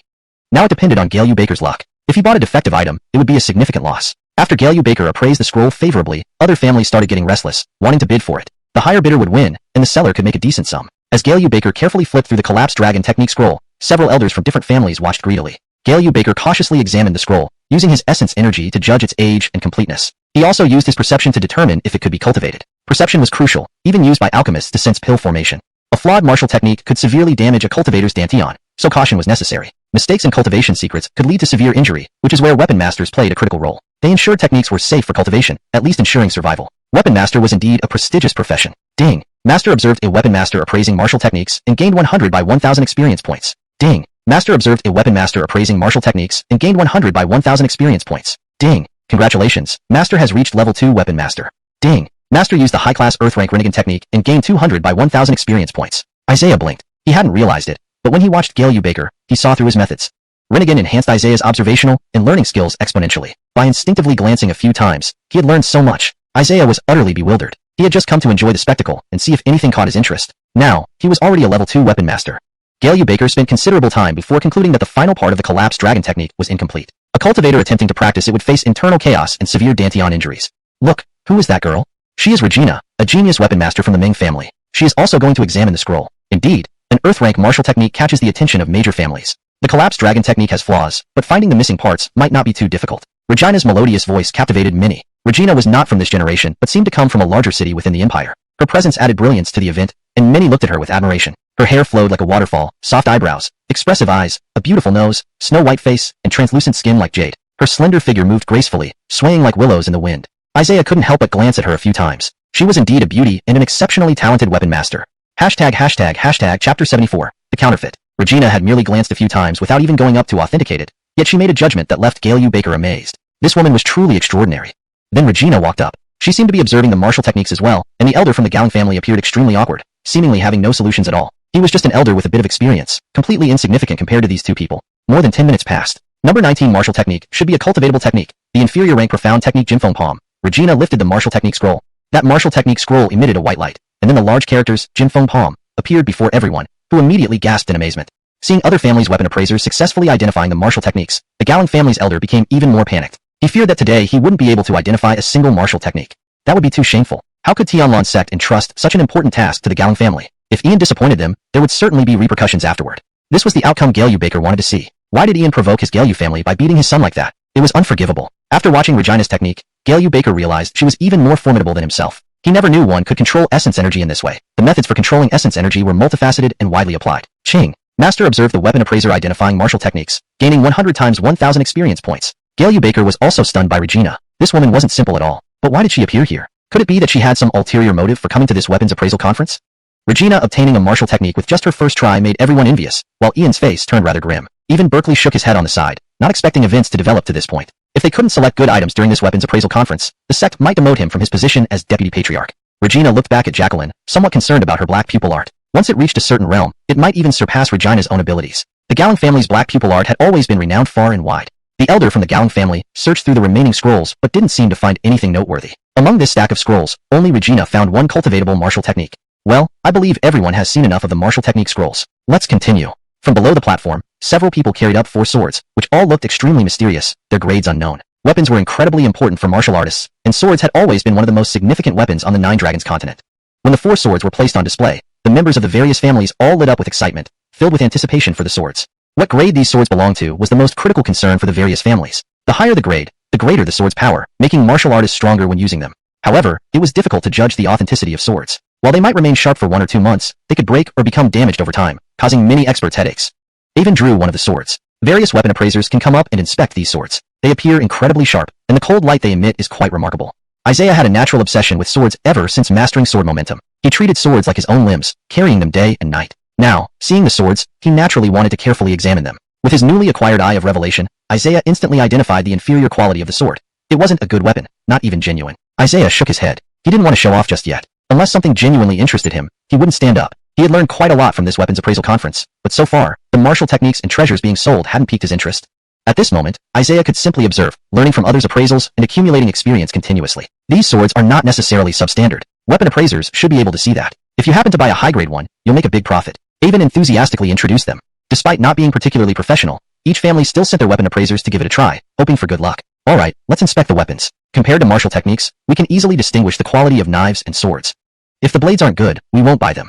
This time, the weapons seemed to be of superior quality. 5 weapon appraisers examined the knives and swords, but Isaiah shook his head. These people were just a mob, completely incapable of proper appraisal. They were just joining in for the fun. Or perhaps it was for the sake of family reputation, showing off in front of others that their family had capable weapon appraisers. Conversely, someone of Regina's high caliber wouldn't bother looking at those few weapons. Even when they were brought up, she had already sat back down. Galeu Baker also shook his head. These weapons didn't satisfy him either. Although these swords were all inferior goods, Isaiah was surprised that someone still bought one for tens of thousands of gold coins. After all, the sword looked beautiful, appearing like a decent weapon. This sort of laughable occurrence happened, and Isaiah couldn't help but smile. Maybe the buyer was just very wealthy. Isaiah continued observing Regina and Galeu Baker. They watched the treasure that hadn't yet been displayed, despite the considerable distance, constantly applying their appraisal skills. Watching everything closely, Isaiah continuously accumulated experience. Ching. Master observed the weapon appraiser identifying martial techniques, gaining 100 times 1,000 experience points. Weapon appraisers required a great deal of experience. Despite hearing such a huge amount from the system notification, Isaiah hadn't yet reached 3rd rank appraiser, making it even harder than alchemy. At this moment, Isaiah's perception of weapons had strengthened significantly. He could feel their presence even with closed eyes, sensing faint echoes that resonated within him. But soon, Isaiah heard a very melodious sound. His intuition told him it must be a valuable treasure. Otherwise, that sound wouldn't be so unique. Isaiah suddenly became interested. Perhaps waiting around longer would yield the treasure he sought. He couldn't determine what it was yet. His current appraisal skills might not be strong enough. Most of the time has passed. Let's bring out more valuable items. Avon clapped his hands a few times. This is a rhinoceros armor with exceptional defensive power. From the marks on it, it should be evident that it was used by a martial ancestor. Therefore, its value should be very high. But please have our weapon appraisers take a look. Avon laughed loudly. Both Regina and Galeu Baker stood up, seeming extremely interested in the rhinoceros armor. Their eyes sparkled. They hadn't seen such a treasure in a long time. Chapter 75. Rhinoceros armor. Before them, a young man was faster than they were. He had an air of elegance about him, looking very much like a wealthy young lord, but his face bore a cunning expression and a mysterious smile that made people feel uncomfortable. Miss Regina, Chief Galeu, I happen to be interested in this rhinoceros armor as well, the young man said. Who are you? Galeu Baker asked coldly. Another competitor was not good news. Are you Janega? I heard you're a 3rd rank weapon master? Regina asked in surprise, never expecting such a powerful figure to appear here. The crowd below was stunned. They felt surprised at the caliber of attendees at this weapon fair. Even a 3rd rank weapon master had come. This weapon fair had attracted such a person? With a 3rd rank weapon master here, what could his intentions be? Surely he didn't come for no reason? Regina raised her eyebrows suspiciously, wondering if they had the same target. It seems this rhinoceros armor has attracted quite the important figure, a 3rd rank weapon master, rare even in the Empire. Avon's tone was respectful. Young Master Zhao, please inspect this rhinoceros armor. Does it meet your requirements? There weren't many notable weapon masters at this weapon fair, so the arrival of a 3rd rank weapon master caused quite a stir. Janega showed great interest in the rhinoceros armor. He examined it closely, then smiled. Of course, Isaiah watched Janega's every move, smiling slightly to himself. His experience as a 2nd rank weapon master increased. A nobleman like Janega wouldn't wear such rhinoceros armor. Clearly, there was something hidden within it. Isaiah noticed faint inscriptions on the inner side of the armor. How much gold would it cost to buy this rhinoceros armor outright? Generally, it goes to the highest bidder, young Master Zhao. In that case, I'll offer 100,000 gold coins. The crowd was immediately abuzz. Young Master Zhao truly had deep pockets. As expected of a 3rd rank weapon master, offering such a substantial sum. Avon was amazed. This was the first time someone offered so much money at their weapon fair. In such a small place, acquiring so much gold wasn't easy. The owner of the rhinoceros armor immediately agreed, knowing no one would outbid Janega. Janega paid with a silver note, appearing very satisfied now that he had obtained the rhinoceros armor. What secrets does this rhinoceros armor hold? Regina wondered, unable to discern its mystery and not willing to compete with Janega. Janega muttered some strange language as he examined the inside of the armor. No one present understood it. The rhinoceros armor emitted an eerie glow, and Isaiah saw some peculiar inscriptions vaguely. Why is there light? Isaiah quickly noticed others couldn't see these inscriptions. Weapon masters must have unique observational abilities. Whoa, this is amazing. Why did the rhinoceros armor emit such light? It must be extraordinary. It harbors a lot of power. What secret does this armor hide? Janega indeed came prepared. He won't reveal the secret of the rhinoceros armor anytime soon. Everyone was intrigued by the rhinoceros armor, while Janega felt a bit nervous. If these people got any ideas and attacked him, the consequences would be dire. Fortunately, few understood the inscriptions on the armor. After seeing what he wanted, Janega quickly put the armor away, realizing it was attracting too much attention. Without a doubt, the rhinoceros armor held something valuable. However, the large families could only watch helplessly. After all, the Tianlan sect was present, preventing anyone from acting recklessly. Isaiah quickly identified Janega's uniqueness. At just 25 years old, Janega was already a 3rd rank weapon master, an achievement admired by many. Janega could use his elemental energy to resonate with the rhinoceros armor, an operation technique both unique and rare. With his heightened senses, he revealed hidden runes within the armor, concealing a secret. But everything was visible to Isaiah. He had learned this technique perfectly and could now use it skillfully, gaining more experience as a weapon master. Ding! The master observed a weapon identification technique and gained 100 by 1,000 experience points. Ding! Congratulations, master has reached 3rd rank weapon master. Isaiah blinked in surprise, pleased with his rapid advancement to 3rd rank weapon master after continuous learning. It seemed being a weapon master had its benefits. He believed he would achieve similar prestige in the future. What's happening? Janega was surprised when the rhinoceros armor emitted light again. He had clearly deactivated the hidden light. So why had it reactivated? This was not normal. Suddenly, a powerful killing aura sent Janega flying. Its formidable force was incomprehensible. The light from the rhinoceros armor intimidated everyone, revealing its terrifying power. That killing aura severely injured Janega, causing him to spit blood and nearly die. Those around him were stunned. The treasure-class rhinoceros armor was no ordinary object. Martial artists above the martial ancestor realm could handle such killing aura, but anyone else would have been overwhelmed, especially if they were too close. They would likely have perished. Isaiah noted that destructive power had been infused into the armor. Only such strong elemental energy could cause this effect. Opening the armor's secret risked one's life due to the killing aura. Unbelievable. This treasure isn't simple. I was fortunate. Such a dangerous item didn't claim my life. Janega laughed, considering himself lucky to appraise such an item, even if it almost cost him his life. Isaiah believed Janega's technique had been faulty. Activating the hidden light nearly killed him. A weapon master's job wasn't safe. The knowledge in his mind told him that appraising top-tier weapons often came with danger, potentially fatal. Please let me know if you need further adjustments or additional chapters translated. Chapter 76. Why did you come up? The killing aura from the rhinoceros armor is terrifying. Jacqueline's face was deathly pale. If she hadn't clung to Isaiah just now, her condition might have been even worse. Your complexion isn't good. That killing aura might have been too strong. Unveiling the secret of the rhinoceros armor incorrectly led to this result. Even Janega doesn't look too well. Jacqueline breathed a sigh of relief. Isaiah was indeed a very steady person. Being by his side gave her an immense sense of security, completely dispelling any fear of the killing aura. I think I'll go back and rest. I'm not quite in the right state. There's no need for that. Let me give you a pill to help you recover quickly. Jacqueline nodded in gratitude as she took it from him. After swallowing it, she was slightly astonished. This seemed like a top-grade second-tier pill. Was Isaiah being overly generous? Jacqueline felt deeply touched. Did this mean Isaiah had begun to recognize her and already considered her family? Otherwise, why would he be so generous with a second-tier pill? The top-grade second-tier pill instantly dispelled Jacqueline's fear, leaving her feeling incredibly refreshed. To receive such a pill so casually made her heart leap with joy. To give me such a valuable pill so easily, isn't that wasteful? Jacqueline asked curiously. Not at all. I have plenty of these pills. I even eat them for fun sometimes. Besides, when it comes to you, I should be more generous. Hearing this, Jacqueline couldn't help but feel a bit embarrassed. A thought crossed her mind. Would Isaiah end up marrying her someday? Meanwhile, Janega immediately took a pill to stabilize his injuries. His wounds were severe, and his labored breathing showed how far he had fallen from his usual composed demeanor. The secret of the rhinoceros armor must be extraordinary. Janega grew increasingly delighted. Buying it at such a high price was clearly a wise decision, promising infinite returns in the future. Avon hurried over to support him. Young Master Zhao, go and rest your injuries first. Such severe wounds, regardless of what secrets the rhinoceros armor harbors, it leaves us eagerly anticipating. Thank you. I'll rest here for a moment. There may still be something of interest during the auction later. Janega insisted on staying. Regina gazed at the text revealed by the rhinoceros armor. It seemed to record some martial technique, perhaps even a heaven-grade one, or possibly a heaven-grade treasure. Any of these possibilities would elicit envy. Finding even a single heaven-grade item could lead to a meteoric rise in status. Regina regretted missing out on something important, blaming her inferior appraisal skills compared to Janega. Isaiah deciphered the text on the rhinoceros armor. Though he didn't consider it anything special, outsiders surely lusted after the rhinoceros armor.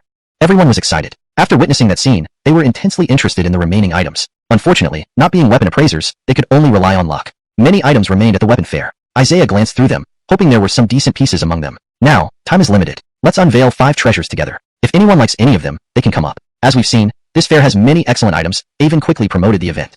Isaiah naturally wanted to acquire a few choice items. He'd heard a unique sound earlier. Most ordinary items produced common sounds, while inferior ones were grating. But one object had a melodious echo. With his enhanced perception, Isaiah listened intently to pinpoint the source. He felt it was a broken mask. Opening his eyes slightly, he saw an ancient iron mask.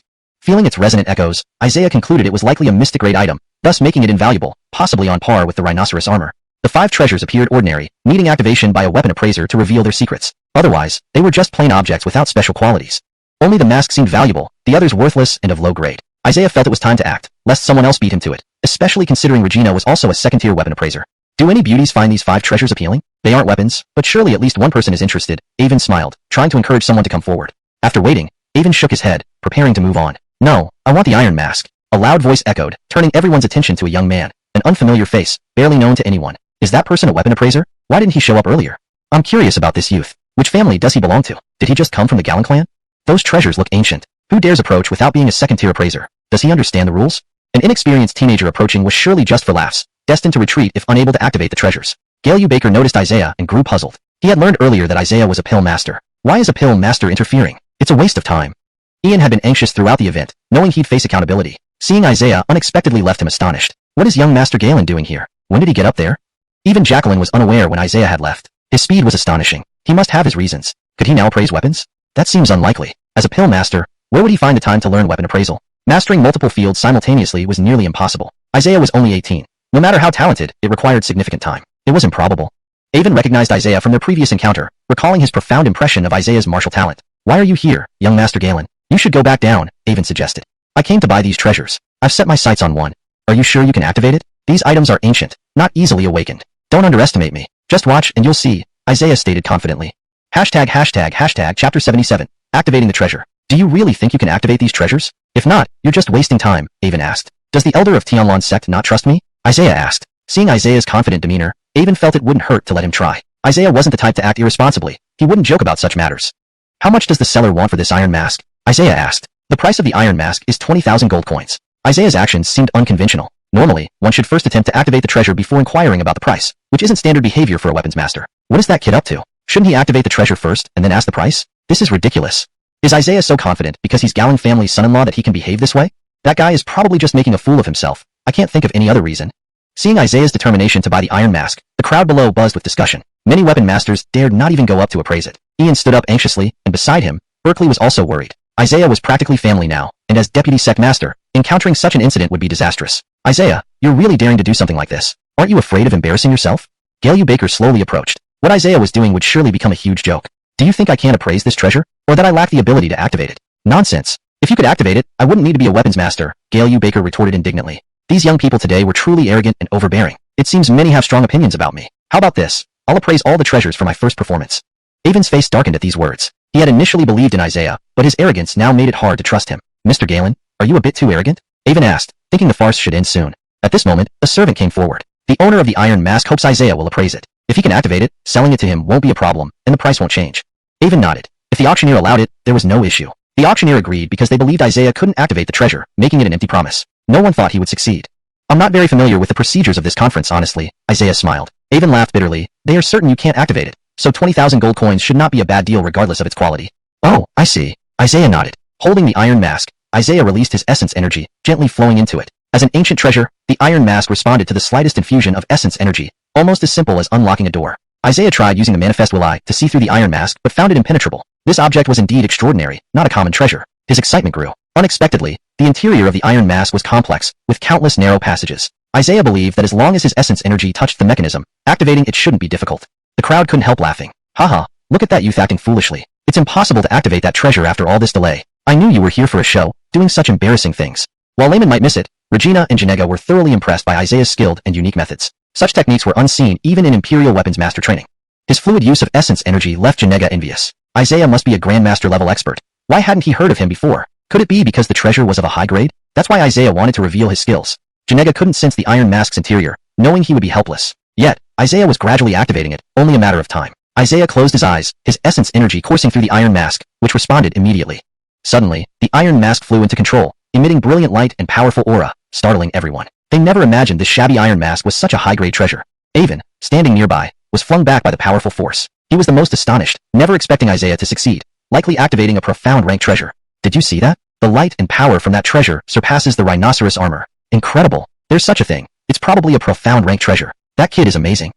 The Galen family may truly rise now, finding such a capable son-in-law. Previously skeptical, the crowd now felt awestruck. Janega and Regina looked even more embarrassed. They once thought themselves the best weapons masters here, but Isaiah completely overshadowed them. The faces of the various family representatives turned grim, especially Galeu Baker, feeling deeply humiliated. Why was Isaiah still a weapons master and able to activate a profound rank treasure? Berkeley gaped in shock. I didn't realize Isaiah was this powerful. He can appraise profound rank treasures, surely making him a second-rank weapons master. Jacqueline was also stunned. Isaiah never mentioned being such a skilled weapons master. Her admiration for him deepened. Galeu Baker suddenly regretted his earlier words. If Isaiah was so talented, it wasn't good news for the Galeu family. What background did Isaiah have? It was hard to believe an 18-year-old youth could excel in so many fields. He was nothing short of a prodigy, leaving Galeu Baker at a loss for words.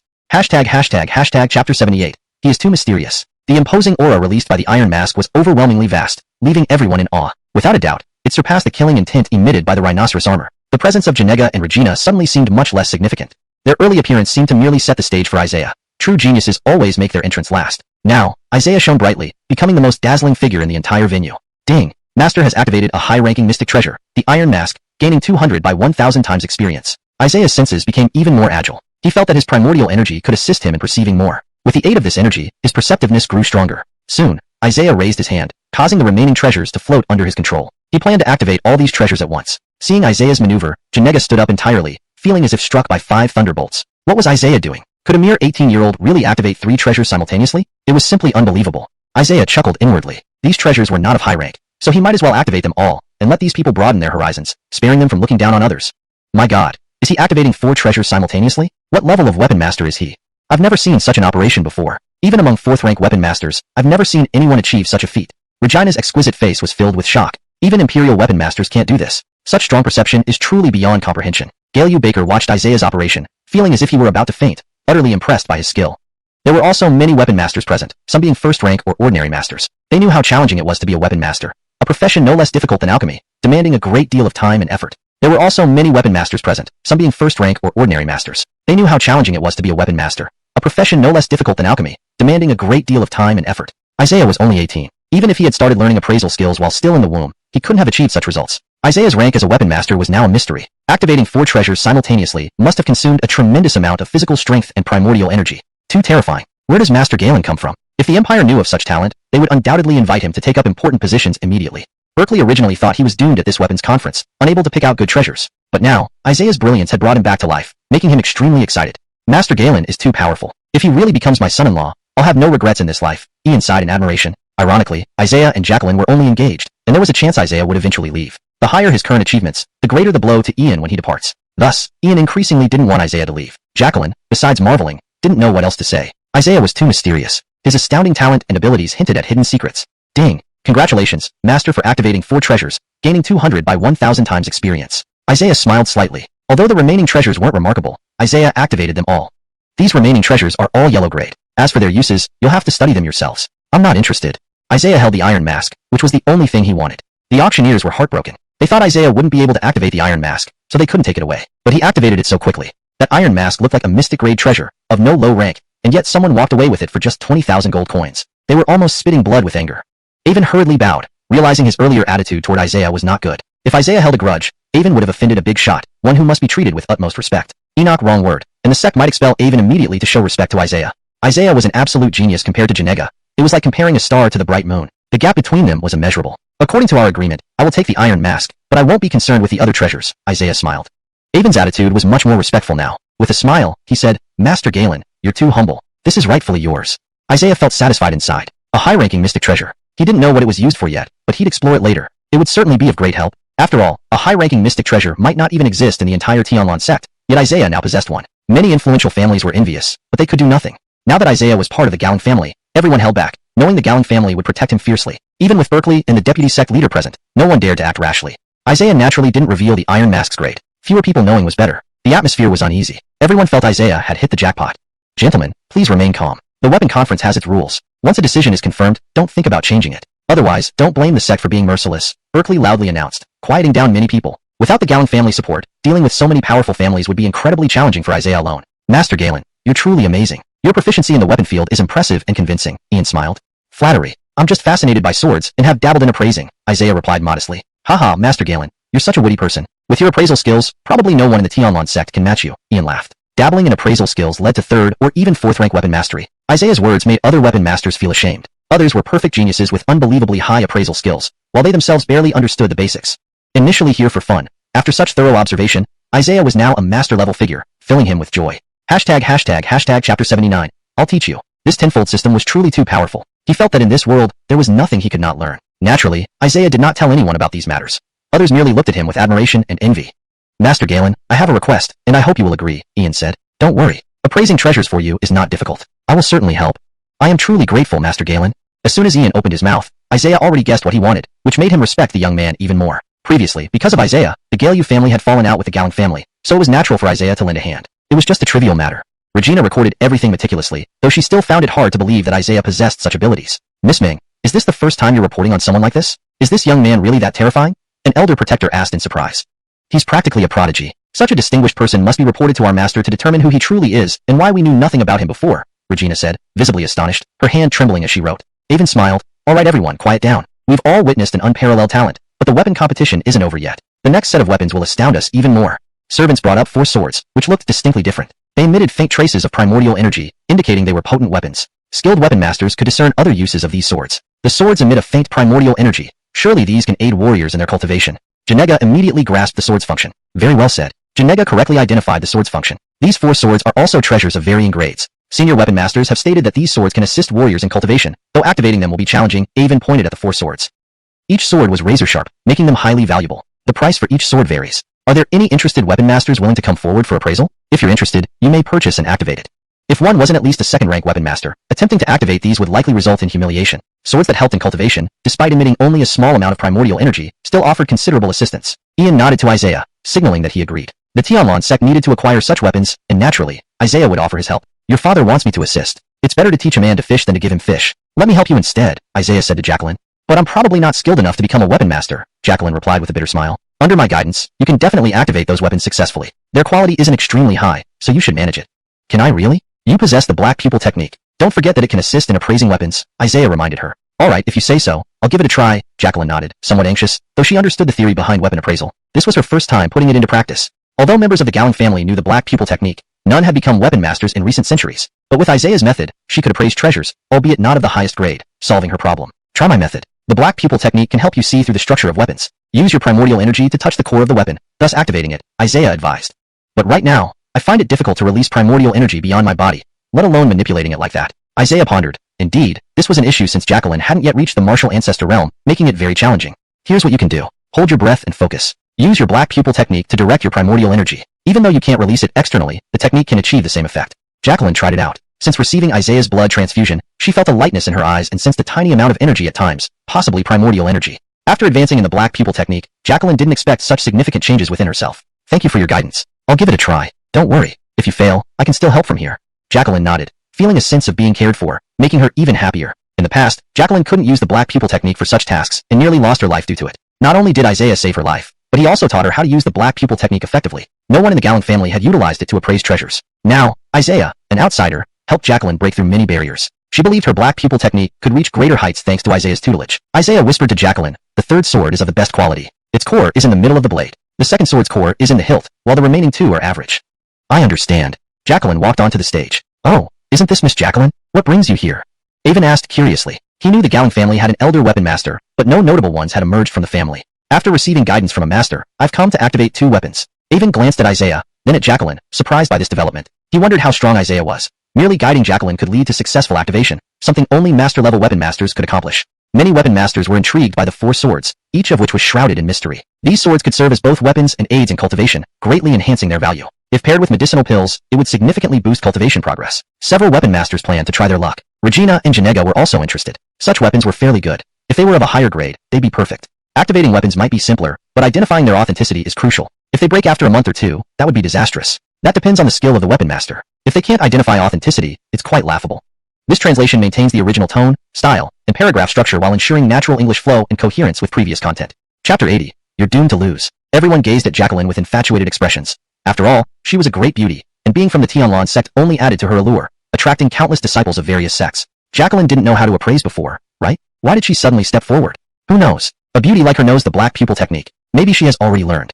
In that case, it doesn't matter if the Gallant family doesn't need the Galew family anymore. Galew Baker squinted his eyes, glaring at Jacqueline. He was the most displeased. Could Jacqueline have learned appraisal so quickly? That seemed outrageous.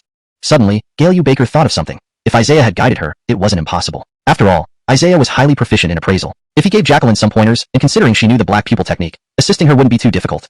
Upon this thought, Galew Baker's expression turned grim. This Isaiah was truly formidable. He couldn't think of any other reason why Jacqueline would know appraisal. It must be Isaiah's guidance. Do you really want to buy this sword directly? Avon asked. Of course. Only by buying it can I activate it. If the activation is successful and the sword is of good quality and usable, I won't lose out. If my appraisal was incorrect and the sword turns out to be low quality, then I'd be losing big time.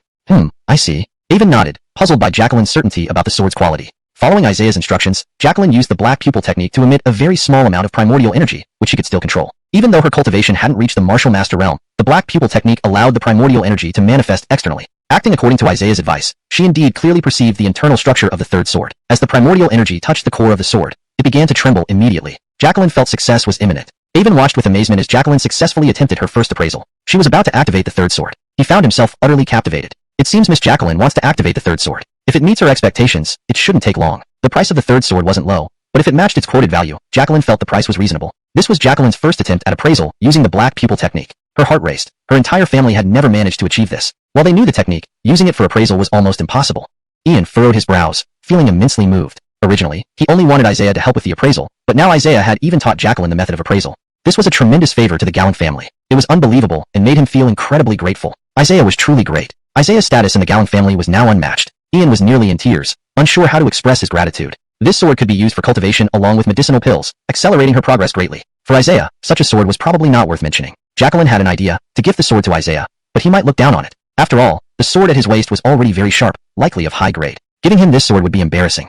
I didn't expect the Gallant family to learn appraisal so quickly. I underestimated you, a cold voice said, filled with hostility. Turning around, Jacqueline saw Regina walking towards her with a stern expression and unfriendly gaze. Why shouldn't our family know how to appraise? Don't underestimate us, Jacqueline retorted sharply. 2 goddess-level figures faced off, stirring excitement among the crowd. No one had seen such a scene before. What's wrong with these 2 beauties? Are their families enemies? Who knows? Regina is naturally aloof and conceited, probably unwilling to see the rise of the Gallant family. But Jacqueline has an advantage with the black pupil technique. This isn't certain. Regina's appraisal foundation is solid. No ordinary person can surpass her. The 2 beauties caused everyone to buzz with excitement, discussing incessantly. Regina's animosity toward Jacqueline must have had a reason. No one knew what would happen next. Jacqueline successfully activated the sword, holding it up as if announcing her victory, drawing applause from the crowd. You actually succeeded. Humph, you seem to have some skill, Regina said disdainfully. From your tone, you want to compete in appraisal, right? Jacqueline asked.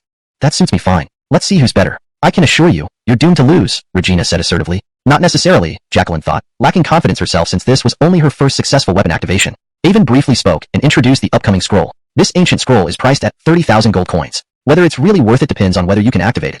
Isaiah observed for a while, noticing similarities between this weapon appraisal congress and gambling stones on Earth, like unearthing jade, where one could either gain or lose depending on their insight. A weapon or treasure, examined by multiple weapon masters to determine its authenticity or grade, would then be auctioned off to the highest bidder. After obtaining it, the buyer could try to activate it to confirm its quality and completeness. Some weapons or treasures could unleash backlash or killing intent, making caution necessary. Galik the current scroll priced at 30,000 gold coins. Only after a weapon master confirmed it should they proceed with activation. Isaiah chuckled, noting no one had formally explained these rules to him over his long stay here. Without formal explanation, these insights gradually surfaced in his mind through experience. Isaiah smiled faintly. The world of cultivators was increasingly intriguing, more vibrant than he had imagined. Chapter 81. Counterattack. This scroll may contain a martial technique, or perhaps some kind of treasure map. It's up to the weapon masters to determine what it is. Undoubtedly, Regina and Jacqueline were about to compete again, and the atmosphere in the hall was electrifying. Jacqueline turned back to look at Isaiah. He just gave her a slight nod and a meaningful glance, and she seemed to understand how to proceed with identifying the scroll. According to Isaiah's advice, they should follow the same method as before to identify the scroll. Regina is an incredibly powerful weapon master. Her appraisal skills must be exceptional. Can Jacqueline really stand a chance against her? Ian said anxiously. Many people in the audience weren't even paying attention to the competition. They were completely captivated by the women's beauty and wished they would stay on stage forever. Isaiah, however, wasn't like those people. They were mostly ordinary folk with narrow minds. He was more interested in seeing who had the better appraisal skills. Regina sneered, her icy demeanor becoming even more intense. Let's not waste any more time. I've appraised many such scrolls before, and I can quickly tell you what this is. She raised her hand, and the scroll immediately floated up. Her perception skill adeptly analyzed the history and content of the scroll, showcasing her remarkable proficiency. It was thanks to Regina that Isaiah now possessed extensive knowledge of appraisal techniques. She taught him everything she knew, and he had surpassed her.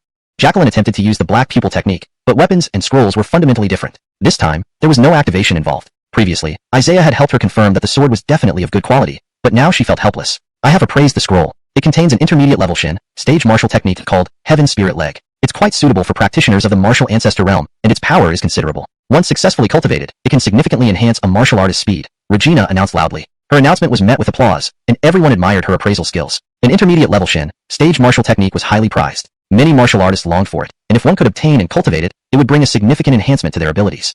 Avon hurriedly asked, So Miss Regina, are you sure you want to activate it? The scroll is intact. A martial artist will certainly be able to cultivate it. After activation, it can be sold for a good price. Regina smiled and activated the scroll shortly after. If Regina made a mistake in her appraisal and the scroll was damaged, she would lose a substantial sum of money after activating it. This all depended on the expertise of the weapon master.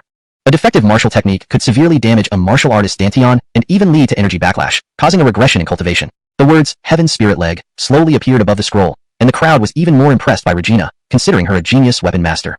Regina's appraisal was undoubtedly correct, leaving no room for Jacqueline to participate. It seemed that Regina had won this round decisively. Ian shook his head. It's true that defeating Regina isn't easy. I hope this doesn't discourage Jacqueline too much. This Regina is truly overbearing. See that? Your black pupil technique is nothing special. There was no chance to appraise before the scroll fell into my hands, Regina mocked, drawing gasps from many ordinary weapon masters. Regina is incredible. Jacqueline is still just a beginner. Even with the black pupil technique, she can't match Regina. Having a rival like Regina must be terrifying. It's probably best not to antagonize her. Jacqueline lost unless she could identify something even better than Regina. Pride was at stake, and so was the reputation of the family. Being provoked like this by Regina was intolerable for Jacqueline. This weapon fair featured a wide variety of weapons and treasures. The person who could acquire the most high-quality items would undoubtedly be the biggest winner. Currently, only Gaelu Baker, Janega, and Regina were making significant purchases. Other families were buying almost by luck, while Isaiah observed everything clearly. The Gowing family was representing the Tianlan sect in these purchases. Isaiah had initially wanted to help personally but decided against it. Teaching Jacqueline appraisal skills was a good opportunity for her to improve, especially if she hoped to gain greater expertise in the future. The bidding for weapons and treasures became increasingly fierce among the various families. The Gowing family gradually increased its acquisitions, benefiting greatly from Isaiah's guidance, purchasing numerous high-quality items. Berkeley sighed with relief. With these purchases, they could give an account to the sect. Initially, he feared they wouldn't buy anything valuable this time, so he thanked Isaiah. Watching Regina and Jacqueline engage in a serious competition, both consuming a great deal of physical and spiritual energy, revealed that Regina's decisive victory wouldn't be easy, given Jacqueline's black pupil technique and Isaiah's guidance. What deep grudge does Regina have with our Gowing family? Why is she so persistent? Does she think winning us will boost her reputation? Ian asked confusedly. Perhaps she aims to become famous. Unable to be the top of this fair, she targets Jacqueline to ensure she wins, leaving a deep impression on everyone, Berkeley remarked as he walked over. Using the black pupil technique for too long, Jacqueline had certainly reached her physical limits. She did manage to appraise a few high-quality treasures, retaliating against Regina. It's not wise for Jacqueline to continue. She has only just recovered. This will harm her, Ian said worriedly. The Gallon family had already fulfilled the sect's mission, so further competition was unnecessary. Jacqueline had identified enough valuable items, resulting in a bountiful harvest. Seeing Regina's relentless attitude, Ian thought only Isaiah's assistance could stop her. Otherwise, she wouldn't quit until she exhausted herself. As the fair neared its end, Regina's tactics seemed somewhat underhanded. Jacqueline's physical exhaustion and overuse of the black pupil technique would infuriate her. Isaiah continued observing. His appraisal skills were unrivaled, and he had no worries. However, Regina's methods disgusted Isaiah. Clearly, Regina aimed to make a name for herself through the fair. But Isaiah's presence redirected her focus towards Jacqueline, hoping to leave a lasting impression. Many people would likely seek Regina's clan for appraisals in the future. Chapter 82, Direct Rejection. I didn't expect that Miss Regina and Miss Jacqueline would compete so fiercely, but our weapons conference is also coming to an end. There's just one final treasure left. Let's wait and see. Avon's expression had become much more serious than before. After a day of proceedings, the conference was finally nearing its conclusion. He was now somewhat excited. The impact of this final treasure was unknown. Everyone, please observe the treasure within this box. Everyone turned their attention as several enforcers carried up a box. Upon opening it, everyone was stunned. Regardless of what it was continuously moving. Wow, that's a treasure. Are you joking with me? That thing isn't only moving, it also emits a faint killing aura. What in the world is this? Any weapon master who gets too close might not survive. That looks like the heart of some magical beast. Avon loudly introduced, yes, it's indeed correct. This item is the heart of a Wu Zone realm magical beast. So, please be extremely cautious. It emits a steady killing aura around it. The power released by the heart appeared exceptionally terrifying. A moment's distraction could endanger one's life. This heart has been preserved for hundreds of years. The auctioneer only decided to sell it now because all the weapon masters who attempted to appraise it previously died. The killing aura from the heart was too strong. Just appraising it might be fatal, let alone trying to activate the heart. Who knew how powerful the energy it could release was? Anyone who approached would inevitably suffer grave injuries or die. So now, I invite Jacqueline and Regina to appraise it if they are willing. Janega raised an eyebrow on the side. His expression was extremely unpleasant. He had heard about this heart, and there was no doubt it was the most difficult treasure to appraise. After all, a living treasure could take someone's life at any moment. Who dared to go up and appraise such a treasure now? That would be risking one's life. No matter how many benefits were obtained at the end, it would be meaningless. Janega understood that the asking price for this heart was not low either, requiring a full 70,000 gold coins. With the weapon master dead before even appraising the heart, who would dare do such a foolish act? Sir Zhao, are you interested? As for me, I'll pass. This biological treasure is too bizarre. I've never appraised anything like this before, and I certainly don't want to risk my life, Janega directly rejected. Although Janega was a relatively powerful weapon master, he wasn't foolish enough to take such risks, especially since he had been injured before. Third-rank weapon master Janega directly refused, and many people's expressions grew heavy. Jacqueline, don't try. If anything goes wrong, it will be terrible, Ian warned her. He did not wish his precious daughter to take such risks. That heart was still beating, emitting a faint but powerful force. At this point, Jacqueline's strength was severely depleted, sweat pouring down her forehead. Father, I want to give it a try. What nonsense are you talking? Haha, afraid, huh? Then step aside. Let me appraise this heart. This kind of living treasure is something new for me, and I must succeed, Regina said confidently. Regina was doing this appraisal entirely for fame, disregarding the risk to her life. Father, rest assured, Galen Gongzi will help me, Jacqueline said. It's good to hear that. Ian felt a bit relieved upon hearing this. With Galen Gongzi's help, the chances of success would greatly increase. Moreover, Isaiah would surely ensure nothing happened to Regina. Earlier, during the appraisal, Regina thought she could decisively win against Jacqueline. Now she realized the black pupil technique was quite powerful. The advantage of using the black pupil technique to appraise treasures allowed one to determine the authenticity of weapons and identify issues. Regina began envying such eyes. Jacqueline was an incredibly resilient woman. Her physical energy was already exhausted. Without a strong willpower, she would have given up long ago. She understood that this concerned the family's reputation and she must persevere. Jacqueline also comprehended Isaiah's intentions. By teaching her these skills, he prepared her mentally. Even if he wasn't around in the future, she would still be able to appraise weapon treasures herself. Facing enemy provocations, Jacqueline would counterattack and never surrender. Isaiah had a newfound respect for her. Although prolonged use of the black pupil technique was taxing, replenishing it slightly with medicinal pills afterward wouldn't cause significant harm. How to appraise this living treasure? This massive heart made him wonder how huge the magical beast must have been. Even now, only its heart remained. Yet it still emitted such a formidable killing aura, a truly terrifying sight. Even Isaiah felt a bit wary of the heart. His manifest wheel eye identified it as belonging to a Lu Yaovet, a level 2 to 4 Wu Zone realm magical beast, which was indeed quite fearsome.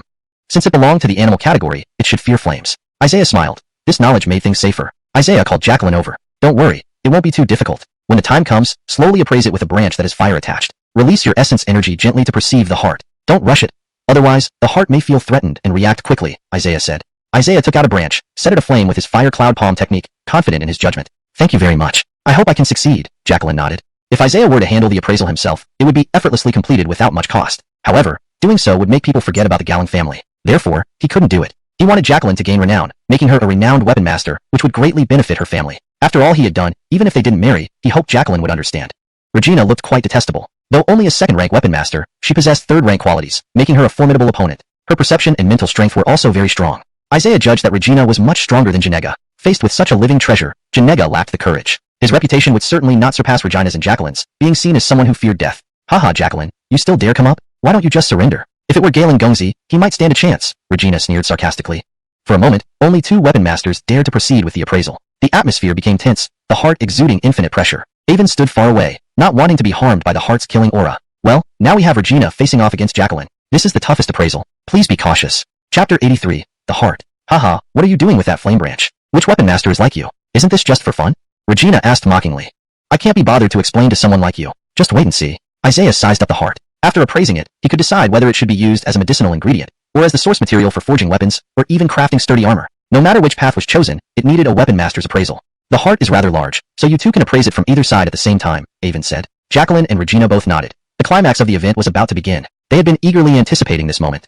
Such a treasure from a creature would at least be of mid to high earth rank, Jacqueline thought excitedly as she faced her first appraisal of such an item. If successful, her appraisal skills would greatly improve. Regina closed her eyes and began using her essence energy for appraisal. Her method was simple yet risky. She covered the heart's internal energy with her own, forcing herself to sense its inner structure. The outcome would be known soon enough. This method was very perilous. Isaiah noticed its drawbacks. Regina really dared to take risks. Once the heart sensed danger, it would retaliate in earnest. No play acting here.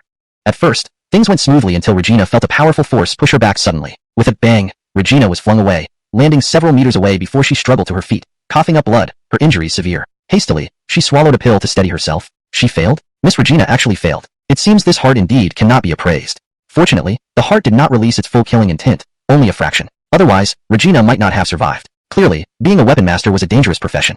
Isaiah smiled slightly. If Regina failed, then Jacqueline was sure to succeed. He had no need to worry about this. Seeing Regina's failure, Jacqueline stepped forward with the flame branch, approaching the heart. The heart's beat immediately slowed down, surprising Jacqueline. Isaiah's method proved highly effective. She slowly injected essence energy. Her black pupil technique released tiny threads of energy, gradually entering the heart. A bit more time didn't matter as long as the appraisal succeeded. But pressure quickly set in. The heart had a strong repelling force, draining her physical strength rapidly. Before her essence energy fully assessed the heart, she would be exhausted. Jacqueline wasn't guaranteed success either. Though she had stabilized the heart initially, subsequent resistance proved worse than expected. Essence energy became harder to inject. The heart's defenses were formidable.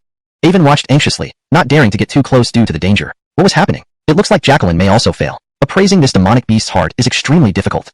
Regina failed. Can Jacqueline succeed? She doesn't seem as proficient as Regina. Breathing heavily, Jacqueline found her black pupil technique useless now. There was nothing left to do but give up. Jacqueline stopped appraising. It appears no one can appraise this heart. There's no such weapon master here, Avon noted. Breathless, Jacqueline returned to her seat. Then Regina chuckled. Although I was a bit disheveled, I have appraised it. Everyone was surprised. Hadn't she clearly failed earlier? If you succeeded, the heart should be under your control now, but it isn't, Avon questioned. The heart is too powerful. My current technique isn't sufficient to stabilize it, but I've appraised it, Regina insisted. Alright, tell us the results then. This heart has incredibly potent life force, suitable for creating weapons as a source of power. Avon hesitated. If you truly appraised it, we can verify by activating it. Then no one will doubt you. Regina wiped the blood from her mouth. No problem. Stubbornness flashed through Isaiah's mind. Regina was simply being obstinate, thinking this would win over Jacqueline. Even if she failed, people would assume Regina was still superior to Jacqueline. Objection. A loud voice interrupted. Everyone looked for the source. Oh, it seems other weapon masters have differing opinions. Why don't they speak up? Regina turned, fuming, ready to confront the dissenter. Seeing who it was, she calmed down instantly. It was Isaiah. Mr. Galen, you must be the most skilled appraiser here. Why have you been silent? Do you have something to say? Avon politely asked. Why not try appraising it out of boredom? Isaiah replied nonchalantly. Avon merely smiled. Approaching the heart, Isaiah peeled a piece of flesh, noting its elasticity and resilience. Even its injured parts healed automatically, a remarkable feature. Everyone sees the heart's incredible healing ability. It cannot be used as a source for weapons. It's better suited for defensive armor, but what about the intense killing intent it emitted? Regina protested. That's the heart's defensive mechanism, not a powerful source of strength. Hence, you cannot activate or use it, Isaiah stated. Regina fell silent. Only now did Regina realize how advanced Isaiah's appraisal skills were. Without formally appraising, he had thoroughly understood the heart. A servant whispered to Avon. The auction house confirmed Isaiah's judgment, and hopes he can activate the heart. Without giving Regina another chance, Avon declared Isaiah correct. Isaiah was indeed the most proficient weapon master. This young man did nothing earlier, yet one appraisal shocked everyone. Just bored, huh? Certainly, House Galen couldn't win before. Now with Mr. Galen's intervention, Regina has no chance. After all, he's from the Galen family. He's only engaged to a Galen. Who knows if they'll actually marry? Such things are uncertain. Chapter 84. You have no say. Losing to a genius like Isaiah, Regina sincerely conceded her defeat without any resentment. Regina and Janega were both renowned weapon masters. However, they couldn't match up to this obscure young man who would surely gain fame after the tournament. Galen Nickaming initially thought he couldn't complete the sect's mission but didn't expect Isaiah's appearance to reverse the situation. Not only did he finish the sect's mission, but also preserve the Galen family's honor. Otherwise, Regina would have thoroughly humiliated the Galen family today. The elders of the Galen family were all very happy, feeling as if they had befriended an exceptional expert. Reflecting on how the elders treated Isaiah poorly when he first entered the Galen family compound made them regretful now. What's wrong, young Master Galen? I don't find it useful to activate this heart. I wasn't intending to buy this heart anyway, Isaiah replied after a moment's thought. This heart was not simple. Although the magical beast was dead, its heart still possessed such potent vitality. Who knew what could happen? Isaiah felt activating it would be dangerous. Young Master Galen, you don't need to worry. As long as you activate it, you will definitely receive satisfactory compensation. Isaiah nodded. I don't want to activate the heart because I feel there are no weapon masters here who can refine this treasure. It might cause more trouble than benefit. Sir Galen, the auctioneers insist on you activating it, and we can discuss the compensation fully. Isaiah nodded again. After activation, refining this heart for creating protective armor required a skilled weapon master. It was extremely dangerous. A weapon master under grade 4 risked their life attempting to refine this heart. Seeing Isaiah activate the heart effortlessly, Regina was stunned, admiring his abilities deeply from the heart. This young man was truly remarkable. Activating such a powerful relic with such speed left Regina in awe. Elder E, I must emphasize that you should find an excellent weapon master, at least grade 4 or above, or else this heart cannot be refined into defensive armor, Isaiah said to Avon. Thank you, young Master Galen. I will remember your words and remind the auction people. This time, I appraised on behalf of the Galen family. Yes, we know you're representing the Galen family, Avon smiled. Elders from Regina's clan looked displeased. Initially, only Regina represented them publicly, but now, these elders had to come forward to understand the mysterious young man. None of the elders recognized Isaiah. This talented young man was not from a prominent family. Such high talent while being unknown was indeed surprising. This young man's appraisal skills are incredible. Regina can never surpass him. With such achievements now, he has an endless future. What troubles me most is that he is engaged to the Galen family. With someone like him, the Galen family might rise directly. I won't believe I can't uncover this kid's background. Inform everyone to investigate. I must know where he came from. The oldest elder raised an eyebrow, shaking his head in admiration. Nowadays, talented individuals emerge one after another. Young Master Galen, here is your reward. Isaiah received a large bag of gold coins, roughly 70 to 80,000. Though not completely satisfied, it was enough for him. Just as he was about to leave, Regina blocked his way with a smile. Her sweet smile could charm anyone, but she usually received much adoration and this time approached proactively. Sir, may I know your name? Regina asked respectfully, but Isaiah remained expressionless, almost cold, and walked away, leaving Regina standing there alone. The scene was quite awkward. Ignoring Regina outright, such a stunning beauty, made many envious. Thank you so much, young Master Galen, Jacqueline expressed her gratitude. Don't mention it, we're all family, Isaiah smiled. Seeing Isaiah's back, Regina felt a strange discomfort. This was the first time someone dared ignore her, a pampered princess. How could anyone treat her like this? What an arrogant person, thought Regina, who intended to make friends with him. Yet he acted aloof and superior. Regina's eyes became serious, yet inexplicably, her cheeks and ears burned, frightening even herself. If others saw this, it would be so embarrassing. Regina bowed her head. Young Master Galen, truly impressive. Indeed, heroes come from the young, praised other clans members trying to ingratiate themselves with Isaiah. Naturally, Isaiah showed no interest, not responding to any of them. Jacqueline suddenly remembered something. Young Master Galen, since you activated the heart, why not just buy it and take it away? That heart, I originally thought it belonged to a dear demon beast, but I was wrong. I can't determine which demon beast it is, making it highly dangerous and currently unnecessary for me, Isaiah said sternly. Mentioning the heart made Isaiah slightly worried. He glanced back to see the auctioneer's excitement. He hoped they'd remember his advice well. Though it was a fine treasure, Isaiah sensed potential problems that could lead to dangerous consequences. Wait, young Master Galen. Isaiah turned around to see Regina looking annoyed with a rosy blush. Are you annoying? Isaiah asked impatiently. You. Regina hadn't expected such a harsh response from Isaiah. How disdainful was he towards her? Speak your mind directly. Regina bit her lip. You two are engaged? Haha, I'm aware. You, a genius like yourself, deigns to marry into the Galen family. So, stop wasting time. Upon hearing this, Isaiah grew unhappy. On what grounds did Regina say such things? Did she think too highly of herself? Whom I get engaged to is my business. Whether we marry or not is none of your concern. Don't assume I don't know you're merely using the Galen family now. Once you have no use for them later, you'll discard them like rubbish. Regina's words stung sharply. Hearing this, Jacqueline felt uncomfortable, but understood Isaiah's actions weren't unfounded. The Galen family shouldn't hold back Isaiah's future. Chapter 85, 4th Rank Alchemist. The atmosphere became awkward for a moment. Regina smiled faintly. She couldn't believe that Isaiah would actually marry Jacqueline. The Galen family wasn't a powerful clan and didn't even rank within the empire. Considering his future and personal benefits, Isaiah wouldn't agree to it. Regina was certain of this. Hee, of course I will marry Jacqueline. You don't need to worry about that, Isaiah said seriously. What you? Regina looked at Isaiah in surprise, unable to believe he would dare say such things. Originally, it was just an engagement. Whether they got married or not was another matter. But now Isaiah had publicly announced he would marry her, making it impossible to back down without losing face. Isaiah was already a renowned figure, so he should be cautious with his actions. Why do I need to tell you whom I'm going to marry? Do you think I take engagements lightly? Would I break my word for a little benefit? Isaiah retorted. Regina was left speechless. Was this Master Galen crazy? Even if he wanted to get married, he should aim for a prestigious imperial family, not a minor clan like the Galen family. It was clear he didn't understand how to weigh his options. Jacqueline, let's go. Isaiah took Jacqueline's hand, and together they left under everyone's gaze, looking every bit the newly engaged couple. Jacqueline didn't know if Isaiah was joking. If it were true, she might have been too excited to sleep for days. Word of Isaiah's decision spread quickly throughout Tianlan's sect. Everyone was taken aback by his choice. With Isaiah's exceptional talent, one of the few in the entire empire, he was willing to marry Jacqueline. Many said the Galen family was reaching above its station. Although Isaiah was a genius, he seemed to lack good judgment. Given his current talent and achievements, he could easily marry a princess. The Galen family might be considered medium class in the area around Tianlan sect and Gem City, but it didn't rank among the top families in the empire. Isaiah paid no attention to these comments, focusing on his cultivation and leaving other matters for later consideration. Over the past few days, Isaiah had refined numerous medicinal pills to enhance his martial arts cultivation. Ding. The master has refined an upper-grade 3rd-rank bloodline pill, gaining 200 by 1,000 experience points. Ding. The master has consumed an upper-grade 3rd-rank bloodline pill, gaining 200 by 1,000 martial experience points. Isaiah repeated this process over and over for a week. Ding. Congratulations, master has reached the middle stage of 4th-rank alchemist. After some time, Isaiah opened his eyes. The Gowling family's medicinal ingredients were quite rich, meeting most of his needs. Though he couldn't refine top-grade pills, he could still create upper-grade ones. During this period, Isaiah overheard disciples discussing outside the door. Tianlan's sect had welcomed a 4th-rank alchemist, creating quite a stir. Isaiah inadvertently heard the name Master Ari, who was reputed to be the most skilled alchemist in Tianlan's sect. He smiled faintly. So, just being a 4th-rank alchemist made him the best in Tianlan's sect. He could easily advance beyond this.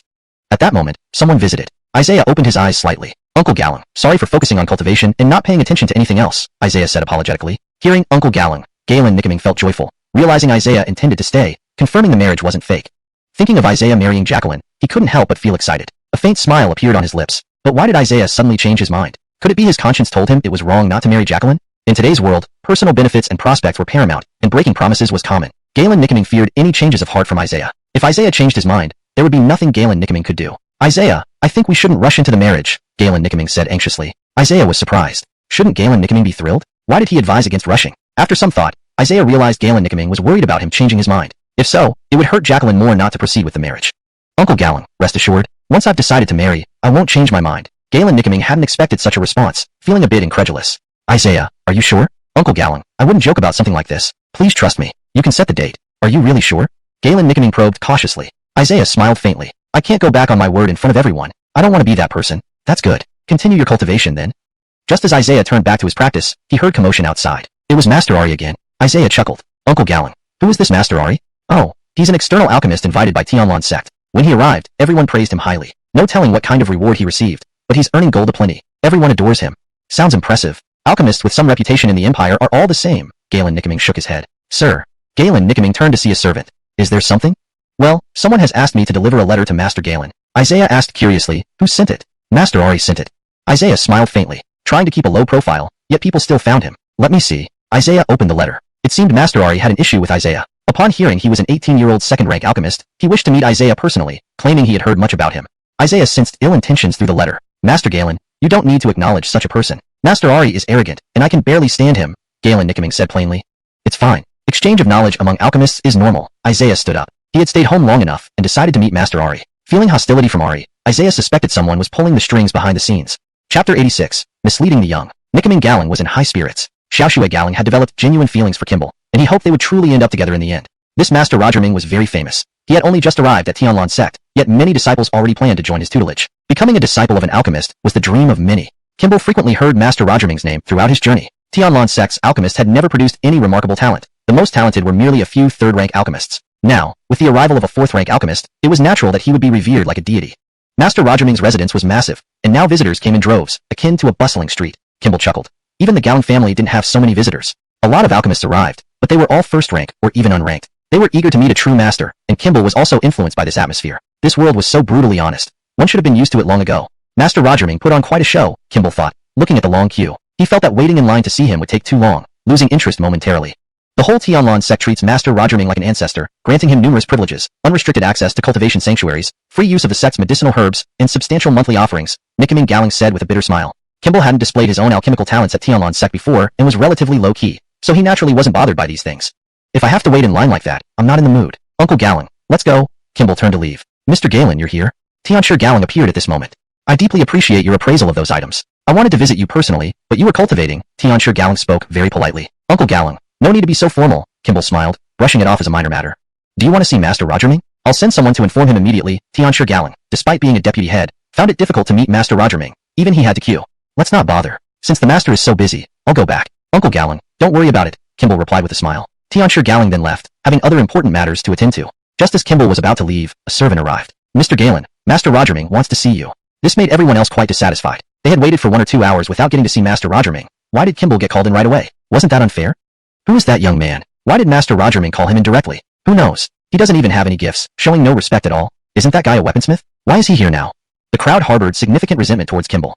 Kimball and Nickaming Gowling entered. The mansion was astonishingly large, explaining why the queue was so long. It was like a palace, luxurious and extravagant, with over 200 servants relaying messages. Seeing some servants drying herbs, Kimball identified dry rain grass and couldn't help but laugh. Is this worthy of being called a master? From what I can see, it's all empty fame with no real skill. Just the title of 4th rank alchemist.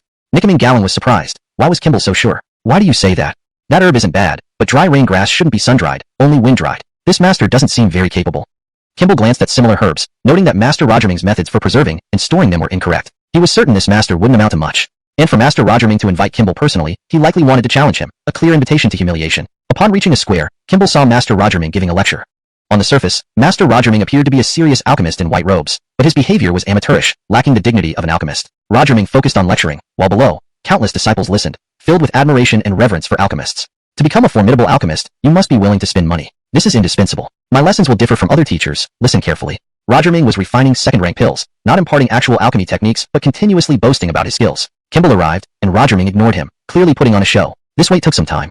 The pill refined wasn't perfectly round, but the disciples applauded, almost making Kimball laugh. Kimball wondered who sent Rogerming, bringing such an average alchemist. Refining pills should require full concentration. Refining just a second-rank pill, yet failing to control the fire properly, leading to problems with the pill's shape, it's embarrassing. Everyone admired Master Rogerming, but this voice stood out, drawing their attention to a young man. For a young man to criticize Master Rogerming was outrageous. Ha, amusing. An 18-year-old dares to lecture me?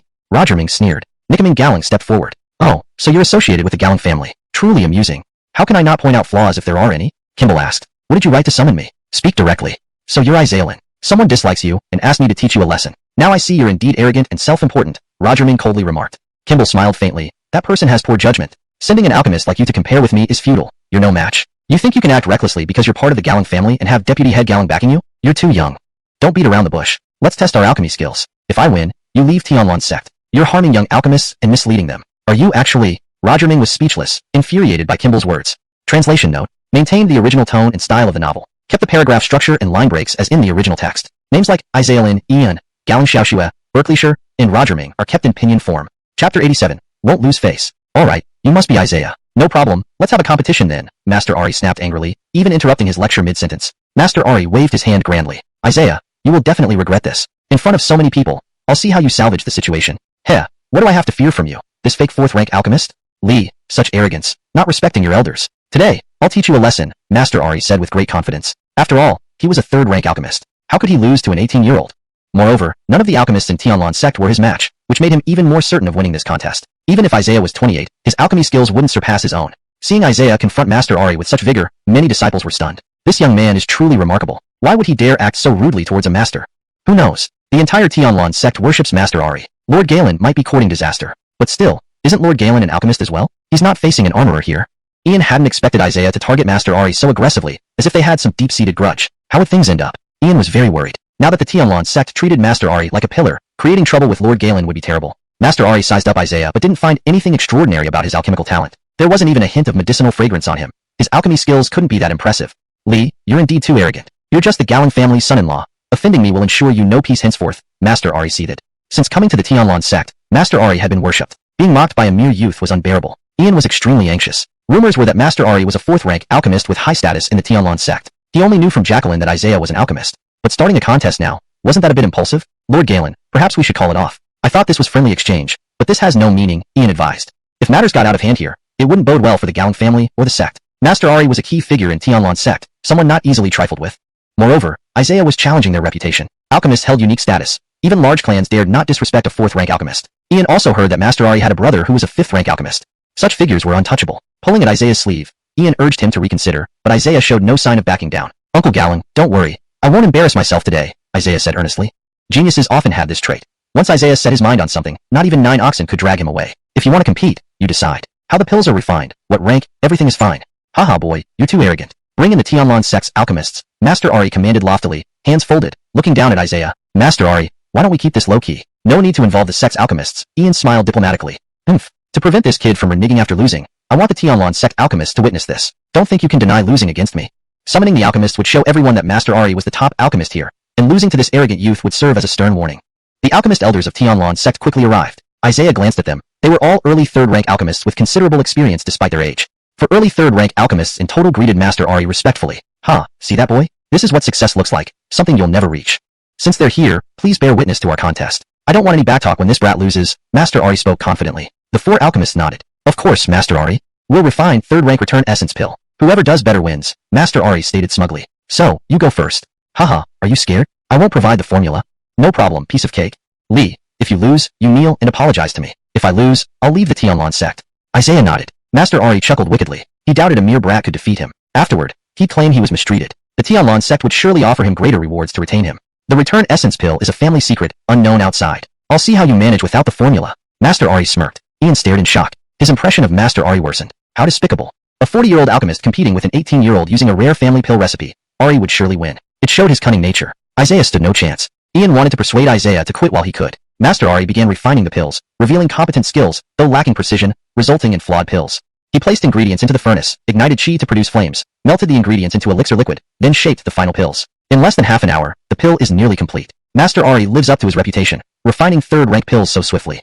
Otherwise, why would the Tianlan sect pay a fortune for Master Ari as their chief alchemist? Rumor has it that Master Ari's brother is a late-stage fourth-rank alchemist, a legendary figure. Few imperial alchemists can match him. The alchemist chattered, completely ignoring Isaiah. Chapter 88. Are you joking? Nikamin Galing sighed, feeling that Galen shouldn't have been so impulsive. Ares clan, the Roger clan, was a renowned alchemist family in the empire. Many distinguished alchemists had come from this clan, each achieving great success. Even if Galen possessed an innate talent for alchemy, Nikamin Galing felt that challenging someone to a contest was like setting himself up for trouble. Galen closely observed Ares' technique. While it showed some skill, it wasn't refined enough, and his approach lacked meticulousness. Therefore, the quality of the pills he produced would undoubtedly be low. Completion.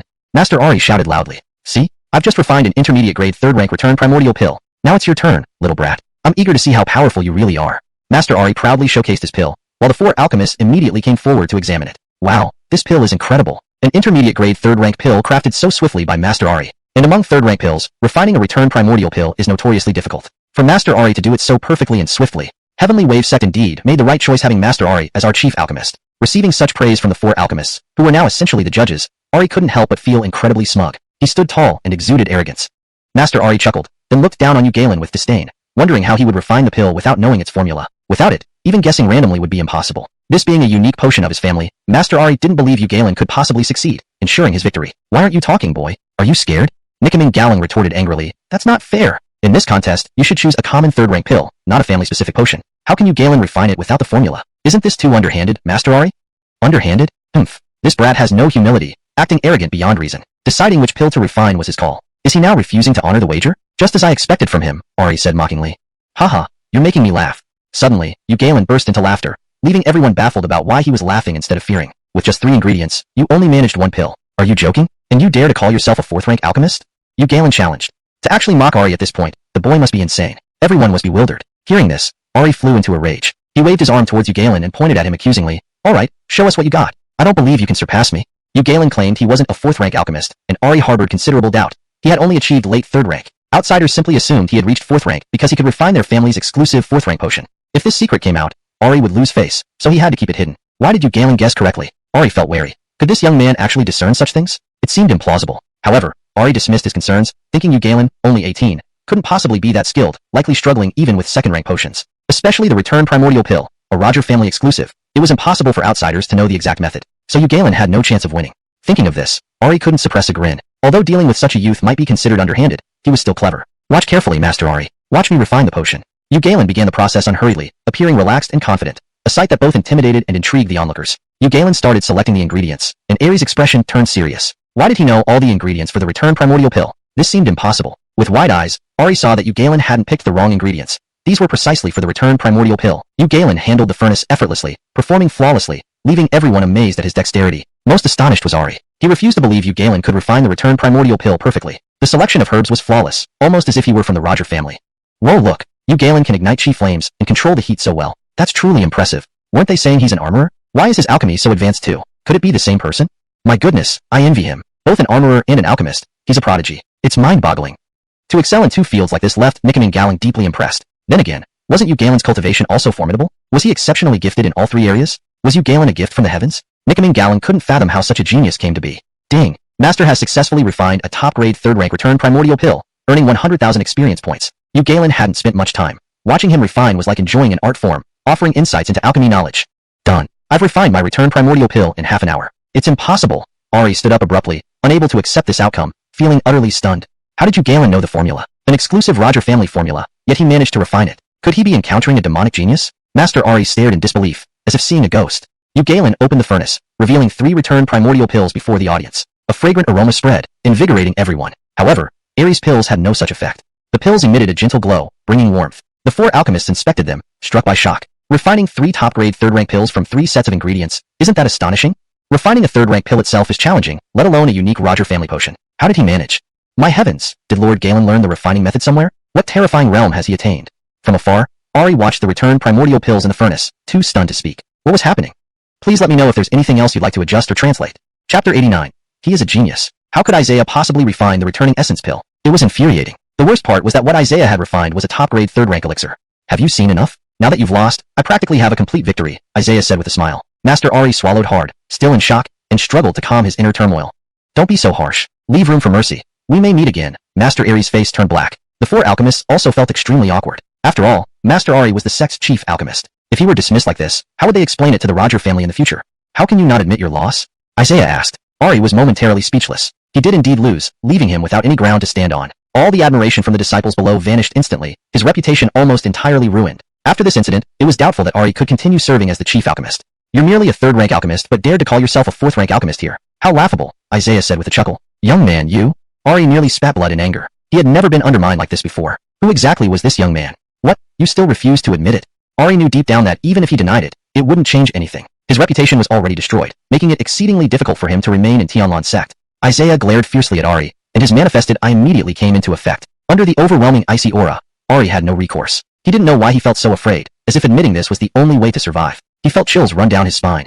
Fine, I admit I am only a third-rank alchemist who can occasionally refine fourth-rank elixirs under certain conditions. Everyone was shocked by his admission. No one expected Ari to reveal such details. There was nothing left for him now. Losing the competition meant his reputation was irrevocably ruined. How could Master Ari deceive us? Anyone who admits such things cannot stay in Tianlan's sect anymore. Now it seems Master Roger isn't really a master alchemist after all. Confronted with Isaiah's interrogation, Ari felt extremely guilty. Normally, he would never confess to this, but Isaiah's eyes pierced through him like daggers. Enoch Day, he must cripple Isaiah or else he couldn't swallow this humiliation. This damned youth had made him lose everything. As soon as his elder brother, a true fourth-rank alchemist, arrived, Tianlan's sect would agree to any demands, ensuring Isaiah paid the price. Ari secretly resolved this in his heart. I will take my leave now.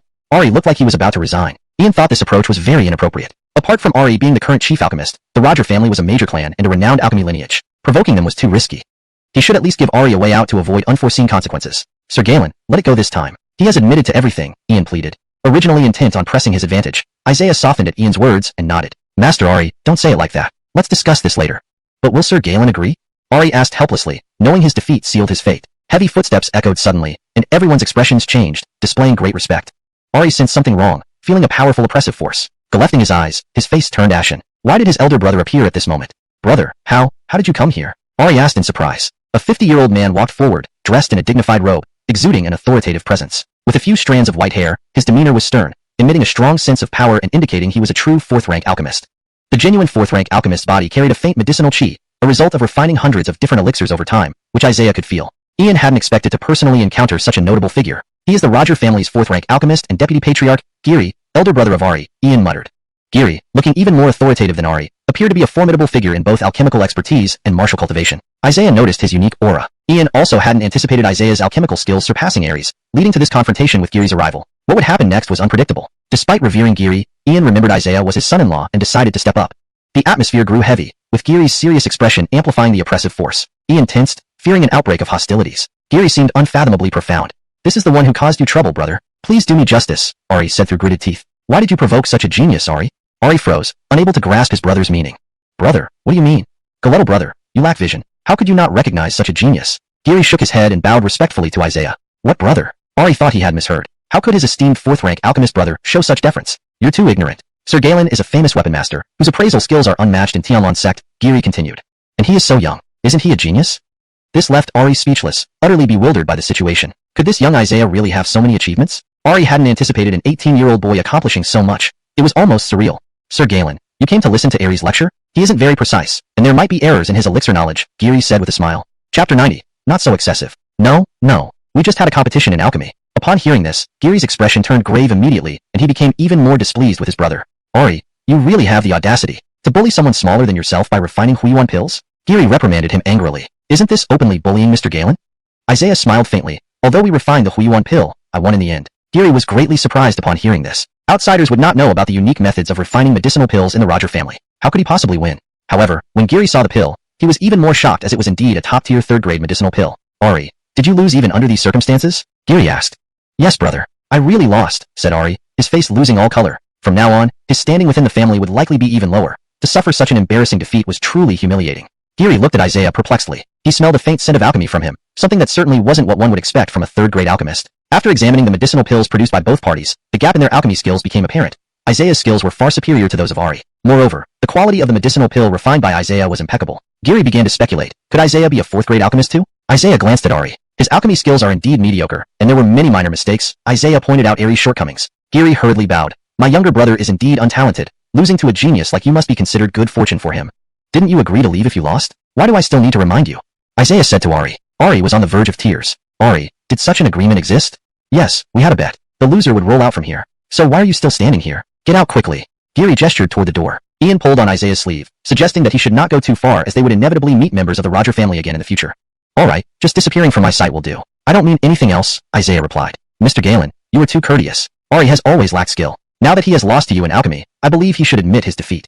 Enoch should be magnanimous. I don't want to take things too far. Isaiah took Ian's advice into account. Giri looked at Isaiah, already possessing extraordinary talent as a weapon master, and now a fourth-grade alchemist too. Such a prodigy should not exist in Tianlan's sect. Scanning across the entire empire, finding another person like Isaiah would be impossible. Too monstrous. Though Isaiah hasn't yet reached full potential, once he rises in prominence, even the Roger family might seek to curry favor with him. Giri could see this young man's limitless future. Ari never imagined that Giri wouldn't help him but instead sided with Isaiah, leaving him somewhat depressed. But who knew Isaiah was such a genius? Seeing him as just an 18-year-old teenager, Ari thought he could handle him casually. If only he had known earlier, he might have approached Isaiah respectfully and perhaps gained some favor. However, the sudden emergence of such a figure in Tianlan's sect was truly astonishing. Mr. Galen, your alchemist badge is only second grade. Have you not passed the examination yet? You should get a fourth-grade alchemist badge as soon as possible. Hearing this, Isaiah smiled. I want to promote it, but it seems impossible here. Oh right. In the area of Tianlan's sect, there seem to be no places for such examinations. A fourth-grade alchemist does require a higher-level test location, Giri replied with a smile. Isaiah thought for a while and decided to leave as there were no other important matters here. Don't rush back, Mr. Galen. Let's talk a bit more, Giri warmly invited. Is there anything else? Just say it straight. Do you have any plans for the future, Mr. Galen? I think getting a fourth-grade alchemist badge sooner rather than later would be good for you. I doubt that. At my current age, having a fourth-grade alchemist badge would draw envy from countless people. They might plot against me, bringing disasters, Isaiah analyzed. Giri was genuinely impressed. If he had reached fourth-grade alchemist, he would have already obtained the badge through examination. Yet, Isaiah understood the consequences clearly, without panic or haste. Such a youth was truly wise. Giri couldn't help but laugh. You've really thought everything through, Mr. Galen. The fourth-grade alchemist badge can wait until my strength grows further before taking the exam and obtaining it. Isaiah and Giri walked and chatted, drawing quite a bit of attention. Wow, to walk alongside Master Roger, Mr. Galen is truly extraordinary. The Roger family is a renowned major clan, very enviable. It looks like Master Giri needs something from Isaiah. To walk alongside a personage like Master Roger speaks volumes about one's status. The inner disciples envied Isaiah. Isaiah, join me for tea. I can give significant assistance regarding your assessment. Oh, then I shouldn't refuse. I'll return home first. There are still many matters to handle. Ian felt it was inappropriate for him to stay. Uncle Gowling, take care on your way. Isaiah politely bid farewell. Walking down a corridor, Giri and Isaiah continued talking. This is Master Roger? Who would have thought you would come to our Tianlan sect, making our humble place shine brightly, said an elder-like figure, showing great respect to Giri. This elder was quite curious. What made Giri bring a youth along, so young and seemingly ordinary? Who is this young man? Is he your direct disciple? Grand Elder, you jest? How could I have any direct disciples, and besides, he's your sect's foremost genius weapon master. I lack the capability for such teachings. The Grand Elder seemed puzzled. He is Mr. Galen, who dominated the weaponry assembly. Haven't you heard of your own sect's genius? Oh, so it's Mr. Galen. I've only heard of your reputation, never seen you in person. Today is indeed fortunate, meeting both Master Giri and Mr. Galen together, the Grand Elder said courteously. Today I am here for tea and amusement with Mr. Galen. Wonderful. This Jushin Hall specializes in entertaining distinguished guests. Please come inside. The Grand Elder gestured them in. Note, names like Ian, Giri, Ari, and Isaiah are kept as close as possible to pinyin transliteration for consistency. The story maintains its original tone, structure, and line breaks. ##### Chapter 91. Going to save someone? Please bring the finest tea and pastries. If you ever wish to take the alchemist examination, Mr. Galen, I can fully provide a letter of recommendation, Giri said. That would be very kind of you. I'll see when I have the time. And for your weapon master level assessment, I can also help provide a letter of recommendation. Ah, it seems that the Roger family holds a special status, able to give such recommendations so freely. Isaiah asked curiously. The Roger family does indeed have some standing within the empire. This is a small matter for me. Giri had many questions he wanted to ask Isaiah. How could someone so young be proficient in 3 fields, all with notable achievements? Isaiah's talent was truly unfathomable. Giri felt that this man was the future of the empire, destined to become a pillar of strength. I wonder which level of alchemy examination you plan to take, Mr. Galen? The elder approached and asked. Isaiah took out his alchemist badge. It was a second-rank alchemist badge. Oh, so it should be the third-rank alchemist examination then, the elder said upon seeing it. When the next examination comes, I will directly take the 4th-rank alchemist exam. Challenge a 4th-rank exam? This? The elder laughed nervously. Haha, Mr. Galen, don't joke around. Challenging an alchemy exam beyond your rank has never been heard of in the empire. Geary, however, did not find it strange. Isaiah was not joking. With his ability to refine top-tier third-rank elixirs like the Vitality Restoration Pill, he must have the necessary skill. Thus, taking a fourth-rank alchemist exam should not be too difficult for Isaiah. Elder, Mr. Galen is serious about this. You'll understand in time. Now, Mr. Galen, please enjoy your tea. Isaiah lifted his teacup for a sip. The tea was truly refreshing. He tried a pastry, finding its taste lingering deliciously on his tongue. Meeting Geary of a prestigious family, Isaiah believed it would surely be helpful in the future. Mr. Galen, heroes do indeed emerge at a young age, but there's something I'm puzzled about. What is it? I heard you have betrothed yourself to a Galen family girl. Isn't it a bit early for you to consider marriage? Geary asked curiously. In Geary's view, Isaiah must have acted on impulse to agree to the Galen family's proposal. Even if Jacqueline is beautiful, it is only temporary. With Isaiah's current talent, he would undoubtedly achieve greater things in the future. He deserved to marry an imperial princess, which would be far better for him. Geary felt he could act as a matchmaker and tried to persuade him. This is my personal matter. It's not appropriate to disclose details. Isaiah already had plans, looking extremely determined. Geary understood that geniuses like Isaiah often had strong personalities. If he did not wish to elaborate, forcing him would be unwise. Ah, what a pity. With your talent, marrying into a major clan wouldn't be a problem. Isaiah shook his head, showing little interest. If he wished, Geary's recommendation could have been a golden opportunity to skyrocket his career. But it seemed Isaiah was not interested at all. He was indeed an odd one. Master Geary, there's a visitor outside who wishes to see you. I'm busy, Geary refused. The attendant whispered something into his ear, causing Geary's expression to change slightly. Is that so? Then I suppose I should meet them. Geary walked to the outer room. Oh, it's Dulcie from the Zhao family. What brings you here? Dulcie? Upon hearing her name, Isaiah's expression changed slightly. It had been a long time since their last meeting. However, Isaiah recalled that Dulcie seemed to harbor deep resentment towards him the last time they met. He wasn't sure what had happened yet. Master Geary, I hope you can help save someone. The reward is negotiable. Please, you must help, Dulcie pleaded earnestly. Isaiah didn't expect someone like Dulcie to plead for help. She usually appeared superior and wouldn't easily bow down to others. Yet, now she was beseeching him. Whomever she needed to save must be important to her, given her anxiety and urgency. Dulcie, I'm quite busy lately. Afraid I cannot assist you in saving anyone. Perhaps you should seek help elsewhere, Geary quickly declined. He still wanted to talk with Isaiah further. At this crucial moment, how could he go out to rescue someone for Dulcie? But Master Geary, if you don't step in, no one else can. You are the only fourth-rank alchemist in the Tianlan sect. You misunderstand. There are other fourth-rank alchemists. Geary disagreed. Dulcie was curious but had no time to investigate further. Dulcie, please return. I'm truly unable to help you now. Are you really going to stand by and let someone die, Master Geary? Dulcie asked sharply. Miss Dulcie, speaking like that isn't polite. I have my reasons, which I cannot disclose. Geary gave a random excuse. What happened to Dulcie? Isaiah came out from the inner room. Seeing Dulcie again, she looked a bit haggard, lacking her usual spirit. Her face was pale, with dark circles under her eyes, clear signs of insufficient rest. How can it be you? Dulcie still appeared upset upon seeing Isaiah. Why are you angry with me just because we meet? Isaiah asked curiously. Why not? Don't flatter yourself, Dulcie retorted angrily. Oh, so you two know each other. Dulcie, if you treat Mr. Galen this way, then you're not welcome here. Please leave now. Geary issued an expulsion order.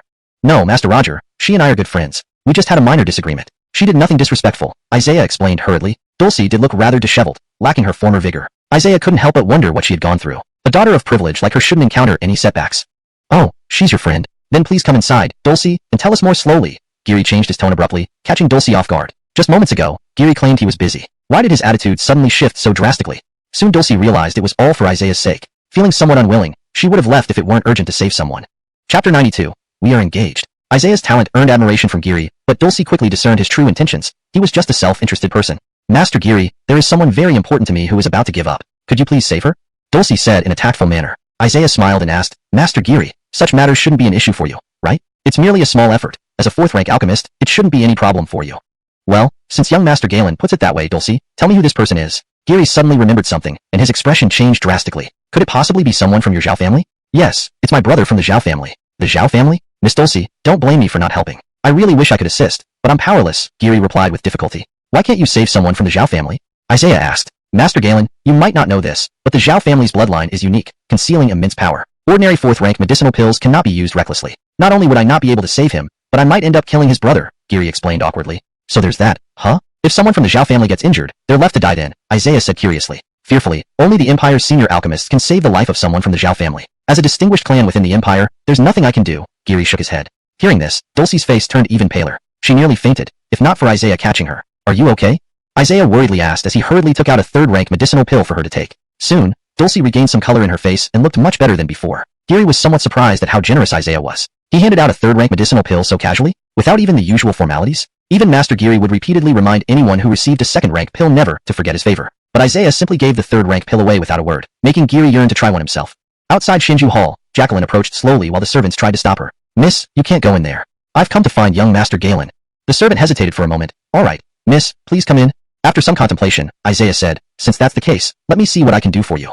Dulcie wanted to refuse, but realized that refusing would mean certain death for her brother. Despite her resentment towards Isaiah, she had no choice but to accept. As long as you help save him, the Zhao family will certainly reward you generously, Dulcie pleaded. Before Isaiah could respond, Dulcie continued, the compensation will definitely satisfy you, rest assured. Calling him young Master Galen now felt so formal. You don't need to be so courteous. I have a question for you. Why did you suddenly become so upset with me? I haven't done anything to wrong you, Isaiah asked. Hearing this, Dulcie's beautiful face emitted a coldness, but she didn't say anything. If you don't want to talk about it, it's fine. Let me go help save your brother, Isaiah said. Just as Isaiah turned around, he saw Jacqueline, momentarily stunned. Jacqueline's smile gradually froze. Hearing that Isaiah planned to marry her, she was overjoyed and came to see him. But, unexpectedly, Isaiah was going to help another woman? Jacqueline glanced at Dulcie, recognizing the renowned martial genius who challenged everyone. It turned out she knew Isaiah too. Jacqueline suddenly showed a hint of mockery and deliberately moved closer to Isaiah, seemingly declaring him as hers. Facing this provocation, Dulcie was helpless. Her pride gone, she could only remain silent. Isaiah had already chosen Jacqueline, leaving Dulcie with nothing but anger and frustration, with no other solutions. It puzzled many why Isaiah quickly decided to marry Jacqueline. Dulcie liked Isaiah a lot, and nobody could have predicted things moving so fast. Isaiah, you haven't introduced me to your friend yet, Jacqueline asked with jealousy. That's Dulcie. Her brother is severely injured, and she hopes I can save him. Why does it have to be you when Master Giri, a fourth-rank alchemist, is here? Jacqueline questioned, confused. Miss Galung, as I'm powerless in saving the person, I've entrusted Isaiah to handle it. Dulcie bowed deeply, her arrogance diminished. Jacqueline, don't misunderstand, Dulcie and I are just friends. The word friends stung Dulcie more sharply than ever, causing her dizziness and uncertainty. I've already heard about your engagement. Congratulations, Dulcie said blandly. Yes, we'll get married soon. We're just choosing a good day, Isaiah confirmed. Dulcie almost spat blood upon hearing this. With great effort, she restrained herself. Isaiah finally realized she seemed hurt. Giri chuckled bitterly. Isaiah sure lived a carefree life, with two world-class beauties vying for him. Sigh, this was truly envy-inducing. It couldn't be helped. Isaiah was a prodigious genius, unmatched even in the Empire. Both Dulcie, the epitome of beauty, and Jacqueline, equally stunning, were smitten with Isaiah. Why don't you go back now, Jacqueline? No, I must go too. We are engaged after all, Jacqueline stated firmly. Isaiah was taken aback. Jacqueline, usually gentle, seemed different today, and was even angry, quite baffling. I want to go with you, Jacqueline insisted. It's fine, please ensure young Master Galen saves my brother, Dulcie whispered softly. Rest assured, I will definitely save your brother, Isaiah promised confidently. Jacqueline shot a glare at Dulcie and walked out first. Jacqueline is really beautiful, Dulcie said lightly. Huh. Isaiah didn't know how to respond. Giri coughed, seemingly teasing Isaiah. Even a genius found himself at a loss. I didn't expect your relationship to develop so quickly, getting engaged so soon, and marriage on the horizon. Chapter 93, Perception. They arrived at a residence with Dulcie and Jacqueline, who also came along. The atmosphere was unusually awkward. Isaiah kept silent on the way to avoid any trouble. My brother is inside. Dulcie entered the residence first. As Isaiah was about to follow, Giri stopped him. Master Galen, be careful with this. These are people of the Zhao family, Giri said, his voice filled with concern. What do you mean? The bloodline of the Zhao family is different from ordinary people. Common elixirs cannot save them. If you fail to save him and end up harming him instead, the Zhao family will come after you. Such incidents have happened before, Giri warned worriedly. Don't worry, saving him is important, and I assure you nothing bad will happen. Giri didn't understand where Isaiah's confidence came from. Most people would try to avoid dealing with the Zhao family, yet Isaiah seemed oblivious to the severity of the situation. Well, Master Galen, be careful. I won't go in to see, Giri said. Even a fourth-rank alchemist like Giri seemed cautious about this matter, indicating how unique the Zhao family's bloodline truly was. Inside, Isaiah quickly saw a handsome man with an extremely pale face, barely clinging to life. His injuries were severe. Attacked by a magic beast, huh? Isaiah's expression turned grim as he realized Dulcie's brother might not have much time left. Dulcie pleaded, please, save my brother. Jacqueline, you should wait outside, Isaiah said. Despite her hesitation, Jacqueline stepped out. The man seemed even stronger than Dulcie. Even in such a weakened state, his aura remained formidable. Isaiah rarely encountered such powerful individuals. This is my brother, Caesar. Why did he suffer such severe injuries? Did you all encounter a magic beast? Yes. To grow stronger faster, my brother led us to challenge a magic beast. We nearly lost our lives, Dulcie said, still visibly shaken. He has quite a resilient life force, Isaiah remarked. Isaiah used his Rinnegan to examine Caesar, noting that his bloodline indeed had unique properties. It carried a fiery attribute. The Rinnegan revealed much to him. For someone of the Zhao family, elixirs containing ice or water attributes could be fatal. Isaiah smiled slightly, thinking it wasn't as difficult as he initially imagined, and then pulled out a pill. Dulcie hesitated. Master Galen, are you sure it'll be okay? Rest assured, this third-rank elixir can stabilize his condition and slow down blood loss, giving him a few more hours. After Caesar took the elixir, he coughed lightly. Dulcie was still concerned. Injuries to Zhao family members were often critical, and common alchemists dared not treat them without caution unless they were high-ranking imperial alchemists. Dulcie could only trust Isaiah now. Desperate times called for desperate measures, and Caesar couldn't survive until they reached the imperial capital. Seeing Caesar's condition hadn't worsened after taking the elixir, Dulcie breathed a sigh of relief. I need to prepare a fourth-rank elixir. It requires various herbs, which are necessary to save your brother's life. Isaiah grabbed paper and pen and quickly wrote down a list of ingredients. Roger, Master. Please come in. How is it going, Master Galen? Giri entered and, seeing Caesar's stable condition, felt curious. Could Isaiah really treat someone from the Zhao family? This was a highly risky endeavor. I need these herbs. No matter the cost, please find them for me today. Giri glanced at the list. Firecloud fruit, desert grass, burnt branches, these are quite rare. Finding them within a day, Giri raised an eyebrow. No choice. We must find them today, or Caesar's life may be in real danger. I need to prepare the fire essence pill. The fire essence pill? That one is notoriously difficult to refine. Very well, I'll do my best to find the ingredients immediately, Geary rushed out. Isaiah helped Caesar sit up. Let me help prepare his dantian using my chi. Otherwise, even if he recovers, his cultivation will be significantly reduced or even lost, which would be a waste, Isaiah explained. Okay, yes. This was Isaiah's first time repairing someone's dantian. He needed to use his perception to transform his chi into healing energy, slowly repairing the damaged dantian. Perception played a crucial role in this cultivation world, applied across various aspects. Isaiah's perception had gradually grown stronger, aided by his Rinnegan, making the task less daunting. Repairing a dantian was rarely heard of. Dulcie watched curiously, but she didn't ask questions at this critical moment. Isaiah carefully infused his chi into Caesar's body. The damage to the dantian was severe, with several holes causing continuous loss of chi. Isaiah was amazed Caesar was still alive with such injuries. His life force was indeed exceptional. 3 hours later, Geary returned, having used all his connections to gather the rare herbs. The fire essence pill takes 3 days to refine. Can Lord Zhao endure that long? Geary asked. Not necessary. With my full strength, I can refine it in just a few hours. What? How is that possible? That's a 4th rank elixir. Geary doubted. Wait and see.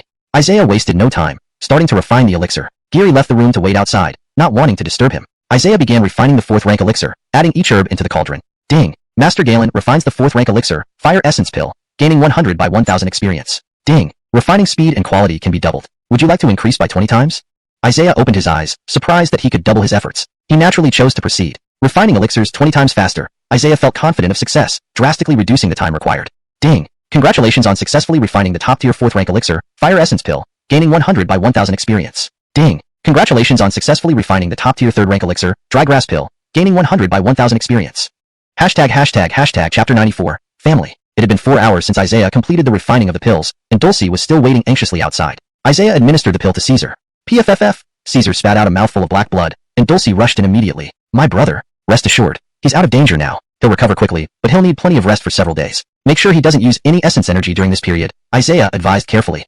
Caesar regained a bit of color in his face and looked much better, which brought some relief to Dulcie. It seemed her brother had passed the critical phase. I really can't thank you enough. Heavens! To refine a 4th grade pill in just a few hours, Geary was utterly amazed. Could it be that Isaiah had already reached the later stages of a 4th grade alchemist? And he's only 18 years old. Geary felt an immense shock, unsure why Isaiah's alchemy skills were so advanced. This person is truly extraordinary. Geary was deeply impressed, and almost certain that no one else in the entire empire could match him. I'll wait outside. Geary left to give Isaiah and Dulcie some time together. You saved my brother. I don't know how I can ever repay you. Dulcie's tone softened considerably. It's nothing. If there's anything else you need help with in the future, just ask. Isaiah smiled. I'll recommend you a concubine in the future, Dulcie pondered for a moment and then said. What are you talking about? Isaiah was taken aback, never expecting Dulcie to say such a thing. You're getting married to Jacqueline anyway. A couple more shouldn't matter much, right? It's a small token of my gratitude. Isn't this what men usually want? Dulcie asked. Don't talk nonsense. I'm not interested in that. Please don't do something counterproductive. Isaiah felt a bit anxious. Then I'll think of another way to repay you. Please don't cause any trouble. If you really want to thank me, just giving me some money will be fine. Dulcie felt a little disappointed. She originally wanted to offer herself as a concubine, but couldn't bring herself to say it. She felt like all her pride had disappeared. Thank you very much. Dulcie bowed gratefully. Here, take these pills for recuperation. Isaiah took out a few more pills. For a moment, Dulcie hesitated to accept them, feeling that she owed Isaiah too much. The 4th grade pill had saved her brother's life, and now even more 3rd grade pills were being given to her. She felt incredibly guilty and could hardly express her feelings. These pills must be worth hundreds of thousands of gold coins, yet Isaiah was giving them freely. Dulcie couldn't believe he had no feelings toward her at all. Isaiah left the residence. You two chatted for quite a while, Jacqueline remarked. We were just saying goodbye. Isaiah explained. Master Roger, I'll cover the cost of the medicinal ingredients in gold coins. All right. Geary had indeed spent a significant amount on the ingredients, nearly 150,000 gold coins. If Isaiah hadn't offered to pay, it would have been a huge loss. Seeing Isaiah's thoughtful consideration made Geary respect him even more. Ordinary geniuses might not have paid. Not far away, a group of people watched Isaiah, and a girl stepped forward. Miss Regina, Isaiah's background is surprisingly simple, a protector reported. Really? How so? You're telling me the background of such a genius is simple? True. Isaiah's father was completely unremarkable and was expelled by the Jinshin Galen family. Isaiah doesn't even count as a member of the Galen family, but recently, he seems to have suddenly risen to prominence. The protector also found this incredible. What? Such a thing exists? This doesn't make sense. Either your investigation isn't thorough or someone is intentionally hiding information. Regina thought these backgrounds were false. With Isaiah's current talent, he was arguably the first-class genius of the empire, almost unmatched. His past experiences should be beyond ordinary comprehension. Regina knew that uncovering the background of someone like Isaiah wouldn't be easy. Send more people to investigate Isaiah thoroughly. There must be something we can find out. Regina gazed at Isaiah with admiring eyes. Isaiah's companion was Geary. To befriend such a master so quickly showed Isaiah's remarkable nature. How unfortunate that he plays around so much and is already set to marry Jacqueline so soon. Regina sighed, her cheeks blushing. Thinking of the girls around Isaiah, aside from Jacqueline, there was also the martial arts prodigy Dulcie. Isaiah's charm towards women was truly outstanding. Naturally, Isaiah noticed that someone was observing him. He turned back and saw a group of people watching him. He raised an eyebrow slightly but didn't pay too much attention. Back at the Galen residence, Isaiah ate a meal with Jacqueline and Ian, creating a warm and familial atmosphere. Mr. Galen, we should choose a wedding date early on and pick a good day. Isaiah laughed. No rush. Marrying at 18 or 19 is already quite fast compared to others our age. Are you unwilling? Jacqueline asked anxiously, wondering if Isaiah had changed his mind after seeing Dulcie today. No, not at all. I'm just a little surprised myself that the wedding is happening so quickly. Haha. Let's settle it within the next 1 or 2 months. Ian smiled. Suddenly remembering something, Ian asked, Mr. Galen, when you get married, will your father appear? This question stumped Isaiah. He thought for a moment. His father had left behind a desolate jade pendant before disappearing. Back then, his father had said he might appear once the pendant was opened. Now, despite Isaiah's strength, opening the pendant was still a distant dream. He had no clue where to find his father. My father has been missing for a long time, and I haven't been able to find him. With Mr. Galen's talent, your father must be a formidable figure who towers over everyone, Ian commented. My father was just an ordinary martial artist, not a towering powerhouse, Isaiah smiled bitterly. Ian realized he shouldn't press further and didn't ask any more questions. If your family could come to the wedding, that would be wonderful. My father is gone, and my mother has also passed away. Oh, father-in-law, please stop calling me Mr. Galen. Just call me Isaiah. Calling me Mr. Galen makes us seem too formal. Chapter 95, The Mountain Range. Father-in-law? Upon hearing this, Galen Nickeming immediately drank several cups of wine. His mood was instantly uplifted, as it seemed that the Galen family might truly rise to prominence. With such a prodigious son-in-law, the Galen family could surely become one of the renowned noble families in the empire. Galen Nickeming couldn't stop grinning. The next day, Isaiah continued his usual cultivation, while Jacqueline focused on refining her black pupil technique. She felt that if Isaiah was already so strong, she would be criticized as unworthy if she couldn't keep up. Hence, Jacqueline became engrossed in her cultivation, and Isaiah had much-needed peace from her incessant questioning about Dulcie. A week later, Isaiah's martial prowess continually improved, and he consumed numerous third-grade elixirs to aid his advancement. He managed to elevate his cultivation to the second rank of Martial Ancestor. Ding! Congratulations, Master has reached the early stage of the second rank of Martial Ancestor. Lately, Isaiah hadn't devoted all his attention to advancing his martial cultivation, but now he dedicated considerable time to making up for lost progress. At noon, Isaiah sat leisurely in the hall drinking tea when a servant hurried over. Master Galen, there's a visitor here to see you. See me? I'm too busy to meet anyone. She says her name is Dulcie, and she's already inside. What? Isaiah panicked. Why did Dulcie come here? If Jacqueline saw her, it might lead to more arguments. How dare she show up? Isaiah quickly put down his teacup and went out, wondering if something had happened with her brother again. Dulcie, what brings you here, to the Galen family manor? Why are you so flustered to see me? Dulcie asked, looking just as beautiful as ever, though she maintained an aloof demeanor. Isaiah felt a bit out of sorts. Well, why have you come? Isaiah inquired. I can't visit without a reason. I just came to check on you. Isaiah understood now. Dulcie must have deliberately come to stir things up. You've seen Jacqueline, who clearly doesn't want to see you. So, rather than run away, how about you call her out for a duel to decide if you should marry her or not? Isaiah was speechless. Dulcie was playing around irresponsibly. Why? No more fooling around. Promise me one thing, or I'll just stay here indefinitely. Isaiah was momentarily at a loss. Dulcie was shamelessly obstinate. He inwardly sighed. Fine, what is it? Help me eliminate a magical beast, Dulcie said fiercely, her tone laced with hatred. Isaiah expected her to hesitate, but unexpectedly, he readily agreed. All right, no problem. He pulled Dulcie outside. Tell Lord Father that I'm going off to cultivate and will return in a couple of days, Isaiah instructed the servant. Yes, master. It seemed Dulcie had encountered quite a formidable magical beast, even for a genius like her. Magical beasts were inherently stronger than humans, often far exceeding them in power despite equal cultivation levels. After narrowly escaping last time, Dulcie was willing to face the beast again, showing remarkable bravery. Dulcie, what kind of magical beast did you and your brother encounter? Isaiah asked. The Magic Galleon King. Hearing this name, Isaiah felt the gravity of the situation. The Magic Galleon King should be around second-rank martial ancestor level. Isaiah chuckled. That was higher than his current cultivation. This would be dangerous. Even combined, my brother and I weren't enough to defeat that lion. It's incredibly powerful, Dulcie recalled, still feeling a lingering fear. But things are different now. I have you. We might be able to handle it. Why aren't you afraid at all? With my strength, I've been eager to challenge someone powerful. Magical beasts make excellent opponents, and even if we can't win, I can always escape, Isaiah shrugged. Dulcie had once been confident too, but facing the Magic Galleon King made her realize her insignificance against absolute power. Even as a genius, it meant little. Genius status had been snatched away by Isaiah, and Dulcie found herself encountering more obstacles, losing her previous arrogance. Should we take a carriage? We're heading to Tianlan Mountain Range, quite a distance from Tianlan Sect. That area frequently sees magical beast activity, Dulcie explained. Isaiah squinted at the continuous mountain range, sensing the presence of magical beasts. If so, why don't the magical beasts attack Tianlan Sect? Protected by the Empire, any large-scale beast attack would summon Imperial experts and other sects for support. Additionally, there's a protective barrier, Dulcie replied. I see. I know very little about these matters. There's a small city at the end of the barrier in the Tianlan Mountain Range, where many powerful individuals gather. They observe the magical beasts and enter the mountains to fight and cultivate, Dulcie added casually. After half a day's travel, Isaiah arrived at a small fortress called Tianlan Mountain City. He disembarked with Dulcie, gazing at the towering mountains shrouded in mist, appearing both mysterious and imposing. Isaiah sensed countless magical beast presences. A protector from Tianlan Mountain City approached, surprised upon seeing Isaiah. Typically, only seasoned fighters dared venture here. An 18-year-old boy coming here was somewhat absurd. Boy, if you're sightseeing, head back soon, or you won't know how you died, the protector laughed. Isaiah smiled slightly, ignoring the mockery. Upon closer inspection, the protector felt an unusual aura emanating from Isaiah, hinting at formidable strength. My apologies for jesting, young master. Please do not take offense, the protector hurriedly apologized, unsure of Isaiah's exact cultivation but recognizing his depth. Isaiah ignored him. Dulcie led him to a resting area with a tavern where many people gathered. Most looked rather menacing, making Isaiah stand out among them. Clearly, they were all formidable figures, giving Isaiah some sideways glances. What's a kid doing here? He's ruining my drink, a scarred man remarked. Upon arriving, Isaiah noticed a meeting was taking place. A crowd gathered, discussing something important. Chapter 96, the meeting. A large group of fierce-looking individuals had gathered here, seemingly to plan an expedition to hunt certain magical beasts. After all, these beasts could bring immense profits. Their value was extraordinarily high once slain.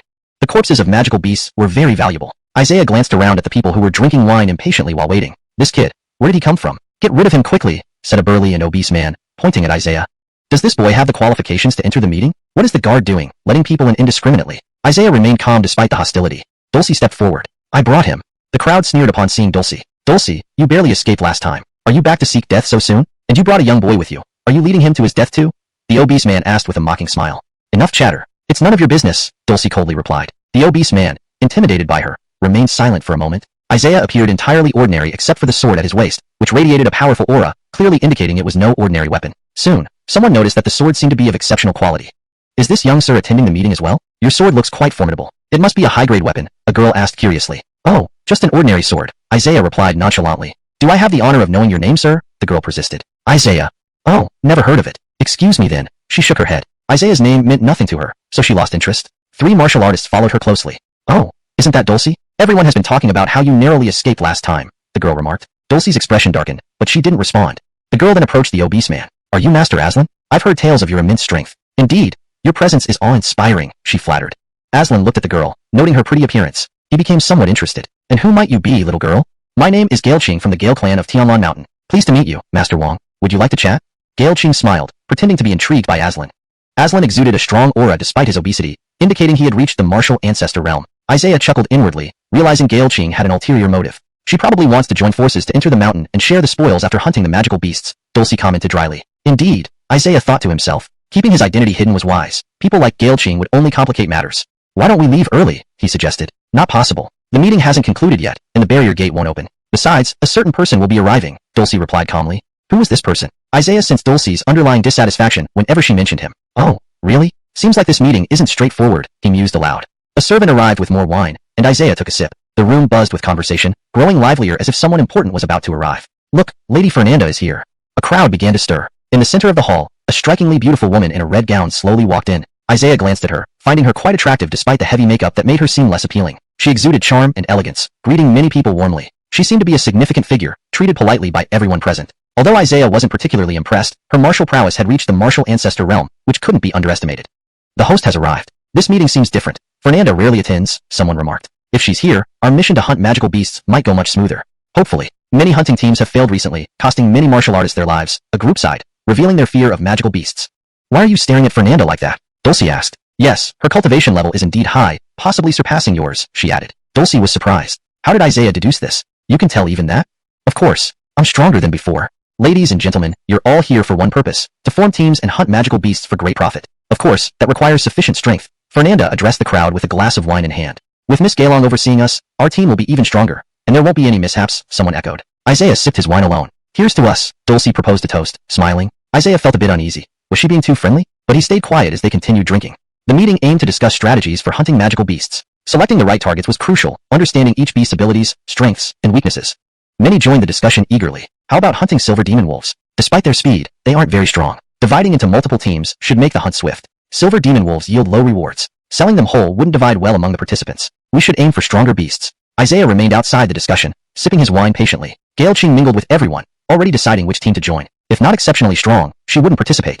Her companion spoke up. Miss Gale, why do you greet everyone warmly except for him? Who do you mean? That man called Lord Galen. His sword seems quite valuable. He must be skilled.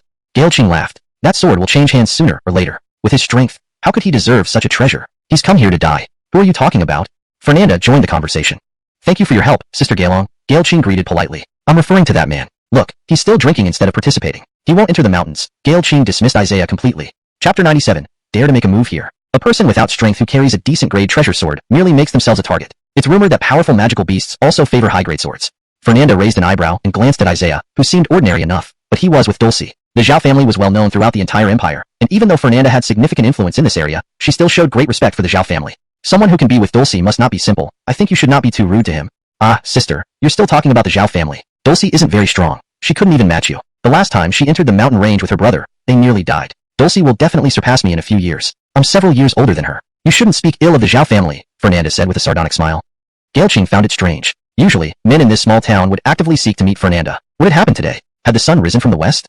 Was Fernanda trying to get to know Isaiah? Gailqing chuckled, thinking that her big sister might not have good judgment after all. Fernanda had always had a thing for Dulcie's brother, Caesar. She went out of her way to ingratiate herself and give him benefits, but unfortunately, Gailong Dan didn't care for her and even insulted her. After that, Fernanda developed a grudge against Dulcie, feeling the need to suppress her.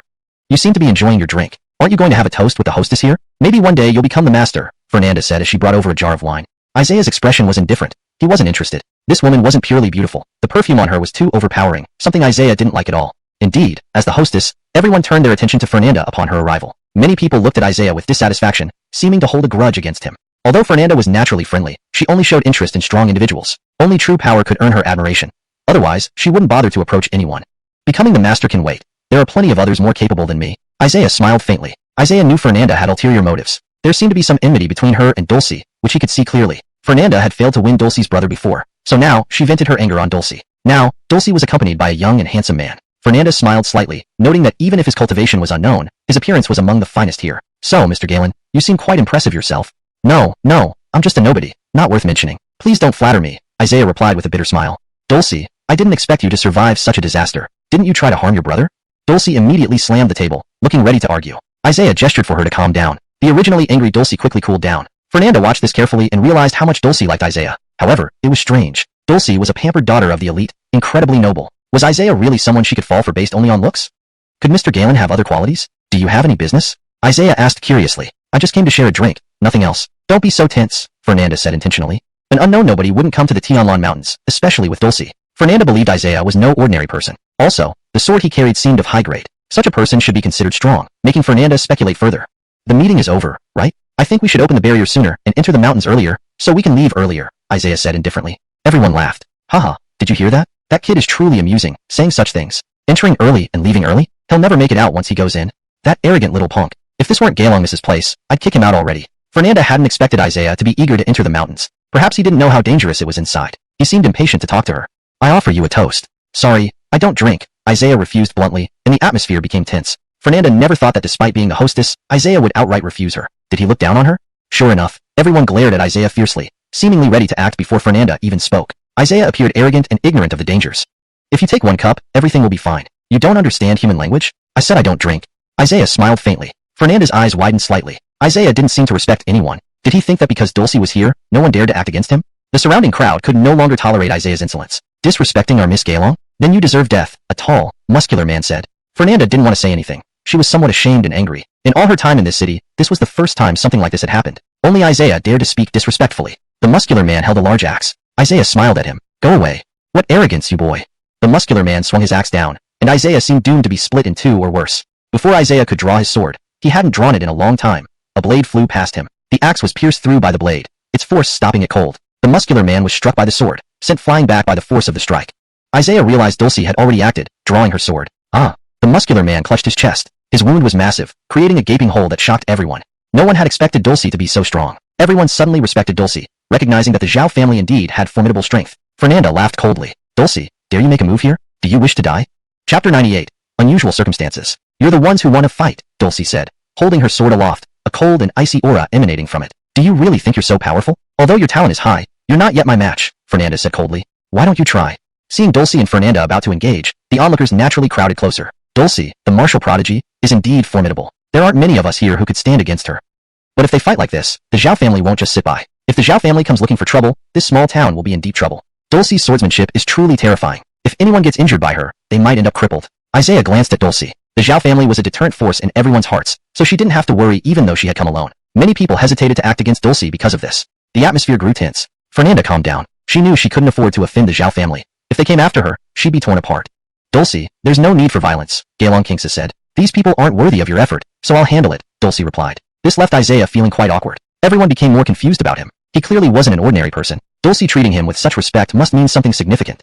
Forget it. Before we go hunting demons, there's no need for conflict. Fernanda said fiercely, glaring at Dulcie as if daring her. Dulcie put away her sword. Don't think that being from the Zhao family gives you free rein. Maybe one day when we spar, you'll find that this prodigy isn't all that great, Fernanda added coolly. Dulcie gripped her sword tightly. She really wanted to fight Fernanda but restrained herself, realizing it wasn't wise to cause trouble in such a place. Alright, the meeting is over. Teams are formed, and our demon hunting targets decided. Let's prepare and set out, Fernanda announced. Haha, I bet no one wants to team up with Dulcie and that young man. You two might as well go back, someone laughed. Hee, exactly. Coming here and causing trouble, not giving Miss Gaylong any face, they won't last long, another chimed in. Isaiah and Dulcie seemed to be isolated. He glanced at the others. They were all martial artists or higher-ranked martial adepts, none of them weak. It was clear the demons they would face were incredibly powerful. Isaiah felt anticipation. He hadn't used his sword in a long time. He recalled the lion demon from the Heavenly Dao Academy's Forbidden Zone. That demon was incredibly powerful, and at that time, he hadn't been strong enough. If he encountered it now, he might stand a chance.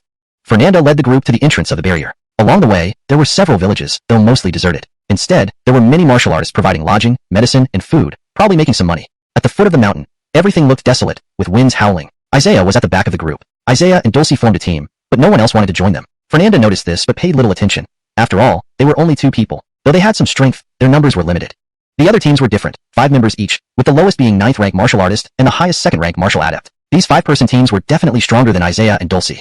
Up ahead, 2 massive stone pillars were visible, marking the barrier. This barrier kept the mountain's demons inside and ensured peace in the surrounding area. Fernanda raised her hand, holding what looked like a key. The barrier opened, but a sudden gale rushed out, stunning everyone. What's going on? Why is the demonic aura so intense this time? Fernanda had never encountered this before and felt a bit nervous. Something's wrong. We can't enter today. But we've all come here ready to start. Considering the recent high death rate among teams, entering recklessly now could lead to disaster. Let's rest tonight and try again tomorrow. Fernanda turned around, and her followers followed.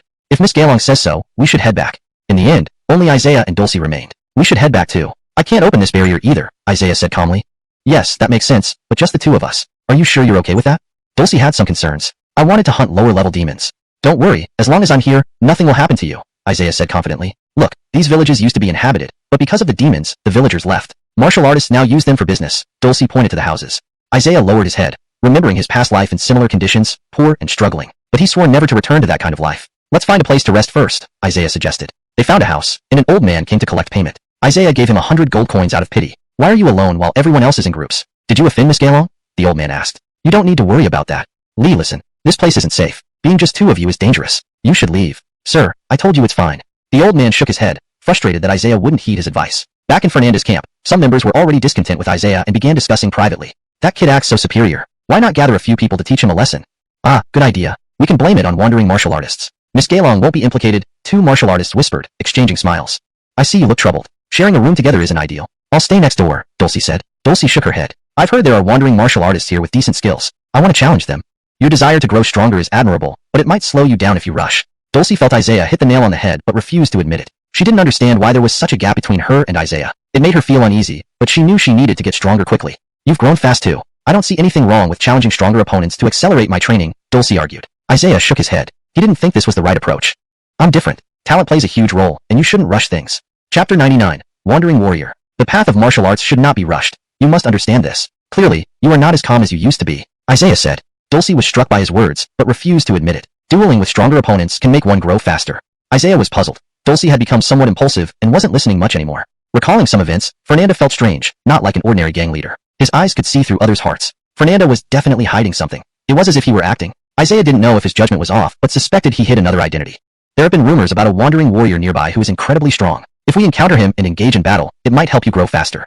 Isaiah was speechless, seeing how determined Dulcie was to become stronger. Among those wanted around here, the strongest is Hobart. I am eager for a duel with him. It's rumored that his cultivation has reached the early stage of martial lord realm. Defeating him will earn us a good reward from the Tianlan sect, Dulcie said confidently. Someone's coming? Isaiah noticed a powerful aura outside the door. Dulcie also sensed it. It seems we have visitors. Shall we go check? As soon as the door opened, they saw a middle-aged man radiating immense strength with a scar on his face, looking exceptionally robust. Isaiah raised an eyebrow. This man wasn't low in cultivation. Are you sent by Fernanda?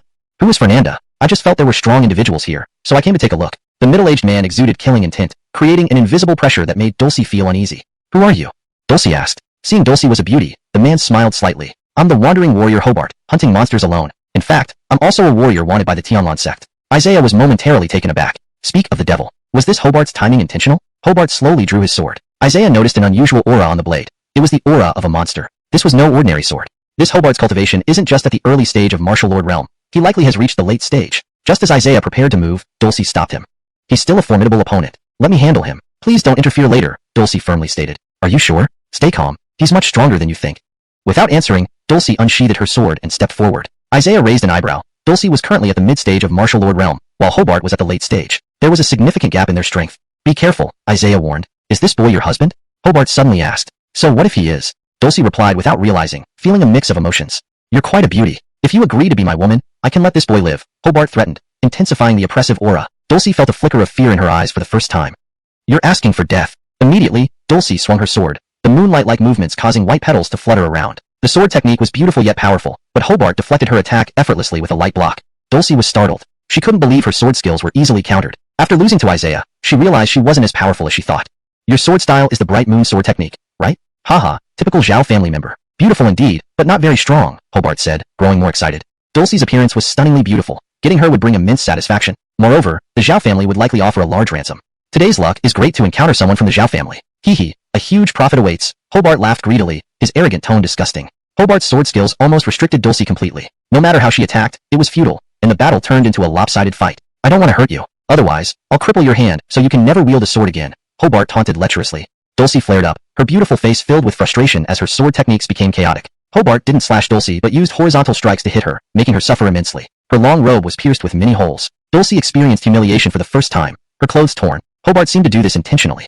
Hobart glanced at Isaiah, thinking the boy was useless. Seeing Dulcie in such a state, he didn't even dare to intervene. Hobart vowed to sever his hands after, deeming him weak. Dulcie planned to use the essence of the bright moon sword technique, which she had practiced diligently for 2 months. Initially meant for Isaiah, after recognizing the gap between them, she knew using it against him would be futile. Gathering her chi, Dulcie's sword burst forth with intense power. The speed and force of her strike were several times stronger. Hobart's face was slightly injured. He was stunned, realizing she had this move reserved. If he hadn't been careful, he would have been cut down.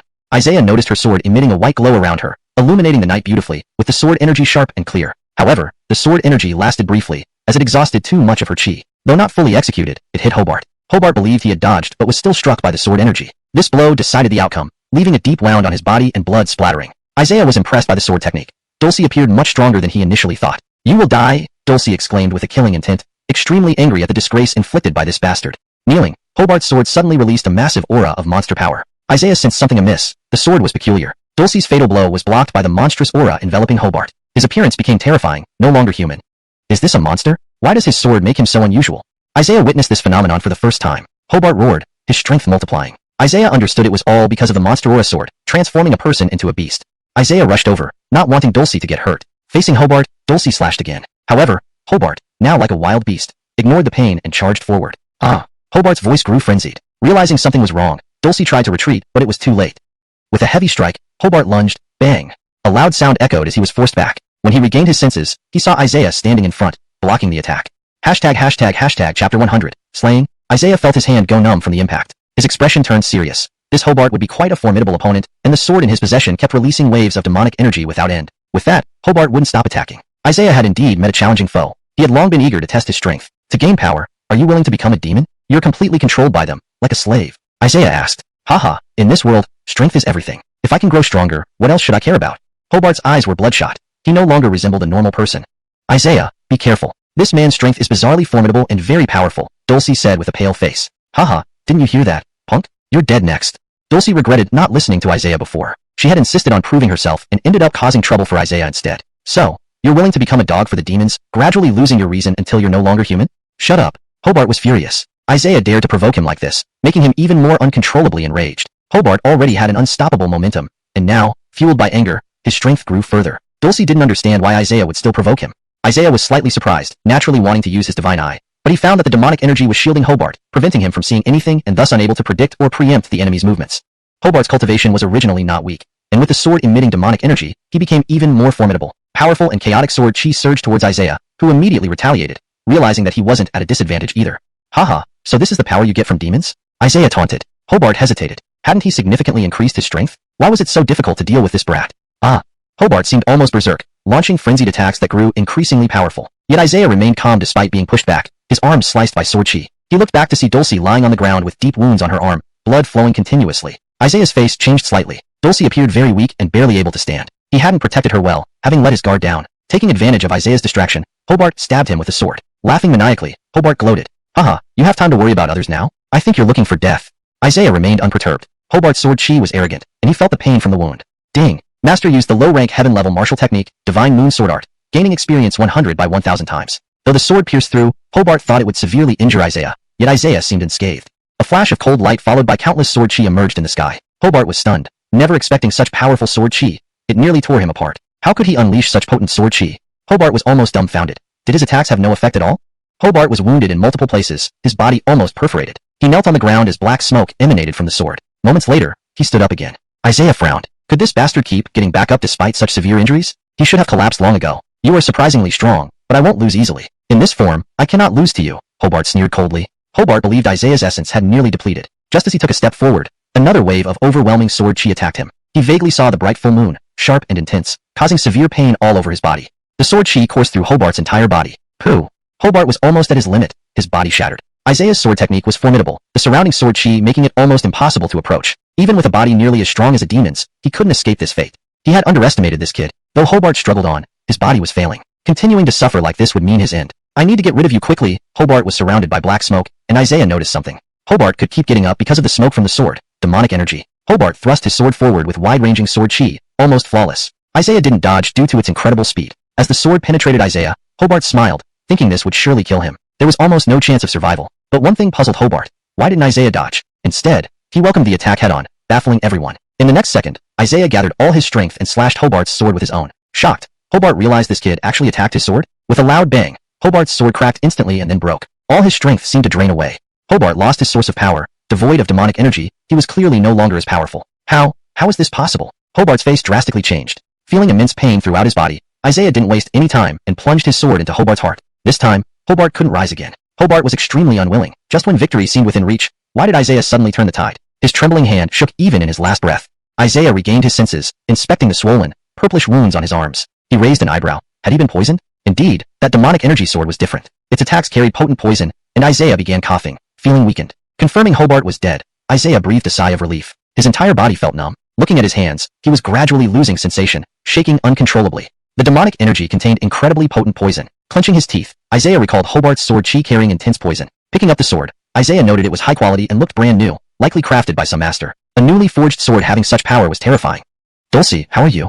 Isaiah turned to see Dulcie, whose face had turned purple and lips whitened. At that moment, Dulcie, standing behind Isaiah, had also been injured, causing concern. Dulcie, how are you? Isaiah touched her cheeks gently. She appeared very weak. Though her wounds weren't severe, the poisoning was deep. Pooh. Isaiah spat out blood. The poison greatly harmed him, causing a rush of energy within him and continuous internal damage. The demonic energy was too strong. Isaiah reluctantly took a third-grade pill to stabilize his vital energy. Though he also gave Dulcie the pill, her condition didn't improve. Isaiah's face darkened, unsure what to do. What kind of potent poison is this? Closing his eyes, his divine eye sensed a powerful energy coursing chaotically inside him, causing significant damage to his organs. This poison was far more dangerous than he imagined. ####Chapter 101.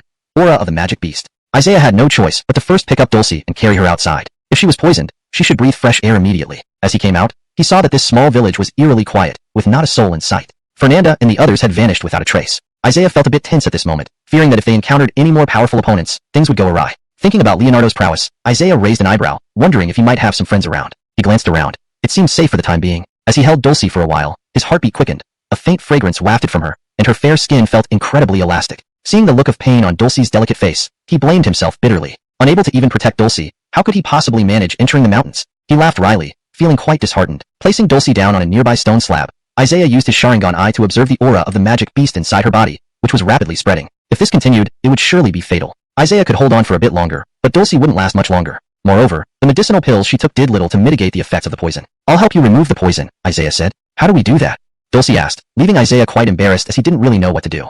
Well, based on my experience, we can suck out the blood-containing poison from your wound. Isaiah struggled to finish his sentence. Dulcie was only injured by sword chi on her arm, the wound severely purplish. Isaiah felt anxious. If Dulcie refused, he would need to think of another way. Isaiah began sucking out the poisonous blood. It smelled pungent and hard to bear. This was the only method he could think of. After a few draws of blood, Isaiah was unsure of Dulcie's condition. The bright white skin now marked with prominent wounds was heart-wrenching. Isaiah couldn't help but feel remorseful. It was all because he wasn't strong enough. Had he instantly killed Leonardo back then, none of this would have happened. Isaiah clenched his teeth. During the process, he noticed something else. Dulcie kept leaning towards him, making inevitable physical contact. Wasn't this getting too intimate? Isaiah felt helpless. He endured the inner torment, constantly reminding himself that he was helping someone in distress. It was indeed a difficult trial. Had he known the situation would be so perilous, he wouldn't have come into the mountains. How do you feel now? Dulcie responded weakly, looking extremely frail. Using his Sharingan again, Isaiah saw that the aura of the magic beast was still present in her body, a headache-inducing problem. Moreover, he felt increasingly numb himself, nearly losing consciousness. This aura had destructive power and would cause significant damage within the body, as seen through his Sharingan. So, it wasn't the poison after all. Realizing this, Isaiah decided to try another method. He needed to force out the magic beast aura rather than attempt to detoxify it. He sat cross-legged and controlled his own essence energy, forcefully expelling the beast aura from his body. Quickly, the magic beast aura didn't linger long, and Isaiah expelled it entirely, watching black smoke emerge from his wounds. Feeling significantly better afterward, he realized he had been mistaken about the severe poison before.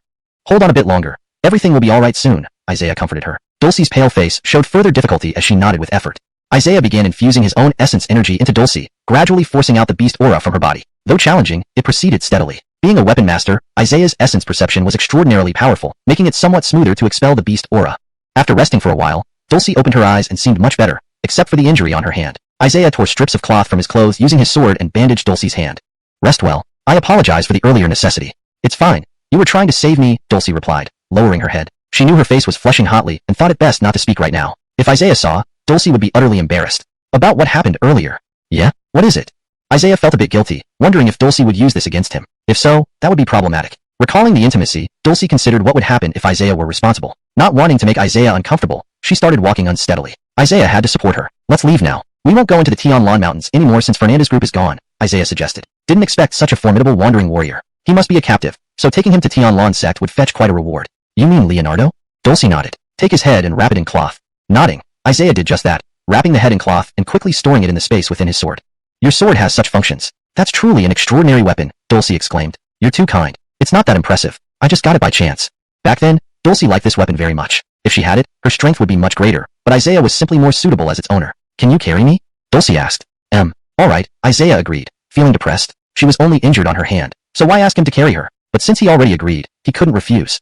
I'll walk a bit faster. It'll take some time to return to Tianlan sect, Isaiah said. I'm fine, Dulcie whispered, hugging Isaiah closely, their relationship growing more intimate. Fernanda's group reappeared, and she shot Isaiah a cold glare, harboring hostility. Join us in the carriage, Fernanda suggested. Seeing Isaiah's injuries, Fernanda was shocked. The scars looked serious, indicating a brutal battle. I want a separate carriage for just the two of us, Isaiah requested. What? You're pushing it. At this point, do you have any room to negotiate? Alistair questioned angrily. Injured and still so bold, another remarked. Forget it, let's not argue now, Fernanda interjected. Isaiah narrowed his eyes. These people hadn't appeared until now, raising suspicions.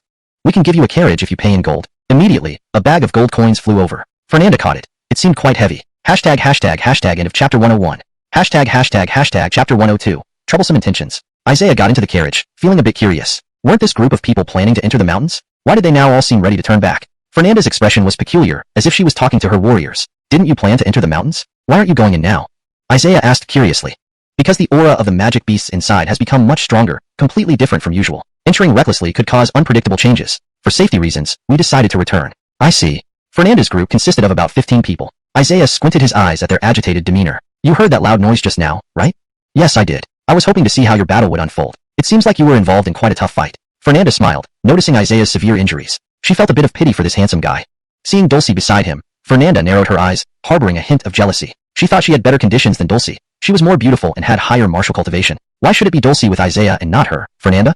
Isaiah's strength and cultivation were probably not low. Fernanda could sense that. His serious injuries made him even more appealing, along with the decent grade sword on his waist. She developed some admiration for him. Fernanda gave Isaiah a meaningful look, but he didn't respond or acknowledge her gaze. Unintentionally, Isaiah glanced and saw the silk belt around Fernanda's waist. That pattern looked like something only Empire nobles had. This person's identity is suspicious, but Isaiah wasn't very curious about who Fernanda really was. Frankly, he didn't care. Many wandering warriors have been captured nearby. Didn't think you'd go through such a fierce battle, Fernanda asked in a concerned tone. Not too bad. We've solved the problem. The strongest one among them seemed to be called Hobart, a good friend of mine. I was worried you might encounter him. In that case, you would surely be doomed. Fernanda smiled. Isaiah also smiled but remained silent. Dulcie, inside the carriage, felt nervous. This situation certainly wasn't looking good. It felt like Fernanda's group might attack at any moment. Isaiah had just killed Hobart, and Fernanda turned out to be his friend? Isaiah looked over at Dulcie, noticing her poor condition. Don't worry, nothing will happen while I'm here. They are 15 people. If they attack, you'll be at a great disadvantage. Fear not, if they dare to attack, I'll kill them all.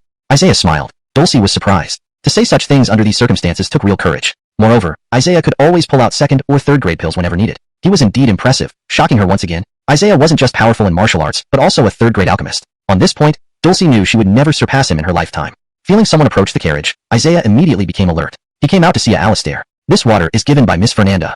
The Alistair's tone carried a hint of threat. No thanks. Isaiah refused. What do you mean? You dare refuse what the young mistress gives you? Do you want to die? The Alistair said angrily. Ha, stop pretending to be nice. I've seen through you long ago. What intentions do you harbor? Do you think I don't know? You? What are you saying? The Alistair said nervously. I know what you're thinking. If you try to take advantage of our predicament, you'll have no good end. Isaiah said sternly. The Alistair panicked. He hadn't expected such a young man like Isaiah to exude such authority. He was somewhat scared. Get lost, or you'll lose your life. Isaiah warned for the last time. The Alistair hesitated. His group planned to attack Isaiah, so backing off now would lose face. Despite fearing Isaiah, he didn't retreat immediately. Don't get too cocky, kid. Do you know where you are? We have many people. Other warriors scolded angrily. Logically, with their numbers, Isaiah should have backed down. But then everyone was stunned. Those warriors turned back to see the Alistair already mortally wounded. Isaiah's sword left a massive wound on the Alistair, almost splitting him in two. It was a terrifying sight. The other warriors instantly fell silent. No one wanted to challenge Isaiah in such a situation. The Alistair was a 9th-rank martial artist. If not for the significant power gap, he wouldn't have been killed so quickly. Everyone feared Isaiah even more. Seeing this, Fernanda's expression changed. Even though Isaiah was seriously injured, his sword skills were still terrifying. This was truly daunting. Sir Galen, please don't misunderstand. That man had ulterior motives. It has nothing to do with me. Everyone became cautious. With Isaiah being so formidable, fighting him would be mutual destruction. Not acting rashly was wise. Don't come near me. I'm in a terrible mood right now. If anyone wants to die, they can come closer. Isaiah said coldly. Sir Galen, if you need anything, just let me know. I apologize for any misunderstanding. Fernanda forced a smile. A young man like Isaiah could wield his sword so ruthlessly, which left everyone breathless. They no longer dared to harbor any further thoughts. Sitting in the carriage, the group moved slowly. Looking into the distance, it seemed there was still quite a way to go. After returning to Tianlan Mountain City, Isaiah continued on his journey. Dulcie had already fallen asleep in the carriage. Seeing her weakness, Isaiah couldn't help but think of Hobart. That man's strength, all due to that strange sword. The black smoke it emitted amplified Hobart's power far beyond his normal capabilities. If Isaiah hadn't had the 10,000-fold cultivation system, he would have died several times over. It seemed the magic beasts in Tianlan Mountains were not simple. Isaiah was fortunate not to have entered the mountains. Otherwise, it would have been a one-way trip. Checking Dulcie's injuries, her condition hadn't improved much. The beast aura had suppressed her dantian, greatly affecting her. Over time, Dulcie's condition worsened. Isaiah felt guilty. This was his fault. He couldn't even protect a woman. Hearing noises outside, Isaiah remained vigilant. He stepped out and saw a few warriors still appearing uneasy. These people had ill intentions. Ding! Master used an upper-rank mystic skill manifestation eye, gaining 100 by 1,000 experience points. Isaiah instantly understood their thoughts. Fernanda. Fernanda smiled slightly. It was the first time Isaiah had addressed her by name. Is there something, Sir Galen? Fernanda said warmly, her eyes darting around Isaiah. ####. Translation ends. Note. The structure and flow of the original text have been maintained while translating to English, ensuring it remains coherent and natural. ####. Chapter 103. Do you have a recipe? Isaiah smiled faintly. Certain people seemed not to have given up on their plan, thinking they can extort money from the Zhao family by threatening them with Dulcie's life. Fernanda gave a bitter smile, trying hard to hide her surprise. His perceptiveness was just too strong. How had he figured it out? Master Galen is not my target. I am merely a minor leader. Why don't you turn a blind eye and not meddle in things that don't concern you? Dulcie is very useful to them, Fernanda said with a slight smile. Do those who wish to die come forward? Isaiah laughed as he drew his sword, sending a cold wave radiating outward. The other martial artists' faces changed slightly. Fernanda laughed. Once we return to Tianlan Mountain City, they will be even more numerous. Do you really think you can protect Dulcie? Don't resist needlessly. Thank you for your concern, Fernanda, but you are not part of their gang.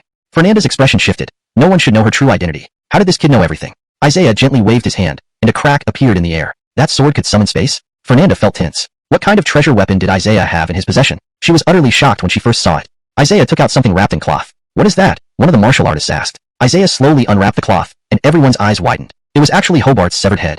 The most wanted wandering martial artist is dead? Hobart and Fernanda were quite close. This isn't good. Fernanda's face paled immediately, shock filling her eyes. Whoever wishes to die, step forward. Isaiah waved his sword, scattering the leaves around him. Everyone was overwhelmed by the might of his swordsmanship. Hobart was very important to Miss Gaelong. We must kill this boy today no matter what. The martial artists roared, filled with murderous intent. The atmosphere became extremely heavy, almost reaching a breaking point, but Isaiah smiled faintly.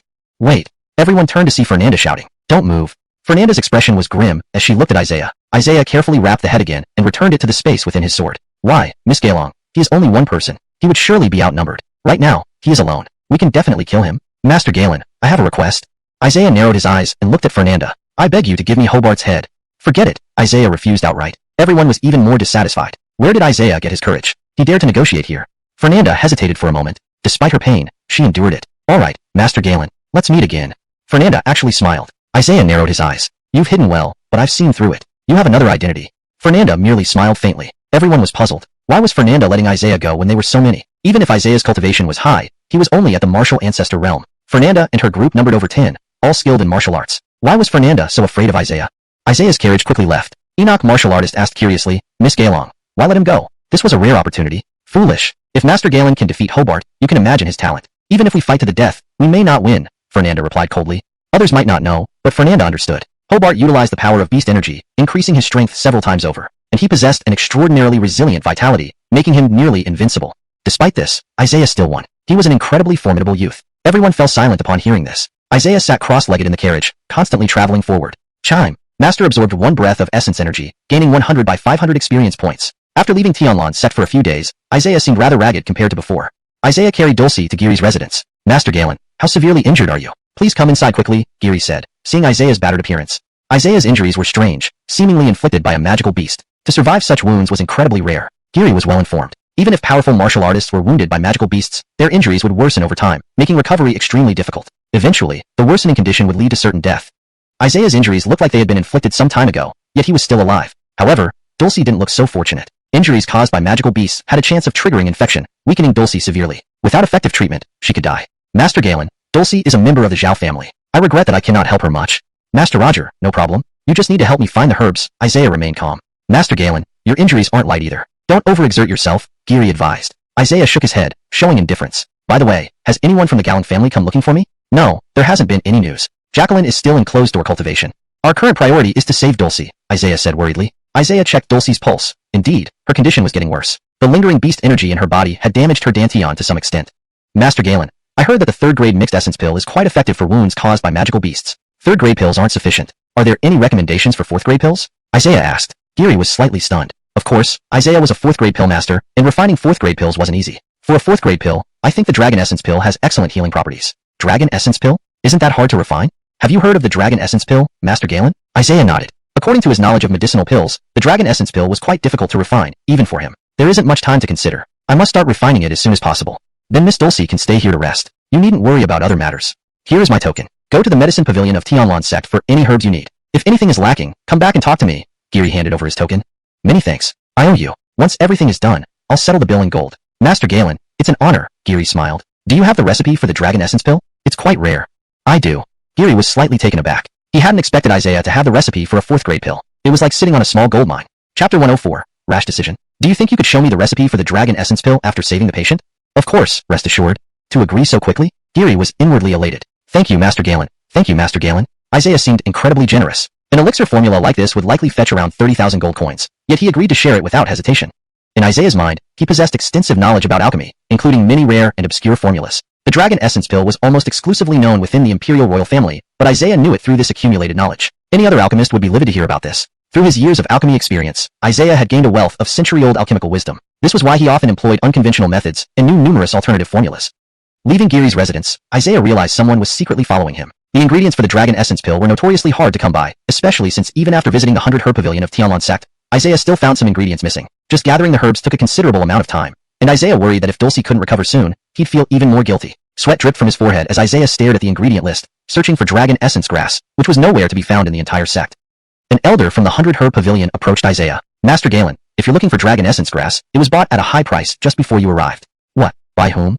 A young lady. Isaiah went to Regina's residence. It was her who bought the Dragon Essence grass before him. It felt like she did it on purpose. What could she possibly want? Master Galen, you've finally come. I've been waiting for you, Regina greeted with an admiring gaze, dressed beautifully in a noblewoman's gown with a sweet smile. Isaiah paid no attention to these details. Miss Regina, I'm here to buy the Dragon Essence grass. Please don't make this difficult for me. Regina's smile gradually turned awkward, then faded completely. Was Isaiah completely oblivious to her beauty? To immediately ask for Dragon Essence grass, was he so concerned about Dulcie? Regina felt a rush of anger. Why do you need the Dragon Essence grass? Regina pouted. You know I needed to save someone, yet you deliberately took it. Isaiah's tone sharpened with irritation. Are you afraid Dulcie will die? Regina spoke sullenly, glancing at Isaiah sideways. Miss Regina, don't joke about such things. The atmosphere grew tense. Isaiah considered whether he should force her. If she didn't give it to him, wouldn't he have to resort to taking it by force? Why are you so unhappy? Just leave if you must. It's not like I need the Dragon Essence grass. I was planning to extract its essence anyway. Isaiah raised an eyebrow. Regina was clearly doing this on purpose. If she weren't a woman, he might have already taken action. Do you or do you not give me the Dragon Essence grass? Isaiah's expression grew serious. Don't you dare? What can you do if I don't? Isaiah lost his temper. How can anyone be as base as you? If you don't give it to me, just watch me. Watch me what? Regina glared, somehow looking adorable in her frustration. Regina blinked wide eyes. She wasn't sure when she became so infatuated with Isaiah, especially after discovering his talent in appraisal, which made her admire him deeply. Her family was one of the prominent clans in the empire, and being pampered all her life, she'd never been insulted before. Strangely, Isaiah's words today made her chuckle internally. Seeing Isaiah so anxious and seeking her help, Regina felt oddly pleased. Even geniuses had moments where they needed her. Her sense of achievement swelled immensely. If you promise me something, I'll give you the Dragon Essence grass. Isaiah narrowed his eyes. What is it? Kiss me once. Isaiah immediately flared up. Who did Regina think she was, demanding such a thing? You foolish woman, stop dreaming. Give me the dragon essence grass now, or I'll take it by force.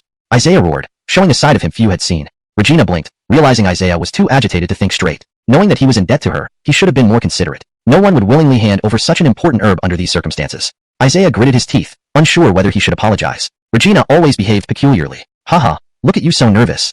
Isaiah tried to suppress his anger, knowing how crucial the dragon essence grass was. Without it, Dulcie might not survive. Just as Isaiah felt despair. Fine, I'll give you the dragon essence grass. She looked slightly disappointed. Regina thought herself quite beautiful, yet Isaiah acted as if kissing her would kill him. It stung a little, but there would be other opportunities. Thank you, Miss Regina. So we're friends now? Yes, friends, Isaiah nodded. Regina handed him a brocade box containing the dragon essence grass, a bright red herb that momentarily stunned Isaiah. How much gold do you want? No need. Consider this a favor owed to me forever. Regina giggled. Though Regina appeared cute, Isaiah didn't underestimate her words. He heard that the Ming family was a formidable clan. Desperate to leave, Isaiah feared what Regina might do next. Do you really let Isaiah go like this, miss? A handsome young man suddenly appeared. He won't stay away long. If Dulcie was hurt by a magical beast, he'll definitely come back to me, Regina said confidently.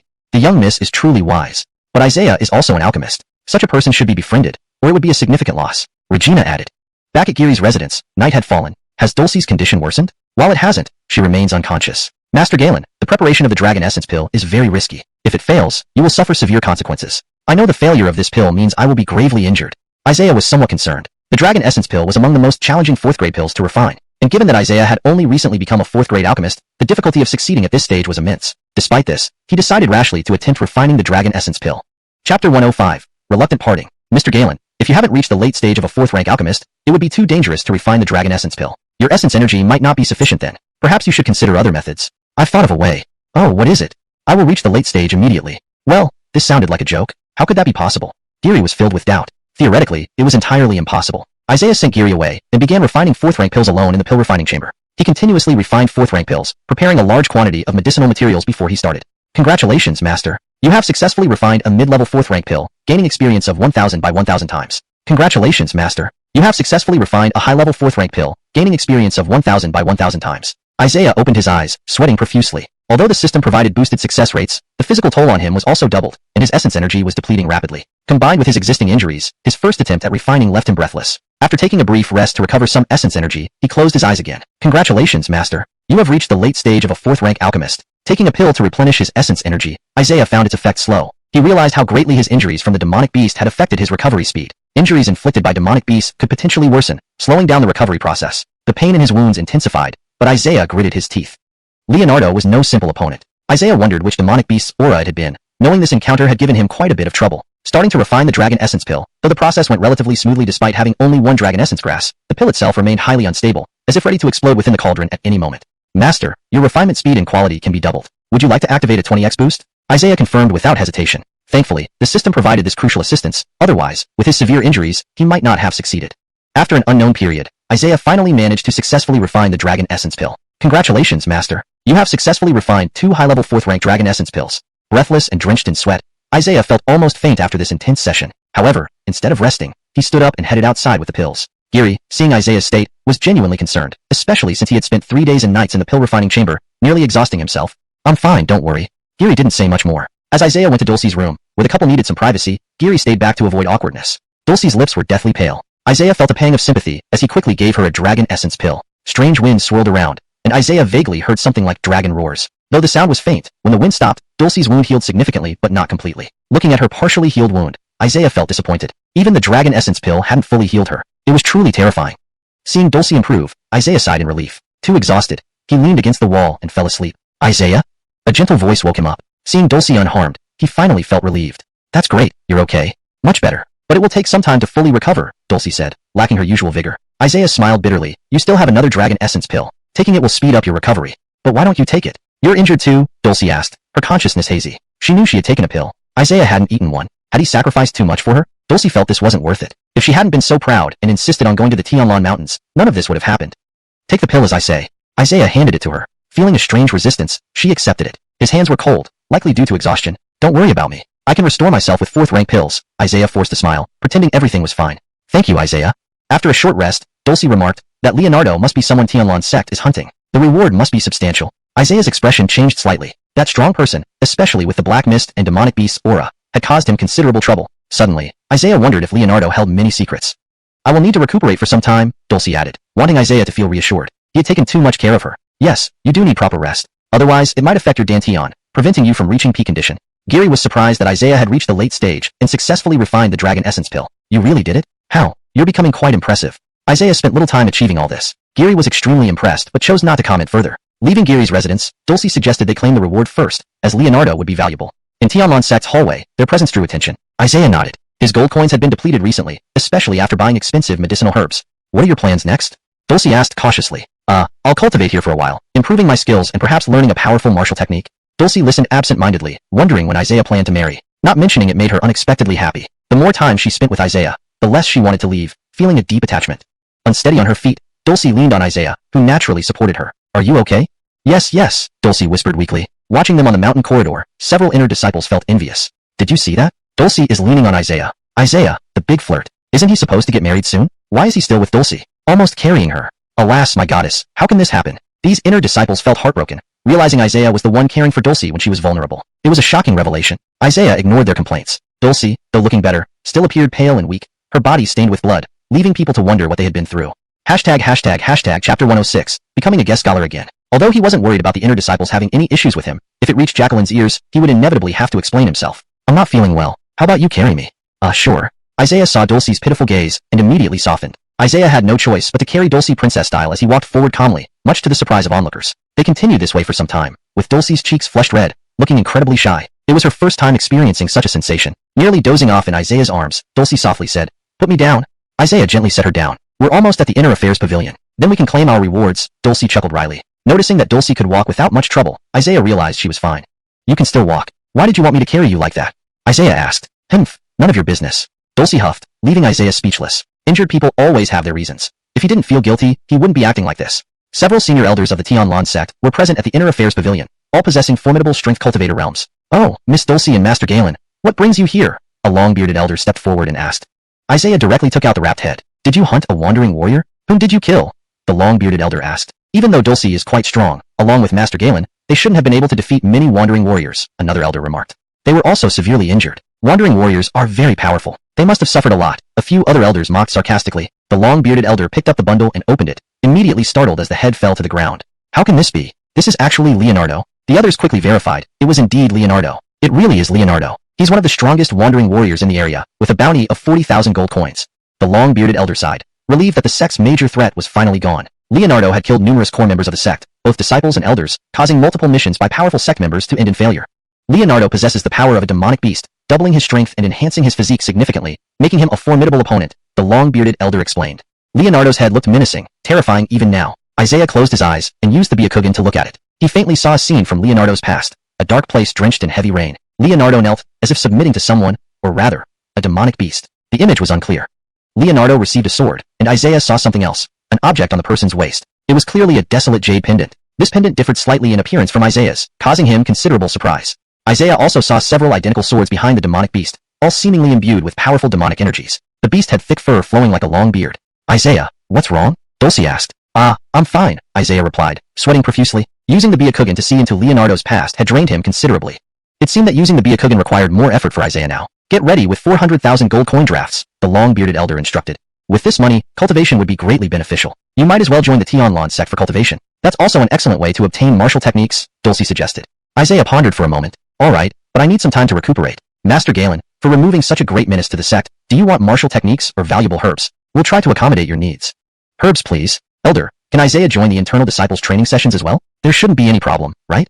Dulcie asked. The long-bearded elder glanced at the others. Internal disciples and true disciples hold the same status. It's not a problem for Master Galen to join, especially since he's recommended by Miss Dulcie. The long-bearded elder nodded. In reality, the elder intended for Dulcie to owe them a favor, knowing the benefits would outweigh the costs. Besides, Isaiah was a talent in martial cultivation, beneficial for the sect.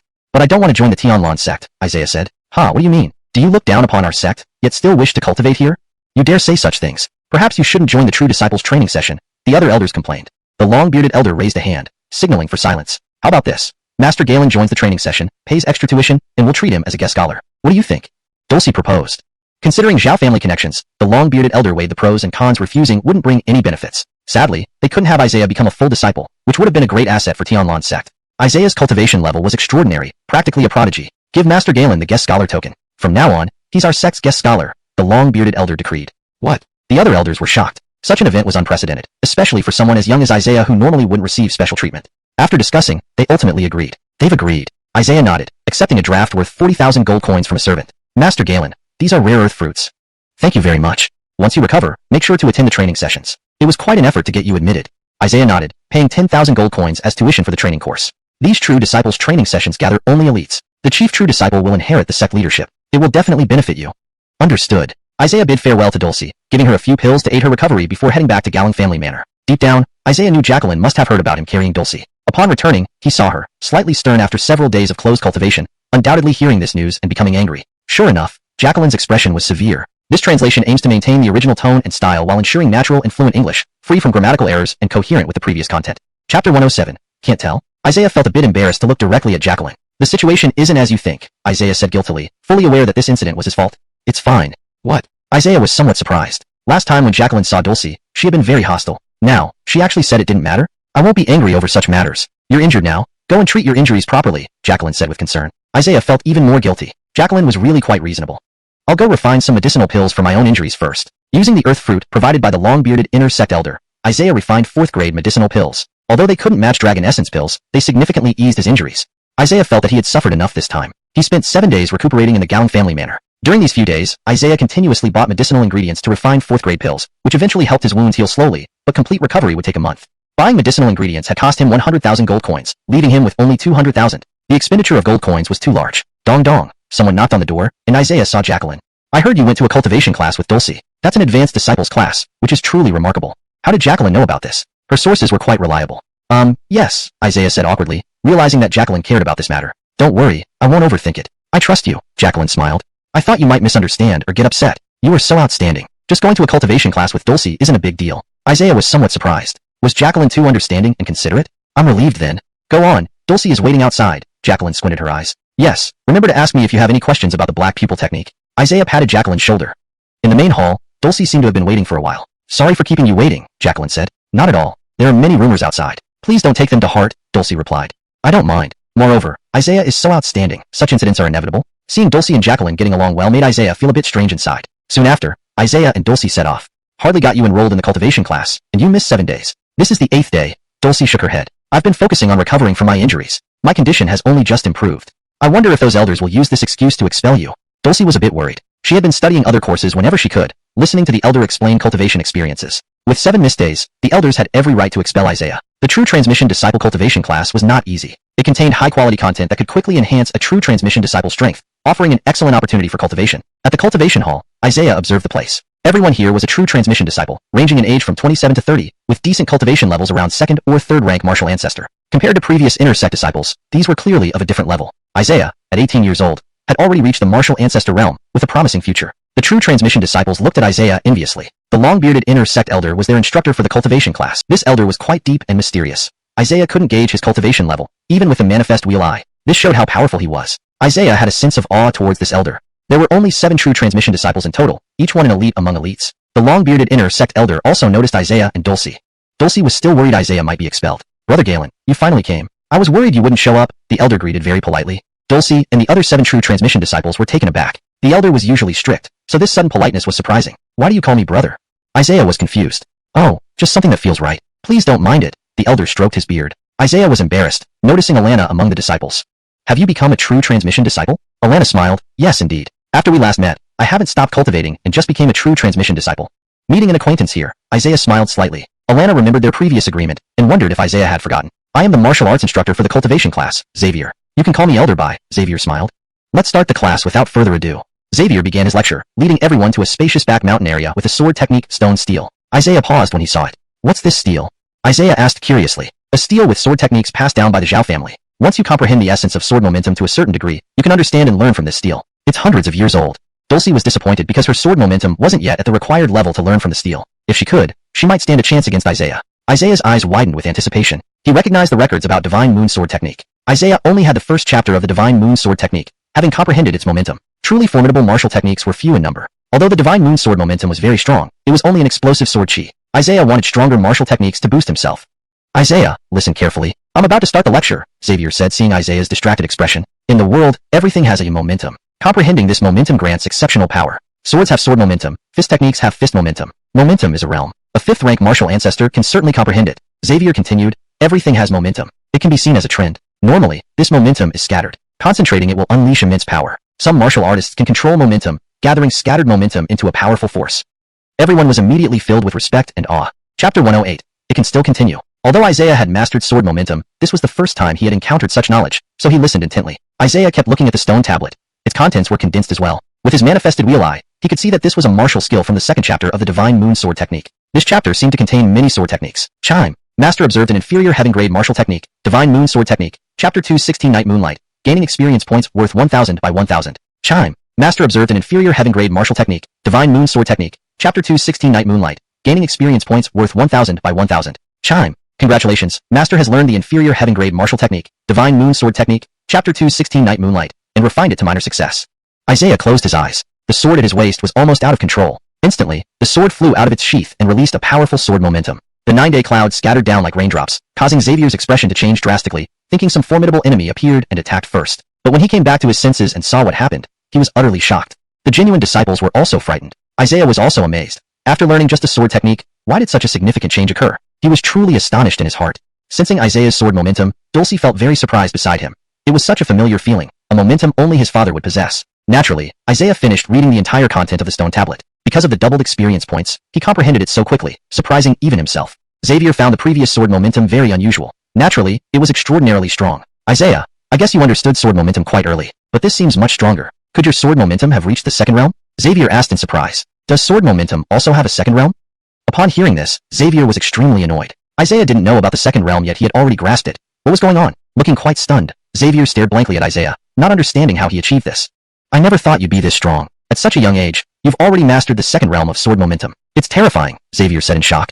The other genuine disciples were also dumbfounded, their expressions filled with envy. They longed for the day they could understand sword momentum. Among them, only 2 had managed to comprehend it, but Isaiah had already reached the 2nd realm. No need to mention how envious they were. The genuine disciples knew only by truly understanding sword momentum could they create a real gap between them.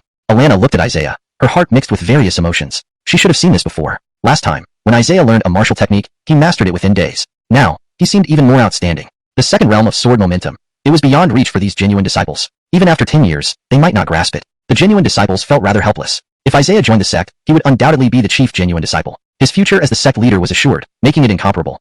Fortunately, Isaiah was only a guest senior. He came here to practice just to become stronger. That was the only consoling thing. Seeing Dulcie and Isaiah chatting happily, Alana felt somewhat discouraged. She thought Isaiah was unreliable. Despite being betrothed, he was still hanging around Dulcie. But with his strength, there was nothing she could do. Alana secretly resolved to surpass Isaiah one day. Unlike the other genuine disciples who were thoroughly disheartened, she became even more determined. You all have seen. Only those who are sufficiently strong can understand the sword techniques on this stone tablet. You cannot because your comprehension of sword momentum is not enough, Xavier said with a shake of his head. Dulcie felt somewhat dejected. Isaiah's martial arts talent was indeed too strong. There should still be more content on this stone tablet. Isaiah touched the stone tablet. Xavier was slightly taken aback. Why, Mr. Galen? Can you continue learning? I can try. After learning a sword technique from the stone tablet, there was still part of the content left. Isaiah planned to keep interpreting.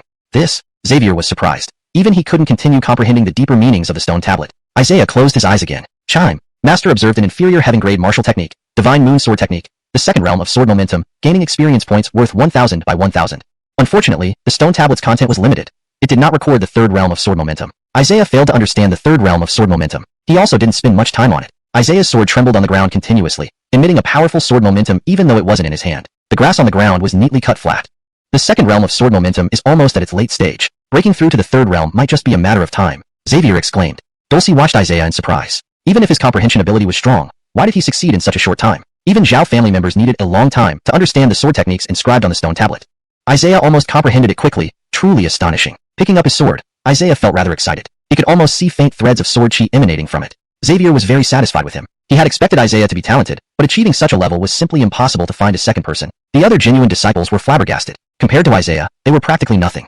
Elder Bai, can I drop out of the training class? Elder, maybe I should drop out too. My talent is really too poor. 2 genuine disciples lowered their heads, speaking. The path of martial cultivation fears encountering geniuses with monstrous talents. They didn't know how to describe Isaiah anymore. Practicing classes with him was a huge blow to their confidence. Xavier smiled bitterly. Don't talk nonsense about dropping out. Without my permission, no one can leave. Isaiah is not a genuine disciple, so he won't compete with you. The genuine disciples felt even more helpless. Not even allowing them to drop out meant forcing them to endure pain. Almost every one of the 7 genuine disciples' hearts was crushed, affecting Alana as well. Alright, let's continue the lesson, Xavier commanded. Enviously, Dulcie asked, this sword technique seems similar to the bright moon sword technique. Can you teach me later?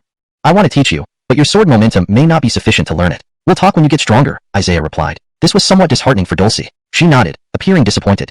Mr. Galen, it looks like your swordsmanship must be extraordinary. Your second realm sword momentum has reached the late stage. In the future, you will surely be a master-level swordsman. Translation provided strictly in English, adhering to the guidelines.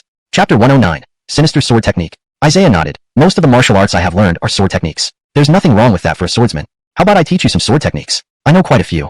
Isaiah made a respectful gesture and said, I can see that Elder Bai is also a master of sword techniques. Your skills must be superb. Hee, not really, just study for a longer time, Xavier laughed heartily. But soon Xavier sighed. Why does Elder Bai sigh?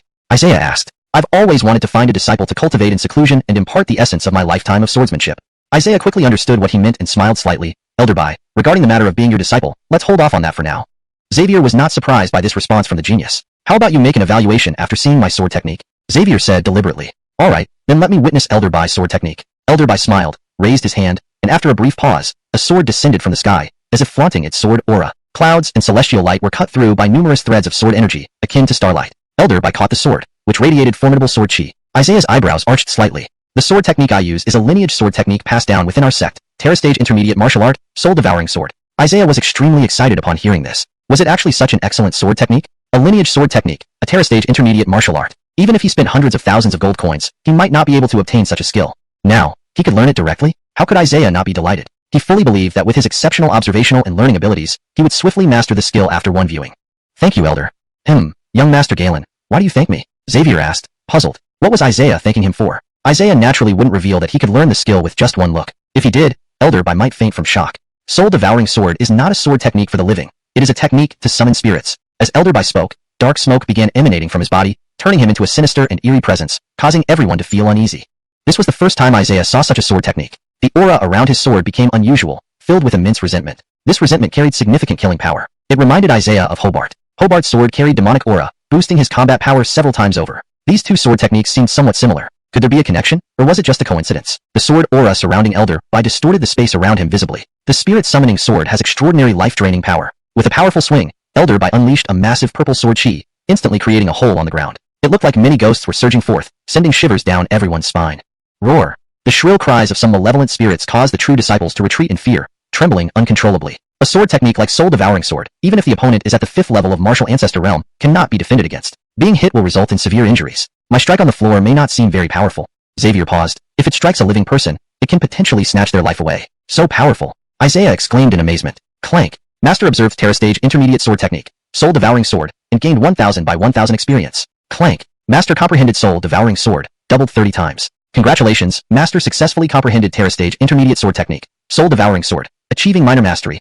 Directly comprehending it and doubling the experience, Isaiah smiled. The system seemed to improve continually, automatically doubling the experience. However, he could still control it, and choose not to double if he wished.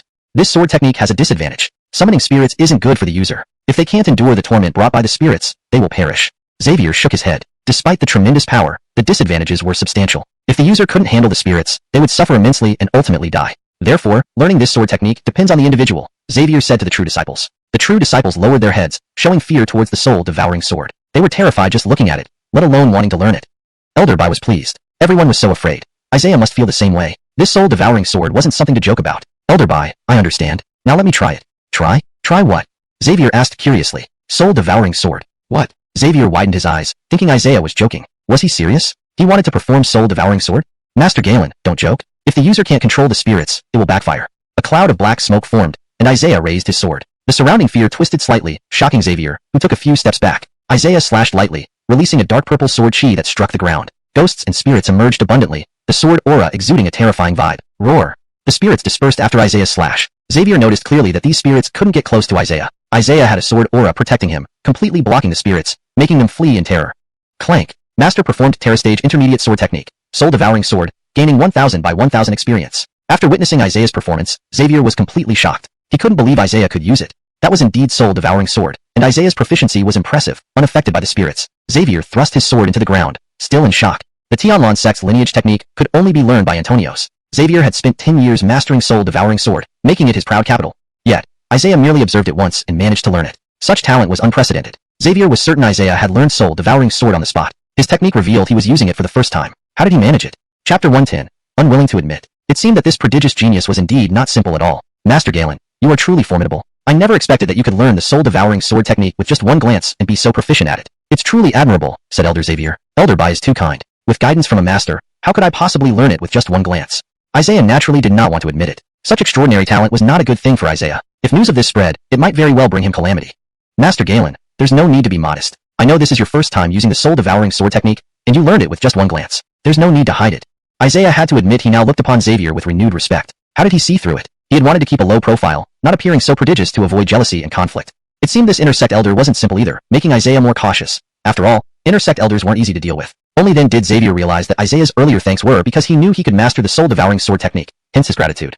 Haha, Xavier laughed bitterly. The true disciples' faces turned pale, astonished beyond description. They had prepared themselves mentally, yet they were still shocked by Isaiah. Indeed, training alongside Isaiah, these true disciples almost gave up. No matter how good their mindset, it was useless. Alana initially resolved to practice hard but lost all confidence, nearly wanting to quit. Just look at others' talent. Master Galen, I think you should adjust your cultivation classes as needed. For important courses, I'll have someone notify you, Xavier said. Isaiah nodded. Xavier shook his head. This is also for the sake of the other true disciples. Otherwise, they would be greatly discouraged by seeing you.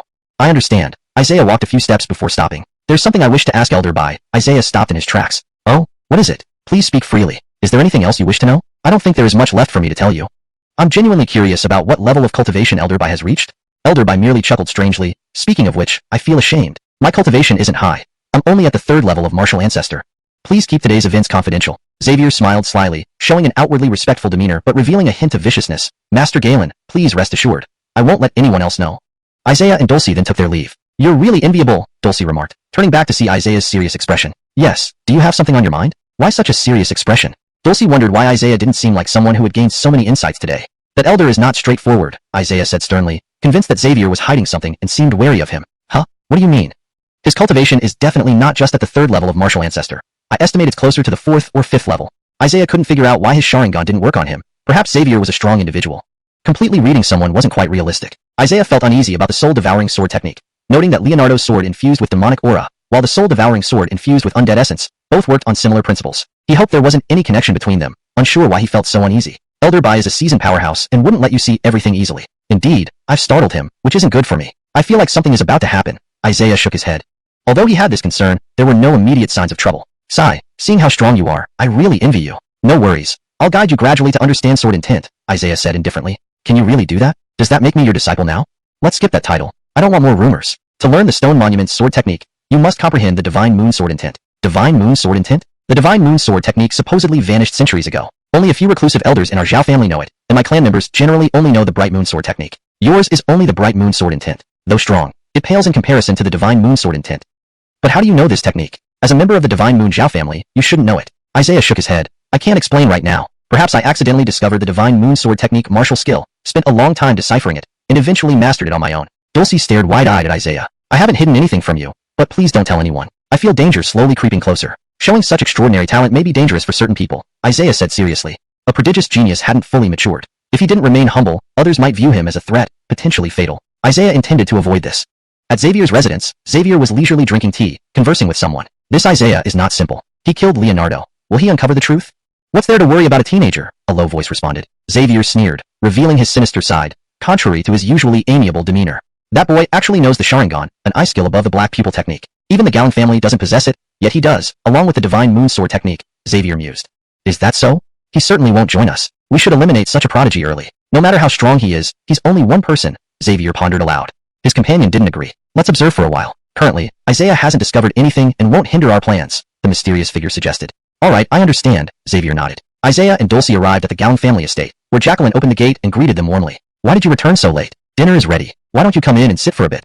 Jacqueline invited enthusiastically. Both Isaiah and Dulcie were surprised, especially by Jacqueline's warmth, though Dulcie felt a bit embarrassed. At the dinner table, Isaiah felt somewhat awkward with Jacqueline's enthusiasm, something he wasn't used to. If you have mastered the late stage of the 2nd realm sword intent, reaching the martial ancestor realm shouldn't take long, Dulcie commented casually. Can Isaiah reach the 3rd major realm? Jacqueline asked, amazed. Hashtag chapter 111. Another upgrade. It's still too early. I'm only at the 2nd level of martial ancestor realm, and it's still a long way before the 3rd great realm. Dulcie sighed deeply, finally understanding the gap between her and Isaiah. Even if she were given 10 more years, she would not be able to surpass him. I wonder what the 3rd great realm will be like. Isaiah asked curiously. Though the Empire has some 3rd realm powerhouses, they can be counted on one hand, making them exceedingly rare. 2nd realm martial artists can externalize their essence chi to enhance personal strength. The third great realm is surely even more powerful. Isaiah was curious about how versatile essence chi could be used once he reached that realm. The proficiency in handling essence chi often determines a martial artist's power. The essence chi in the universe can be absorbed by martial artists to become their own strength, something Isaiah was madly fascinated by. When I was still considered a prodigy, the elders always warned me not to be arrogant and to focus more on practical training. Because of my extraordinary talent, I spent less time than others and rarely encountered setbacks. Dulcie sighed. Ever since I met Galen Roger and lost that duel, I've really been in low spirits, unable to believe how far apart we are. You don't need to be so discouraged. You're already very strong, and your current talent surpasses everyone else in the sect, Isaiah consoled her. Did you see today's stone tablet? There are actually many more stone tablets belonging to the Zhao family scattered outside. Isaiah's eyes lit up. So you know the locations of other stone tablets? Tianlan sect has 2 more stone tablets located elsewhere, but only members of our Zhao family can access them. It's been many years since anyone from our family visited them. Isaiah felt a little excited. If he could see more stone tablets, wouldn't his divine moon sword technique reach an even higher level? But would this be appropriate? Isaiah asked. Why not? After all, I'm not part of your Zhao family. If I go there uninvited, won't it affect you? Don't worry about that. That place is a hidden chamber in the mountains accessible only to members of the Zhao family. Dinner was pleasant, with Jacqueline and Dulcie chatting happily. Isaiah didn't say much. As long as they got along, it was fine. The next day, Isaiah woke up early and went with Dulcie to a mountain near Tianlan sect. The entrance to the hidden chamber was tightly shut. Dulcie used a mechanical key and easily entered. Isaiah observed that this door wasn't something just anyone could open. Even if he tried to force his way in using brute strength, it would be challenging. The Zhao family seems truly remarkable. I've heard they're a very powerful clan within the empire, which explains why their sword technique stone tablets are found everywhere, Isaiah said in surprise. Pity the Zhao family has been declining over the past few decades, not as formidable as people imagine. The inscriptions on the stone tablets seemed hard to understand, but once a martial artist's sword momentum reaches a certain level, they can grasp the inscriptions and advance in their cultivation. Dulcie looked forward. If I can master divine moon sword momentum, can I then practice the sword techniques on the stone tablet and become stronger?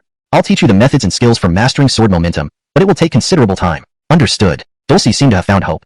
Isaiah gently touched the ancient stone tablet left by the Zhao family and began learning soon after. Ding. Master has studied the 3rd level divine moon sword technique momentum and gained 1000 by 1000 experience points. Ding. Master has studied the 3rd level divine moon sword technique momentum and gained 1000 by 1000 experience points. Ding. Congratulations, Master. Divine moon sword momentum has reached the early 3rd level.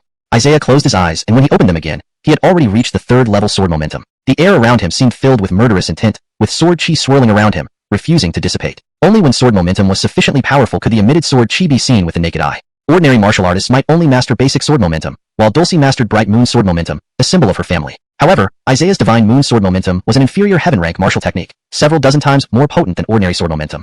Isaiah became increasingly interested in the Zhao family, especially considering the significance of the divine moon sword technique. He recalled the image he saw in the forbidden area behind the Tiandao Academy, involving the Zhao family in the desolate hall. Do you feel stronger? Dulcie raised an eyebrow. Strengthening seemed to come naturally to Isaiah. Just a few hours, and he's already reached the 3rd level sword momentum. Dulcie shook her head. She could sense the significant increase in Isaiah's sword momentum, seeing the sharp, revealing sword chi surrounding him. Mastering new sword momentum had consumed a lot of his physical energy. Cultivating the divine moon sword technique had changed his body, allowing him to absorb essence chi better than average. This was the first time he'd experienced such rapid depletion. There was much content on the stone tablets here. After reaching the 3rd level sword momentum, Isaiah's physical and essence chi reserves were greatly depleted, so he decided to rest. What are you thinking? Isaiah asked curiously. I think you're strong enough now. How about introducing you to some important people? Dulcie suggested after some thought. If it were anyone else, Isaiah would refuse, but it was Dulcie. Considering everything, he could give her face. That's not entirely out of the question. You agreed? I thought you'd refuse. Dulcie was surprised. If it were someone else, I wouldn't have. Since you brought me here to study the stone tablets, I can't turn down this favor. Inside Xavier's mansion, the atmosphere was tense. It seemed some high-ranking officials from the Empire were being dispatched. Xavier looked serious, clearly feeling troubled. Who did the Empire send? Seems like an imperial prince, a royal heir, coming to inspect the sect. Sigh, I hate these inspections. They say they're checking, but it's really a talent hunt. Once they find a talented disciple, they usually ask the sect for that person. Xavier shook his head. His inner sect elder also felt troubled. Royal heirs from the Empire's nobility were absolutely untouchable, wielding immense power and status. If one of the talented disciples caught their eye, it could be disastrous. Xavier shook his head. The sect already lacked highly talented individuals, and losing any more would be devastating. Hashtag chapter 112. I want to see her. Elder Bai, what should we do now that the Imperial Prince has arrived? We need to come up with a strategy. If he demands a talent selection competition, it will be a great loss for us. Xavier's eyes suddenly lit up as he thought of something. A solution to this problem. Right. Isn't the Imperial Prince looking for prodigies? There is indeed one person in the sect who fits the description, and he's not even officially our disciple. Pushing him forward should pose no issues. Who are you referring to, Elder Bai? Isaiah. The elders exchanged glances. This was indeed a good idea. It would ensure the preservation of their talented disciples. Compared to Isaiah, the sect's high-talent disciples were like night and day. Although admitting this fact was somewhat embarrassing, Xavier couldn't afford to care at this moment. It was better than losing any of the sect's members. If they refused, it would be seen as disobedience to the Empire, inviting accusations of treachery. Xavier fully understood the severity of the situation. All right, I'll go meet the Imperial Prince now. Xavier smiled. Isaiah had played a crucial role once again. If Isaiah refuses and clashes with the prince, it can't be blamed on anyone else. He is someone with remarkable talent and pride. Whether he would willingly serve the Empire remained uncertain. Earlier, Xavier was pondering how to deal with Isaiah, but now he had found a win-win solution. The sixth prince of the Imperial family graces us with his presence. My apologies for not greeting you far away. This is indeed a mistake of our sect, Xavier bowed. Indeed, the Imperial entourage exuded grandeur, with guards stretching like a long dragon. More alarmingly, each guard possessed significant martial prowess. Even Xavier felt a sense of awe. Eben, also known as Brody, looked exceptionally handsome and imposing, tall and broad-shouldered, exuding authority. Clad in a silk robe, he radiated an aura of power. Where's Dulcie?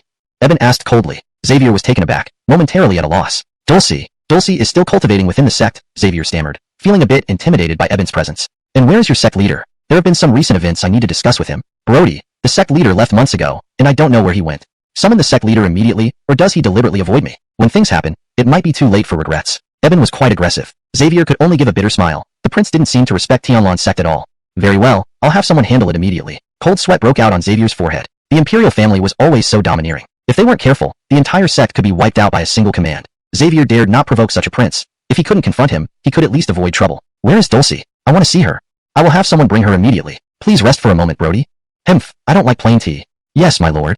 Xavier nodded humbly. A guard walked over and intentionally bumped into him, a clear provocation. Brody, there's something I wish to report. Speak.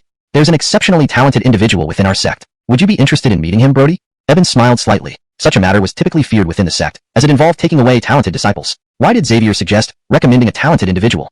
Who is this person? Tell me more. That person's name is Isaiah. Isaiah? Haha, I'm not interested unless he comes from a prestigious family, Eben said disdainfully. This person possesses extraordinary talent and frequently associates with Dulcie, Xavier said, his eyes darting around. What? Associating with Dulcie? Dulcie, a daughter of heaven, usually looks down on men. How could she be with Isaiah?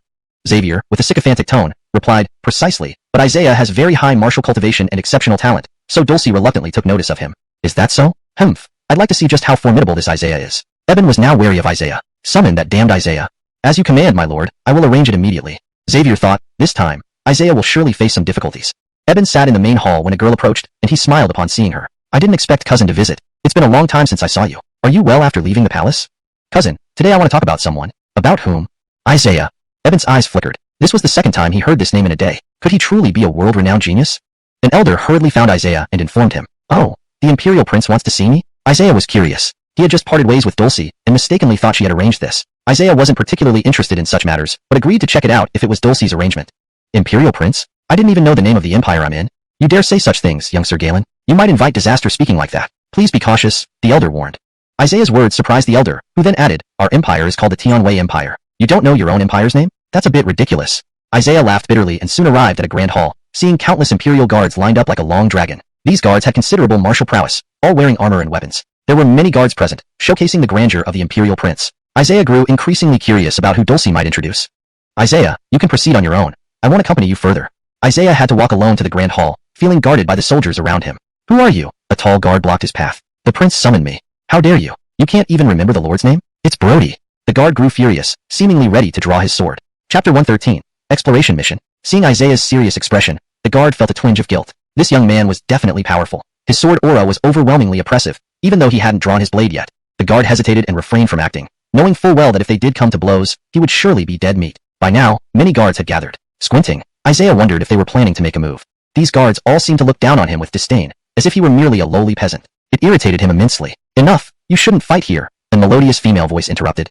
Isaiah raised his eyes and arched an eyebrow as a girl approached slowly. She was dressed in a high-class silk gown, exuding elegance and grace. Her poised demeanor captivated everyone around her, almost making Isaiah lose himself in admiration for a moment. Compared to their last meeting, she seemed like an entirely different person. Last time, her makeup was a bit heavy, and Isaiah hadn't thought much of her, but now. Why are you so surprised, Lord Galen? She asked. What's your identity? Isaiah asked, startled. He really couldn't believe how things had turned out. How dare you, filthy peasant? Who gave you permission to ask such questions? The guard growled. Do these guards really think they're better than me? If Isaiah wasn't in a good mood, he'd definitely show them who they were dealing with, just some royal guards. Enough. You're no match for him. He's become stronger since we last met, Fernanda said, narrowing her eyes. Indeed, in just this short span of time, Isaiah had grown more formidable than ever before. She couldn't help but be impressed. Fernanda smiled slightly, her expression intriguing yet dangerous, undeniably mesmerizing. I'm only the cousin of Eben, not a princess, just a minor duchess. Isaiah raised an eyebrow, struggling to accept this. When they were in Tianlan Mountain City, she acted like a completely different person. Back then, Fernanda behaved like a rogue leader, arrogant and rough. Now, she presented herself as an elegant duchess, a perfect lady. The transformation was striking. Fernanda was no ordinary woman. Isaiah couldn't help but be wary of her. They arrived at a grand hall where servants served exquisite tea and pastries, giving Isaiah VIP treatment that made him feel somewhat uneasy. There was a reason for what happened in Tianlan Mountain City. I'll tell you about it another time. I understand. Walking slowly, Isaiah sensed that Eben was likely a highly conceited individual, looking down on everyone as beneath him. Given that his guards already exhibited this attitude, Eben must be 10 times worse. Glancing at the sword in his hand, Isaiah lifted it slightly. Don't start a fight here, Isaiah. Fernanda seemed to read his thoughts. You're quite perceptive. My cousin has a temper and is very self-centered. You're similar in that regard. He won't be able to recruit you and might end up challenging you. Well, I didn't expect you to be this clever for a duchess. So, Eben won't see you. Instead, I'll be speaking with you. Fernanda sipped her tea casually. That makes sense. At least talking with a beautiful lady won't lead to a brawl. So, I'll take my leave. You're quite interesting. Why are you leaving when I haven't even started? Isaiah shook his head. Even if the Empire wants to recruit me, I'm not interested. You'll get many benefits. Why reject so hastily? Besides, it's the Empire, so the treatment will be top-notch. Curious, Isaiah asked. So, what benefits will there be? Join us on an exploration mission into the Tianlan Mountains. Initially indifferent, Isaiah suddenly became interested after hearing this. The monsters in Tianlan Mountains were incredibly powerful. Isaiah's previous trip was unsuccessful, but now he had another chance. No wonder you have the key to unlock the barrier. Everything has a reason. I was curious how a girl could possess such a key. It turns out it's all orchestrated by the Empire. You underestimated me. Unless I understand certain matters, I won't go. Do you want to know about Leonardo? I approached him to gather information. He seems to have made a deal with the monsters. My actions were partly targeted at you to ensure my cover wouldn't be blown. Fernanda explained calmly. Isaiah pondered over her words, feeling a mix of belief and doubt. You can trust me. I have no reason to deceive you, Fernanda stated, squinting her eyes. You almost attacked me last time. I was the leader there. If I didn't act that way, my subordinates would suspect me. They provide information about Tianlan Mountains, which the martial artists don't want to share with the Empire. Fernanda sighed, clearly burdened by these matters. Isaiah never imagined Fernanda had an undercover role, akin to a spy in this era. Once you join me on the exploration, you'll get one opportunity to enter the Royal Thousand Treasures Pavilion. The Royal Thousand Treasures Pavilion? Isaiah felt a tug of interest. It must be the largest arsenal of treasures and weapons in the Empire. Enoch visit, and he could gain countless martial techniques and valuable elixir formulas. Enoch visit and Isaiah felt he could amass great wealth, feeling a hint of excitement. Alright, no problem. I'll agree to go on the exploration. Be careful because other empires will also be involved in Tianlan Mountains. The exploration task must involve slaying monsters. I get it, but why choose me? There must be stronger people available. Tianlan sect won't send anyone. They will find every excuse to refuse. The royal's powerful warriors can't arrive quickly enough, and this mission is urgent. That's why I thought of you. Rest assured, a martial ancestor realm expert will accompany us. I see. Tianlan Mountains left a deep impression on Isaiah. The more dangerous the place, the more intrigued he became. Fine, I'll participate in this exploration. I'll take my leave now. Enoch, more thing. If you go, I believe Dulcie will also join, Fernanda asked. Dulcie, huh? You two seem to have quite a few conflicts. Is it wise for both of you to go? Note, some names have been adjusted slightly for fluency while ensuring they stay true to the original pinyin or Chinese characters provided. Chapter 114, too risky. Even if you agree to let her go, she might insist on going alone with her personality. It would be better to invite her along. Although her strength isn't as great as yours, one more person won't hurt. Alright, I can ask her. Isaiah thought of Dulcie, whom he had been guiding in swordsmanship recently. He wondered how her training was progressing. The mission starts in 7 days. You should focus on recuperating from your injuries during this time, Fernanda said. My injuries aren't too serious. Instead, I want to become stronger during these few days. Heading into the mountains will definitely help. Isaiah bid her farewell shortly after. Fernanda reflected on Dulcie's situation. She has always been a loner. Even when she was a famous martial arts prodigy, she maintained her aloofness. Probably only Isaiah could persuade Dulcie to join them. If Dulcie goes as well, things will go much smoother. She is an indispensable figure. Fernanda smiled faintly, deciding not to let Isaiah know her true thoughts. If he knew, he might refuse to help. Dulcie was still in deep meditation when Isaiah approached. After his guidance, her sword techniques had indeed improved. You were planning to go there? The Tianlan mountain range is really dangerous. Dulcie voiced her concerns, still feeling wary since the last incident. I have a question. What happened when you and your brother went to Tianlan mountain range? Dulcie's expression changed slightly. We were lucky enough to escape that time, but we brought quite a few people, including some powerful ones. They died protecting us. She suddenly paused, puzzled by his sudden interest. Why are you suddenly thinking about heading to Tianlan mountain range? Is something wrong? Well, Fernanda wants me to go. She's a princess with a hidden agenda. That woman can't be trusted. Members of the royal family often manipulate others. You mustn't go, Dulcie said anxiously. Don't worry. She promised I can visit the Thousand Treasures Pavilion. I think taking the risk is worth it. Last time we returned empty-handed. This time I don't want to. You didn't even know that Fernanda is a princess. Such a deep schemer. Why do you trust her so easily? What if she betrays you later? There will be nothing you can do. Isaiah hadn't considered these issues before. Dealing with royalty was new to him. Regardless, I'll go even if it's dangerous. Even the royal family cannot threaten me. Dulcie knew any further persuasion would be futile. Once Isaiah made up his mind, he wouldn't change it easily. I will go prepared, so don't worry. Considering Isaiah's incredible abilities, she decided to trust him. After all, he had returned safely last time. This time, I also want to investigate Hobart. Yes, that wandering warrior is quite mysterious. His sword is unusual. But do you really plan to get involved in this? Isaiah had observed many aspects of Hobart, noting multiple strange swords which likely held secrets. Most importantly, he wanted to find another withered jade pendant. In 7 days, we leave. Be ready then. Dulcie was surprised. I was worried you wouldn't let me go. As long as you can protect yourself, it shouldn't be a problem. Isaiah returned to the Gowing family residence and started refining pills and practicing. His martial cultivation had stagnated for some time. Chime. Master consumed a high-grade rank 4 concentration pill, gaining 1000 by 1000 times martial experience. Chime. Congratulations, Master reached middle third stage of the martial ancestor realm. 7 days later, the royal party prepared to depart, accompanied by Tianlan's sex elders. Galen Berkeley appeared, looking worried. Princess, isn't it too risky to head into the Tianlan mountain range like this? Our sex elders aren't strong enough to escort you. Fernanda raised her head slightly. You don't need to worry about that. We don't need assistance from your sect. The people I've chosen can ensure our safety. Plus, if exploring becomes too dangerous, we will withdraw. Without Eben, who used to cause headaches, Berkeley found Fernanda easier to deal with. 4 royal guards arrived, dressed in expensive attire. Berkeley asked curiously, Princess, why did you choose not to bring the Imperial Guard? You're just a few people heading into the mountains? Too many people would alert the beasts. My 4 royal guards are capable. Besides, I invited Isaiah and Dulcie. Upon hearing Isaiah's name, Berkeley became concerned. Sending Isaiah on such a dangerous mission seemed overly risky. Isaiah was now officially engaged to a Gowon family member and set to marry soon. A mishap during the mountain expedition would be disastrous. Princess, Isaiah is just a prodigy. Is his current strength appropriate for this task? Should I arrange for a stronger protector? Fernanda smiled. He volunteered. We're leaving now. Berkeley had no chance to argue further, watching helplessly as they departed. Where is Isaiah? Keeping the princess waiting is disrespectful, one guard complained. Isaiah and Dulcie were already at the stone pillar gate. Fernanda waved for everyone to board the carriage. The royal escort made a grand scene, almost overwhelming compared to the sect disciples. Seeing the excessive welcome, Dulcie shook her head. We're not sightseeing. Why use such luxurious carriages? Riding horses would suffice. The opulent royal carriage left Dulcie bewildered. Meeting Fernanda again highlighted their mutual disdain. Forget it, let's go. Dulcie deferred to Isaiah, falling silent while Fernanda narrowed her eyes.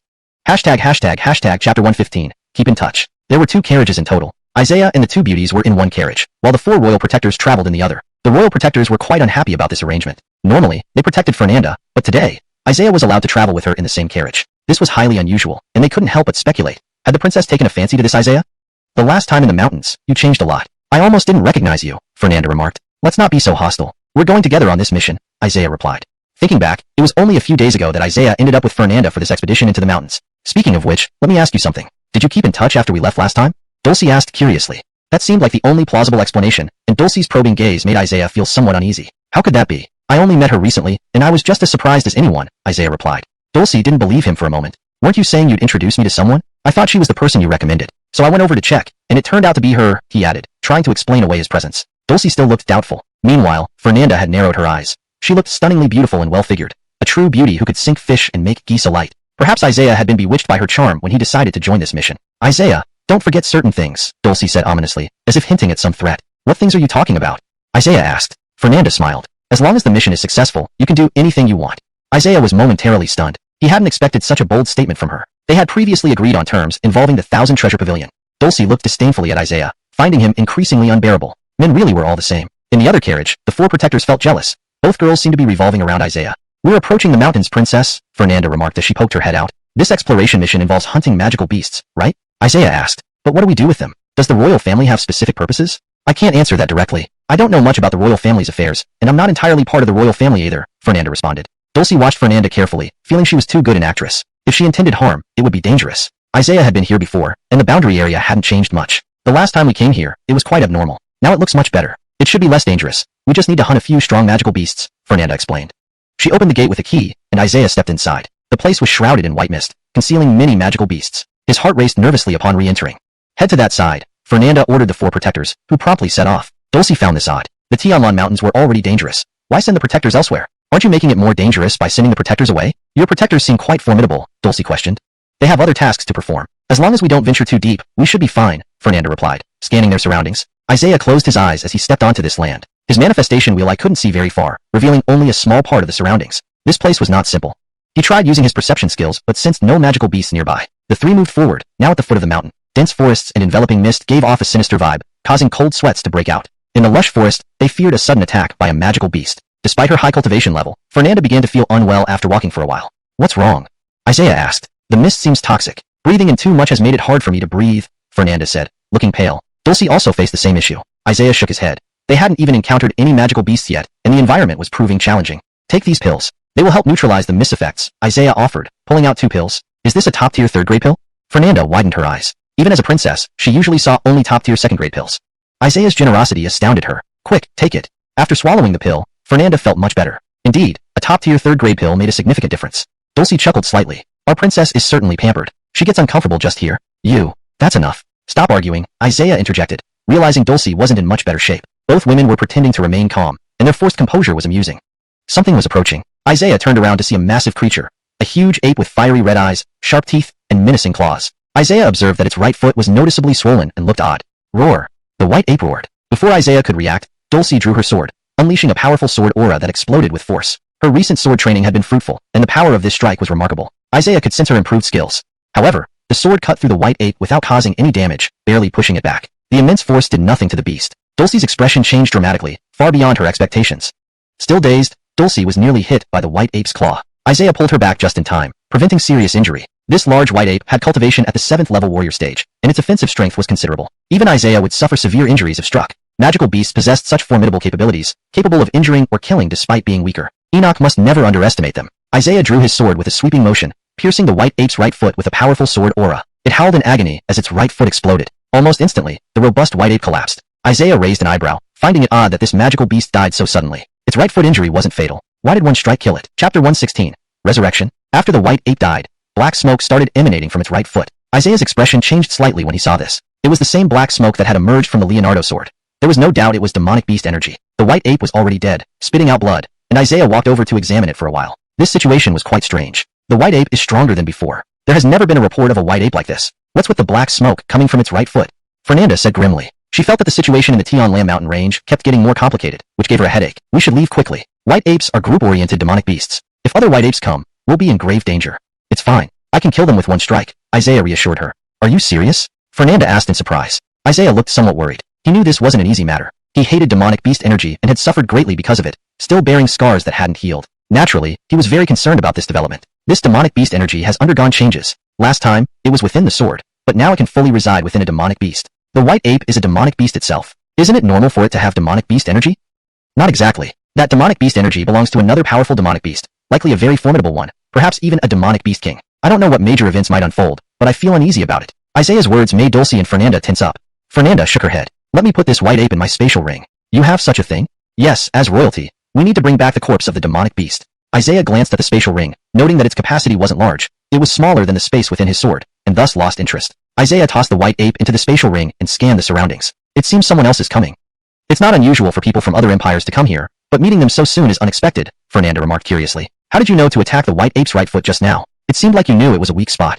That's my secret, and I'm not going to reveal it, Isaiah said, unwilling to disclose that he used the Sharingan. Such a powerful eye technique would surely make Fernanda wary of him. Someone seemed to be approaching. Isaiah narrowed his eyes and walked towards the source. If you walk over like this, Isaiah, encountering other empire's warriors will be disadvantageous for us, Fernanda cautioned. Don't worry. I have everything under control. Not far from Isaiah, 5 warriors clad in green robes appeared. They were from another empire. They all bore severe injuries, suggesting they had just fought a fierce battle. These demonic beasts weren't this strong last time. Just one white ape injured all of us, a middle-aged man complained. Luckily our leader is formidable, late-stage martial artist realm, another replied. The leader smiled faintly. Enough of that. Let's leave as soon as possible. As the leader looked at the white ape, he shuddered. This creature was terrifying, far stronger than any white ape he had encountered before. Someone has been following us all along, tracking us in this place. They surely have no good intentions, the leader grumbled. The 5 warriors grew tense as a figure emerged from the shadows, a man in a black robe with blood-red eyes. His presence intimidated everyone. No matter what you want, I advise you not to act recklessly. Our sect's reinforcements are on their way, the leader warned. Hee, let them come. We can kill you all together, the black-robed man retorted coldly. Before the leader could react, the supposedly dead white ape stood up and swiftly attacked with its claws, killing the leader instantly. The remaining 4 warriors fell to their knees in terror. 3 dead white apes had somehow resurrected. Ah! The black-robed man laughed coldly. Just as he rejoiced, someone arrived, surprising him. An 18-year-old boy approached, flanked by 2 beautiful women. How dare a mere child enter such a dangerous place? The black-robed man thought how fortunate the young fool must be, having 2 stunning beauties by his side, unaware of the impending disaster. Clearly smitten by Dulcie and Fernanda, who he hadn't seen women in a long time, he felt extraordinarily lucky. Grr. The white ape moved like a zombie, a sight Isaiah had witnessed before. Leonardo had looked similar. Isaiah smiled, thinking he had encountered the right person. One who might know something useful. So it's you, Fernanda. I thought you were the mountain city's leader. Now you've become nobility, the black-robed man sneered. I only wanted to get close to you to gain your trust, but fate brought us together here, Fernanda said uncomfortably. She harbored fear of the black-robed man. I hate being deceived. Fernanda, you're doomed, and I'll make sure you suffer. Isaiah, please kill her. Otherwise, I'll have trouble later. Ha ha ha. The black-robed man couldn't help but laugh. Can this boy really kill me? Are you crazy, Fernanda? The white apes lunged at them. Isaiah, using the Sharingan, identified the points where the demonic beast energy gathered. Attacking these spots would prevent the apes from resurrecting or gaining boosted power. Their weaknesses are the head, left foot, and abdomen, Isaiah stated seriously. Dulcie immediately drew her sword, slashing wildly at the weak points Isaiah mentioned. As predicted, the apes fell motionless after their demonic beast energy dissipated. The black-robed man was taken aback by how quickly the white apes fell. Was it due to Isaiah's insight? You're actually quite skilled, boy. The black-robed man stepped back, realizing his strength without the white apes or other demonic beasts was minimal. Dulcie slashed at him with her sword. Wah! Isaiah raised an eyebrow. He thought this man was as strong as Leonardo, but he turned out to be surprisingly weak. Hashtag chapter 117. Eliminate them. Tell me everything you know, or you'll be in for a rough time, Isaiah said sternly. He and Leonardo are very good friends, Fernanda stepped forward to say. Marco's face turned dark. He had thought the white ape with demon energy could revive infinitely and keep fighting, no matter how powerful the warrior was. They would all die here eventually. Who could have thought this young man was so formidable, far surpassing those older warriors? Quick, explain what this black mist and demon energy are all about, and who is planning all of this behind the scenes. Marco hurriedly knelt down, looking terrified. To be honest, this person lacked any backbone, and Isaiah held him in utter disdain. Compared to Leonardo, he wasn't even on the same level as a warrior. Such a useless person probably wouldn't know much. Isaiah almost gave up hope. At most, he was just a puppet. Please don't kill me, it won't solve anything. I only know that someone above me gives orders. I know nothing else. Fernanda narrowed her eyes, seemingly pondering something. Who is this someone above? If you lie, I will end your life right now. It's Brody. What? Fernanda's expression changed dramatically. She hadn't expected things to turn out like this. Are you working for Brody? Yes, that's right. He sent me. He's my master. Please don't kill me. Inside the Tianlan Mountains, there was another group, consisting of a few people in a caravan, each an immensely powerful warrior. They had been highly alert throughout their journey and were now preparing to leave. A ninja-clad warrior rushed over swiftly. Brody, Marco's plan has been exposed. Those people managed to defeat Marco. Brody, who was sitting inside the carriage, quickly pulled back the curtain and stepped out, clearly surprised. What happened? How could Marco lose? Didn't he have demon energy? That man is truly too weak. Brody's expression slightly changed. If the plan was exposed, it would be disastrous. Who could have such power? Brody asked, his eyes already revealing murderous intent. This must not get out. If the Prince's clan did something like this and other princes found out, they would certainly use this incident to label Brody as despicable for having dealings with demons. Then, any charges could be forced upon him. The situation was dire. Brody had already decided to eliminate these people. It's Dulcie and Lady Fernanda's group. Really? It's them? Brody was somewhat taken aback. Based on their skill levels, they shouldn't have been able to defeat Marco so quickly. But reality was difficult to accept. With Marco controlling demon energy, he could command creatures like white apes or other demons, which could revive endlessly. Even Dulcie couldn't possibly win. Seems like Dulcie is really strong, far more powerful than I imagined. Indeed, I didn't make a mistake in choosing her. The ninja, curious, urged, don't be lenient now, Lord. Your actions cannot be known by others, otherwise they'll accuse you of attempting to usurp the throne, labeling your dealings with demons as treason against the Empire. Such matters cannot be tolerated. Brody hesitated. Dulcie was the one he admired most, and Fernanda was his cousin. They had always gotten along well. The idea of killing them made him uneasy. Royal Prince's struggles were brutal, and this situation mustn't be exposed. Despite understanding this, Brody still felt troubled. In the past, I never hesitated to kill anyone as long as it furthered my ambitions. But today, I am indecisive. I can't bear to kill my cousin. Lord, the ninja pleaded earnestly, seeming worried. Marco is a fool. Why expose you like this? She's just my cousin. As for Dulcie, beautiful though she may be, we must eliminate them both. Otherwise, we won't be able to clear our names if they find evidence. Brody waved a hand. All right, do as you say. As he spoke, his heart raced. These were the people he loved the most, his cousin and the one he admired. But now, he had no choice. Dulcie is indeed strong, capable of handling those dangerous demons, Brody murmured, narrowing his eyes. Demons controlled by demon energy weren't invincible. Attacking the area where the energy concentrated could kill them quickly. The ninja signaled everyone to move forward. I'll go too. My presence might lower their guard, giving you a chance to act quickly. Be cautious of her 4 royal guards. The guards are currently on a mission, making now the best time to strike. Isaiah surveyed his surroundings. He sensed the team approaching. He wiped the sword he had just used after dealing with another wild boar demon. They had hunted 3 demons today, completing their exploration mission. Fernanda breathed a sigh of relief. We've killed 3 demons today. Our mission is almost complete. Speaking of which, Isaiah, you're quite the demon slayer, nearly finishing them off with a single stroke. Isaiah couldn't help but laugh. Demon slayer? Huh? What mattered to him were those with demon energy. Why did you kill Marco when he was begging for mercy? This will surely provoke Brody, Dulcie asked curiously. Don't worry, there's nothing to fear about this. Fernanda also showed concern. From the looks of it, Brody is involved. This is very dangerous since the Empire strictly prohibits researching demonic powers. It seems Brody is deeply implicated, Fernanda sighed. For higher status and power, Brody might stop at nothing. You shouldn't worry about him. If Brody wants to cover up this truth, he should come to silence us. This frightened Fernanda. He wouldn't do that. He's my cousin, and we've always been close since childhood. Don't underestimate royalty. They are the most merciless. In this dangerous situation, Brody would definitely want to keep this secret. A group appeared, led by an extravagant carriage surrounded by 5 ninja-clad warriors. Isaiah remained vigilant. These people surely meant harm. The ninja-like figures clearly hid their faces to avoid being seen. They were engaged in nefarious activities. Brody slowly emerged, looking down on everyone from his elevated position. He maintained a poker face but offered a slight smile when he saw Fernanda. Chapter 118. Acting. Cousin, I never thought I would run into you again. Young Master Jaren descended from his carriage. Dulcie and young Master Jaren exchanged a glance, and she felt an intense dislike for him, especially with his overconfident demeanor that seemed to exude nobility. To meet the number 1 martial genius Dulcie, it's truly an honor. I should have met you when we were in the Tianlan sect, but it's not too late now, he said. Fernanda could tell that young Master Jaren's smile was nearly a sneer, just pretending to be cordial. This suggested something serious. Was he really here to silence them? I dare not call myself the number 1 martial genius. That title is meaningless, Dulcie coldly replied, clearly unwilling to engage in polite conversation. The cold aura Dulcie emitted had never been this strong. her aloof and imposing manner astonishing even Isaiah slightly. The chill forced young Master Jaren to step back a few paces. Young Master Jaren's eyes darted around as he pondered many things. He signaled to the ninjas, who immediately lowered their heads, abandoning any thoughts of attacking. Isaiah was curious. Weren't they planning to silence them? Why did they suddenly stop? You'd better leave this place soon. It's dangerous here. I'm here for the core of the magic beast. My team can handle a first-rank martial ancestor-level magic beast without much trouble, young Master Jaren advised. While speaking to the three of them, a ninja discreetly moved and began fidgeting. Fernanda nodded. We're almost done. Our exploration mission was to kill 3 magic beasts, which we've accomplished. They had killed 3 magic beasts without injury, proving their strength. Cousin, there's something I want to ask you. Fernanda stepped forward. Yes? Marco claimed his master was you. Cousin, you wouldn't do such a dangerous thing, right? That's considered a grave crime in the Empire. Young Master Jaren feigned surprise. Marco? Who's that? I don't know him at all. Young Master Jaren's acting was so convincing that Isaiah couldn't help but admire it sarcastically. Sigh, my dear cousin, don't believe everything others say. What if it was a trap set by my enemies? That makes sense. I won't do anything outrageous. Rest assured, young Master Jaren said without sparing a glance at Marco's body. After a few more words, young Master Jaren slowly turned to leave. Don't wander aimlessly in these mountains. Return soon, he added over his shoulder. Isaiah smiled faintly. He's really good at acting. He's worried we might expose him. Why did he change his mind about attacking us? Perhaps he has other plans. We're in the mountains, a dangerous place where our deaths would seem natural, and they wouldn't need to lift a finger. That explanation seemed reasonable. But it seems young Master Jaren has taken a liking to you. Your icy demeanor earlier was quite uncharacteristic, Isaiah remarked to Dulcie. I hate people like him, so arrogant, as if there's something special, Dulcie said disdainfully. Fernanda was still pondering whether they should continue. She sensed something odd about young Master Jaren. Should we continue? The mission is almost complete. We could go back now and be done with it. Isaiah shook his head. Let's not go too deep. Let's explore a bit more. We came all this way, and I can handle the magic beasts.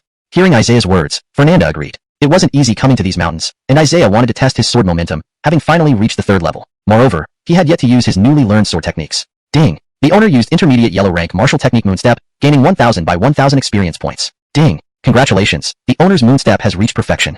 Isaiah moved as swiftly as the wind, his shadow-like movements impressing Fernanda with his agility. Just as Isaiah stopped, he noticed a massive black shadow above. A colossal creature plummeted from the sky, causing him to widen his eyes. With a deafening crash, Fernanda and Dulcie were knocked away. Upon closer inspection, it was a massive bull-like monster. Roar! The bull let out a thunderous roar, shaking the surrounding trees.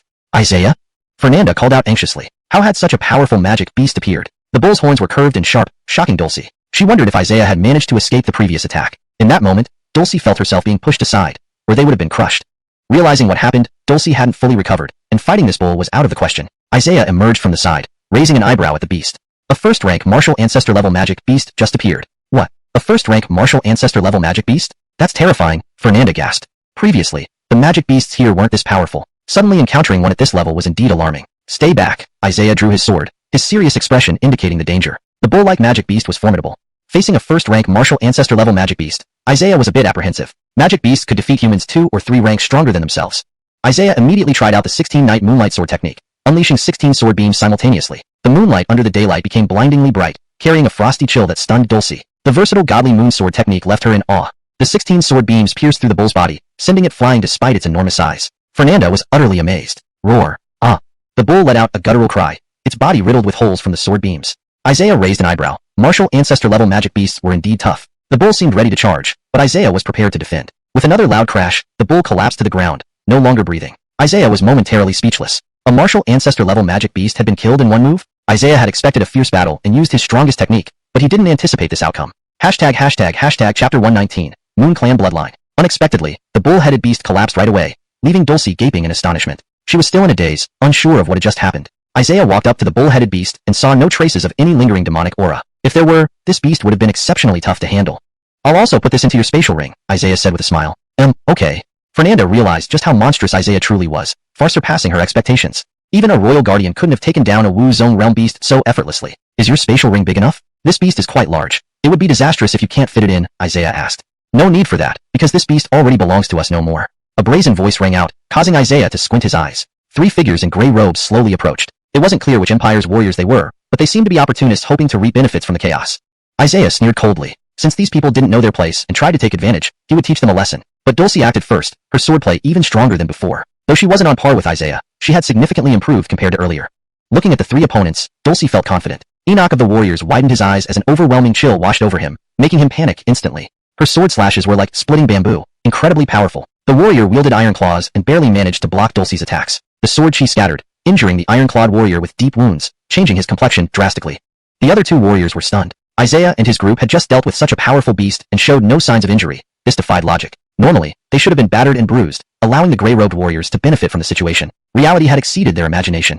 Under Dulcie's relentless attacks, the iron-clawed warrior couldn't hold on, and his injuries grew worse. Isaiah raised an eyebrow, noticing that Dulcie's sword chi power had multiplied several times. Could this be a coincidence? The gray-robed warriors hesitated, sensing the situation was turning against them. Grown-up Brody, they seem too strong. They killed a Wu Zong realm beast without getting injured and still have this combat capability, one of the warriors remarked. Brody initially thought that luring the bull-headed beast would eliminate the trio, but the beast was killed, and now the other Imperial warriors were battling Dulcie. Brody frowned, finding the situation troublesome. Shall we act, Brody? No one will see us here. It's not safe. You saw those other Imperial warriors. They might have spotted me. Acting now poses risks. Brody couldn't believe Dulcie's strength. How did she defeat such a formidable Wu Zong realm beast? This only confirmed Dulcie's exceptional cultivation and innate talent. If this continued, Brody felt this woman could become a threat. Unable to withstand Dulcie's onslaught, the iron-clawed warrior was slashed by her sword chi. The remaining two gray-robed warriors exchanged glances, realizing something was wrong. Let's flee. They ran off quickly, abandoning their comrade and disappearing without a trace. Dulcie smiled. So that's all they had? As for the other Imperial warriors, it seems the beasts here aren't too strong, only at the initial Wu Zong realm. Having a Wu Zong realm beast appear here is odd, Fernanda mused, finding the situation strange. Isaiah suspected someone must have lured the beast here. No other explanation made sense. In reality, the iron-clawed warrior was pretty strong, yet Dulcie handled him easily. Your cultivation should be around late-stage first-level Wu Zong, right? Yes, why? The power of your swordplay makes me think you've reached second-level Wu Zong. How can that be? Don't tease me. Dulcie seemed unconvinced. Isaiah believed his assessment was correct. Perhaps Dulcie had hidden talents that emerged through numerous battles. Fernanda mentioned rumors about the Zhao family being an immensely powerful clan with bloodline deemed the strongest for combat prowess. That's all I know, Fernanda added. Isaiah squinted, lost in thought. Windforest once spoke of the uniqueness of the Zhao family, which was why they weren't treated medically. Now it seemed the Zhao family's bloodline truly was extraordinary. Asterisk asterisk ding. Master observed the Moon Clan bloodline and gained experience 1,000 by 1,000 times. Asterisk asterisk. Asterisk asterisk ding. Congratulations, Master obtained the Moon Clan bloodline, capable of boosting one's martial cultivation by 1 level within a short time to achieve partial mastery. Asterisk asterisk. Isaiah blinked in surprise. He hadn't expected that observing bloodlines could lead to such learning and immediate enhancement. He smirked. Before, Dulcie hadn't utilized her bloodline power, but now it brought him a tremendous advantage. Nearby, Brody hesitated, originally planning to order their elimination. Not worth the risk. If a fight breaks out and we can't win quickly, it'd be detrimental. Besides, Marco has nothing left on him. Everything was taken, so no proof remains. Earlier, while talking with Isaiah and company, ninjas had stealthily removed everything from Marco, evading Isaiah's perception. Brody's forces vanished swiftly. We should leave soon. More beasts might attack, which wouldn't be favorable for us, Isaiah suggested calmly, wiping his sword with a cloth. Casually spotting Leonardo's body, Isaiah approached, noticing something different. Everything in Marco's robe was gone. Recalling the silent ninja, Isaiah acknowledged their skills. He had underestimated them, recognizing their value as Brody's subordinates. Well, this exploration mission went better than expected, Fernanda remarked happily. Initially, they hadn't expected much, but now she anticipated significant rewards upon returning.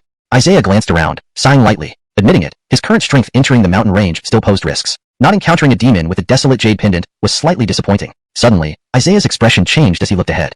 Hashtag chapter 120, proposing marriage. It was a little disappointing not encountering the beast with the withered jade pendant. As Isaiah stared ahead, his expression suddenly changed. Isaiah, why do you look so grim? What happened? Isaiah's gaze was fixed ahead. He wasn't entirely sure but felt someone watching them. A massive pressure overwhelmed him, making Isaiah feel uneasy. Then a wave of chill swept from far to near. It seemed that an even more formidable beast was approaching, one far beyond the level of the previous bull-headed beast. Isaiah gripped his sword tightly. Dulcie immediately understood something was amiss. Whoosh! Isaiah's eyes widened as he turned back to see Fernanda launching a signal flare. What are you doing? You're making noise at this critical moment. We're being watched by something dangerous. Ah! Fernanda was startled. She hadn't sensed any danger at all, but seeing Isaiah so frightened for the first time made her realize the situation must be urgent. The three stood still. More accurately, they were too afraid to move. Isaiah furrowed his brow. He spotted a pair of blood-red eyes in the distance, a towering, blurry silhouette. Oh no, what kind of beast is that? Isaiah was worried. If it were just him, dealing with it wouldn't be a problem. But protecting Dulcie and Fernanda would put him at a disadvantage. He felt extremely uneasy. But the next second, those eyes vanished, and the bone-chilling coldness gradually disappeared as if the beast had left. Phew! Isaiah nearly gasped. That was truly terrifying. He didn't know what kind of existence that beast was, but it deeply troubled him. In that panicking moment, Fernanda didn't understand why she felt so relaxed with Isaiah by her side. It was as if his presence gave her complete security, causing her cheeks to flush and her heart to race. Let's leave early, Isaiah suggested, unwilling to linger. Fernanda nodded, and the three quickly headed out of the mountain range. Galen, young master, what are your plans after this? Fernanda asked. No plans yet. I'll decide when we get back. Dulcie looked at him with a melancholic expression, as if sensing something. Oh, I see. Can Isaiah really have many plans? Maybe choose a good day for marriage. You're going to get married? Fernanda stared at Isaiah in disbelief. Isaiah nodded. I suppose so. The wedding day shouldn't be too far off. Fernanda lost her composure momentarily, her voice hoarse. Dulcie couldn't help feeling secretly delighted at her reaction, but soon became subdued herself. By the way, why did you launch the signal flare? Isaiah asked curiously. Oh, if I hadn't, Chaz's team would have entered, so I had to release it at the right moment. Chaz? Your family background seems quite impressive, Isaiah noted. Yes, Chaz is the Carson, the future heir to the Empire, Rocco. Dulcie's expression changed. I can't believe you know the Carson. Well, you won't have anything to worry about then. Knowing the Carson, why did you need to pretend to be the leader of Tianlan Mountain City? Isaiah questioned. It's a task given by the royal family. Though I have some status, I also need abilities. Without accomplishments, it would be hard to act in the future. The royal family needs to investigate many things, and I need to infiltrate to gather more information. Dulcie admired Fernanda's skills. When she saw her, she genuinely believed she was the city leader, perfectly deceiving everyone. Even with his Sharingan-like eyes, Isaiah hadn't noticed anything suspicious, which spoke volumes about how well Fernanda acted, making it nearly impossible to detect any abnormalities. Now my mission is almost complete, and I can discard my previous identity. Arriving at the boundary gate, they saw a neatly lined up royal team waiting outside, their presence far more grand than before. He won't come personally, will he? What could have happened?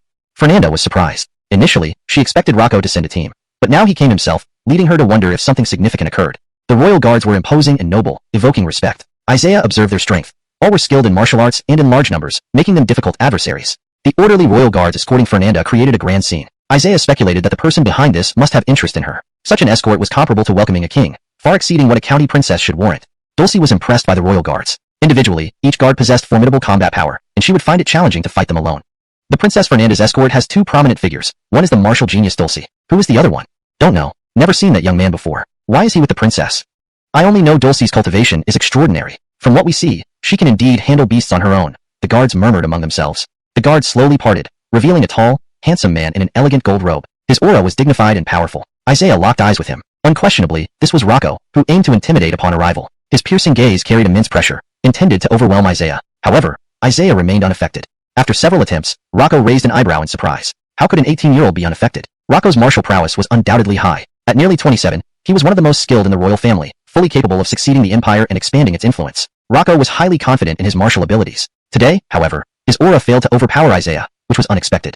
This person Fernanda found clearly has some ability. Qingxia, you finally made it out. Please avoid such dangerous missions in the future, Rocco said, his icy expression softening with gentle concern towards Fernanda, much to everyone's surprise.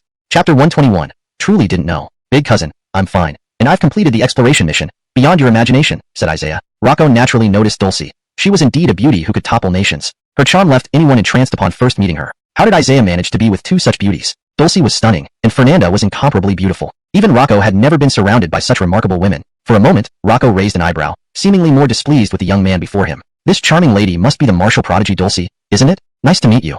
Your Highness, greetings. Dulcie bowed politely. Rocco felt very satisfied that Dulcie was courteous towards him. He glanced intentionally at Isaiah, wondering if this commoner would bow or not. Rocco's provoking gaze did not escape Isaiah, who knew he had grievances against him. Isaiah originally planned to ignore him but decided otherwise when he considered Fernanda's presence. Being too arrogant wasn't wise, especially since this person was the prince, a person like Brody, self-important and overconfident, who liked to oppress others. Before Isaiah could greet, Fernanda interjected, Cousin. This time it all went smoothly thanks to Mr. Galen. This is my cousin, also known as Rocco of our empire. Fernanda turned to Isaiah and said. This eased the awkward atmosphere, and Fernanda subtly signaled to Rocco, who gave a slight smile. Thank you, Mr. Galen. Greetings, Your Highness. Isaiah bowed respectfully. Cousin, what brings you here? Fernanda asked curiously. Well, it's like this. The Tianwei Empire is planning a meeting with the neighboring Muchi Empire. The Empire will send high-ranking dignitaries for these talks, Rocco said confidently. This meeting will have many important events, including a trial between me and the Carson of Muchi. I plan to bring several martial prodigies, so they know how formidable we are.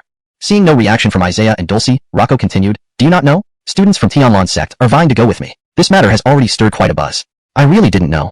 Rocco shook his head. Going on such a trip with the Crown Prince to showcase one's strength was the dream of countless martial artists. With enough power, one could earn official positions and titles. Isaiah and Dulcie didn't know? They must be too immersed in their training, oblivious to major events. Isaiah seemed capable, but even missing such big news made Rocco think less of him. Maybe he was just another fool. If I can outperform their prodigies in the talks, Muchi Empire will lose face and dare not have any delusions of grandeur, Rocco smiled. An idea struck Fernanda. If she could assign Isaiah a task, it might keep him around for a while. Cousin, why not take Dulcie and Mr. Galen? Dulcie is renowned far and wide, known across the empire. Mr. Galen has formidable strength. I assure you they won't embarrass you. Otherwise, hold me accountable. Rocco was surprised. Recommending Dulcie was understandable, but Isaiah was just a commoner. Would taking him alongside not dishonor the royal family? Just trust me once, okay? Fernanda pouted sweetly, a move that made anyone feel charmed. All right. Rocco agreed quickly. But, Your Highness, it may not be proper for me to go. Isaiah hesitated, believing it unwise to get too close to the royalty. Why not? Just show off your skills. Fernanda patted Isaiah's shoulder, an intimate gesture that drew Rocco's disapproving glance. Unfortunately, few were loyal to Rocco, and other nobles like Brody had snatched away the top talents.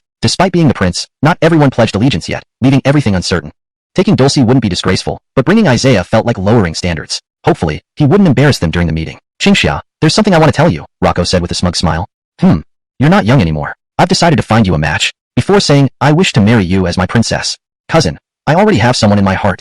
Rocco froze, looking at Fernanda in shock. She had someone in her heart? Hearing this surprising news, Rocco couldn't hide his astonishment. Just 2 months ago, Fernanda mentioned she hadn't fancied anyone yet. It was hard for Rocco to believe. Isaiah quietly slipped away with Dulcie, unnoticed by Fernanda. Rocco cherished Fernanda deeply, having fallen for her at first sight. Her talent and beauty made her nearly unmatched in the Tianwei Empire. The revelation hit him like a bolt of lightning, making it hard for him to let go. He immediately thought of Isaiah. Fernanda's gaze towards him was different. Qingxia, do you fancy Mr. Galen? Cousin, I don't want to talk about this now. Fernanda blushed, clearly reluctant to admit it. Don't call me cousin. We're not closely related. This title makes us seem distant. Rocco felt incredibly torn. Knowing the one he loved had chosen someone else pained him deeply. Brody's men watched from afar. Brody is truly cautious. If we acted just now, we might have clashed with Rocco's men, one ninja remarked. Humph, my brother came for Qingxia. How thoughtful of him. Brody glared fiercely. What should we do next, sir?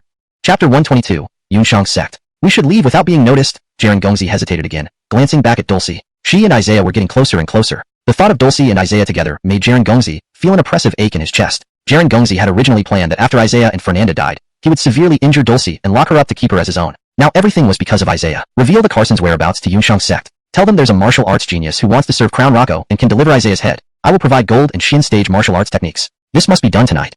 Note, Shin stage was corrected to Shin stage, which is a more appropriate transliteration for this context. The ninja was somewhat surprised. Isn't this too hasty, Brody? Yunshang's sect is your backstage supporter. It's not advisable for them to appear unless it's the last moment. I have my reasons. With Yunshang's sect's support, I will act cautiously. Remember, Isaiah must die, Jaren Gongzi said fiercely. Jaren Gongzi couldn't believe that killing one Isaiah would be so troublesome. The royal camp was located near the Tianlan Mountains, with a temporary encampment built. The royal construction camp was indeed grand, causing Isaiah to marvel involuntarily. In the evening, Isaiah sat by the bonfire, deep in thought. A guard brought a lot of delicious food, roast chicken, fine wine, and grapes. Please enjoy, Master Galen. Isaiah was puzzled. Wasn't the platform battle supposed to look down on him? Why all the good food? It seems someone doesn't want you to leave, Dulcie teased. What do you mean? Isaiah asked confusedly. Forget it if you don't know. Sometimes you're just dense. Dulcie rolled her eyes. Isaiah continued eating the roast chicken. Do you want some?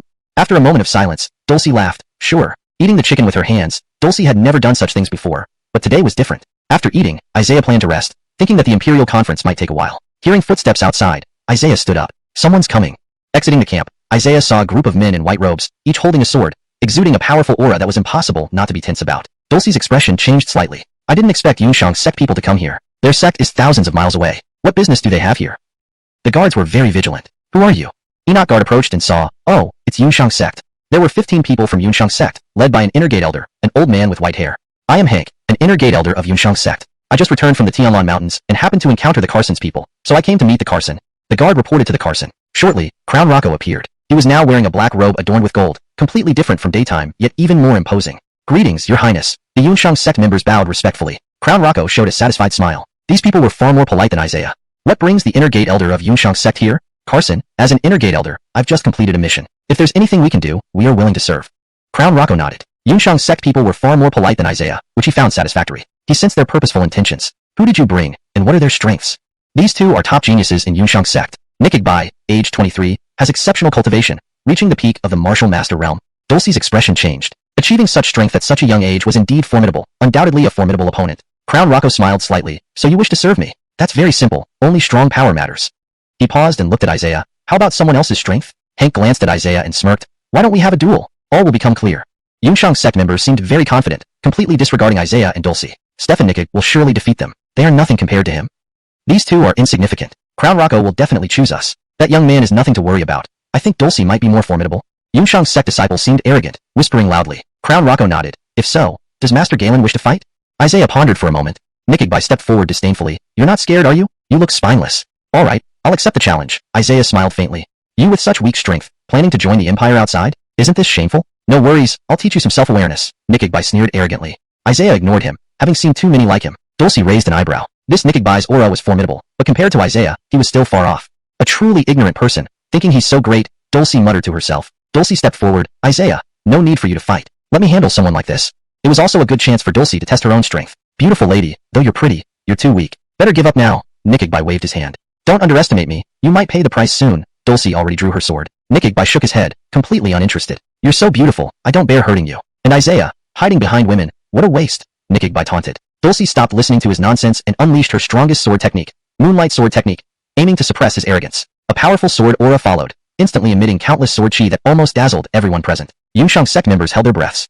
However, Nikigbai had anticipated it. He hadn't expected this woman's sword aura to be so strong, disproving the rumors about martial arts geniuses. Nikig by merely extended his hand to neutralize the sword chi effortlessly. Under his palm techniques, Dulce's sword aura seemed utterly powerless. Hashtag chapter 123, concealed strength. Isaiah could see that Conrad's yuan chi was extremely dense, almost completely neutralizing Dulce's attacks. To achieve such a level of yuan chi defense clearly indicated that Conrad was still a formidable opponent. His arrogance was not without reason. Isaiah raised an eyebrow, realizing Dulce was about to be embroiled in a grueling battle. Your sword momentum looks impressive, but it's practically useless. Lady, you should surrender quickly, Conrad taunted. Dulce was momentarily stunned, but immediately after came a powerful impact from Conrad. He punched fiercely, the sound tearing through the air sharply. Instantly, Dulce flew backward, spitting out a mouthful of blood as she landed on the ground. She had lost almost all her combat ability and found it difficult even to stand. The disparity in their strength was overwhelming. Isaiah was furious. This brute hit a girl so hard? Rushing over, Isaiah supported Dulce, whose injuries were severe. Are you alright? I'm fine. I haven't lost yet. Dulce's face was deathly pale, her first time appearing so battered and bruised. Haha, you don't look too good. Surrender and admit defeat, Conrad said sarcastically. Isaiah narrowed his eyes. It had been a long time since he encountered such an arrogant individual. Now it's just you left. Even both of you together couldn't match me, and now your chances are even slimmer. Seeing Dulce injured, Crown Rocco felt a pang of sympathy and held no good impression of Conrad. Believing Isaiah had little chance of winning, Crown Rocco waved his hand, and a Wu Zone realm expert approached. Surrounded by many guards who were vigilant at all times, they ensured Crown Rocco's safety. Since you're so powerful, I assume you won't mind engaging my man in combat, Crown Rocco asked. Upon hearing this, Conrad was initially surprised but then showed satisfaction, apparently earning Crown Rocco's approval. Carson's request is of course no issue, though I must apologize for hurting your man, Conrad bowed. Guard Gale is one of our stronger protectors. Conrad is too arrogant, seemingly disregarding everyone. Guard Gale has protected the Carson the longest and is at the second stage of the Wu Zone realm, quite formidable. This will be an interesting show. The Yunshang sect thinks too highly of themselves. Guard Gale will definitely teach Conrad a lesson. Guard Gale roared, brandishing his fists. A powerful aura erupted around him, emitting a loud cracking sound, indicating immense power. People nearby were forced to retreat several steps. The force of the punches was astounding. Crown Rocco was somewhat astonished, recognizing that Guard Gale had become even stronger. However, Conrad simply raised his hand, forming a yuan chi defensive wall that blocked most of the attack. The loud boom echoed around, with Conrad standing unmoved. Guard Gale's fierce assault was ineffective against him. Impossible. Guard Gale's powerful attacks didn't work? What's happening? A guard exclaimed. Isaiah observed Conrad's defense carefully. He concentrated yuan chi throughout his body, focusing on defense techniques that effectively deflected all attacks. Defense often turns into offense when yuan chi is applied to such levels. Conrad, having practiced for longer and being older, was unsurprisingly more skilled. As for talent, Conrad was unremarkable compared to Isaiah. Guard Gale roared again, gathering yuan chi, preparing to unleash a more powerful strike. His fist formed a protective yuan chi shield. I didn't expect you to hold back. Let me show you what true strength is with one martial technique. Conrad swiftly gathered yuan chi on his hand, accompanied by a strong wind, creating a terrifying force undoubtedly much stronger than before. Crown Rocco's guards grew worried. Conrad was indeed formidable, making the Yunshang sect proud. The two powerful forces collided, and Conrad quickly gained the upper hand, his strength overwhelmingly dominant. Guard Gale was sent flying, a force nearly tearing him apart. He suffered excruciating pain. Has your cultivation reached the third stage of the Wu Zone realm? Guard Gale asked, shocked because Conrad's yuan chi seemed twice as abundant, with overwhelming momentum. Conrad's expression hardened. Why else would I say that? With a bang, Conrad struck Guard Gale's chest. Everyone heard bones crack. Guard Gale flew out, nearly incapacitated, instantly losing consciousness. Conrad's attack was ruthless, showing no mercy. The guards froze in shock, never expecting Guard Gale to lose so thoroughly. Crown Rocco's face fell. Before him, Conrad virtually crippled one of his own people, clearly not giving the Carson any respect. Crown Rocco's eyes narrowed, almost wanting to intervene himself. This presumptuous individual really thought he was invincible? Now it's tricky. Conrad hid his strength. Reaching the third stage of the Wu Zone realm, he's terrifying. No wonder he's so arrogant. Even Guard Gale lost. What will the Carson do? Will he step in? The guards whispered among themselves, utterly stunned by Conrad's prowess. Carson, please give us Yunshang sect members more opportunities to serve. We are all formidable warriors who can offer our loyalty. Conrad has already reached the third stage of the Wu Zone realm. He has a bright future ahead. Please, Carson, grant him a significant role. Hank also stepped forward. Please pardon us, Carson. You lack such strong warriors around you now. We wish to dedicate ourselves to you. Crown Rocco's face remained grim. These people weren't here to serve, but to embarrass him. Initially, it was supposed to be a point-to-point comparison, but Conrad disabled Guard Gale, showing complete disrespect toward him. Feeling humiliated, Crown Rocco couldn't swallow this easily. The Yunshang sect had disrespected the royal family. Never thought you'd be so strong. I'm actually a bit surprised, Crown Rocco said with a hidden smile. Hashtag chapter 124, place of cultivation. Conrad remained as arrogant as ever. The Carson flatters me. A strong man like me will surely be of use to you in the future. Why not send someone else for another match? His words clearly implied that Crown Rocco had no one left by his side. This time, his guard contingent was large in number, but very few were true martial elites or had high-level martial cultivation. Crown Rocco had already dispatched many strong warriors. Otherwise, Conrad wouldn't have been so brazen. Prince, don't tell me you have no one left? Isaiah felt he couldn't hold back any longer. The thought of Conrad severely injuring Dulce made him furious. Crown Rocco's expression darkened. If he sent more people and they lost again, it would damage his reputation even more. Why don't I take a try if there's no one else? A calm voice spoke up. Crown Rocco looked over and felt slightly disappointed. How could it be him? Conrad turned around and couldn't help laughing out loud. Haha, you? Just an 18-year-old boy. You're nothing but trash. Scram, I don't want to waste my time on you, Conrad snarled angrily. If Dulcie lost, this Isaiah was utterly beneath his notice. How about you give it a try? Isaiah drew his sword, wanting to show Conrad what real power looked like.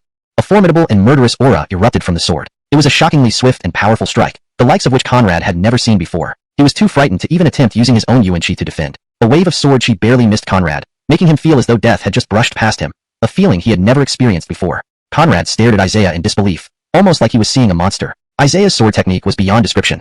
How could he possibly counter such overwhelming power? Isaiah's sword chi could nearly sever everything in its path, spreading a chilling aura. Even Hank was stunned. He hadn't expected the young man's sword technique to be this formidable. Most terrified was Conrad. After countless battles, this was the first time he felt his hair stand on end. Isaiah's slow yet lethal swings almost made him panic each time. Conrad gathered a large amount of yuan-chi, forming a circular protective barrier. Defense was the best offense, but in the next second, the sword chi sliced through it effortlessly. At that moment, Conrad almost thought he was about to die. He felt as though he was falling apart. However, a figure flashed forward and blocked much of the sword chi, though it still managed to hit Conrad, causing him to spurt blood and fall to the ground. Even the stray sword chi had injured him so badly that Conrad spat out blood and was barely conscious. Hank also had a noticeable wound on his palm, having assumed he wouldn't get hurt. This was far beyond his expectations. You've actually comprehended the third level of sword intent? Hank exclaimed in surprise. Yes, Isaiah replied, then unleashed another wave of sword chi, sending Hank flying with a gushing chest wound. Caught off guard, the sword chi nearly killed Hank. He hadn't expected this brat to dare attack again. Elder. The disciples of Yunshang sect surrounded Isaiah immediately. Conrad watched this scene with wide eyes, losing all fighting spirit as he was utterly shaken by Isaiah. Even Elder Hank couldn't withstand Isaiah's sword strike. The Yunshang sect members were thoroughly terrified. Their strongest warrior, Conrad, had crumbled in an instant, and even their elder was gravely injured by Isaiah. They were plunged into infinite fear. This young man's strength was monstrous. They wanted to fight, but they trembled with fear. Isaiah hadn't even swung his sword yet, but his sword intent already struck fear into everyone's hearts. His strength was terrifying. You dared to lay hands on an elder. You've got quite some guts. Conrad finally reacted. If you're not convinced, why don't you come and fight? Isaiah asked coldly. Conrad stiffened, too scared to move. The stray sword chi had already injured him seriously. Seeing Elder Hank nearly unconscious, Isaiah's audacity shocked Crown Rocco. However, despite the serious injuries Isaiah inflicted on Hank, Crown Rocco felt oddly pleased. By provoking Yunshang sect, Isaiah had shown great courage. The young man seemed fearless, showing no regard for consequences. Haha, our people are truly formidable. With such a youth, what do we have to fear? That's right. We can go to the Mu Chu Empire negotiations without any worry. Yunshang sect thought they were invincible. Now they know. Our Carson's residence also has powerful individuals. Elder Hank was unconscious, and Conrad's face was deathly pale. His arrogance vanished completely. It was a humbling realization that there were always others stronger than oneself. Thinking they could replace Isaiah and Dulcie to serve the prince, now Yunshang sect felt extremely ashamed. With their elder grievously injured, they didn't dare touch Isaiah. Haha, won't the elder be dead soon? I won't be responsible if he dies, Crown Rocco taunted. Conrad had no face left. First, let's treat the elder. Elder Hank was also quite powerful, but Isaiah's sword strike was too potent, overwhelming his defenses. Seeing Elder Hank's injury, Conrad froze. Could anyone survive such a wound? Isaiah's strike had been brutal. Isaiah helped Dulcie take a pill, and she regained some energy. Rest well. Your wounds should heal quickly. Isaiah comforted her. Fernanda arrived last, and realized how much Isaiah cared about Dulcie. The next day, let's rest for a few days while Dulcie recovers, Isaiah said at Crown Rocco's tent. How dare you speak to the Carson like that? The guards protested. Alright, no problem. Let Dulcie rest for a few days. The Yunshang sect people should be slinking away in shame. Isaiah nodded, and returned to his tent. Dulcie was still resting, while Conrad's injuries would only worsen, tormented by Isaiah's sword intent. Looking outside his tent, Isaiah noticed that the surrounding cloud chi was abundant near the Tianlan Mountains. Since he had free time, he decided to cultivate. Isaiah hadn't practiced for a long time. Previously, he relied heavily on fourth-grade pills to aid his cultivation. Today, he would try cultivating on his own. Chapter 125, Disturbed. Is there really this much essence chi? Isaiah was pleasantly surprised. Ding. Director absorbs essence chi during cultivation, gaining 1000 times 1000 experience. The continuous notifications amazed Isaiah. Even without the aid of any pills, he absorbed essence chi at an astonishing speed. Everyone knew that the Tianlan mountain range was a hotspot for magic beasts and came here to hunt them. However, none realized it was also a place where essence chi gathered in abundance, a true cultivator's paradise. If Isaiah hadn't had the manifested wheel eye, he wouldn't have noticed this either. Although it was indeed a paradise for cultivation, after reaching the third level of Martial Zone Realm, Wuzongjing, he found advancing further was abnormally difficult and not as easy as before. Note, Martial Zone Realm, Wuzongjing, should be consistently translated. Assuming Martial Ancestor Realm is more fluent in English, it should be used consistently. So a better translation would be, if Isaiah hadn't had the manifested wheel eye, he wouldn't have noticed this either. Although it was indeed a paradise for cultivation, after reaching the third level of the Martial Ancestor Realm, he found advancing further was abnormally difficult and not as easy as before. After nearly a day of intense cultivation, Isaiah opened his eyes, realizing he still hadn't made any breakthroughs. He felt slightly disappointed. He had expected some progress in such a holy land for cultivation. This time, injuring Hank gave him some satisfaction, knowing that his strength could harm an elder of the Cloud Summit sect. The thought made him happier. Congratulations. Owner triggered the reward system. Rewards are now 100 times greater. Isaiah was taken aback, discovering most things within the system could be doubled. Curiosity got the better of him, eager to know what benefits these increased rewards would bring. Triggered rewards are random. The owner can randomly obtain a martial technique book, which has been increased 100-fold. Such good fortune intrigued Isaiah, and he confirmed the use of the random reward in his heart. Congratulations! Owner obtained an intermediate earth rank martial technique, phantom technique. This allows creation of numerous clones for battle, refined to small completion. Obtaining a random earth rank martial skill, Isaiah smiled. Such rare and peculiar techniques were hard to come by. Now he could create clones, perhaps like ninja techniques. However, receiving only one martial skill seemed somewhat meager. More would be even better. Cultivating over a couple of days, absorbing vast amounts of essence chi, Isaiah was more serious than ever, yet he couldn't break through even a minor phase, finding each step increasingly difficult. Even contemplating the peak stages ahead, Isaiah used every moment to cultivate fiercely, realizing the importance of growing stronger. However, what irked him was someone interrupting his cultivation. Traveling to the Machu Empire, Isaiah didn't think he'd encounter many formidable opponents, feeling very confident in his abilities. If anything, facing a challenging enemy would excite him. Becoming stronger meant confronting even tougher adversaries. Perhaps I could handle a 4th-level martial ancestor enemy with my current strength, Isaiah mused. Why is the prince in such a hurry? Didn't we agree that I would need more time? Dulcie's injuries aren't healed so quickly. He felt slightly upset, but decided to go see what was happening. Note: the term martial zong seems to be incomplete or incorrectly translated. It should likely be martial ancestor, or another appropriate term based on context. Upon seeing Fernanda, Isaiah was a bit displeased about being interrupted. He thought she might be urging him from the prince. What's up? Isaiah looked at Fernanda, noticing her striking red dress, which made her look exceptionally radiant today. Despite himself, he stared a few seconds longer, finding her more poised and graceful. She seemed especially dressed up today, which struck him as odd. What's up? I was just cultivating. Oh, I'm sorry, I thought you were resting. As Isaiah turned, he couldn't help but ask again, so, what else? Can you come with me for a moment? Feeling something amiss but not sensing danger, Isaiah followed her despite the mystery. Walking away, they attracted many guards' attention, who whispered enviously. That young man is amazing. Doesn't our prince fancy Lady Fernanda? What guts he has. He's bold, isn't he? Isn't he dating Dulcie? Yet now with Fernanda? Very brave. With power, it's easy to attract girls, even competing with a prince for women. The guards watched with admiration. Fernanda appeared shy, troubled that their meeting would spark rumors. What if the guards told the prince? But she shook her head. Fear wouldn't do. She had made up her mind, and needed to clarify matters today. Where are we going? Isaiah asked, noticing they were moving away from the camp, which was strange. Just follow me. Are you afraid I'll hurt you? Isaiah sensed her flushed face, uncertain why she acted this way after a few days apart. You're not planning anything weird, are you?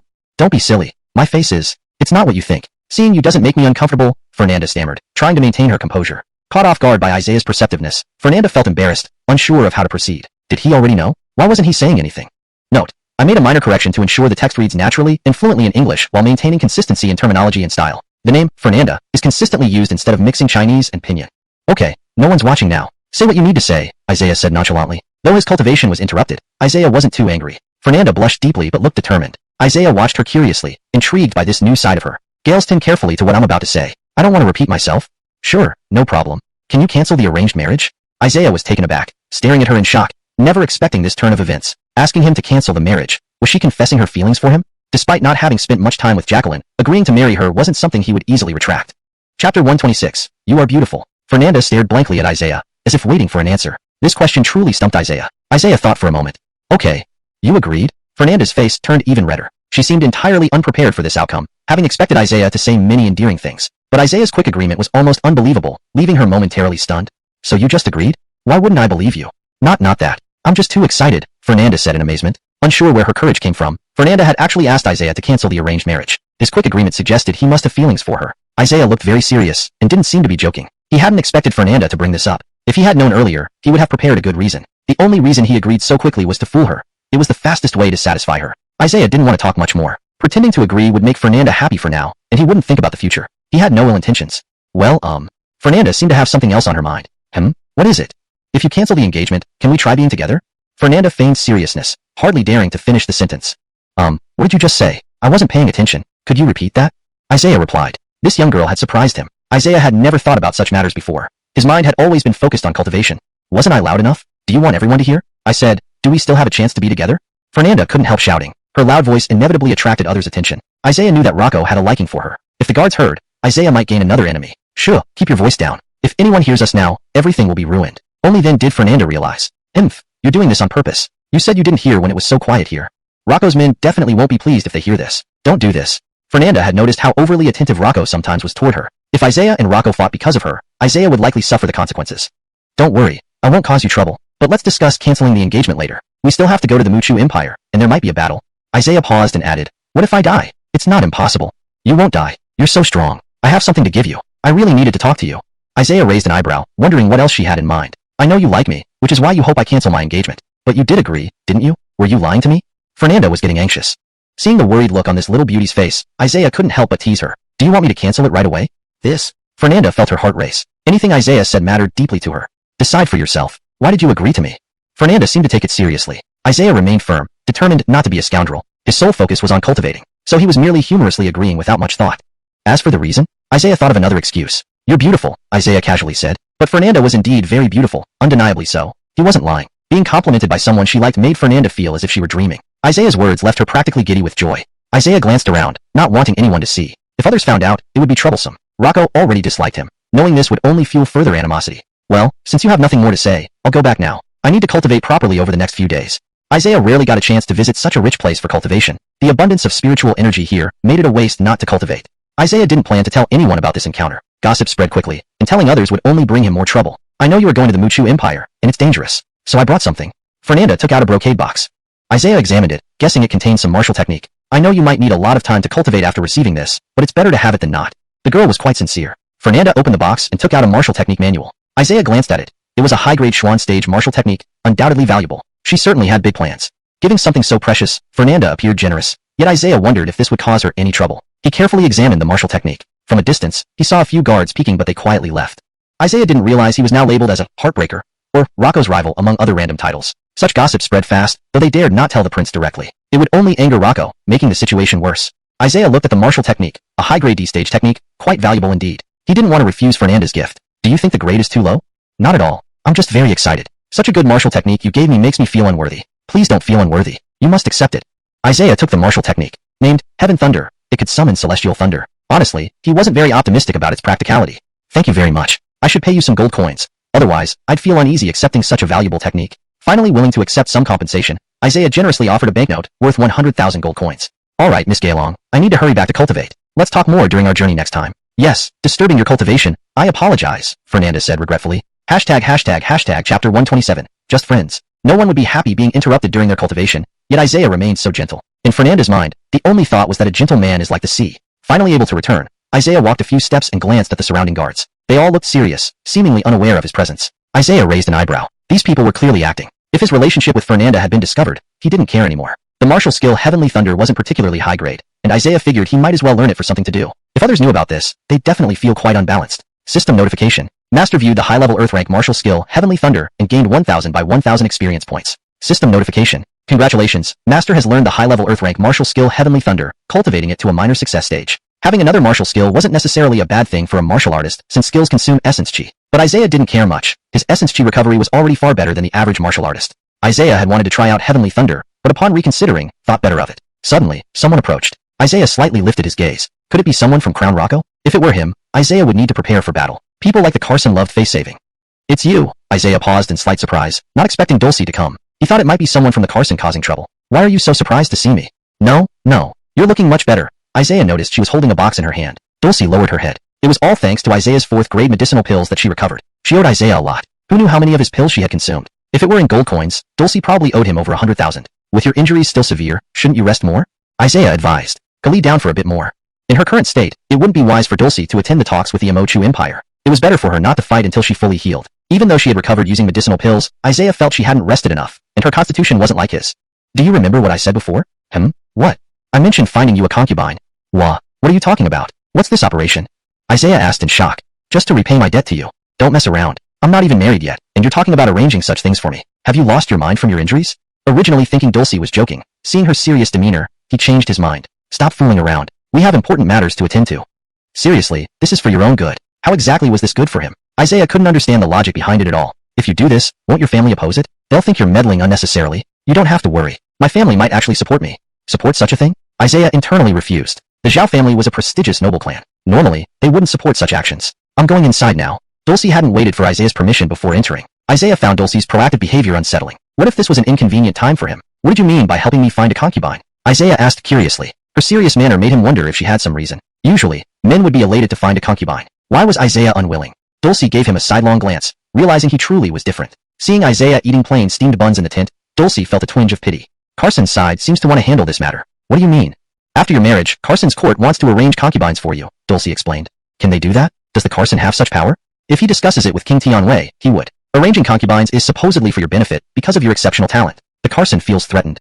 That seemed logically correct. Isaiah still felt depressed. If King Tianwei arranged concubines for him, refusing would amount to defying the imperial command. This is secret information provided to me by our family, so I'm not joking. Oh, I see. Didn't expect you to care this much. Isaiah could only laugh bitterly. He just wanted to be nice, but now someone else wanted to force him into having concubines. Either way, Isaiah felt pressured. When the time came, he'd ignore it. Eat something. Dulcie opened the box, revealing some dishes with a slightly burnt smell. Isaiah hadn't noticed, only that she had brought food. I made it myself. Eat up. It's better than those buns. Actually, martial artists don't need to eat much. Isaiah shook his head. Powerful martial artists could sustain themselves on essence chi alone. So arranging concubines for me is a covert way to control me? Exactly right. A common royal tactic, and when necessary, they can even assassinate you through women around you. Isaiah shook his head. Not necessarily. Don't underestimate royal operatives. Some geniuses met untimely ends because of women around them. Be careful. Isaiah began to take this seriously. How does such an important matter become known to you? Our Zhao family is powerful too. The royals are wary of us. I see. Isaiah realized he had unknowingly gotten involved in this struggle. Are you okay? Isaiah supported Dulcie as she almost fell. She hadn't fully recovered, so he had no choice but to carry her and place her on the bed. After a while, Dulcie regained her composure. Lately, I often get dizzy and faint easily. The injury is severe. Relying solely on medicinal pills for healing doesn't seem sufficient.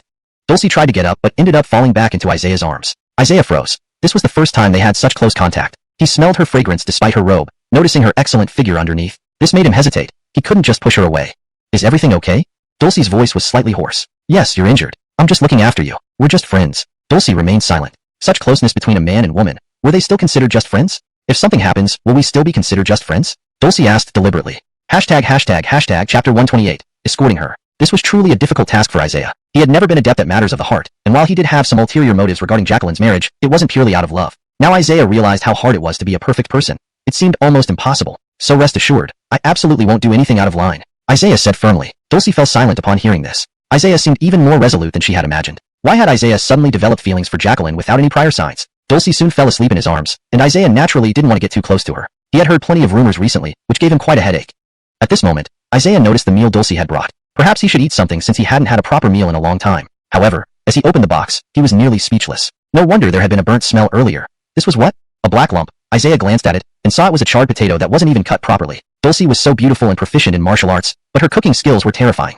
There were only a few dishes, either burnt black or overly salty. Isaiah was taken aback. He really didn't want to eat this. How come you're not tasting it? Dulcie asked when she woke up. Isaiah was about to shake his head, but feared upsetting her at this sensitive time when she was already injured. All right, I'll try a bit, Isaiah agreed. As soon as he tasted it, he nearly spat it out. It was unbearably salty. How much salt had she used? Yet seeing Dulcie's expectant look, he reluctantly swallowed it down. Isaiah almost gasped in shock. This was almost impossible to swallow. Isaiah couldn't hold back anymore. How does it taste? Not bad, not bad. Isaiah had no choice but to lie. He swallowed the entire potato in one go, finding it quite terrifying. I thought it might taste terrible, but seeing how happily you ate it, I'm relieved. Isaiah nodded. If anyone else had cooked this, he would have exploded with anger, but now he could only endure it. Why don't you bring me meals regularly instead of eating buns every day? Isaiah nearly choked. No, not necessary. Dulcie looked puzzled, not understanding. As a cultivator, I don't need much food, so maybe in a long time. Isaiah laughed awkwardly. Dulcie remained puzzled. Dulcie, why don't you taste your own food next time to see if it differs from others? Isaiah suggested diplomatically. Okay, I'll improve it next time. With that, Dulcie waved and left, allowing Isaiah to breathe a sigh of relief. It felt like he had narrowly escaped death. The next day, Isaiah felt his cultivation was progressing well, and his health was also restored. The talks between the two empires must be starting soon. Indeed, within one of the camps, the guards were discussing the impending meeting, speculating that it would compare the personal strength of both empires' young elites. If the future pillars of the empire lacked strength, it would be a significant loss. To Isaiah's surprise, he had become a focal point. The meetings between the two empires haven't happened for a long time. This time, there might even be a conflict. But with Lord Galen here, I feel very confident. Yeah, Lord Galen has such remarkable strength and is so young. It's extremely rare. He will surely bring glory to our empire. If he becomes famous through this battle, he'll definitely receive honors and promotions. Sigh, unlike us who've been guards for years with nothing to show for it. As Isaiah walked over, everyone looked at him with hopeful eyes. His fame had grown even more after defeating Bailaire. However, Crown Rocco's expression was less than pleasant. He was consulting with someone, looking hesitant and troubled. In that case, we won't go yet. The Muchu Empire has postponed the meeting, Crown Rocco muttered unhappily. The meeting was postponed? That meant the opportunity to fight strong opponents was gone? Isaiah cared about this issue. He had been working hard to improve himself, only to be told the meeting was postponed. Messenger from the Muchu Empire mentioned that due to a massive storm in the mountains, traveling through would be dangerous. Fernanda stood beside Crown Rocco. Crown Rocco pondered for a moment. The capital city needs you to return. You should go now, or handle things in the mountain city. Fernanda frowned. This implied separating from Isaiah, so she tried to refuse. Cousin, can I leave this task to someone else? I think it's better if you find another. The royal scroll contains critical information. Only you, my cousin, can handle this. Anyone else would face execution. That was how the royal family operated, with unreasonable rules that meant death for any slight disobedience. No questions asked. I'll find some powerful people to escort you. Remember not to follow the mountain route. The Tian Lan Mountains have severe storms lately, making travel unpredictable, Crown Rocco instructed. Find Isaiah for the escort. No, not him, Crown Rocco frowned, knowing Fernanda liked Isaiah and didn't want to give them time together. Cousin, this mission involves important matters for the royal family and cannot be delayed. Crown Rocco struggled to decide. What if Dulcie goes with them? Their combined strength should be sufficient. We can take an indirect route, ensuring safety. Fine, proceed as you suggest. Dulcie joined Isaiah and Fernanda. Will this mission to escort my cousin ensure safety? You just need to avoid the Tian Lan Mountains, and you'll be rewarded handsomely afterward. Hearing about the reward, Isaiah perked up. Royal rewards were usually generous, so he wouldn't refuse. So, Prince, I have no problem with this. When will the meeting start? Don't worry, I'll inform you when it starts. For this escort mission, remember not to follow the Tian Lan Mountains route. It's too dangerous, Crown Rocco reiterated. Isaiah nodded eagerly. If there were any dangers, he would be delighted. His hands were itching for a real challenge. Let's go then, Fernanda urged impatiently. Crown Rocco initially hesitated but felt reassured by Dulcie's presence, minimizing any potential issues between Isaiah and Fernanda. The three set off immediately. A guard approached Crown Rocco. Are 3 people enough for safety? With Isaiah it's fine. Though strong, he's not as strong as me. Just complete the mission. Thus began their journey under these uncertain conditions. Hashtag chapter 129. So serious. This was Isaiah's first time on an escort mission, but traveling with 2 beautiful women at the same time made many of the guards stare wide-eyed. They originally thought they would have a chance to admire the beauties, enjoy the view, so to speak. But now it turned out that even that opportunity was denied. Rocco had no choice. The royal family's task was of utmost importance, and Fernanda had to be sent, or the subsequent events wouldn't proceed smoothly. At such a moment, personal feelings had to take a back seat. Initially, Fernanda wanted to travel by carriage, but now she wasn't being as stubborn. The 3 of them directly chose to ride horses instead. Otherwise, as a princess, Fernanda would have insisted on using a carriage, taking her time to arrive slowly. Rocco noticed the subtle changes in Fernanda, which was almost impossible for someone of royal lineage. Isaiah was looking at the map, planning their route to ensure the safe escort of Fernanda. However, upon closer inspection, Isaiah raised an eyebrow. If we take a detour, won't it add 2 extra days to our journey? Isaiah asked in surprise. That's true, but if we follow along the Tian Lan mountain range, it would be extremely dangerous. There are storms within the mountains, and ferocious magical beasts roam there, Dulcie added cautiously. Under storm conditions, the magical beasts in the Tian Lan mountains were significantly more powerful than usual. We shouldn't take the risk. According to legend, during storm conditions, magical beasts at the martial master realm of 3rd to 4th level could appear, which would mean total annihilation for us. Isaiah, who initially wasn't too interested, completely changed his attitude when he heard about the 3rd to 4th level martial master beasts. We should reach our destination early and return quickly. Taking a detour is too long. Even if we encounter magical beasts, I don't think it will be dangerous. After all, I am here, Isaiah said seriously. Dulcie was initially apprehensive, but hearing Isaiah's words put her at ease. Indeed, as Isaiah said, taking a detour would add nearly 2 days to their journey. Whatever Mr. Galen says, if we don't detour, then let's quicken our pace. With Isaiah's protection, they felt reassured. From a distance, the Tian Lan mountains looked like they were shrouded in dark clouds, indicating tumultuous changes and boundless danger. Isaiah glanced over, sensing the peril inside, but given the distance, he wasn't overly concerned. Even if some formidable magical beast appeared, Isaiah believed he could handle it calmly. Why are you being so serious? If we're lucky, we won't encounter any magical beasts. Fernanda gazed at Isaiah with starry eyes. Fernanda's fondness for Isaiah was evident and unabashed. Dulcie couldn't help but feel a bit annoyed. Rocco clearly liked Fernanda so much. Did they really need to create a love triangle? Isaiah, you'll definitely end up with multiple wives and concubines in the future. Isaiah shook his head, not agreeing with this notion. I've studied the world's customs enough to know that the one husband, one wife, multiple concubines system isn't important to me. It's better than having others arrange someone to watch over you. For instance, the royal family might see you as a potential threat. Enoch husband, one wife, multiple concubines is quite common. Most powerful figures in the empire follow this custom. I don't find anything wrong with it, Fernanda smiled, as if she had long accepted this reality. Dulcie looked at her with newfound respect. Did she think it was an honor to be a concubine? So, may I ask, Lady Gaelong, aren't you happy to be a concubine? Yes, I don't mind. Who knows, Mr. Galen might become a feudal lord with his own territory one day. Isaiah couldn't stand listening anymore. It seemed they were planning his marriage and concubines as if he had no say in it. Hee, you've certainly laid out Isaiah's path well, Dulcie remarked. Mr. Galen is a genius with an unlimited future. My judgment is reliable. Isaiah increasingly disliked this. Others were deciding everything for him. Honestly, he planned to return home and marry Jacqueline soon. Being apart for too long might bring unforeseen changes. While Fernanda showed overt affection, he didn't feel much for her now. Alright, since you like talking about me, let me ask you something, Isaiah addressed Fernanda. What? When did you suddenly start liking me? Isaiah asked seriously. Dulcie paused to observe if any sparks would develop between them. Had she not been present, they might have developed something indeed. Isaiah's charm with women was undeniable. Perhaps because of his immense strength and exceptional talents, women were often captivated by him. Even Dulcie couldn't resist him, finding Isaiah immensely charming. Cece, the county princess hasn't liked anyone in a long time, so consider it your honor, alright? Fernanda replied elegantly. Be cautious. We're in a dangerous area. If something happens, it won't be easy to explain. Isaiah shook his head. He had no interest in romantic entanglements. His engagement to Jacqueline had its reasons, but he hadn't told anyone. It remained a secret. Fernanda was beautiful and capable. Isaiah felt that once they parted ways, their feelings would naturally fade. What mission are you going to do at this place? I have crucial matters in the city I'm headed to. The mountain city is unstable, Fernanda explained seriously. Just moments ago, she had been laughing, but now she was extremely earnest. Isaiah admired her dedication to her tasks. Let me tell you something unusual. I want to cast swords or weapons. The specifics are unclear. Isaiah stopped walking. You're telling me such important information? Have you lost your mind? This could get me killed. Oh, what difference does it make if you don't tell anyone?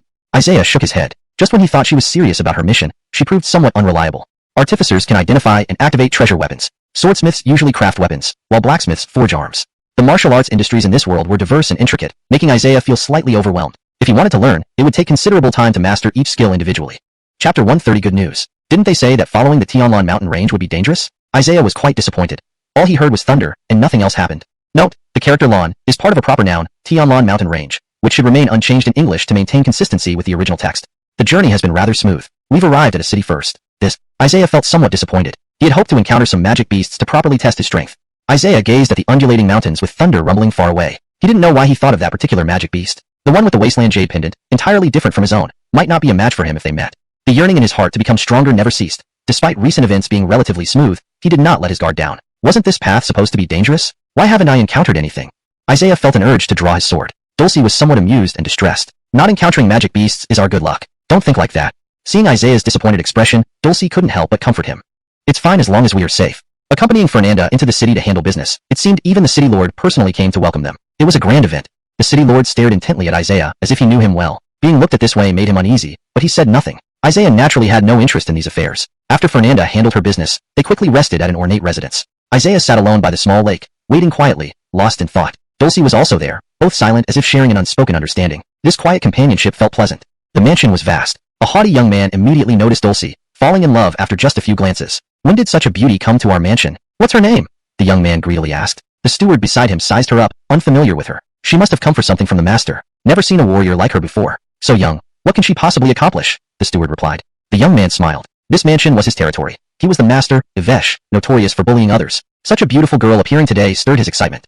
Isaiah was quite young. He must have come seeking employment at the mansion. Ivesh strutted over, his domineering presence evident. As he faced Dulcie, he almost drooled. How could such a girl exist? Ivesh wanted to snatch her immediately, quickening his pace. They must need something from the Galyu family, Ivesh confidently thought. Isaiah, facing away from Ivesh, suddenly asked coldly, what do you want? A chill ran through Ivesh, surprising him. Did this youth sense something? Ivesh hesitated. The coldness earlier made him cautious. When Isaiah turned around, Ivesh's expression changed slightly. The youth was indeed handsome, making him envious. What's up? I have good news for you, Ivesh said arrogantly. Isaiah raised an eyebrow, unsure of his intentions. What nonsense are you spouting? Well, listen up, peasant. I now offer you a place under me. You'll be my dog from now on, and so will this girl. Ivesh declared. Isaiah smiled faintly. So, that's what he thinks? Does he really believe he can take Dulcie? Beauty, come over here already. What's there to be shy about? Ivesh reached out. Normally, Dulcie would have drawn her sword and ended Ivesh's life, but she had other thoughts. Would Isaiah step in to help? This question lingered in her mind. So, she waited instead of acting. Huh, did you ask for my permission? Ivesh froze, almost doubting his hearing. He was always dictatorial here. Everything was his call, especially within the Galyu family mansion. Did this youth seriously think he needed permission? What a laughable concept. Boy, do you know who I am? I'm the famous Ivesh. I advise you to scram or face dire consequences, Ivesh arrogantly retorted, visibly disdainful. Dulcie couldn't hold back her irritation any longer, but Isaiah remained calm. Just go. I'm in a good mood today, and don't feel like disciplining you. Himph, does this belong to you, boy? I'm not someone you can mess with. When my family's warriors arrive, you're dead. It seemed the Galyu family mansion had a few warriors, but to Isaiah, they were insignificant. He would kill someone instantly if he acted. City Lord Galyu Shanha and Fernanda were discussing important matters and approached slowly. So, that young man is so powerful, perhaps the top genius of the empire? Galyu Shanha remarked incredulously. I only tell you this. Please keep it confidential. Galyu Shanha noticed his son's disrespectful behavior and panicked. They were the friend of a princess, a royal connection, not someone to provoke lightly. Ivesh, Galyu Shanha said angrily. Dad, why are you here? Ivesh was puzzled. His father had always spoiled him, never shouting like this. Father, this youth dared to disrespect me. Call the warriors to teach him a lesson. Galyu Shanha paused, then slapped Ivesh hard across the face, sending him sprawling into the lake. You worthless thing. How dare you provoke such an important person? Struggling to get out of the water, Ivesh felt a stinging pain on his face. Did his father actually hit him today? And with such force? Do you know who they are? You dare to show such disrespect? Are you tired of living? Chapter 131. Good temper. Ivesh clutched his cheek, completely stunned. He fell to his knees. This was the first time his father had ever struck him. Could this young man really be someone extraordinary? Yet Isaiah looked no older than 18. It all seemed unbelievable. Father, are you confused? An 18-year-old boy could hardly be someone significant. Moreover, he's dressed in simple clothes like a commoner. I think he's just an ordinary person.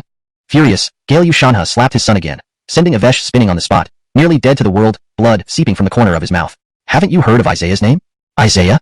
Ivesh froze. Over the past month, he had heard that name more than any other. The stories described him as an exceptionally talented prodigy, almost reaching godlike levels. It was said he was 1 in 10,000 across the entire empire. Everyone spoke of Isaiah as the most talented individual in the Heavenly Way Empire. According to rumors, this was true. When Ivesh finally met Isaiah in person, however, it left him utterly bewildered. This plain, unremarkable youth, dressed in simple clothes, didn't seem extraordinary at all. What was going on? Glancing at Fernanda standing nearby, though he didn't know who she was, her royal attire indicated her prestigious status. Only then did Avesh realize he had truly encountered someone formidable. Ordinarily, he would kill people, injure adults, and kidnap women without hesitation, and his father would turn a blind eye. This time, he was truly facing someone too powerful to provoke. Without another thought, Avesh knelt down and begged for mercy. Otherwise, his future might be ruined. Isaiah's icy expression clearly showed that he didn't take Galyushanha seriously, despite being the city lord here. His words were meaningless.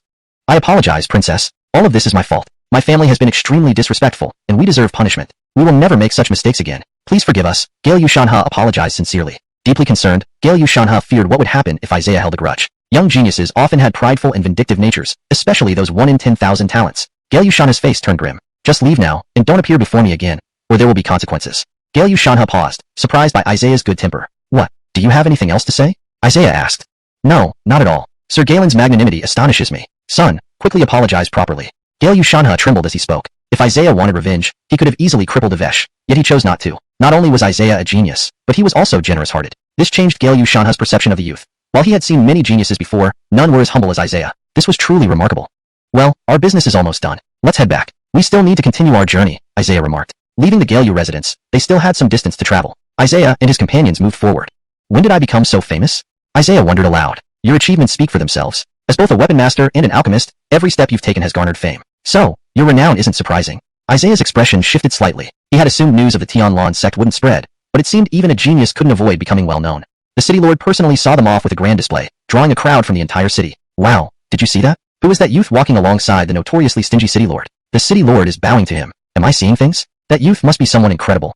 Fernanda continued talking with the city lord while Isaiah walked slowly, using his Xian Luan eye to detect the abundant yuan qi around. Another place dense with yuan qi? Even a small city like this had excellent cultivation resources. Isaiah wasted no time absorbing it. Previously, when he absorbed yuan qi for cultivation, he found no breakthroughs. However, he wasn't discouraged. Whenever he encountered areas rich in yuan qi, he practiced diligently. Wu Zone realm cultivators generally required intense physical exertion, sitting on the ground with hands in meditation poses. Isaiah, however, needed none of that. His unique method allowed him to absorb yuan qi effortlessly, like breathing. This rapid and effortless cultivation was unprecedented. Such a discovery would shock anyone, but Isaiah had grown accustomed to surprises. Ding! Master absorbs yuan qi, earning 1,000 by 1,000 times martial experience. Ding! Congratulations, Master's Wu Dao cultivation breaks through to early stage 4th level Wu Zone. This sudden breakthrough surprised even Isaiah. Suddenly, a surge of energy burst forth, stunning everyone around. If Isaiah hadn't suppressed his aura promptly, the surrounding people might have been injured. The intense surge nearly stunned everyone on the street. You can't be serious. A cultivation breakthrough? How did you do it, Sir Galen? Galyushanha asked, astonished. Such a phenomenon was unprecedented. Isaiah hadn't cultivated visibly. How did his Wu Dao improve? Did walking somehow boost his cultivation? You misunderstood. My cultivation breakthrough was due to consuming a 4th grade pill earlier. The timing was just right, Isaiah lied. Oh, I see. True to your reputation, Sir Galen. Clearly, you are the Empire's greatest talent. Isaiah felt uncomfortable under the praise. He hadn't intended to showcase his abilities, but the unexpected breakthrough made him helpless. Dulcie, witnessing everything, was awestruck, unsure of what to say. Isaiah constantly amazed everyone around him. Traveling with him always brought unexpected occurrences. Dulcie felt genuinely happy for Isaiah, proud of his continuous growth. Though she didn't know why, a strange sense of pride welled up inside her. If it were another peer, Dulcie might feel envious, but not with Isaiah. Fernanda was equally amazed. Over her years of missions, she had encountered all kinds of people, but Isaiah was a first, and likely a last. Sir Galen, you are truly impressive. Breaking through like that suddenly, Fernanda said admiringly. ##### Chapter 132, the first time. It was as if Isaiah were performing his talents right before their eyes. At first, everyone was astonished, then they couldn't help but cheer and laugh in encouragement. Isaiah waved a hand, signaling that he wanted to leave as soon as possible. Staying longer would only invite more attention. Finally, the three managed to leave the city, with Galyushanha personally escorting them for dozens of kilometers, a gesture never before seen. I'm really curious, what level of cultivation have you reached? You've become so strong it's hard to fathom, Dulcie asked in surprise. Isaiah chuckled bitterly. It's just my luck. I took a 4th grade medicinal pill earlier, thinking it wouldn't do much. The fact that Isaiah could frequently consume 4th grade medicinal pills not only demonstrated his exceptional martial cultivation, but also his unparalleled access to resources. No one knew where he obtained such an abundance of medicinal ingredients. My strength isn't important. Seeing Isaiah wasn't inclined to talk, Dulcie didn't press further. But in her estimation, he should have reached around the 3rd level of martial ancestor. Even though my strength is considerable, I can't say what will happen once we leave the Empire. The Mochu Empire's geniuses might be even stronger. That's true. We know nothing about the other empires, they agreed. Outside the city, the three changed from horses to a carriage, which Isaiah found uncomfortable. He preferred riding horses, and now inside the crowded carriage, meditating in peace had become quite difficult. With Dulcie and Fernanda present, Isaiah pretended to meditate, not wanting to engage in conversation. Sure enough, the carriage didn't remain quiet for long. The atmosphere grew tense as Dulcie and Fernanda exchanged piercing glances, as if competing. Dulcie intentionally moved closer to Isaiah, and Fernanda, unwilling to back down, did the same. Both ended up crowding next to him, interrupting his meditation. Dulcie, someone as beautiful as you must have a crush already, right? Dulcie paused. Though she was indeed beautiful, the mention of a crush made her unusually shy despite her usual cold demeanor. I haven't paid much attention. I've been focusing on cultivation, Dulcie said, feeling guilty. This side of her made Fernanda laugh softly, having never seen Dulcie act this way before. Trying to remain calm, Dulcie didn't understand why she felt embarrassed by such a simple question. Isaiah kept his eyes closed, unaware of the dynamics unfolding between the two women. He felt oddly dragged into their interaction. Why are you leaning on Isaiah like that? Are you worried when he's not by your side? Of course not. I just sat here, Dulcie explained. Is that all? There's plenty of space in the carriage. Why did you have to sit so close to him? Fernanda asked. What difference does it make if I lean a little? I'm just tired, Dulcie stammered. That's not allowed. He's not your lover, Fernanda firmly stated.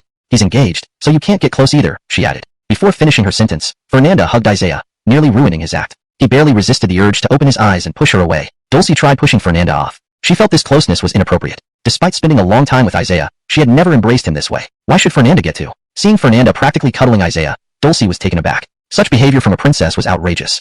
Isaiah finally lost his patience. Their nonsense was seriously affecting his concentration. Enough, please stop and be quiet. I'm trying to cultivate, Isaiah shouted, and the two girls reluctantly let go.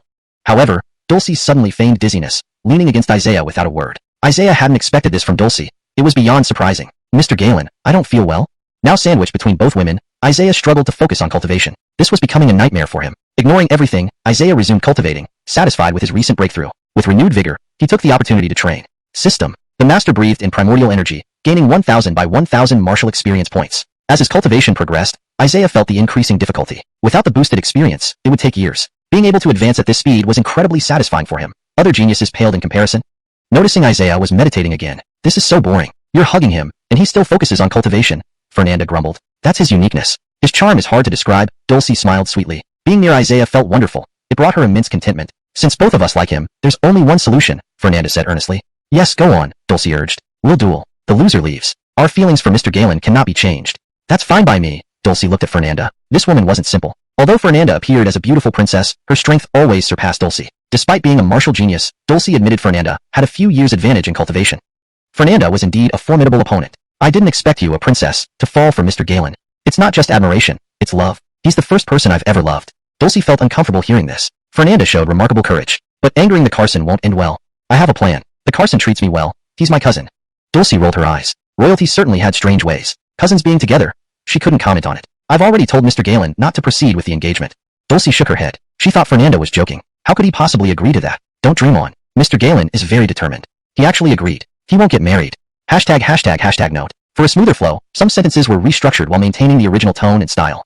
##### Chapter 133, The Bone Beast. Dulcie's eyes widened in disbelief as she stared at Fernanda. This can't be a joke, right? How could Isaiah possibly cancel the engagement? He is an incredibly resolute person. Nothing would make him change his mind easily. While the women were discussing this matter, Isaiah remained highly alert. He sensed a powerful presence approaching. After all, Fernanda was of the royal family, and seemed to be carrying something that piqued the interest of certain individuals who were now rushing over. Boom, boom. It felt like an earthquake had struck. There's a monster coming. You two be careful, Isaiah said seriously. The carriage came to an abrupt stop, startled by the approaching creature, which radiated an overwhelmingly terrifying aura. It must be a massive magic beast. Just its running causes an earthquake. Isaiah's face tightened. How can this happen? We're not exactly in a place where we should encounter magic beasts, right?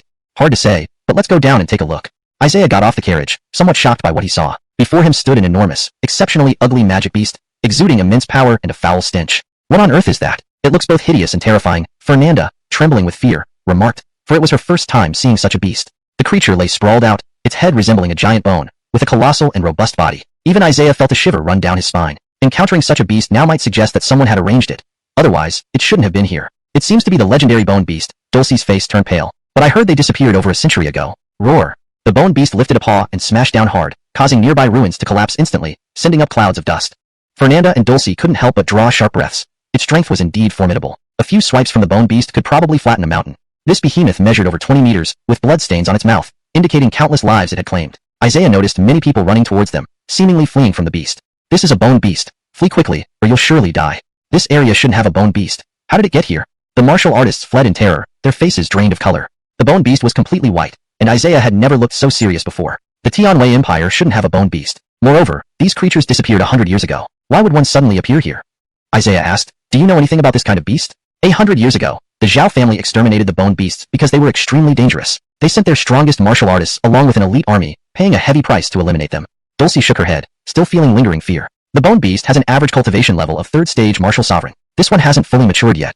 Why bother fighting? We should flee. Even a 5th stage martial sovereign wouldn't stand a chance against this beast, Fernanda suggested. That won't work. Escaping isn't a viable option given its strength. Isaiah shook his head and moved forward.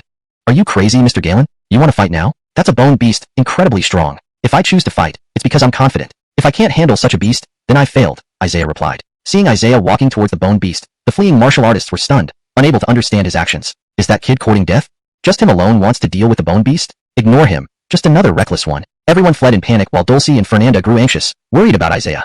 Isaiah barely unsheathed his sword when the bone beast roared and smacked down with a powerful blow, sending a wave of scorching heat crashing towards them. 3 deep cracks formed on the ground, and the force knocked everyone flying except Dulcie and Fernanda, who struggled to regain balance. Isaiah immediately unsheathed his sword, unleashing a powerful sword intent, 3rd realm sword intent without hesitation. Only then did they withstand the bone beast's heat wave, otherwise Dulcie and Fernanda might have been in grave danger. What did we just witness? That young man's sword intent is incredibly strong. The bone beast could kill a person with one swipe. Who is that boy? Dulcie finally breathed a sigh of relief. It seems escorting you isn't easy. With Isaiah releasing his sword chi, it wasn't entirely hopeless. Everyone felt hopeful, as escaping from the bone beast would otherwise be nearly impossible. Roar. The bone beast let out a series of roars, clearly displeased. Its attack should have cleared the area, but this young man had resisted it. Dulcie watched the fleeing martial artists, thinking they were all unfortunate to meet this fate. The bone beast charged at Isaiah, causing even stronger tremors. No one knew what would happen next. Was Isaiah planning to confront the bone beast head-on? That would be incredibly dangerous. Even the slightest injury could be fatal. Facing such a behemoth, Isaiah appeared calm, as if his sword could block the heavens. Isaiah casually swung his sword, releasing waves of sword chi, forcing the bone beast to retreat. Blood splattered from the bone beast's wounds. Its charge had been halted. Isaiah's gaze hardened. Ding! Master used a lower-tier heaven-class martial technique. Divine Moon Sword Art, Chapter 2, 16 Night's Bloom, gaining 100 by 100 experience points. Waves of moonlight-like beams filled the air, filled with lethal energy. 16 sword beams were released simultaneously, creating a dazzling display. After rapidly swinging his sword 16 times, Isaiah inflicted severe wounds on the bone beast, leaving it almost mutilated and bleeding profusely. The bone beast rolled on the ground in pain. Isaiah sighed in relief, realizing his sword intent was indeed powerful enough to handle this magic beast. Due to a momentary lapse, he didn't deliver the final blow. Still, Isaiah felt certain he would win. Isaiah, be careful, Dulcie shouted. Chapter 134, The Vitality of Galef. Isaiah watched as the skeletal beast's claws unleashed another intense wave of heat. This time, the heat wave was dozens of times stronger than before, causing his face to pale. Thankfully, Isaiah could still defend with his sword aura, but he was forced back significantly. The skeletal beast roared to the sky, its voice deafening. An injured monster became even more ferocious, and Isaiah grew wary. If he had known this earlier, he should have delivered a fatal blow right away. The skeletal beast wildly swung its claws. Though Isaiah could block them, the continuous splashes of heat could easily injure bystanders like Dulcie and her companions. Fighting for the first time with such difficulty made Isaiah feel a headache. Clearly, he was not yet strong enough. Against such a formidable opponent, instant annihilation was not guaranteed. As Isaiah exchanged blows with the skeletal beast, he knew that if he were injured, it would undoubtedly mean death. Without a doubt, after becoming more ferocious, the skeletal beast's defenses became nearly impenetrable, making Isaiah's attacks less effective. Realizing this, he knew he had to end the battle quickly. Can't you see? The young man's attacks are weakening. The skeletal beast is almost unharmed. Such powerful and overwhelming sword energy. That young man is truly impressive, but alas, he's now at a disadvantage. Sigh, such a strong young man. He will surely die next. Let's escape quickly. The warriors seemed very pessimistic and indeed, Isaiah had no clear advantage. Dulcie and Fernanda were also worried. They couldn't help because they didn't want to burden Isaiah further. Recalling one last trick up his sleeve, Isaiah thought of using the Moon Clan bloodline to boost his strength. With nothing left to lose, he decided to go all out. Watching Isaiah unleash sword energy from the 3rd realm, cutting through the surrounding mountains and trees, the clean cuts sent shivers down everyone's spine. Even a slight touch could mean certain death. However, the skeletal beast's defense was off the charts. It barely suffered any damage in its berserk state, displaying a strong vitality. Sir Galen can't continue fighting like this. His chi and stamina will be depleted. We need to come up with a plan. Fernanda felt helpless. Ching. Master has performed the lower grade heaven rank skill, Divine Moon Sword Technique, Chapter 2, 16 Night Moonlight, earning 100 by 100 experience.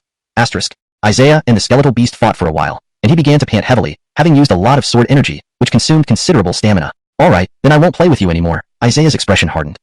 Ching. Master has activated the Moon Clan bloodline, gaining 100 by 100 experience. In an instant, Isaiah's aura soared. Dulcie was momentarily stunned, sensing that his martial cultivation had advanced another level. Roar. The skeletal beast continued roaring, but Isaiah summoned all his strength and slashed fiercely, releasing a dazzling moonlight beam. The skeletal beast flew back, taking massive force. It was wounded again, with a ghastly wound revealing its heart, showing the immense power of that strike. Ah! The skeletal beast writhed in agony from the deep chest wound, nearly separating flesh and bone.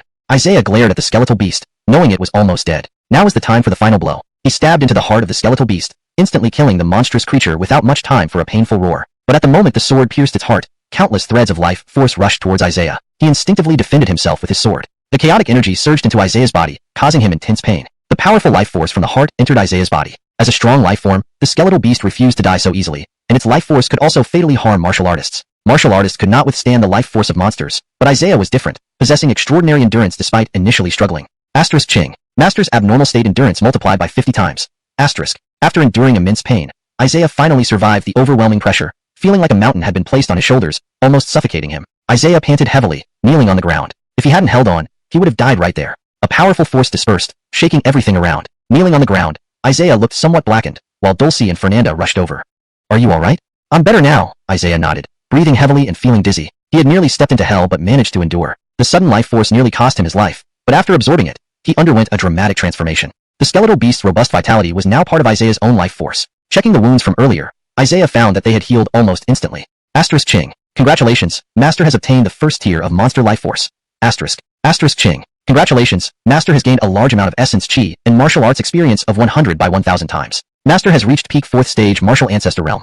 Asterisk. The life force released by the skeletal beast's heart usually killed martial artists by crushing their internal organs. This time, Isaiah was lucky to survive. Are you okay? I'm fine now, Isaiah nodded again. The fleeing warriors stared dumbfounded at Isaiah, unsure what had just happened. Isaiah couldn't hurt the skeletal beast earlier, yet the situation reversed in an instant. Combined with the life force entering his body, Isaiah now exuded a powerful aura that instilled fear. Gratitude filled the eyes of the fleeing warriors. If not for Isaiah, they would all have died here. That young man is too strong. He actually defeated such a powerful monster, and after defeating it, he's alive and only slightly injured. He's amazing. Who is this young man? Truly grateful to him. The warriors were buzzing with excitement, while Isaiah felt a bit overwhelmed by the newfound power coursing through him. Indeed, manipulating the life force of a monster wasn't easy. He needed to be cautious and suppress his inner power, or else he might unintentionally release deadly energy. While he had grown stronger, Isaiah felt a mix of joy and unease at encountering such an unprecedented situation. Hashtag chapter 135. Begin immediately. The martial artist initially wanted to follow Isaiah but only dared to watch him from a distance. His strength was far beyond theirs. Let's continue, Isaiah said. The carriage continued on its way. The smell is so strong. Isaiah noticed the lingering scent of the bone beast, feeling somewhat repulsed. Wait, Fernanda suddenly halted the carriage. Why did you stop? This place is dangerous. It's better to leave as soon as possible. We don't know what will happen next, Isaiah was worried. Encountering another magical beast like before would be troublesome even for Isaiah. The bone beast was truly his nightmare. I have some clothes here. Why don't you change? Fernanda handed over a long robe. Just as Isaiah received the clothes, he suddenly fainted. After an unknown period, Isaiah opened his eyes. He felt dizzy and disoriented, the first time fainting after a battle. Isaiah was more surprised upon waking up. Why were all his clothes gone? Who took his clothes? Isaiah was quite upset, guessing it might have been those two women. Ah, you're awake. I thought you'd sleep for a long time. Fernanda held a towel in her hand. Where are we? Isaiah asked anxiously, feeling quite panicked seeing Fernanda while unclothed. Why did Fernanda not find anything wrong with this situation? She seemed entirely natural and unembarrassed. Isaiah swallowed hard. What are you planning to do? Isaiah asked curiously. Why, your clothes were covered in blood, naturally needing to be changed, and the smell coming off you was strange. At this moment, Isaiah realized he was in a room, with a large basin of bathwater already prepared. He felt extremely awkward. What happened while he was unconscious? Where have we arrived? We've reached Mountain City. The mission is completed. Now we need to settle you down. Fortunately, you weren't injured, Fernanda said reassuringly, testing the water temperature. Mr. Galen, please come over. Let me help you bathe. This medicinal water can remove the unpleasant odor. It's very effective. Isaiah felt slightly embarrassed, hesitating to look directly at Fernanda. He was astonished by how proactive she was. Alright, let's not joke around. Why do you think I'm joking? Maybe we can do it together. Phew. Isaiah almost spat out water. Though Fernanda was a beauty with impeccable figure and cultivation, he didn't want anything to happen between them.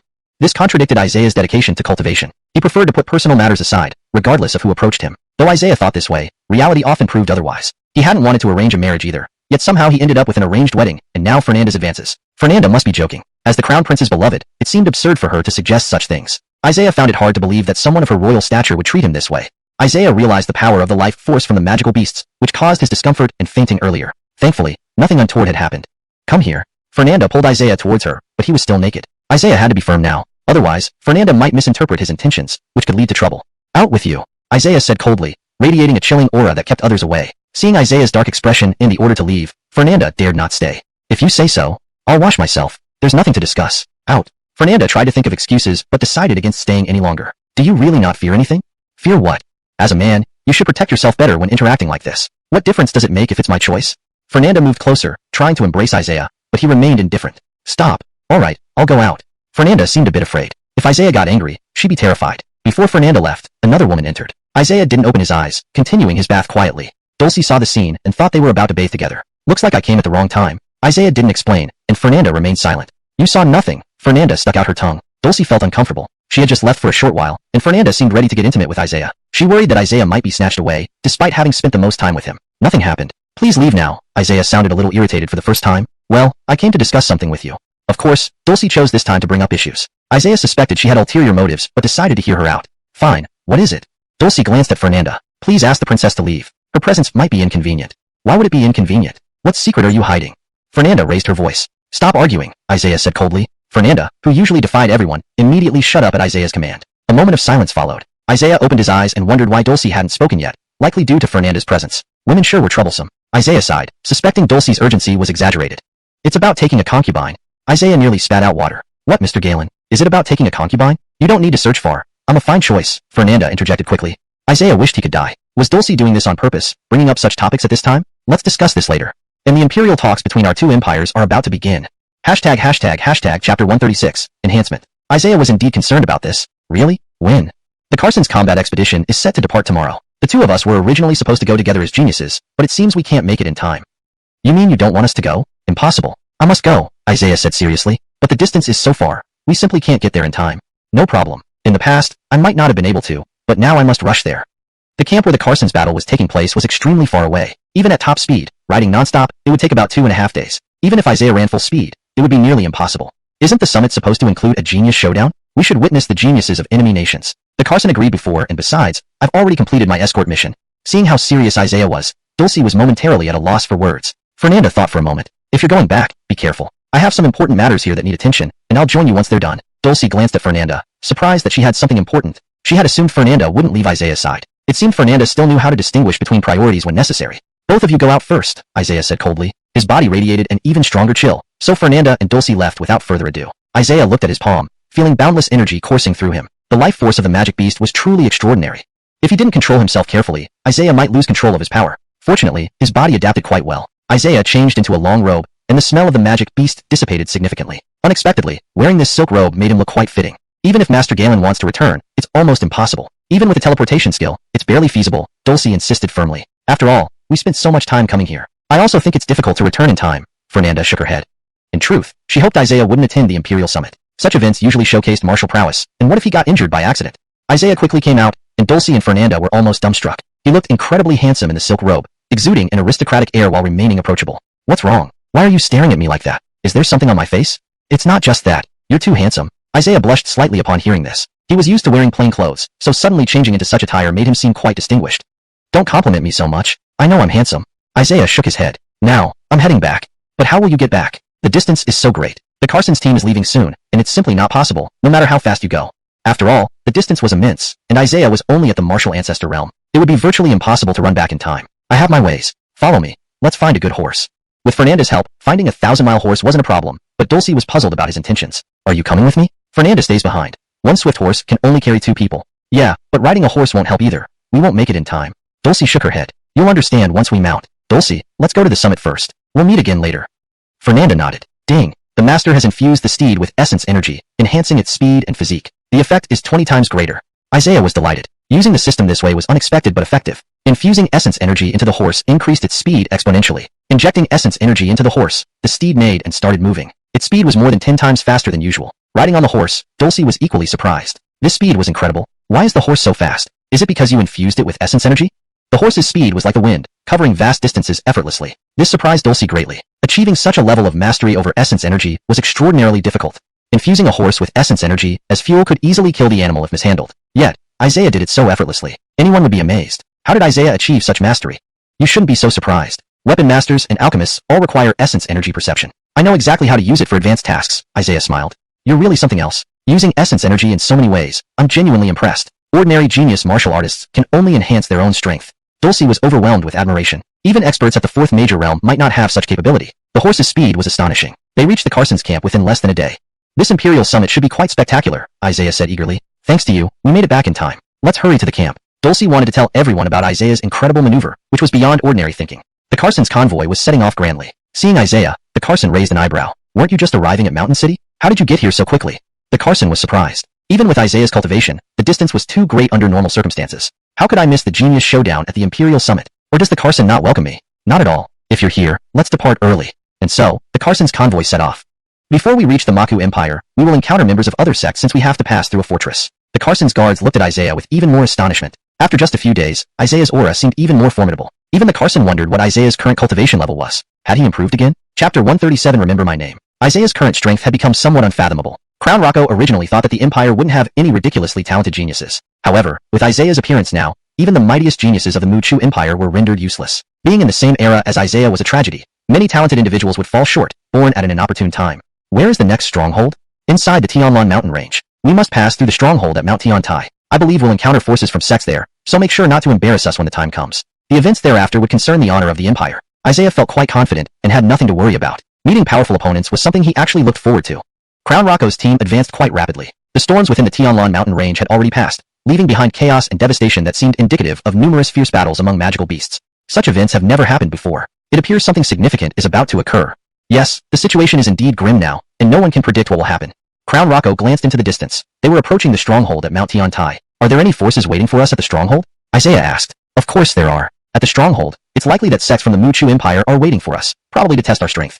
Hee, testing our strength? I'll deal with them directly and show them what despair truly means. Crown Rocco felt both comforted and concerned. It was reassuring to have such a genius in the Empire, but if Isaiah ever became an enemy in the future, what would happen then? In front of them stood a huge fortress. Crown Rocco's group approached with great momentum, finally reaching their destination. This fortress was already within the territory of the Muchu Empire, situated in a rather harsh environment. It was said to have produced numerous talents who were stationed here for protection. Thus, Isaiah might get the chance to battle them. The entrance to the fortress was incredibly wide and towering. As soon as Crown Rocco entered, someone came to greet them, but his demeanor suggested hidden hostility. This isn't Elder Orson of the Boston sect? Why the personal welcome this time? Crown Rocco remarked as he stepped forward. An elder clad in blue and white robes stood there, looking somewhat ethereal. He possessed remarkable strength, with his white hair neatly groomed. His half-smiling, half-scowling face gave him a rather sinister look. Crown Rocco has arrived. Since you're here, I naturally should come to welcome you. Otherwise, our Boston sect would seem very impolite. We wouldn't want a repeat of last time when your Empire's geniuses got their legs broken, causing embarrassment, the elder remarked. Crown Rocco's face darkened. This referred to a particularly humiliating incident during their previous meeting. Orson was clearly rubbing salt into the wound. Crown Rocco smiled slightly. This time around, we certainly won't disappoint your sect. Our empire has its fair share of talent too. Talent? Ha, after encountering our sect, they won't be considered talents anymore. Well, if that's the case, why don't we start the competition immediately? Orson shook his head. Sorry, Crown Rocco, this isn't your territory, and just saying we should compete doesn't make it appropriate. Clearly, this was a slap in the face, showing no respect to Crown Rocco. How could he possibly endure such treatment? Though angered, Crown Rocco still spoke diplomatically. If there's no competition, then what is left to discuss? Don't misunderstand, Crown Rocco. Our sect members are currently undergoing trials. As you know, some areas within the mountain range are extremely dangerous, making trials essential. That's where true geniuses are tested. So, this trial location is dangerous? An unexpected voice chimed in. Orson glanced at Isaiah, a mere youth who dared interrupt at such a crucial moment. Orson immediately disliked him intensely. These youngsters are too arrogant, daring to interrupt like this? Orson commented displeasingly. Why not let my people participate in the trial? It can serve as a form of competition. Haha, Crown Rocco jests. Your people participating in the trial is a death sentence. This is deep within the mountains. Do you think it's safe? Orson was dismissive, believing the talents of Boston sect were far superior to those under Crown Rocco. Fine, if that's the case, I'll go myself. Just you? Lee, don't joke around. You'll die without knowing how. Enough nonsense. Will you allow me or not? You old man talk too much. Orson's face darkened. He was an inner sect elder and hadn't been insulted like this before. To call him an old man was utterly intolerable. Fine brat, go ahead. Deeper within the Tianlan mountain range, danger lurked everywhere. Isaiah felt an intense aura upon arriving at the entrance, causing a chill down his spine. The power of the magical beasts inside was no less terrifying than that of skeletal beasts. Dulcie, you stay here. I'll go alone, Isaiah said. Dulcie nodded, not wanting to embarrass herself. The trial takes place in the third cave of the mountain range. Surviving means winning. There are 4 participants from Boston sect and 1 from the Imperial Prince's side. What's the name again? Orson asked mockingly. Remember my name. I am called Isaiah. Humph, arrogance incarnate. Too bad I won't see you die. The entrance to the third cave was massive, similar to a natural opening, with endless beastly auras emanating from inside. Just standing outside made one feel uneasy. I didn't see wrong, did I? A mere 18-year-old youth. Is this your so-called genius from the Empire of Tianwei? Ahaha, Crown Rocco must be desperate to find such trash. A youth entering the cave isn't asking for anything but death. Crown Rocco's people are becoming weaker. No one held high hopes for Isaiah. It seemed impossible for him to succeed. Several elders chattered amongst themselves. They couldn't be blamed for underestimating him. Isaiah was simply too young and hadn't shown much power or prowess. No one believed he could possess extraordinary cultivation. Crown Rocco also felt a loss of face. He hadn't expected the Boston sect's geniuses to be even stronger than before, with unknown levels of cultivation. Allow me to introduce you, Crown Rocco. This disciple killed your empire's geniuses last time. Remember him? His name is Dao Jin Roger. Dao Jin Roger stood confidently, never sparing Isaiah a glance, but eyeing Dulcie with interest instead. Humph, Dao Jin Roger sneered, challenging Isaiah with his eyes. Chapter 138. Recognition. Elder, are you doing this to show off? Of course. My disciple is a once-in-a-century talent. If you don't believe me, let's bet on it. Rocco clenched his teeth. Since arriving here, he had been enduring such humiliation. Although Isaiah was strong, he might not have an advantage compared to Dao Jin Roger. Dao Jin Roger had exceptional martial arts talent and had trained for several years. Regardless, the 18-year-old Isaiah seemed far weaker in comparison. Bet, then bet. Rocco felt he had no choice but to trust Isaiah. 40,000 gold coins. Rocco's face changed. That was a huge sum of money, perhaps even more than what the prince's residence could afford. So many gold coins were indeed life-threatening. Instead of asking for martial techniques or treasures, let's make it straightforward with gold coins. Fine, no problem, Rocco said with an unchanging expression, though he was panicking inside. Once someone proposed a bet, many joined in, but almost none wagered on Isaiah. Everyone bet on Dao Jian Roger. It was clear how embarrassing that was. It was as if Isaiah didn't exist, but he remained unaffected. Now, let's prepare for the trial. This trial can significantly enhance a warrior's strength, but failing means death. Orson gave the order, and everyone set off into the third cave. These eyes are high-grade treasures that can transmit the cave's conditions, allowing us to see who can pass the first level. Orson took out a strangely shaped eye, apparently a treasure at the Earth rank level that could help observe, although within a limited range. The eye entered the cave and transmitted everything it saw outside. The 5 people dispersed upon entering the cave. Isaiah walked leisurely, unperturbed, while the other 4 had vanished. The scenery here is quite nice, Isaiah said, walking step by step, which everyone witnessed. Ha ha ha. The crowd from Boston sect burst into laughter, finding Isaiah a great joke. Rocco shook his head, starting to doubt Isaiah's reliability. After walking for a short distance, Isaiah encountered a large group of torrential beasts. These beasts numbered impressively, like a flood sweeping through. These beasts were all minotaurs with sharp horns capable of piercing anything. Facing them directly would likely end in a gruesome death. Their attacks were incredibly powerful, easily injuring human warriors without a doubt. Initially, Isaiah intended to fight, but realizing the minotaurs weren't targeting him, he simply moved aside, letting countless minotaurs pass by him effortlessly. These seemingly dangerous minotaur groups didn't faze Isaiah. He just yielded a path and walked past them easily. It turns out these minotaurs judge enemies by their killing intent. If there's any, they'll attack. Isaiah smiled slightly. If not for his manifestation wheel eye, he might not have discerned this about the minotaur beast's logic. Others might have faced a fierce battle. Indeed, explosions sounded nearby, and Isaiah smiled faintly. The other warriors could fight it out slowly, since they were talented enough. Isaiah continued walking leisurely. Outside, people couldn't see inside due to too much dust. I didn't expect to encounter minotaurs at the first level. That's quite troublesome. I wonder what's happening inside, Orson remarked. If the minotaur swarm is like a flood, a slight injury might lead to death. Suddenly, someone noticed something. Look, there's someone near the second level exit. Haha, that must be our genius, Dao Jian Roger. He could come out so quickly, haha, Orson said happily. But wait, why isn't it Dao Jian Roger? Who is that person?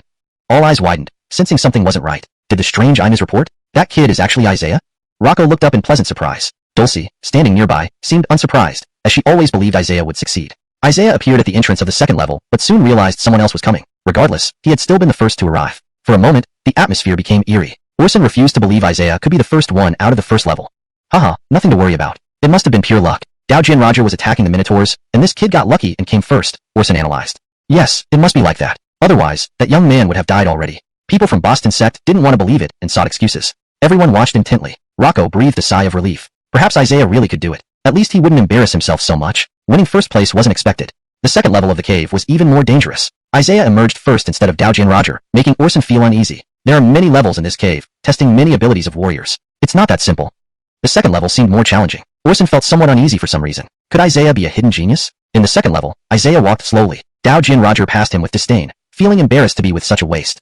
This level was darker, almost lightless. Isaiah prepared for whatever might come next. His eyes changed, seeing a vast expanse of black smoke. The trials at this level seemed different. Those observing waited outside. The second level is more difficult than imagined. With so much black smoke, we don't know the situation or potential dangers inside, Orson commented. Rocco crossed his arms, noticing Dulcie's composed expression. Why aren't you worried? If it's Master Galen, there's almost nothing to worry about. Rocco paused, still unconvinced about the young man's capabilities. Hashtag chapter 139, illusion. The second level was completely filled with black smoke. Isaiah knew he couldn't rely on his eyes anymore. At this moment, his perception was crucial. Many magical beasts took advantage of the smoke to launch attacks. Isaiah, sensing their presence, retaliated effortlessly. They seemed to be a group of monkey-like magical beasts. After several incense sticks' time had passed, it appeared someone had broken through the second level of the cave. Is it really him who reached the third layer first again? Everyone was astonished. Seeing Isaiah emerge as the first one again was hard to accept. Isaiah wasn't the first one to do this. Perhaps he had good luck last time. But could he still have such good luck this time? Orson stood up in shock, unwilling to believe it. 5 disciples of Boston sect, 1 is still in the first layer, and the remaining 3 haven't come out from the second layer yet. It was clear how difficult the trial was. This time, the 4 disciples of Boston sect were almost the strongest in terms of cultivation. Boston raised an eyebrow and glared at Crown Rocco. When did he find such a person? To reach the third layer faster than it took to reach the second? Orson looked at Isaiah with a heavy expression. This young man didn't seem so simple. Despite being only 18, why was he so astonishing? Elder, what do you think of this young man?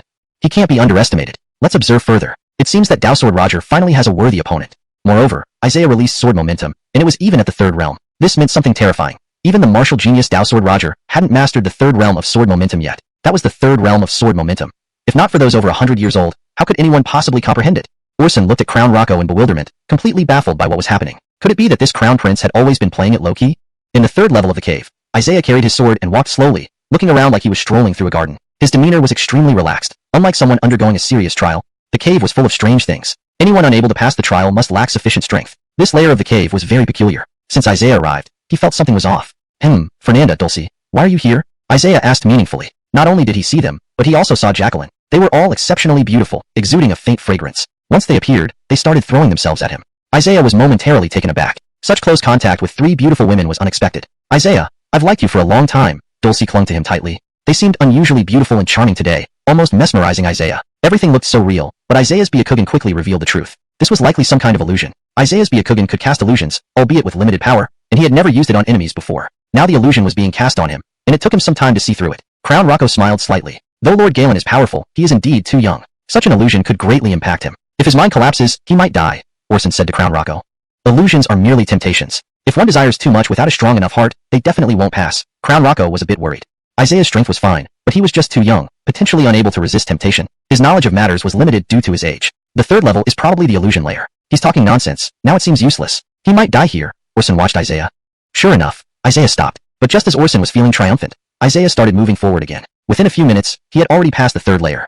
My God, is this kid really here for the trial? The trials of the third cave were fraught with peril. How could Isaiah look so casual, showing no signs of panic? Orson was genuinely unbalanced. He stared wide-eyed for a long time, trying to figure out what happened. Clearly, Isaiah was in trouble. Yet he emerged from the illusion so quickly. Lord Galen has reached the fourth layer. There aren't many more layers underground. He's walking through them like a breeze, too frightening. Even illusions couldn't confuse him. The illusions in the third cave are incredibly powerful.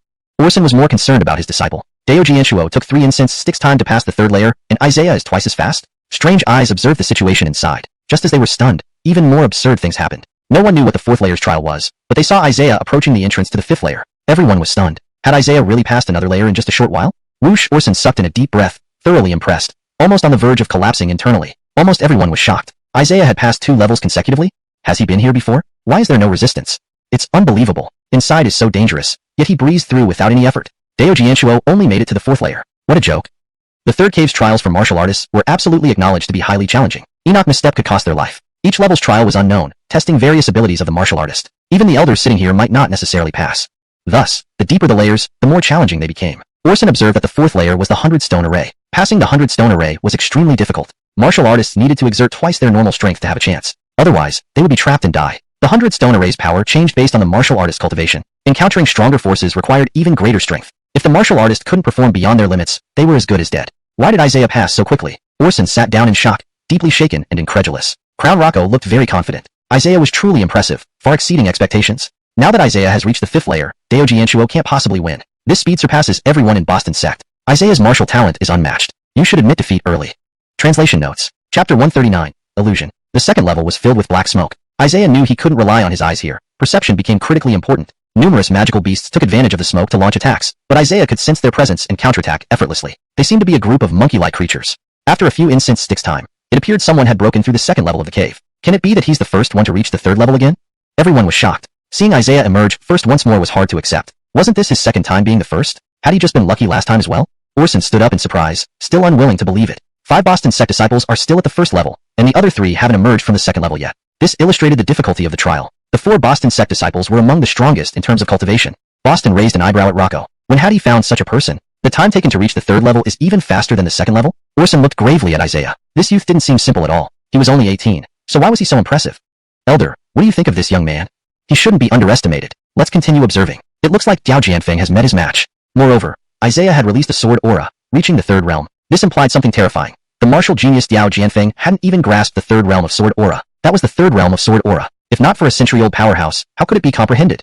Orson stared bewilderedly at Rocco, not understanding what was happening. Could the prince have always been low-key? Inside the third level of the cave, Isaiah walked slowly with his sword on his shoulder. He strolled around as if in a garden, looking extremely relaxed, unlike someone undergoing a solemn trial. The cave contained all sorts of strange things. Those who couldn't pass clearly lacked strength. This layer of the cave felt peculiar. Since arriving, Isaiah sensed something off. Fernanda, Dulcie, why are you two here? Isaiah asked meaningfully. Not only them, but he also saw Jacqueline. They were exceptionally beautiful, exuding a faint fragrance. Since they appeared, they started throwing themselves at him. Isaiah was momentarily stunned. Such close contact from 3 beauties. Isaiah,